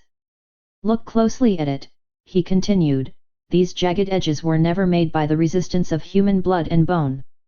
The blade is covered with a regular coating of iron mold and rust, which is not a day old, not a year old, not a century old, but much more. The professor began to get quite excited, according to custom, and was allowing himself to be carried away by his fertile imagination. I could have said something. He stopped me. Harry, he cried, we are now on the verge of a great discovery. This blade of a dagger you have so marvellously discovered, after being abandoned upon the sand for more than 100, 200, even 300 years, has been indented by someone endeavoring to carve an inscription on these rocks. But this poniard never got here of itself, I exclaimed, it could not have twisted itself. Someone, therefore, must have preceded us upon the shores of this extraordinary sea. Yes, a man. But what man has been sufficiently desperate to do such a thing? A man who has somewhere written his name with this very dagger, a man who has endeavoured once more to indicate the right road to the interior of the earth.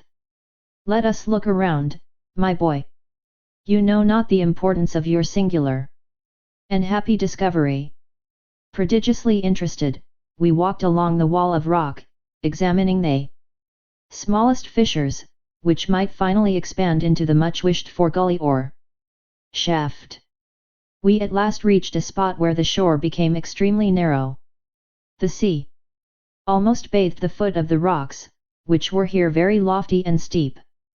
There was scarcely a path wider than 2 yards at any point. At last, under a huge overhanging rock, we discovered the entrance of a dark and gloomy tunnel. There, on a square tablet of granite, which had been smoothed by rubbing it with another stone, we could see 2 mysterious, and much worn letters, the 2 initials of the bold and extraordinary traveller who had preceded us on our adventurous journey. "A.S." cried my uncle. "You see, I was right. Arni Saknasem, always Arni Saknasem." Chapter 38. No outlet blasting the rock. Ever since the commencement of our marvelous journey, I had experienced many surprises, had suffered from many illusions. I thought that I was case-hardened against all surprises and could neither see nor hear anything to amaze me again. I was like a many who, having been round the world, finds himself wholly blasé and proof against the marvellous.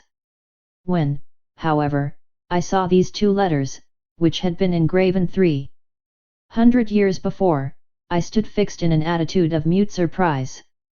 Not only was there the signature of the learned and enterprising alchemist written in the rock, but I held in my hand the very identical instrument with which he had laboriously engraved it. It was impossible, without showing an amount of incredulity scarcely becoming a sane man, to deny the existence of the traveller, and the reality of that voyage which I believed all along to have been a myth, the mystification of some fertile brain. While these reflections were passing through my mind, my uncle, the professor, gave way to an access of feverish and poetical excitement. "Wonderful and glorious genius, great Saknasem," he cried, "you have left no stone unturned, no resource omitted, to show to other mortals the way into the interior of our mighty globe, and your fellow creatures can find the trail left by your illustrious footsteps, 300 years ago, at the bottom of these obscure subterranean abodes. You have been careful to secure for others the contemplation of these wonders and marvels of creation.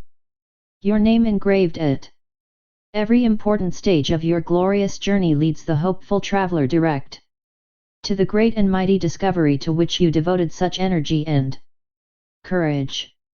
The audacious traveller, who shall follow your footsteps to the last, will doubtless find your initials engraved with your own hand upon the centre of the earth.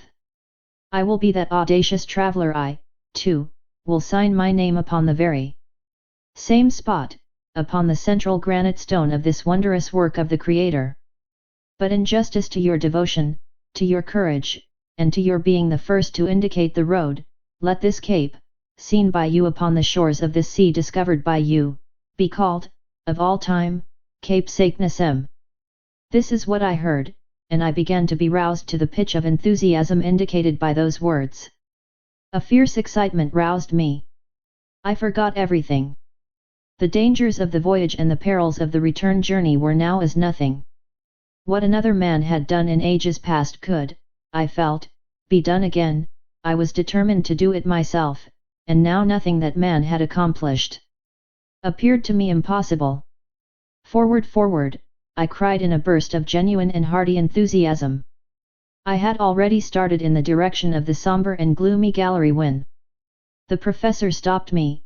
He, the man so rash and hasty, he, the man so easily roused to the highest pitch of enthusiasm, checked me, and asked me to be patient and show more calm.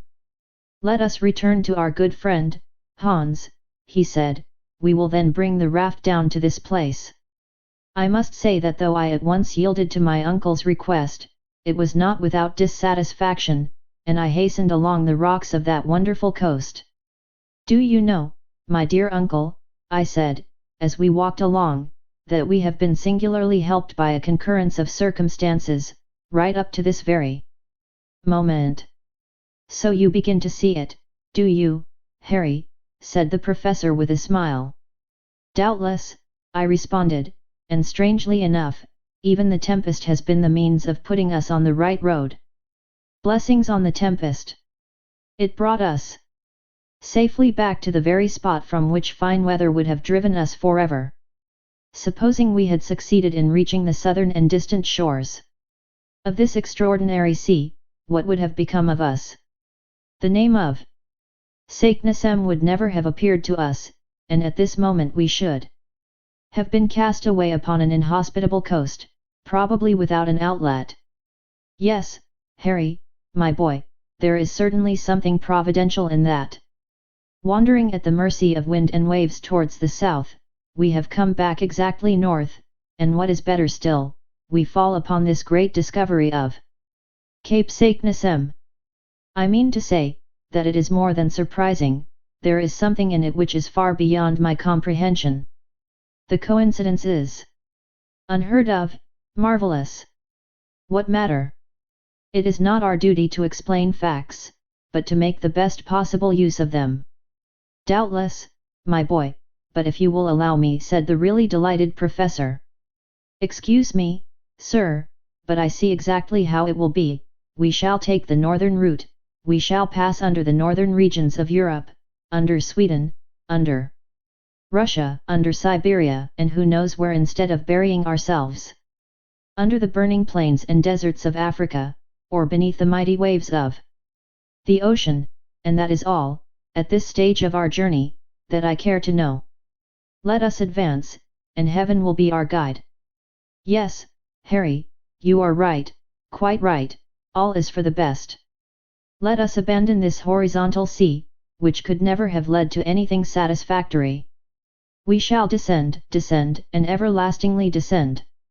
Do you know, my dear boy, that to reach the interior of the earth we have only 5,000 miles to travel? Bah! I cried, carried away by a burst of enthusiasm, the distance is scarcely worth speaking about. The thing is to make a start. My wild, mad, and incoherent speeches continued until we rejoined our patient and phlegmatic guide. All was, we found, prepared for an immediate departure. There was not a single parcel but what was in its proper place. We all took up our posts on the raft, and the sail being hoisted, Hans received his directions, and guided the frail bark towards Cape Saknussemm, as we had definitely named it. The wind was very unfavourable to a craft that was unable to sail close to the wind. It was constructed to go before the blast. We were continually reduced to pushing ourselves forward by means of poles. On several occasions the rocks ran far out into deep water and we were compelled to make a long round. At last, after 3 long and weary hours of navigation, that is to say, about 6 o'clock in the evening, we found a place at which we could land. I jumped on shore first. In my present state of excitement and enthusiasm, I was always first.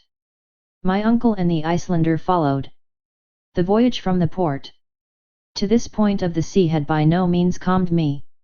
It had rather produced the opposite effect. I even proposed to burn our vessel, that is, to destroy our raft, in order to completely cut off our retreat. But my uncle sternly opposed this wild project. I began to think him particularly lukewarm and unenthusiastic. At any rate, my dear uncle, I said, let us start without delay. Yes, my boy, I am quite as eager to do so as you can be. But, in the first place, let us examine this mysterious gallery, in order to find if we shall need to prepare and mend our ladders. My uncle now began to see to the efficiency of our Ruhmkorff coil, which would doubtless soon be needed. The raft, securely fastened to a rock, was left alone. Moreover, the opening into the new gallery was not 20 paces distant from the spot. Our little troop, with myself at the head, advanced. The orifice, which was almost circular, presented a diameter of about 5 feet. The sombre tunnel was cut in the living rock, and coated on the inside by the different material which had once passed through it in a state of fusion. The lower part was about level with the water, so that we were able to penetrate to the interior without difficulty. We followed an almost horizontal direction, when, at the end of about a dozen paces, our further advance was checked by the interposition of an enormous block of granite rock. "Accursed stone!" I cried furiously, on perceiving that we were stopped by what seemed an insurmountable obstacle. In vain we looked to the right, in vain we looked to the left, in vain examined it above and below. There existed no passage, no sign of any other tunnel. I experienced the most bitter and painful disappointment. So enraged was I that I would not admit the reality of any obstacle. I stooped to my knees, I looked under the mass of stone. No hole, no interstice. I then looked above. The same barrier of granite. Hans, with the lamp, examined the sides of the tunnel in every direction. But all in vain. It was necessary to renounce all hope of passing through. I had seated myself upon the ground. My uncle walked angrily and hopelessly up and down. He was evidently desperate. "But," I cried, after some moments' thought, "what about Arne Saknussemm?" "You are right," replied my uncle, "he can never have been checked by a lump of rock." "No, 10,000 times no," I cried, with extreme vivacity. "This huge lump of rock, in consequence of some singular concussion, or process, one of those magnetic phenomena which have so often shaken the terrestrial crust, has in some unexpected way closed up the passage. Many and many years have passed away since the return of Saknussemm, and the fall of this huge block of granite. Is it not quite evident that this gallery was formerly the outlet for the pent-up lava in the interior of the earth, and that these eruptive matters then circulated freely? Look at these recent fissures in the granite roof, it is evidently formed of pieces of enormous stone, placed here as if by the hand of a giant, who had worked to make a strong and substantial arch. One day, after an unusually strong shock, the vast rock which stands in our way, and which was doubtless the key of a kind of arch, fell through to a level with the soil and has barred our further progress.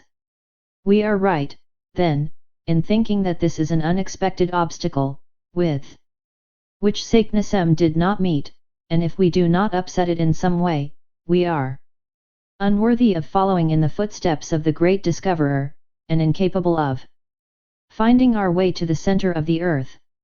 In this wild way I addressed my uncle. The zeal of the professor, his earnest longing for success, had become part and parcel of my being. I wholly forgot the past, I utterly despised the future.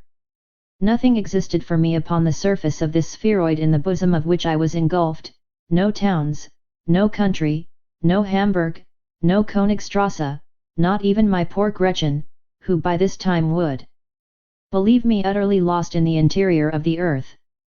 "Well," cried my uncle, roused to enthusiasm by my words, "let us go to work with pickaxes, with crowbars, with anything that comes to hand, but down with these terrible walls. It is far too tough and too big to be destroyed by a pickaxe or crowbar," I replied. "What then?" "As I said, it is useless to think of overcoming such a difficulty by means of ordinary tools." "What then?" "What else but gunpowder, a subterranean mine. Let us blow up the obstacle that stands in our way." "Gunpowder?" "Yes, all we have to do is to get rid of this paltry obstacle." "To work, Hans, to work," cried the professor. The Icelander went back to the raft, and soon returned with a huge crowbar, with which he began to dig a hole in the rock, which was to serve as a mine. It was by no means a slight task. It was necessary for our purpose to make a cavity large enough to hold 50 pounds of fulminating gun cotton, the expansive power of which is 4 times as great as that of ordinary gunpowder. I had now roused myself to an almost miraculous state of excitement. While Hans was at work, I actively assisted my uncle to prepare a long wick, made from damp gunpowder, the mass of which we finally enclosed in a bag of linen. "We are bound to go through," I cried, enthusiastically. "We are bound to go through," responded the professor, tapping me on the back. At midnight, our work as miners was completely finished. The charge of fulminating cotton was thrust into the hollow, and the match, which we had made of considerable length, was ready. A spark was now sufficient to ignite this formidable engine, and to blow the rock to atoms. "We will now rest until tomorrow." It was absolutely necessary to resign myself to my fate, and to consent to wait for the explosion for 6 weary hours. Chapter 39. The explosion and its results. The next day, which was the 27th of August, was a date celebrated in our wondrous subterranean journey. I never think of it even now, but I shudder with horror. My heart beats wildly at the very memory of that awful day. From this time forward, our reason, our judgment, our human ingenuity, have nothing to do with the course of events. We are about to become the plaything of the great phenomena of the earth. At 6 o'clock we were all up and ready. The dreaded moment was arriving when we were about to seek an opening into the interior of the earth by means of gunpowder. What would be the consequences of breaking through the crust of the earth? I begged that it might be my duty to set fire to the mine. I looked upon it as an honor. This task once performed, I could rejoin my friends upon the raft, which had not been unloaded. As soon as we were all ready, we were to sail away to some distance to avoid the consequences of the explosion, the effects of which would certainly not be concentrated in the interior of the earth. The slow match we calculated to burn for about 10 minutes, more or less, before it reached the chamber in which the great body of powder was confined. I should therefore have plenty of time to reach the raft and put off to a safe distance. I prepared to execute my self-allotted task not, it must be confessed, without considerable emotion. After a hearty repast, my uncle and the hunter guide embarked on board the raft, while I remained alone upon the desolate shore. I was provided with a lantern which was to enable me to set fire to the wick of the infernal machine. "Go, my boy," said my uncle, "and heaven be with you. But come back as soon as you can. I shall be all impatience." "Be easy on that matter," I replied, "there is no fear of my delaying on the road." Having said this, I advanced toward the opening of the sombre gallery. My heart beat wildly. I opened my lantern and seized the extremity of the wick. The professor, who was looking on, held his chronometer in his hand. "Are you ready?" cried he. "Quite ready." "Well, then, fire away." I hastened to put the light to the wick, which crackled and sparkled, hissing and spitting like a serpent. Then, running as fast as I could, I returned to the shore. "Get on board, my lad, and you, Hans, shove off," cried my uncle. By a vigorous application of his pole Hans sent us flying over the water. The raft was quite 20 fathoms distant. It was a moment of palpitating interest, of deep anxiety. My uncle, the professor, never took his eyes off the chronometer. "Only 5 minutes more," he said in a low tone, "only 4, only 3. My pulse went 100 to the minute. I could hear my heart beating. "Only 2, 1. Now, then, mountains of granite crumble beneath the power of man." What happened after that? As to the terrific roar of the explosion, I do not think I heard it. But the form of the rocks completely changed in my eyes. They seemed to be drawn aside like a curtain. I saw a fathomless, a bottomless abyss, which yawned beneath the turgid waves. The sea, which seemed suddenly to have gone mad, then became one great mountainous mass, upon the top of which the raft rose perpendicularly. We were all thrown down. In less than a second the light gave place to the most profound obscurity. Then I felt all solid support give way not to my feet, but to the raft itself. I thought it was going bodily down a tremendous well. I tried to speak, to question my uncle. Nothing could be heard but the roaring of the mighty waves. We clung together in utter silence. Despite the awful darkness, despite the noise, the surprise, the emotion, I thoroughly understood what had happened. Beyond the rock which had been blown up, there existed a mighty abyss. The explosion had caused a kind of earthquake in this soil, broken by fissures and rents. The gulf, thus suddenly thrown open, was about to swallow the inland sea, which, transformed into a mighty torrent, was dragging us with it. Only one idea filled my mind. We were utterly and completely lost. 1 hour, 2 hours, what more I cannot say, passed in this manner. We sat close together, elbow touching elbow, knee touching knee. We held one another's hands not to be thrown off the raft. We were subjected to the most violent shocks, whenever our sole dependence, a frail wooden raft, struck against the rocky sides of the channel. Fortunately for us, these concussions became less and less frequent, which made me fancy that the gallery was getting wider and wider. There could be now no doubt that we had chanced upon the road once followed by Saknussemm, but instead of going down in a proper manner, we had, through our own imprudence, drawn a whole sea with us. These ideas presented themselves to my mind in a very vague and obscure manner. I felt rather than reasoned. I put my ideas together only confusedly, while spinning along like a man going down a waterfall. To judge by the air which, as it were, whipped my face, we must have been rushing at a perfectly lightning rate. To attempt under these circumstances to light a torch was simply impossible. And the last remains of our electric machine, of our Ruhmkorff coil, had been destroyed during the fearful explosion. I was therefore very much confused to see at last a bright light shining close to me. The calm countenance of the guide seemed to gleam upon me. The clever and patient hunter had succeeded in lighting the lantern, and though, in the keen and thorough draught, the flame flickered and vacillated and was nearly put out, it served partially to dissipate the awful obscurity. The gallery into which we had entered was very wide. I was, therefore, quite right in that part of my conjecture. The insufficient light did not allow us to see both of the walls at the same time. The slope of waters, which was carrying us away, was far greater than that of the most rapid river of America. The whole surface of the stream seemed to be composed of liquid arrows, darted forward with extreme violence and power. I can give no idea of the impression it made upon me.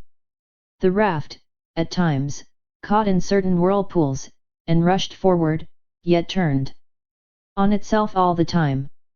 How it did not upset I shall never be able to understand. When it approached the sides of the gallery, I took care to throw upon them the light of the lantern, and I was able to judge of the rapidity of motion by looking at the projecting masses of rock, which as soon as seen were again invisible.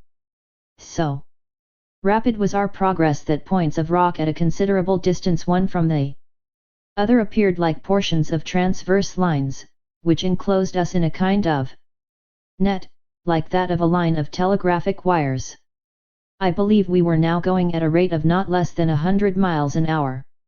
My uncle and I looked at one another with wild and haggard eyes. We clung convulsively to the stump of the mast, which, at the moment when the catastrophe took place, had snapped short off. We turned our backs as much as possible to the wind, in order not to be stifled by a rapidity of motion which nothing human could face and live. And still the long monotonous hours went on. The situation did not change in the least, though a discovery I suddenly made seemed to complicate it very much. When we had slightly recovered our equilibrium, I proceeded to examine our cargo. I then made the unsatisfactory discovery that the greater part of it had utterly disappeared. I became alarmed, and determined to discover what were our resources.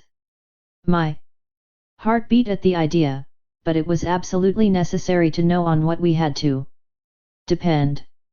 With this view, I took the lantern and looked around. Of all our former collection of nautical and philosophical instruments, there remained only the chronometer and the compass.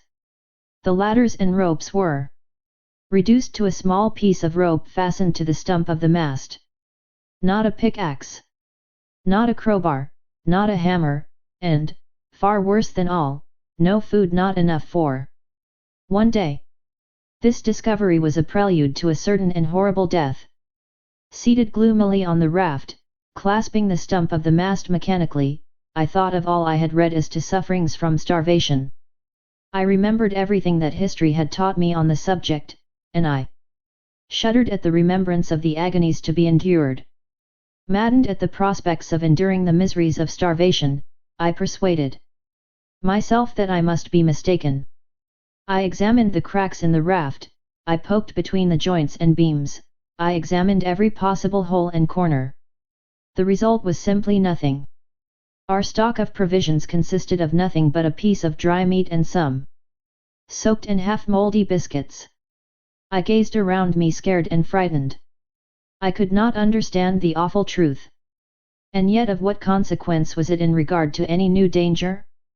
Supposing that we had had provisions for months, and even for years, how could we ever get out of the awful abyss into which we were being hurled by the irresistible torrent we had let loose? Why should we trouble ourselves about the sufferings and tortures to be endured from hunger when death stared us in the face under so many other swifter and perhaps even more horrid forms? It was very doubtful, under the circumstances in which we were placed, if we should have time to die of inanition. But the human frame is singularly constituted. I know not how it was, but, from some singular hallucination of the mind, I forgot the real, serious, and immediate danger to which we were exposed, to think of the menaces of the future, which appeared before us in all their naked terror. Besides, after all, suggested hope, perhaps we might finally escape the fury of the raging torrent, and once more revisit the glimpses of the moon, on the surface of our beautiful Mother Earth. How was it to be done? I had not the remotest idea. Where were we to come out? No matter, so that we did. One chance in 1,000 is always a chance, while death from hunger gave us not even the faintest glimpse of hope. It left to the imagination nothing but blank horror, without the faintest chance of escape. I had the greatest mind to reveal all to my uncle, to explain to him the extraordinary and wretched position to which we were reduced, in order that, between the two, we might make a calculation as to the exact space of time which remained for us to live. It was, it appeared to me, the only thing to be done. But I had the courage to hold my tongue, to gnaw at my entrails like the Spartan boy. I wished to leave him all his coolness. At this moment, the light of the lantern slowly fell, and at last went out. The wick had wholly burnt to an end. The obscurity became absolute. It was no longer possible to see through the impenetrable darkness. There was one torch left, but it was impossible to keep it alight. Then, like a child, I shut my eyes, that I might not see the darkness. After a great lapse of time, the rapidity of our journey increased. I could feel it by the rush of air upon my face. The slope of the waters was excessive. I began to feel that we were no longer going down a slope, we were falling. I felt as one does in a dream, going down bodily, falling, falling, falling. I felt that the hands of my uncle and Hans were vigorously clasping my arms. Suddenly, after a lapse of time scarcely appreciable, I felt something like a shock. The raft had not struck a hard body, but had suddenly been checked in its course.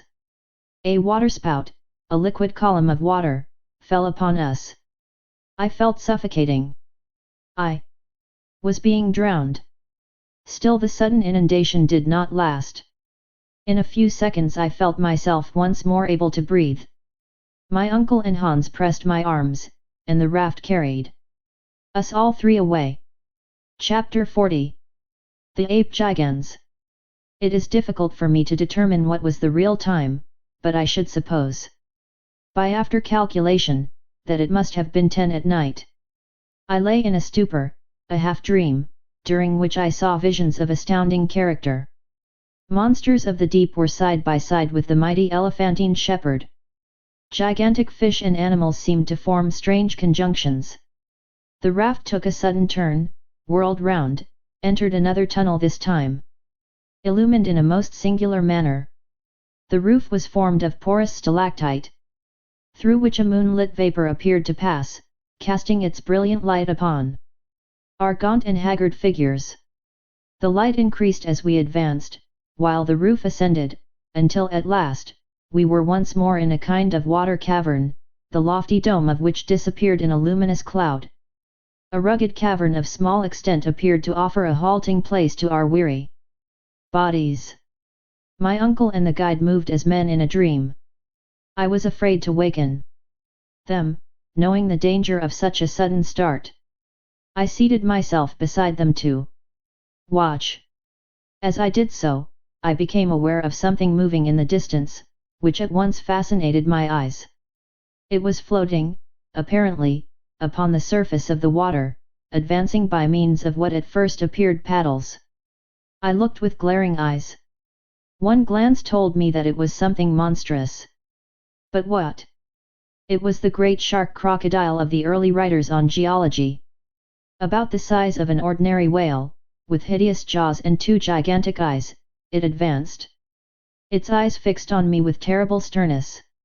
Some indefinite warning told me that it had marked me for its own. I attempted to rise to escape, no matter where, but my knees shook under me, my limbs trembled violently, I almost lost my senses. And still the mighty monster advanced. My uncle and the guide made no effort to save themselves. With a strange noise, like none other I had ever heard, the beast came on. His jaws were at least 7 feet apart, and his distended mouth looked large enough to have swallowed a boatful of men. We were about 10 feet distant when I discovered that much as his body resembled that of a crocodile, his mouth was wholly that of a shark. His twofold nature now became apparent. To snatch us up at a mouthful it was necessary for him to turn on his back, which motion necessarily caused his legs to kick up helplessly in the air. I actually laughed even in the very jaws of death.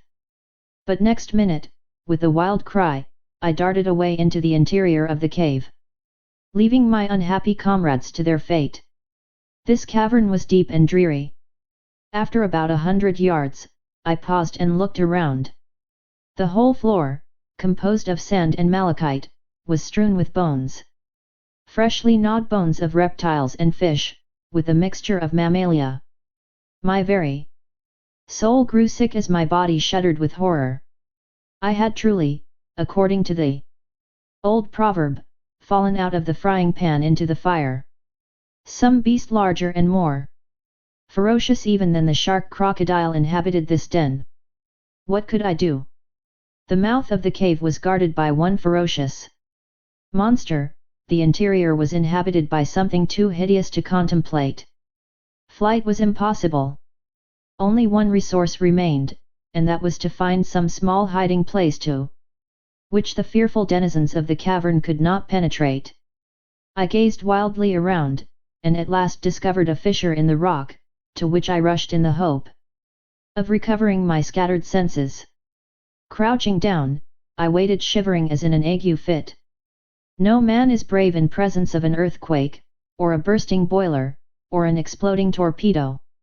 I could not be expected to feel much courage in presence of the fearful fate that appeared to await me. An hour passed. I heard all the time a strange rumbling outside the cave. What was the fate of my unhappy companions? It was impossible for me to pause to inquire. My own wretched existence was all I could think of. Suddenly a groaning, as of 50 bears in a fight, fell upon my ears, hisses, spitting, moaning, hideous to hear, and then I saw. Never, were ages to pass over my head, shall I forget the horrible apparition. It was the ape gigans. 14 feet high, covered with coarse hair, of a blackish brown, the hair on the arms, from the shoulder to the elbow joints, pointing downwards, while that from the wrist to the elbow pointed upwards, it advanced. Its arms were as long as its body, while its legs were prodigious. It had thick, long, and sharply pointed teeth like a mammoth saw. It struck its breast as it came on, smelling and sniffing, reminding me of the stories we read in our early childhood of giants who ate the flesh of men and little boys. Suddenly it stopped. My heart beat wildly, for I was conscious that, somehow or other, the fearful monster had smelled me out and was peering about with his hideous eyes to try and discover my whereabouts. My reading, which as a rule is a blessing, but which on this occasion seemed momentarily to prove a curse, told me the real truth. It was the ape gigans, the antediluvian gorilla. Yes. This awful monster, confined by good fortune to the interior of the earth, was the progenitor of the hideous monster of Africa. He glared wildly about, seeking something, doubtless myself.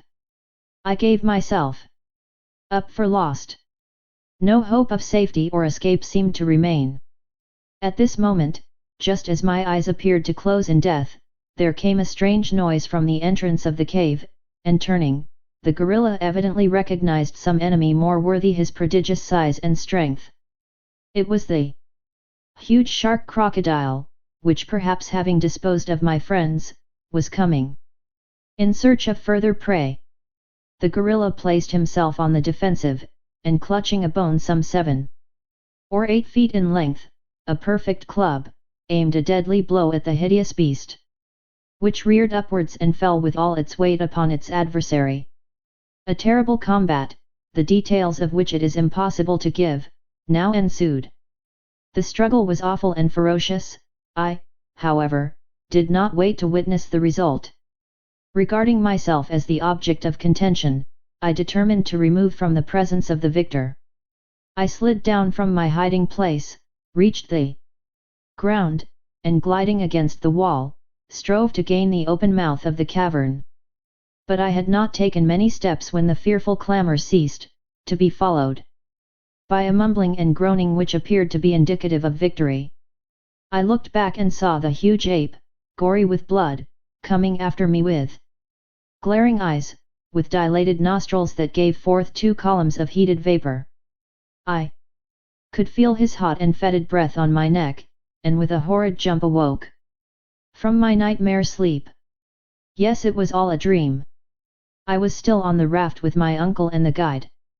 The relief was not instantaneous, for under the influence of the hideous nightmare my senses had become numbed. After a while, however, my feelings were tranquilized. The first of my perceptions which returned in full force was that of hearing. I listened with acute and attentive ears. All was still as death.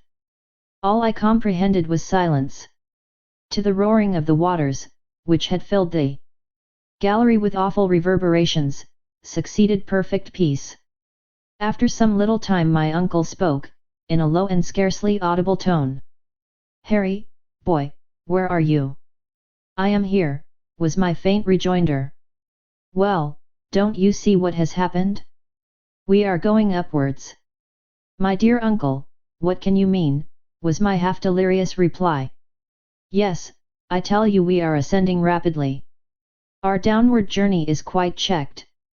I held out my hand, and, after some little difficulty, succeeded in touching the wall. My hand was in an instant covered with blood. The skin was torn from the flesh. We were ascending with extraordinary rapidity. The torch, cried the professor, wildly, "it must be lighted." Hans, the guide, after many vain efforts, at last succeeded in lighting it, and the flame, having now nothing to prevent its burning, shed a tolerably clear light. We were enabled to form an approximate idea of the truth. "It is just as I thought," said my uncle, after a moment or two of silent attention. "We are in a narrow well about 4 fathoms square. The waters of the great inland sea, having reached the bottom of the gulf, are now forcing themselves up the mighty shaft. As a natural consequence, we are being cast upon the summit of the waters. That I can see, was my lugubrious reply, but where will this shaft end, and to what fall are we likely to be exposed? Of that I am as ignorant as yourself. All I know is, that we should be prepared for the worst. We are going up at a fearfully rapid rate.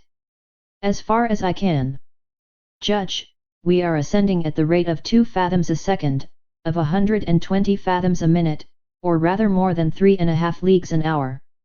At this rate, our fate will soon be a matter of certainty. No doubt of it, was my reply.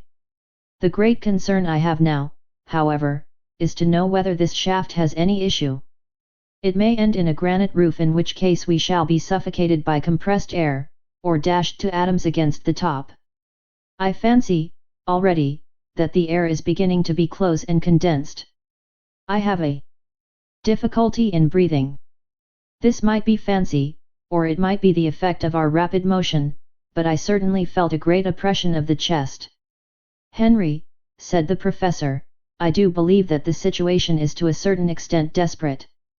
There remain, however, many chances of ultimate safety, and I have, in my own mind, been revolving them over, during your heavy but agitated sleep. I have come to this logical conclusion: whereas we may at any moment perish, so at any moment we may be saved. We need, therefore, prepare ourselves for whatever may turn up in the great chapter of accidents. But what would you have us do? I cried. Are we not utterly helpless? No. While there is life there is hope. At all events, there is one thing we can do: eat, and thus obtain strength to face victory or death. As he spoke, I looked at my uncle with a haggard glance. I had put off the fatal communication as long as possible. It was now forced upon me, and I must tell him the truth. Still I hesitated. Eat, I said, in a deprecating tone, as if there were no hurry. Yes, and at once. I feel like a starving prisoner, he said, rubbing his yellow and shivering hands together. And, turning round to the guide, he spoke some hearty, cheering words, as I judged from his tone, in Danish. Hans shook his head in a terribly significant manner. I tried to look unconcerned. What? Cried the professor, you do not mean to say that all our provisions are lost?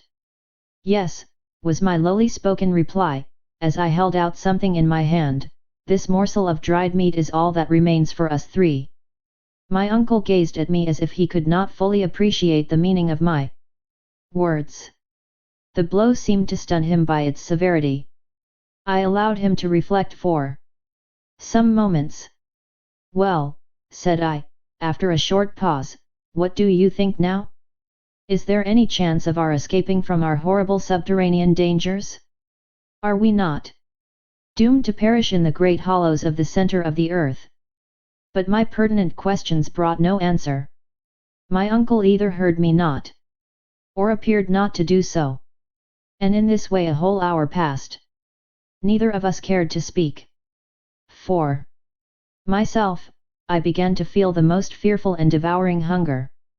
My companions, doubtless, felt the same horrible tortures, but neither of them would touch the wretched morsel of meat that remained. It lay there, a last remnant of all our great preparations for the mad and senseless journey. I looked back, with wonderment, to my own folly. Fully was I aware that, despite his enthusiasm, and the ever-to-be hated scroll of Saknussemm, my uncle should never have started on his perilous voyage. What memories of the happy past, what previsions of the horrible future, now filled my brain. Chapter 41. Hunger. Hunger, prolonged, is temporary madness. The brain is at work without its required food, and the most fantastic notions fill the mind. Hitherto I had never known what hunger really meant. I was likely to understand it now. And yet, 3 months before I could tell my terrible story of starvation, as I thought it. As a boy I used to make frequent excursions in the neighborhood of the professor's house. My uncle always acted on system, and he believed that, in addition to the day of rest and worship, there should be a day of recreation. In consequence, I was always free to do as I liked on a Wednesday. Now, as I had a notion to combine the useful and the agreeable, my favorite pastime was bird's nesting. I had one of the best collections of eggs in all the town. They were classified, and under glass cases. There was a certain wood, which, by rising at early morn, and taking the cheap train, I could reach at 11 in the morning. Here I would botanize or geologiogize at my will. My uncle was always glad of specimens for his herbarium, and stones to examine. When I had filled my wallet, I proceeded to search for nests.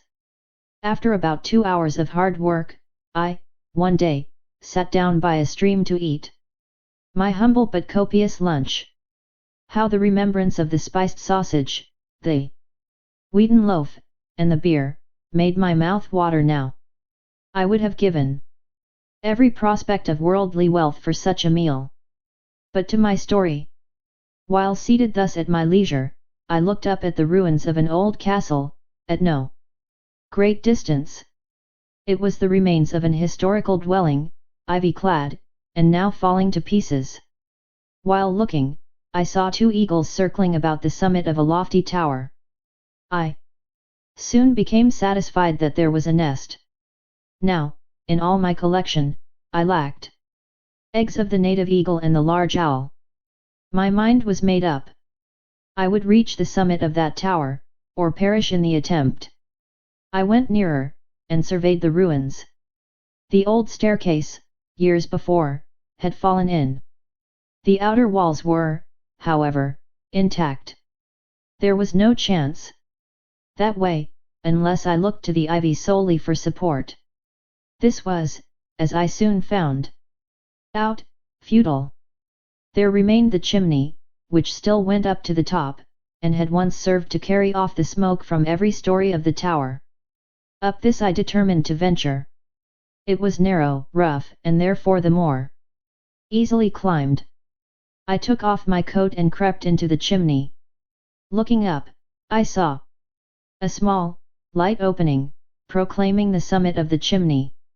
Up I went, for some time using my hands and knees, after the fashion of a chimney sweep.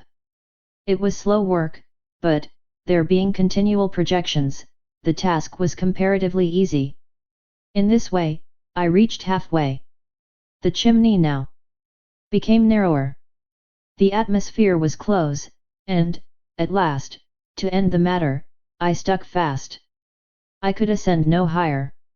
There could be no doubt of this, and there remained no resource but to descend, and give up my glorious prey in despair. I yielded to fate and endeavoured to descend. But I could not move. Some unseen and mysterious obstacle intervened and stopped me. In an instant the full horror of my situation seized me. I was unable to move either way, and was doomed to a terrible and horrible death, that of starvation.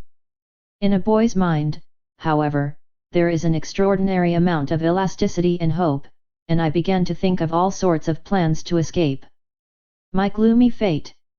In the first place, I required no food just at present, having had an excellent meal, and was therefore allowed time for reflection.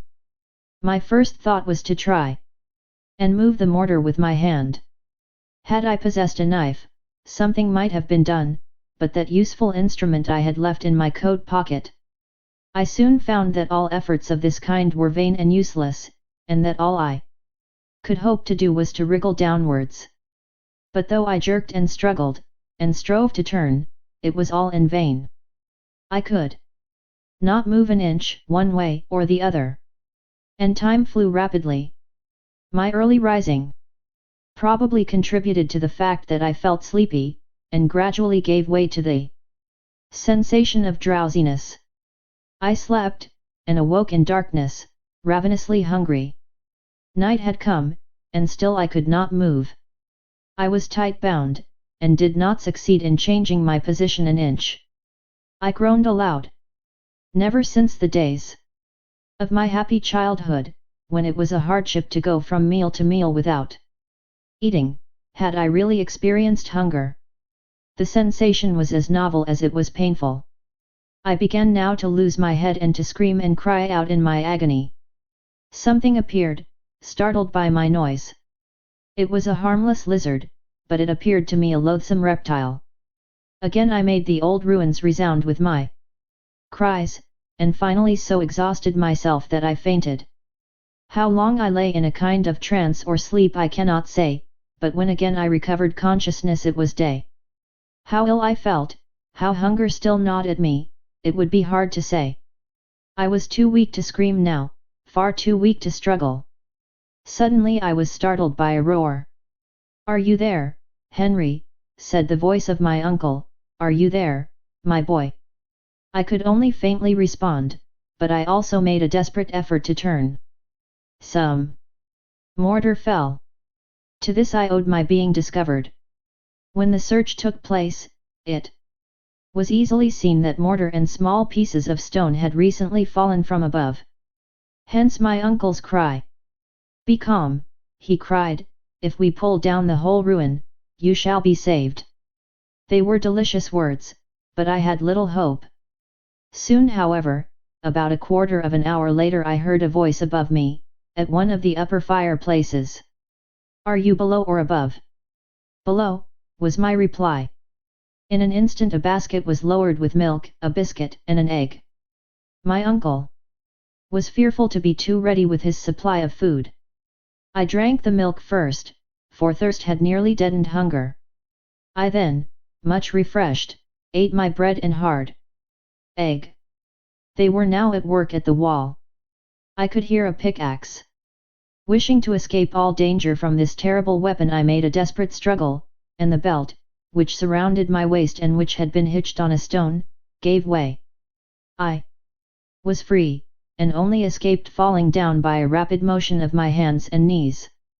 In 10 minutes more I was in my uncle's arms, after being 2 days and nights in that horrible prison. My occasional delirium prevented me from counting time. I was weeks recovering from that awful starvation adventure, and yet what was that to the hideous sufferings I now endured? After dreaming for some time, and thinking of this and other matters, I once more looked around me. We were still ascending with fearful rapidity. Every now and then the air appeared to check our respiration as it does that of aeronauts when the ascension of the balloon is too rapid. But if they feel a degree of cold in proportion to the elevation they attain in the atmosphere, we experienced quite a contrary effect. The heat began to increase in a most threatening and exceptional manner.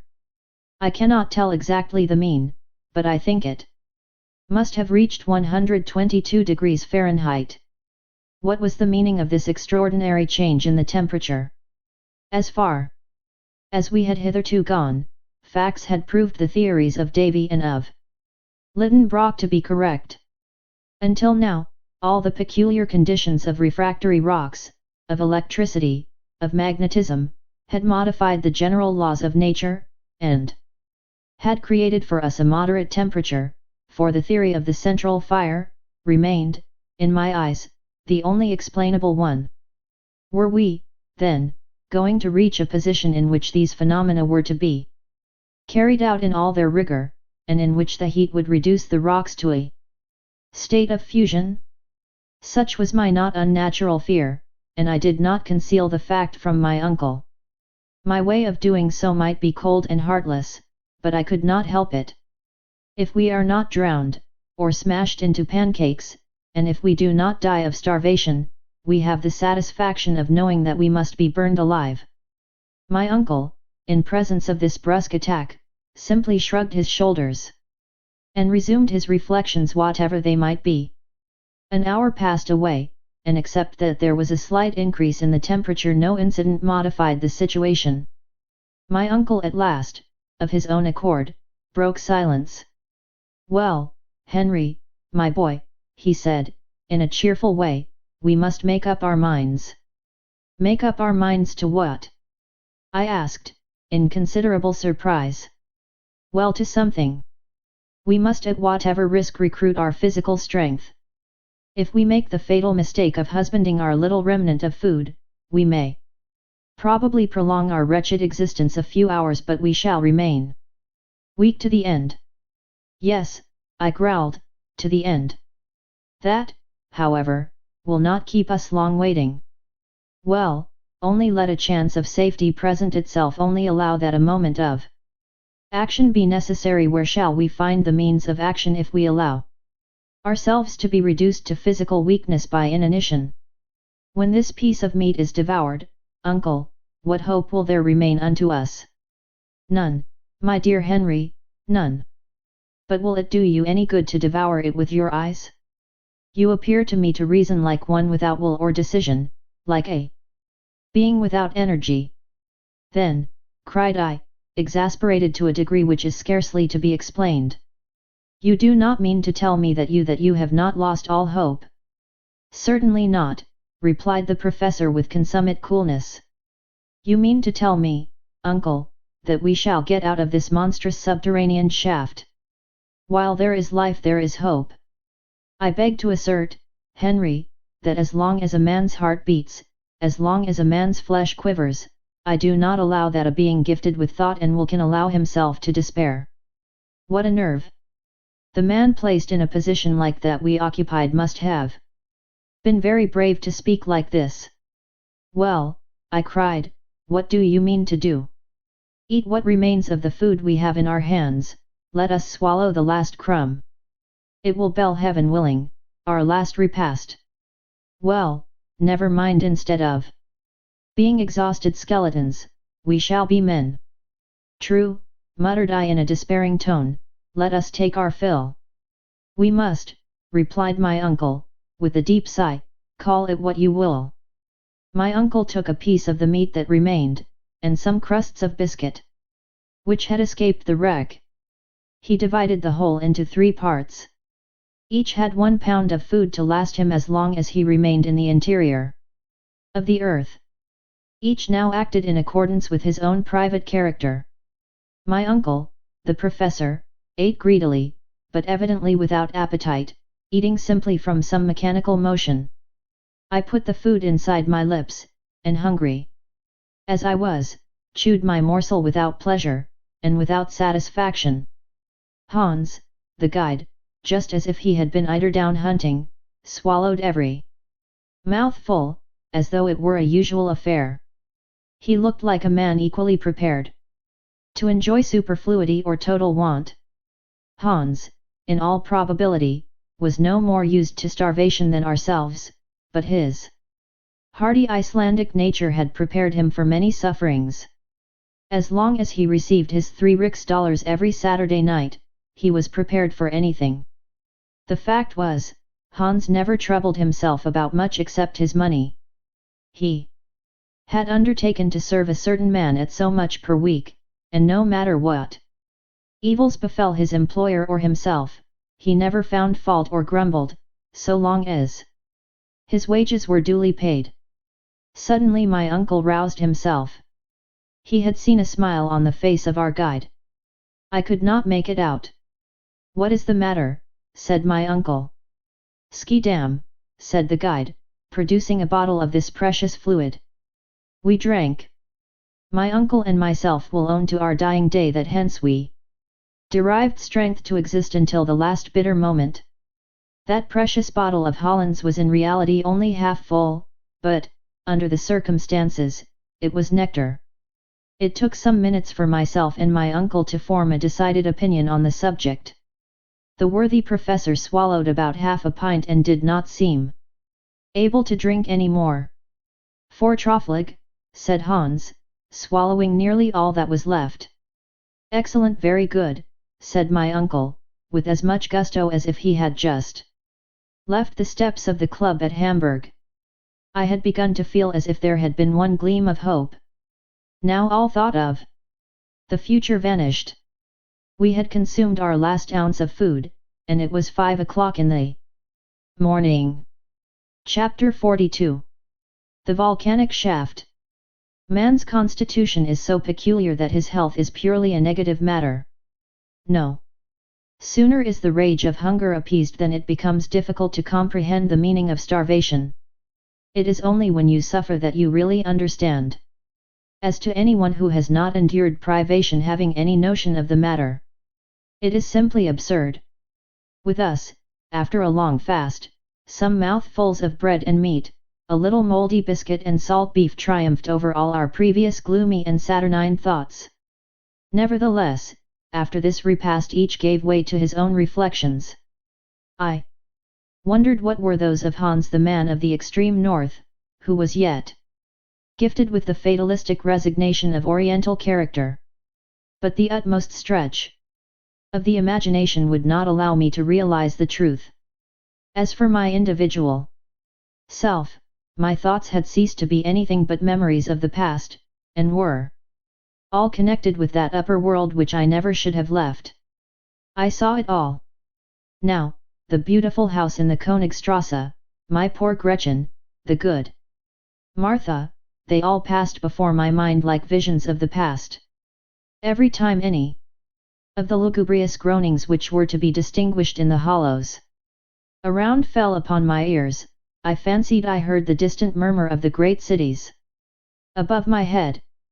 As for my uncle, always thinking of his science, he examined the nature of the shaft by means of a torch.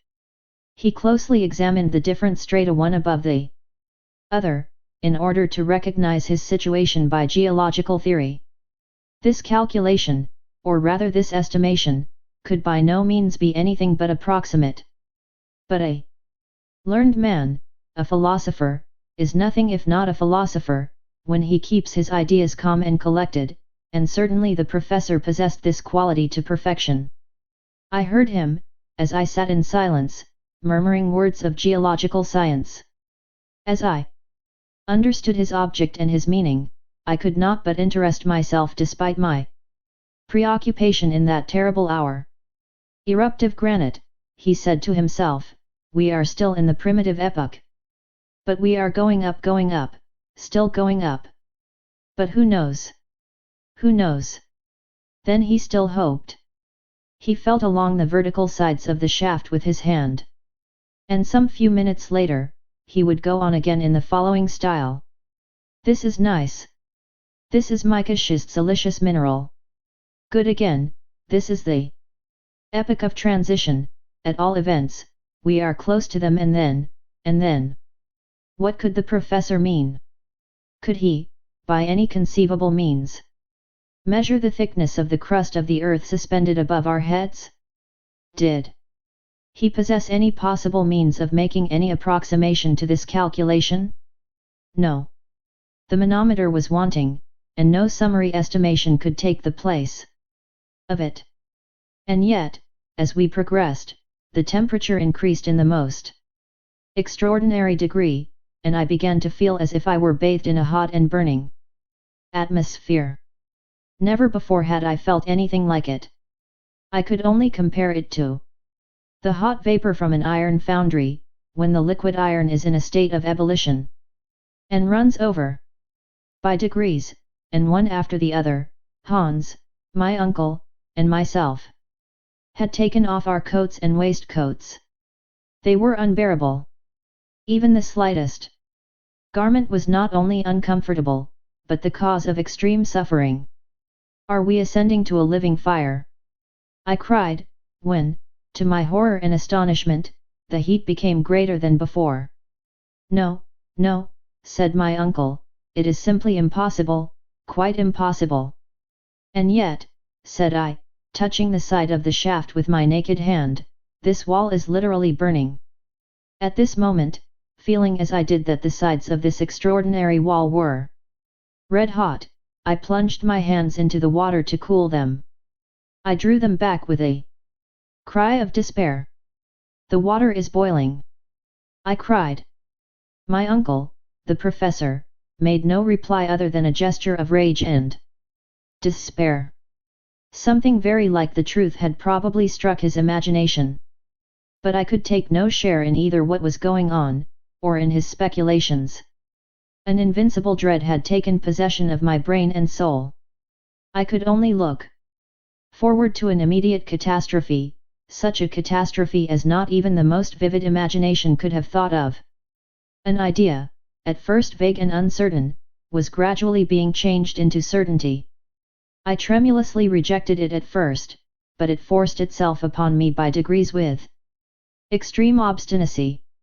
It was so terrible an idea that I scarcely dared to whisper it to myself. And yet all the while certain, and as it were, involuntary observations determined my convictions. By the doubtful glare of the torch, I could make out some singular changes in the granitic strata. A strange and terrible phenomenon was about to be produced, in which electricity played a part. Then this boiling water, this terrible and excessive heat? I determined as a last resource to examine the compass. The compass had gone mad. Yes, wholly stark staring mad. The needle jumped from pole to pole with sudden and surprising jerks, ran round, or as it is said, boxed the compass, and then ran suddenly back again as if it had the vertigo. I was aware that, according to the best acknowledged theories, it was a received notion that the mineral crust of the globe is never, and never has been, in a state of complete repose. It is perpetually undergoing the modifications caused by the decomposition of internal matter, the agitation consequent on the flowing of extensive liquid currents, the excessive action of magnetism which tends to shake it incessantly. At a time when even the multitudinous beings on its surface do not suspect the seething process to be going on. Still this phenomenon would not have alarmed me alone, it would not have aroused in my mind a terrible, an awful idea. But other facts could not allow my self-delusion to last. Terrible detonations, like heaven's artillery, began to multiply themselves with fearful intensity. I could only compare them with the noise made by hundreds of heavily laden chariots being madly driven over a stone pavement. It was a continuous roll of heavy thunder. And then the mad compass, shaken by the wild electric phenomena, confirmed me in my rapidly formed opinion. The mineral crust was about to burst, the heavy granite masses were about to rejoin, the fissure was about to close, the void was about to be filled up, and we poor atoms to be crushed in its awful embrace. Uncle, uncle! I cried, we are wholly, irretrievably lost. What, then, my young friend, is your new cause of terror and alarm? He said, in his calmest manner. What fear you now? What do I fear now? I cried in fierce and angry tones. Do you not see that the walls of the shaft are in motion? Do you not see that the solid granite masses are cracking? Do you not feel the terrible, torrid heat? Do you not observe the awful boiling water on which we float? Do you not remark this mad needle? Every sign and portent of an awful earthquake. My uncle coolly shook his head. An earthquake, he replied in the most calm and provoking tone. Yes. My nephew, I tell you that you are utterly mistaken, he continued. Do you not, can you not, recognize all the well-known symptoms of an earthquake? By no means. I am expecting something far more important. My brain is strained beyond endurance. What do you mean? I cried. An eruption, Harry. An eruption, I gasped. We are, then, in the volcanic shaft of a crater in full action and vigor. I have every reason to think so, said the professor in a smiling tone, and I beg to tell you that it is the most fortunate thing that could happen to us. The most fortunate thing. Had my uncle really and truly gone mad? What did he mean by these awful words? What did he mean by this terrible calm, this solemn smile? What? Cried I, in the height of my exasperation, we are on the way to an eruption, are we? Fatality has cast us into a well of burning and boiling lava, of rocks on fire, of boiling water, in a word, filled with every kind of eruptive matter? We are about to be expelled, thrown up, vomited, spit out of the interior of the earth, in common with huge blocks of granite, with showers of cinders and Scorii, in a wild whirlwind of flame, and you say the most fortunate thing which could happen to us. Yes, replied the professor, looking at me calmly from under his spectacles. It is the only chance which remains to us of ever escaping from the interior of the earth to the light of day. It is quite impossible that I can put on paper the thousand strange, wild thoughts which followed this extraordinary announcement. But my uncle was right, quite right, and never had he appeared to me so audacious and so convinced as when he looked me calmly in the face and spoke of the chances of an eruption of our being cast upon Mother Earth once more, through the gaping crater of a volcano. Nevertheless, while we were speaking we were still ascending, we passed the whole night going up, or to speak more scientifically, in an ascensional motion. The fearful noise redoubled, I was ready to suffocate. I seriously believed that my last hour was approaching, and yet, so strange is imagination, all I thought of was some childish hypothesis or other. In such circumstances you do not choose your own thoughts. They overcome you. It was quite evident that we were being cast upwards by eruptive matter. Under the raft there was a mass of boiling water, and under this was a heavier mass of lava, and an aggregate of rocks which, on reaching the summit of the water, would be dispersed in every direction. That we were inside the chimney of a volcano there could no longer be the shadow of a doubt. Nothing more terrible could be conceived. But on this occasion, instead of Sneffels, an old and extinct volcano, we were inside a mountain of fire in full activity. Several times I found myself asking, what mountain was it, and on what part of the world we should be shot out? As if it were of any consequence. In the northern regions, there could be no reasonable doubt about that. Before it went decidedly mad, the compass had never made the slightest mistake. From the Cape of Saknussemm, we had been swept away to the northward many hundreds of leagues. Now the question was, were we once more under Iceland? Should we be belched forth onto the earth through the crater of Mount Hekla, or should we reappear through one of the other 7 fire funnels of the island? Taking in my mental vision a radius of 500 leagues to the westward, I could see under this parallel only the little-known volcanoes of the northwest coast of America. To the east one only existed somewhere about the 80th degree of latitude. The Esk, upon the island of Jan Mayen, not far from the frozen regions of Spitzbergen. It was not craters that were wanting, and many of them were big enough to vomit a whole army. All I wished to know was the particular one towards which we were making with such fearful velocity. I often think now of my folly, as if I should ever have expected to escape. Towards morning, the ascending motion became greater and greater. If the degree of heat increased instead of decreasing, as we approached the surface of the earth, it was simply because the causes were local and wholly due to volcanic influence. Our very style of locomotion left in my mind no doubt upon the subject. An enormous force, a force of several hundreds of atmospheres produced by the vapors accumulated and long compressed in the interior of the earth, was hoisting us upwards with irresistible power. But though we were approaching the light of day, to what fearful dangers were we about to be exposed? Instant death appeared the only fate which we could expect or contemplate. Soon a dim, sepulchral light penetrated the vertical gallery, which became wider and wider. I could make out to the right and left long dark corridors like immense tunnels, from which awful and horrid vapors poured out. Tongues of fire, sparkling and crackling, appeared about to lick us up. The hour had come. Look, uncle, look! I cried. Well, what you see are the great sulphurous flames. Nothing more common in connection with an eruption. But if they lap us round? I angrily replied. They will not lap us round, was his quiet and serene answer. But it will be all the same in the end if they stifle us, I cried. We shall not be stifled.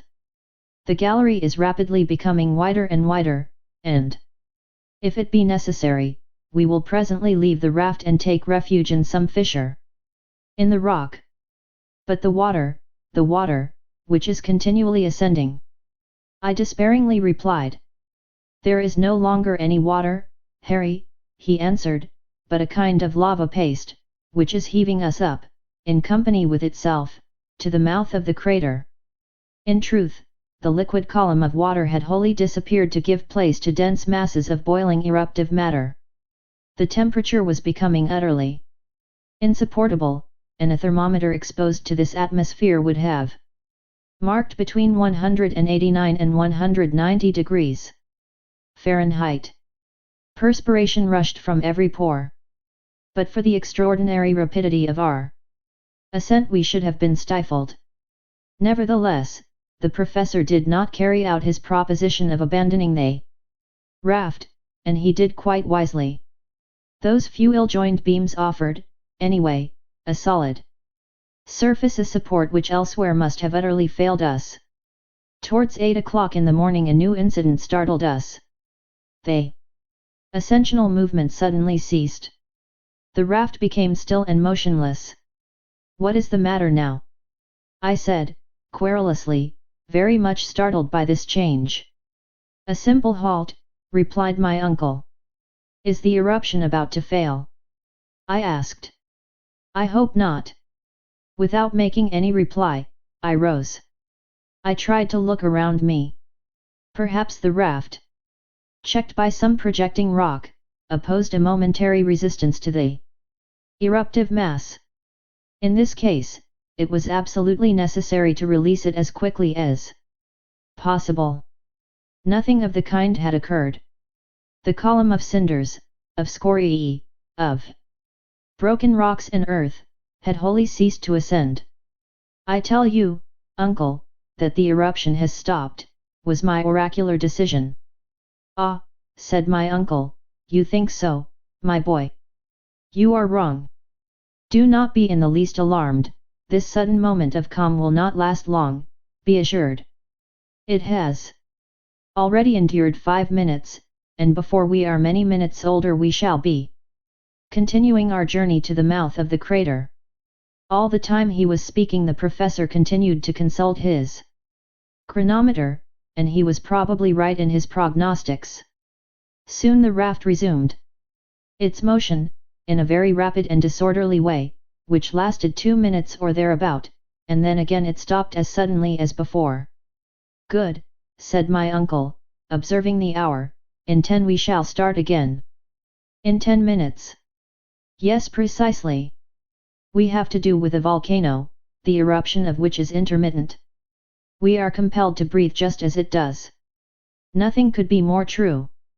At the exact minute he had indicated, we were again launched on high with extreme rapidity. Not to be cast off the raft, it was necessary to hold on to the beams. Then the hoist again ceased. Many times since have I thought of this singular phenomenon without being able to find for it any satisfactory explanation.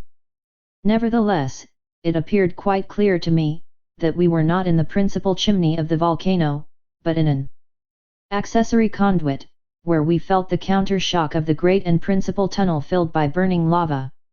It is impossible for me to say how many times this maneuver was repeated. All that I can remember is, that on every ascensional motion, we were hoisted up with ever-increasing velocity, as if we had been launched from a huge projectile. During the sudden halts we were nearly stifled, during the moments of projection the hot air took away our breath. I thought for a moment of the voluptuous joy of suddenly finding myself in the Hyperborean regions with the cold 30 degrees below zero. My exalted imagination pictured to itself the vast snowy plains of the Arctic regions, and I was impatient to roll myself on the icy carpet of the North Pole. By degrees my head, utterly overcome by a series of violent emotions, began to give way to hallucination. I was delirious. Had it not been for the powerful arms of Hans, the guide, I should have broken my head against the granite masses of the shaft. I have, in consequence, kept no account of what followed for many hours. I have a vague and confused remembrance of continual detonations, of the shaking of the huge granitic mass, and of the raft going round like a spinning top. It floated on the stream of hot lava, amidst a falling cloud of cinders. The huge flames roaring, wrapped us around. A storm of wind which appeared to be cast forth from an immense ventilator roused up the interior fires of the earth. It was a hot, incandescent blast. At last I saw the figure of Hans as if enveloped in the huge halo of burning blaze, and no other sense remained to me but that sinister dread which the condemned victim may be supposed to feel when led to the mouth of a cannon. At the supreme moment when the shot is fired and his limbs are dispersed into empty space. Chapter 43. Daylight at last. When I opened my eyes I felt the hand of the guide clutching me firmly by the belt. With his other hand he supported my uncle. I was not grievously wounded, but bruised all over in the most remarkable manner. After a moment I looked around, and found that I was lying down on the slope of a mountain not 2 yards from a yawning gulf into which I should have fallen, had I made the slightest false step. Hans had saved me from death, while I rolled insensible on the flanks of the crater. "Where are we?" dreamily asked my uncle, who literally appeared to be disgusted at having returned to earth. The eiderdown hunter simply shrugged his shoulders as a mark of total ignorance. "In Iceland," said I, not positively but interrogatively. "Nay," said Hans. "How do you mean?" cried the professor. "No, what are your reasons?" "Hans is wrong," said I, rising. After all the innumerable surprises of this journey, a yet more singular one was reserved to us. I expected to see a cone covered by snow, by extensive and widespread glaciers, in the midst of the arid deserts of the extreme northern regions, beneath the full rays of a polar sky, beyond the highest latitudes. But contrary to all our expectations, I, my uncle, and the Icelander, were cast upon the slope of a mountain calcined by the burning rays of a sun which was literally baking us with its fires. I could not believe my eyes, but the actual heat which affected my body allowed me no chance of doubting. We came out of the crater half naked, and the radiant star from which we had asked nothing for 2 months, was good enough to be prodigal to us of light and warmth, a light and warmth we could easily have dispensed with. When our eyes were accustomed to the light we had lost sight of so long, I used them to rectify the errors of my imagination. Whatever happened, we should have been at Spitzbergen, and I was in no humor to yield to anything but the most absolute proof. After some delay, the professor spoke. He said, in a hesitating kind of way, "It really does not look like Iceland. But supposing it were the island of Jan Mayen?" I ventured to observe. "Not in the least, my boy. This is not one of the volcanoes of the north, with its hills of granite and its crown of snow. Nevertheless, look, my boy," said the professor, as dogmatically as usual. "Right above our heads, at a great height, opened the crater of a volcano from which escaped, from 1/4 of an hour to the other, with a very loud explosion, a lofty jet of flame mingled with pumice stone, cinders, and lava. I could feel the convulsions of nature in the mountain, which breathed like a huge whale, throwing up from time to time fire and air through its enormous vents. Below, and floating along a slope of considerable angularity, the stream of eruptive matter spread away to a depth which did not give the volcano a height of 300 fathoms. Its base disappeared in a perfect forest of green trees, among which I perceived olives, fig trees, and vines loaded with rich grapes. Certainly this was not the ordinary aspect of the Arctic regions. About that there could not be the slightest doubt. When the eye was satisfied at its glimpse of this verdant expanse, it fell upon the waters of a lovely sea or beautiful lake, which made of this enchanted land an island of not many leagues in extent. On the side of the rising sun was to be seen a little port, crowded with houses, and near which the boats and vessels of peculiar build were floating upon azure waves. Beyond, groups of islands rose above the liquid plain, so numerous and close together as to resemble a vast beehive. Towards the setting sun, some distant shores were to be made out on the edge of the horizon. Some presented the appearance of blue mountains of harmonious conformation, upon others, much more distant, there appeared a prodigiously lofty cone, above the summit of which hung dark and heavy clouds. Towards the north, an immense expanse of water sparkled beneath the solar rays, occasionally allowing the extremity of a mast or the convexity of a sail bellying to the wind, to be seen. The unexpected character of such a scene added 100-fold to its marvelous beauties. "Where can we be?" I asked, speaking in a low and solemn voice. Hans shut his eyes with an air of indifference, and my uncle looked on without clearly understanding. "Whatever this mountain may be," he said, at last, "I must confess it is rather warm. The explosions do not leave off, and I do not think it is worthwhile to have left the interior of a volcano and remain here to receive a huge piece of rock upon one's head. Let us carefully descend the mountain and discover the real state of the case.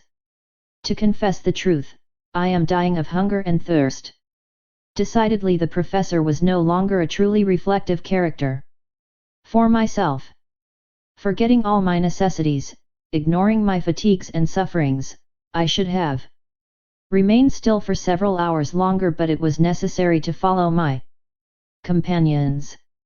The slope of the volcano was very steep and slippery.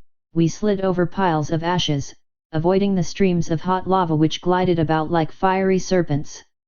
Still, while we were advancing, I spoke with extreme volubility, for my imagination was too full not to explode in words. "We are in Asia," I exclaimed. "We are on the coast of India, in the Great Malay Islands, in the center of Oceania. We have crossed the one half of the globe to come out right at the antipodes of Europe." "But the compass," exclaimed my uncle, "explain that to me." "Yes, the compass," I said with considerable hesitation. "I grant that is a difficulty. According to it, we have always been going northward." "Then it lied." To say it lied is rather a harsh word," was my answer. "Then we are at the North Pole." "The pole? No, well, I give it up," was my reply. The plain truth was, that there was no explanation possible. I could make nothing of it. And all the while we were approaching this beautiful verdure, hunger and thirst tormented me fearfully. Happily, after 2 long hours' march, a beautiful country spread out before us, covered by olives, pomegranates, and vines, which appeared to belong to anybody and everybody. In any event, in the state of destitution into which we had fallen, we were not in a mood to ponder too scrupulously. What delight it was to press these delicious fruits to our lips, and to bite at grapes and pomegranates fresh from the vine. Not far off, near some fresh and mossy grass, under the delicious shade of some trees, I discovered a spring of fresh water, in which we voluptuously laved our faces, hands, and feet. While we were all giving way to the delights of new-found pleasures, a little child appeared between 2 tufted olive trees. "Ah!" cried I, "an inhabitant of this happy country." The little fellow was poorly dressed, weak, and suffering, and appeared terribly alarmed at our appearance. Half naked, with tangled, matted and ragged beards, we did look supremely ill-favoured, and unless the country was a bandit land, we were not likely to alarm the inhabitants. Just as the boy was about to take to his heels, Hans ran after him, and brought him back, despite his cries and kicks. My uncle tried to look as gentle as possible, and then spoke in German. "What is the name of this mountain, my friend?" The child made no reply. "Good," said my uncle, with a very positive air of conviction, "we are not in Germany." He then made the same demand in English, of which language he was an excellent scholar. The child shook its head and made no reply.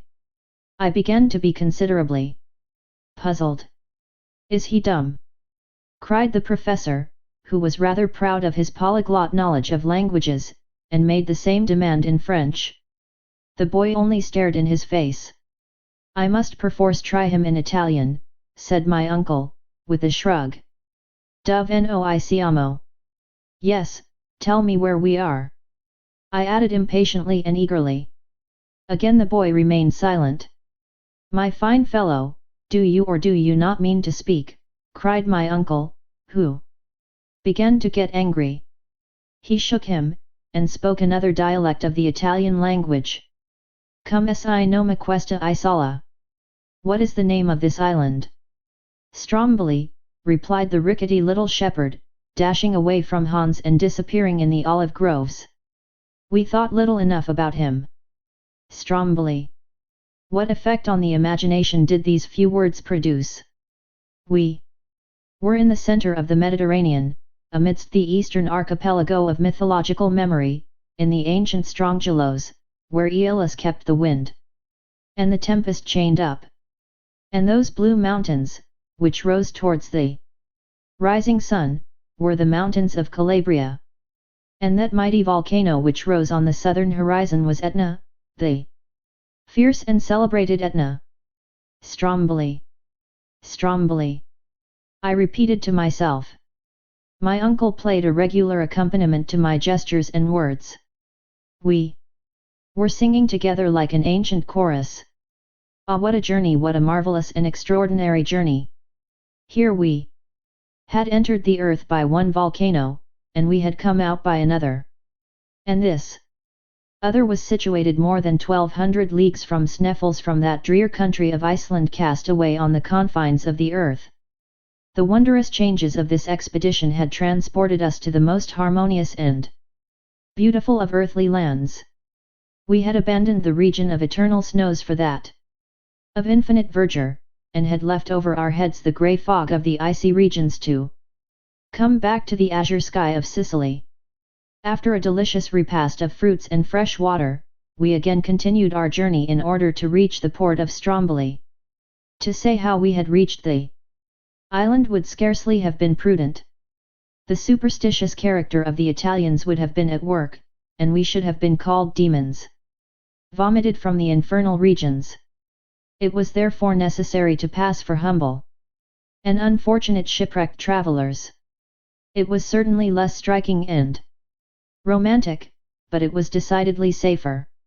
As we advanced, I could hear my worthy uncle muttering to himself. But the compass! The compass most certainly marked north. This is a fact I cannot explain in any way. Well, the fact is, said I, with an air of disdain, we must not explain anything. It will be much more easy. I should like to see a professor of the Johanneum institution who is unable to explain a cosmic phenomenon. It would indeed be strange. And speaking thus, my uncle, half naked, his leathern purse round his loins, and his spectacles upon his nose, became once more the terrible professor of mineralogy. An hour after leaving the Wood of Olives, we reached the fort of San Vicenza, where Hans demanded the price of his 13th week of service. My uncle paid him, with very many warm shakes of the hand. At that moment, if he did not indeed quite share our natural emotion, he allowed his feelings so far to give way as to indulge in an extraordinary expression for him. With the tips of 2 fingers he gently pressed our hands and smiled. Chapter 44. The journey ended. This is the final conclusion of a narrative which will be probably disbelieved even by people who are astonished at nothing. I am, however, armed at all points against human incredulity. We were kindly received by the Strombolite fishermen, who treated us as shipwrecked travelers. They gave us clothes and food. After a delay of 48 hours, on the 30th of September a little vessel took us to Messina, where a few days of delightful and complete repose restored us to ourselves. On Friday, the 4th of October, we embarked in the Voltan, one of the postal packets of the imperial messageries of France, and 3 days later we landed at Marseilles, having no other care on our minds but that of our precious but erratic compass. This inexplicable circumstance tormented me terribly. On the 9th of October, in the evening, we reached Hamburg. What was the astonishment of Martha, what the joy of Gretchen? I will not attempt to define it. Now then, Harry, that you really are a hero, she said, there is no reason why you should ever leave me again. I looked at her. She was weeping tears of joy. I leave it to be imagined if the return of Professor Hardwigg made or did not make a sensation in Hamburg.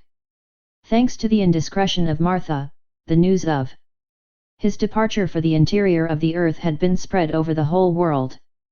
No one would believe it, and when they saw him come back in safety they believed it all the less.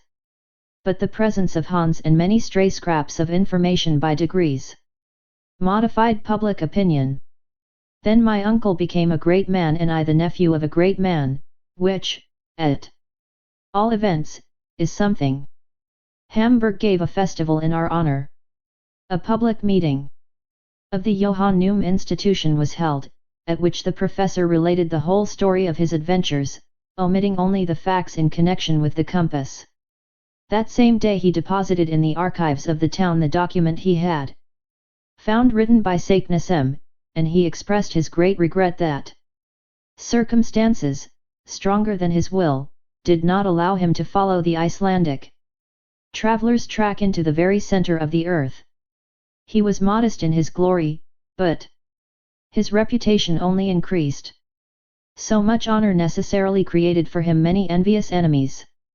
Of course, they existed, and as his theories, supported by certain facts, contradicted the system of science upon the question of central heat, he maintained his own views, both with pen and speech against the learned of every country.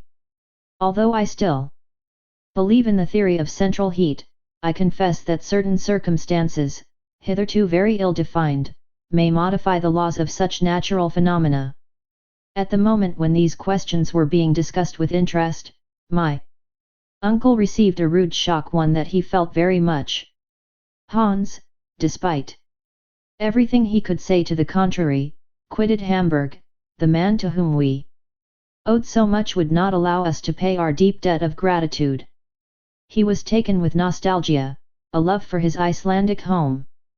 Farvel, said he, one day, and with this one short word of adieu, he started for Reykjavik, which he soon reached in safety. We were deeply attached to our brave eiderduck hunter. His absence will never cause him to be forgotten by those whose lives he saved, and I hope, at some not distant day, to see him again. To conclude, I may say that our journey into the interior of the earth created an enormous sensation throughout the civilized world. It was translated and printed in many languages. All the leading journals published extracts from it, which were commentated, discussed, attacked, and supported with equal animation by those who believed in its episodes, and by those who were utterly incredulous. Wonderful! My uncle enjoyed during his lifetime all the glory he deserved, and he was even offered a large sum of money, by Mr. Barnum, to exhibit himself in the United States, while I am credibly informed by a traveller that he is to be seen in waxwork at Madame Tussauds. But one care preyed upon his mind, a care which rendered him very unhappy. One fact remained inexplicable, that of the compass. For a learned man to be baffled by such an inexplicable phenomenon was very aggravating. But heaven was merciful, and in the end my uncle was happy. One day, while he put some minerals belonging to his collection in order, I fell upon the famous compass and examined it keenly. For 6 months it had lain unnoticed and untouched. I looked at it with curiosity, which soon became surprise. I gave a loud cry. The professor, who was at hand, soon joined me. "What is the matter?" he cried. "The compass." "What then?" "Why, its needle points to the south and not to the north." "My dear boy, you must be dreaming." "I am not dreaming. See, the poles are changed." "Changed?" My uncle put on his spectacles, examined the instrument, and leaped with joy, shaking the whole house. A clear light fell upon our minds. "Here it is," he cried, as soon as he had recovered the use of his speech, after We had once passed Cape Saknussemm, the needle of this compass pointed to the southward instead of the northward. Evidently, our error is now easily explained. But to what phenomenon do we owe this alteration in the needle? Nothing more simple. Explain yourself, my boy. I am on thorns. During the storm, upon the central sea, the ball of fire which made a magnet of the iron in our raft, turned our compass topsy-turvy. Ah, cried the professor, with a loud and ringing laugh, it was a trick of that inexplicable electricity. From that hour my uncle was the happiest of learned men, and I the happiest of ordinary mortals. For my pretty Verland girl, abdicating her position as ward, took her place in the house in the Königstrasse in the double quality of niece and wife. We need scarcely mention that her uncle was the illustrious Professor Hardwigg, corresponding member of all the scientific, geographical, mineralogical, and geological societies of the 5 parts of the globe. End of the Voyage Extraordinaire. End of the Project Gutenberg ebook of A Journey to the Center of the Earth, by Jules Verne. End of this Project Gutenberg ebook Center of the Earth. This file should be named 18857h.htm or 18857h.zip.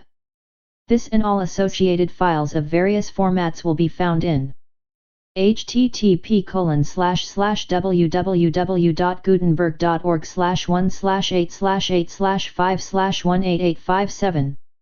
Produced by Norm Woolkett. Updated editions will replace the previous one. The old editions will be renamed. Creating the works from public domain print editions means that no one owns a United States copyright in these works, so the Foundation and you can copy and distribute it in the United States without permission and without paying copyright royalties. Special rules set forth in the general terms of use part of this license apply to copying and distributing Project Gutenberg TM electronic works. To protect the Project Gutenberg TM concept and trademark. Project Gutenberg is a registered trademark, and may not be used if you charge for the ebooks, unless you receive specific permission. If you do not charge anything for copies of this ebook, complying with the rules is very easy. You may use this ebook for nearly any purpose, such as creation of derivative works, reports, performances and research. They may be modified and printed and given away. You may do practically anything with public domain ebooks. Redistribution is subject to the trademark license, especially commercial redistribution. Start, full license. The full Project Gutenberg license. Please read this before you distribute or use this work.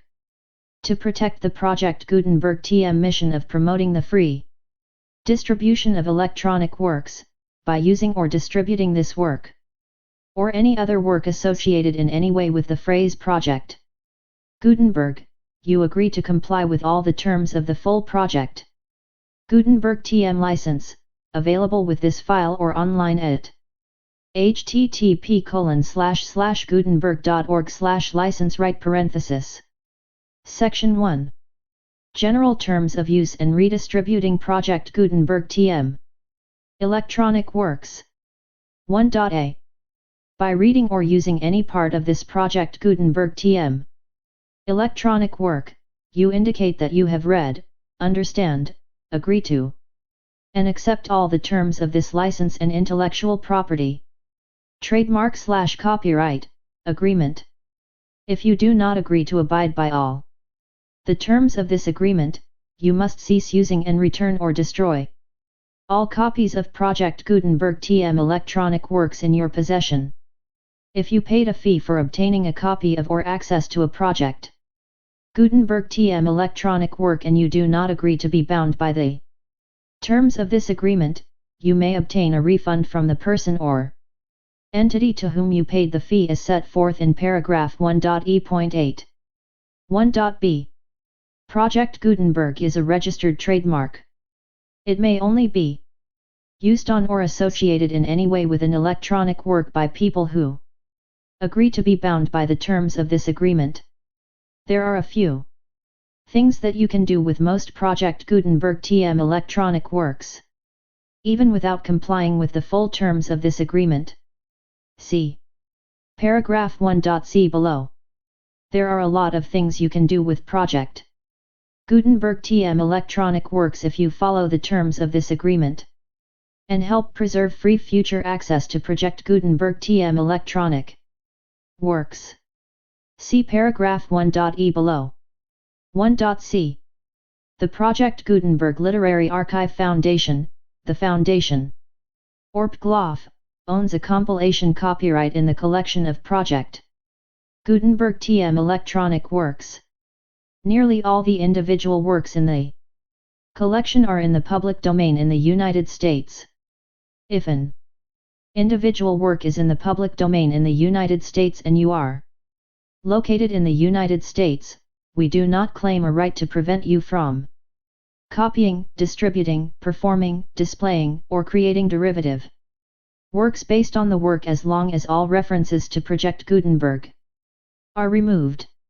Of course, we hope that you will support the Project Gutenberg TM mission of promoting free access to electronic works by freely sharing Project Gutenberg TM works in compliance with the terms of this agreement for keeping the Project Gutenberg TM name associated with the work. You can easily comply with the terms of this agreement by keeping this work in the same format with its attached full Project Gutenberg TM license when you share it without charge with others. 1.d. The copyright laws of the place where you are located also govern what you can do with this work. Copyright laws in most countries are in a constant state of change. If you are outside the United States, check the laws of your country in addition to the terms of this agreement before downloading, copying, displaying, performing, distributing or creating derivative works based on this work or any other Project Gutenberg TM work. The Foundation makes no representations concerning the copyright status of any work in any country outside the United States. 1.e. Unless you have removed all references to Project Gutenberg. 1.e.1. The following sentence, with active links to, or other immediate access to, the full Project Gutenberg TM license must appear prominently whenever any copy of a Project Gutenberg TM work, any work on which the phrase Project Gutenberg appears, or with which the phrase Project Gutenberg is associated, is accessed, displayed, performed, viewed, copied or distributed. This ebook is for the use of anyone anywhere at no cost and with almost no restrictions whatsoever. You may copy it, give it away or reuse it under the terms of the Project Gutenberg license included with this ebook or online at www.gutenberg.org. 1.e.2. If an individual Project Gutenberg TM electronic work is derived from the public domain, does not contain a notice indicating that it is posted with permission of the copyright holder, the work can be copied and distributed to anyone in the United States without paying any fees or charges. If you are redistributing or providing access to a work with the phrase Project Gutenberg associated with or appearing on the work, you must comply either with the requirements of paragraphs 1.e.1 through 1.e.7 or obtain permission for the use of the work and the Project Gutenberg TM trademark as set forth in paragraphs 1.e.8 or 1.e.9. 1.e.3. If an individual Project Gutenberg TM electronic work is posted with the permission of the copyright holder, your use and distribution must comply with both paragraphs 1.e.1 through 1.e.7 and any additional terms imposed by the copyright holder. Additional terms will be linked to the Project Gutenberg TM license for all works posted with the permission of the copyright holder found at the beginning of this work. 1.e.4. Do not unlink or detach or remove the full Project Gutenberg TM license terms from this work, or any files containing a part of this work or any other work associated with Project Gutenberg TM. 1.e.5. Do not copy, display, perform, distribute or redistribute this electronic work, or any part of this electronic work, without prominently displaying the sentence set forth in paragraph 1.e.1 with active links or immediate access to the full terms of the Project Gutenberg TM license. 1.e.6. You may convert to and distribute this work in any binary, compressed, marked up, non-proprietary or proprietary form, including any word processing or hypertext form. However, if you provide access to or distribute copies of a Project Gutenberg TM work in a format other than plain vanilla ASCII or other format used in the official version, posted on the official Project Gutenberg TM website, www.gutenberg.org. You must, at no additional cost, fee, or expense to the user, provide a copy, a means of exporting a copy, or a means of obtaining a copy upon request, of the work in its original plain vanilla ASCII or other form. Any alternate format must include the full Project Gutenberg TM license as specified in paragraph 1.e.1. 1.e.7. Do not charge a fee for access to, viewing, displaying, performing, copying, or distributing any Project Gutenberg TM works, unless you comply with paragraph 1.e.8 or 1.e.9. 1.e.8. You may charge a reasonable fee for copies of or providing access to or distributing Project Gutenberg TM electronic works provided that you pay a royalty fee of 20% of the gross profits you derive from the use of Project Gutenberg TM works calculated using the method you already use to calculate your applicable taxes. The fee is owed to the owner of the Project Gutenberg TM trademark, but he has agreed to donate royalties under this paragraph to the Project Gutenberg Literary Archive Foundation. Royalty payments must be paid within 60 days following each date on which you prepare, or are legally required to prepare, your periodic tax returns. Royalty payments should be clearly marked as such and sent to the Project Gutenberg Literary Archive Foundation at the address specified in Section 4, Information about donations to the Project Gutenberg Literary Archive Foundation. You provide a full refund of any money paid by a user who notifies you in writing, or by email, within 30 days of receipt that he does not agree to the terms of the full Project Gutenberg TM license. You must require such a user to return or destroy all copies of the works possessed in a physical medium, and discontinue all use of and all access to other copies of Project Gutenberg TM works. You provide, in accordance with paragraph 1.f.3, a full refund of any money paid for a work or a replacement copy, if a defect in the electronic work is discovered and reported to you within 90 days of receipt of the work. You comply with all other terms of this agreement for free distribution of Project Gutenberg TM works. 1.e.9. If you wish to charge a fee or distribute a Project Gutenberg TM electronic work or group of works on different terms than are set forth in this agreement, you must obtain permission in writing from both the Project Gutenberg Literary Archive Foundation and Michael Hart, the owner of the Project Gutenberg TM trademark. Contact the Foundation as set forth in Section 3 below. 1.f. 1.f.1. Project Gutenberg volunteers and employees expend considerable effort to identify, do copyright research on, transcribe and proofread public domain works in creating the Project Gutenberg TM collection. Despite these efforts, Project Gutenberg TM electronic works, and the medium on which they may be stored, may contain defects, such as, but not limited to, incomplete, inaccurate or corrupt data, transcription errors, a copyright or other intellectual property infringement, a defective or damaged disk or other medium, a computer virus, or computer codes that damage or cannot be read by your equipment.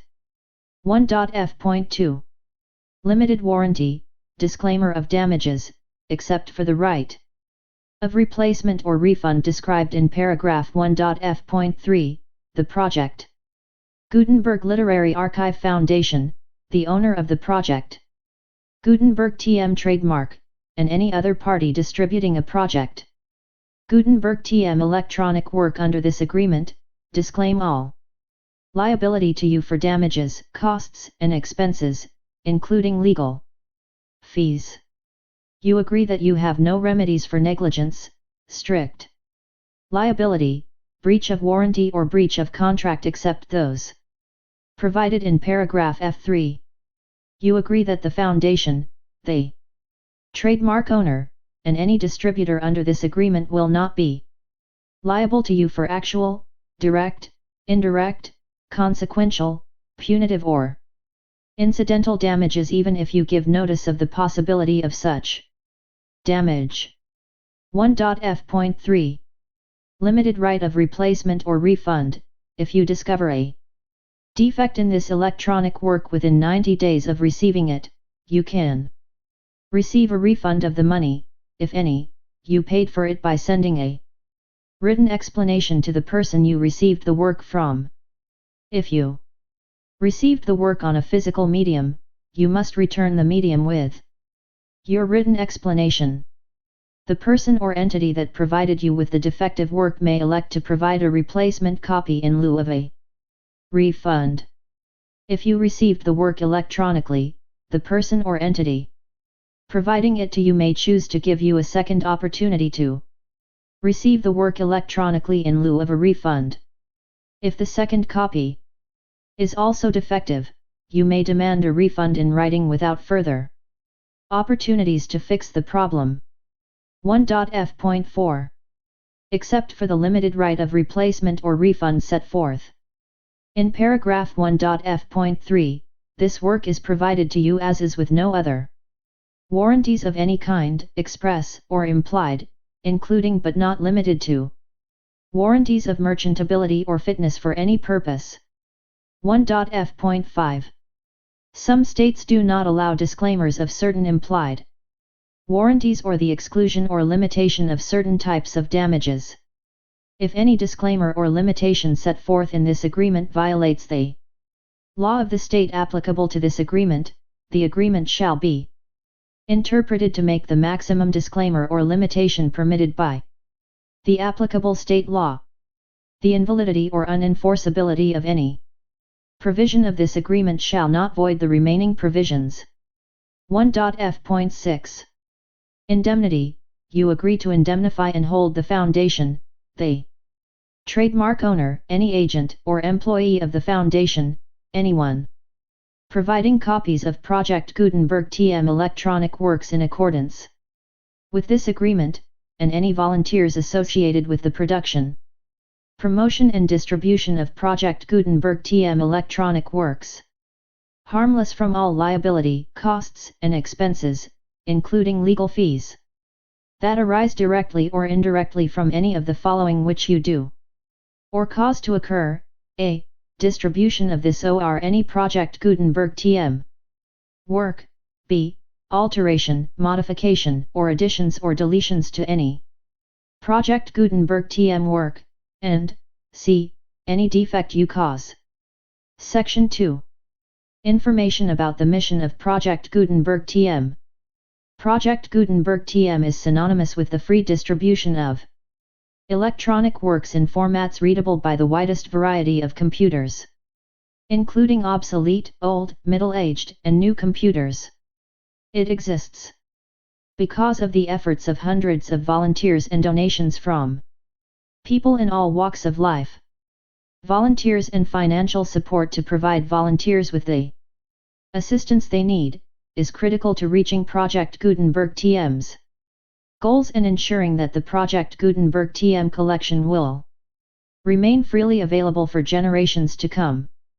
In 2001, the Project Gutenberg Literary Archive Foundation was created to provide a secure and permanent future for Project Gutenberg TM and future generations. To learn more about the Project Gutenberg Literary Archive Foundation and how your efforts and donations can help, see sections 3 and 4. And the Foundation webpage at http://www.pglaugh.org. Section 3. Information about the Project Gutenberg Literary Archive Foundation. The Project Gutenberg Literary Archive Foundation is a non-profit 501(c)(3) educational corporation organized under the laws of the State of Mississippi and granted tax-exempt status by the Internal Revenue Service. The Foundation's IN or Federal Tax Identification number is 6426221541. Its 501(c)(3) letter is posted at http://pglaugh.org/fundraising. Contributions to the Project Gutenberg Literary Archive Foundation are tax-deductible to the full extent permitted by U.S. federal laws and your state's laws. The Foundation's principal office is located at 4557 Mellon Drive S. Fairbanks, AK, 99712, but its volunteers and employees are scattered throughout numerous locations. Its business office is located at 809 North 1500 West, Salt Lake City, UT 84116, 801-596-1887, email business@pglaugh.org.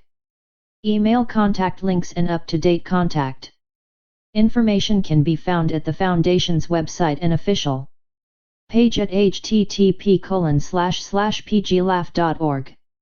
For additional contact information, Dr. Gregory B. Newby, Chief Executive and Director, gbnewby@pglaugh.org. Section 4. Information about donations to the Project Gutenberg Literary Archive Foundation. Project Gutenberg TM depends upon and cannot survive without wide spread public support and donations to carry out its mission of increasing the number of public domain and licensed works that can be freely distributed in machine-readable form accessible by the widest array of equipment including outdated equipment. Many small donations, $1 to $5,000, are particularly important to maintaining tax-exempt status with the IRS. The Foundation is committed to complying with the laws regulating charities and charitable donations in all 50 states of the United States.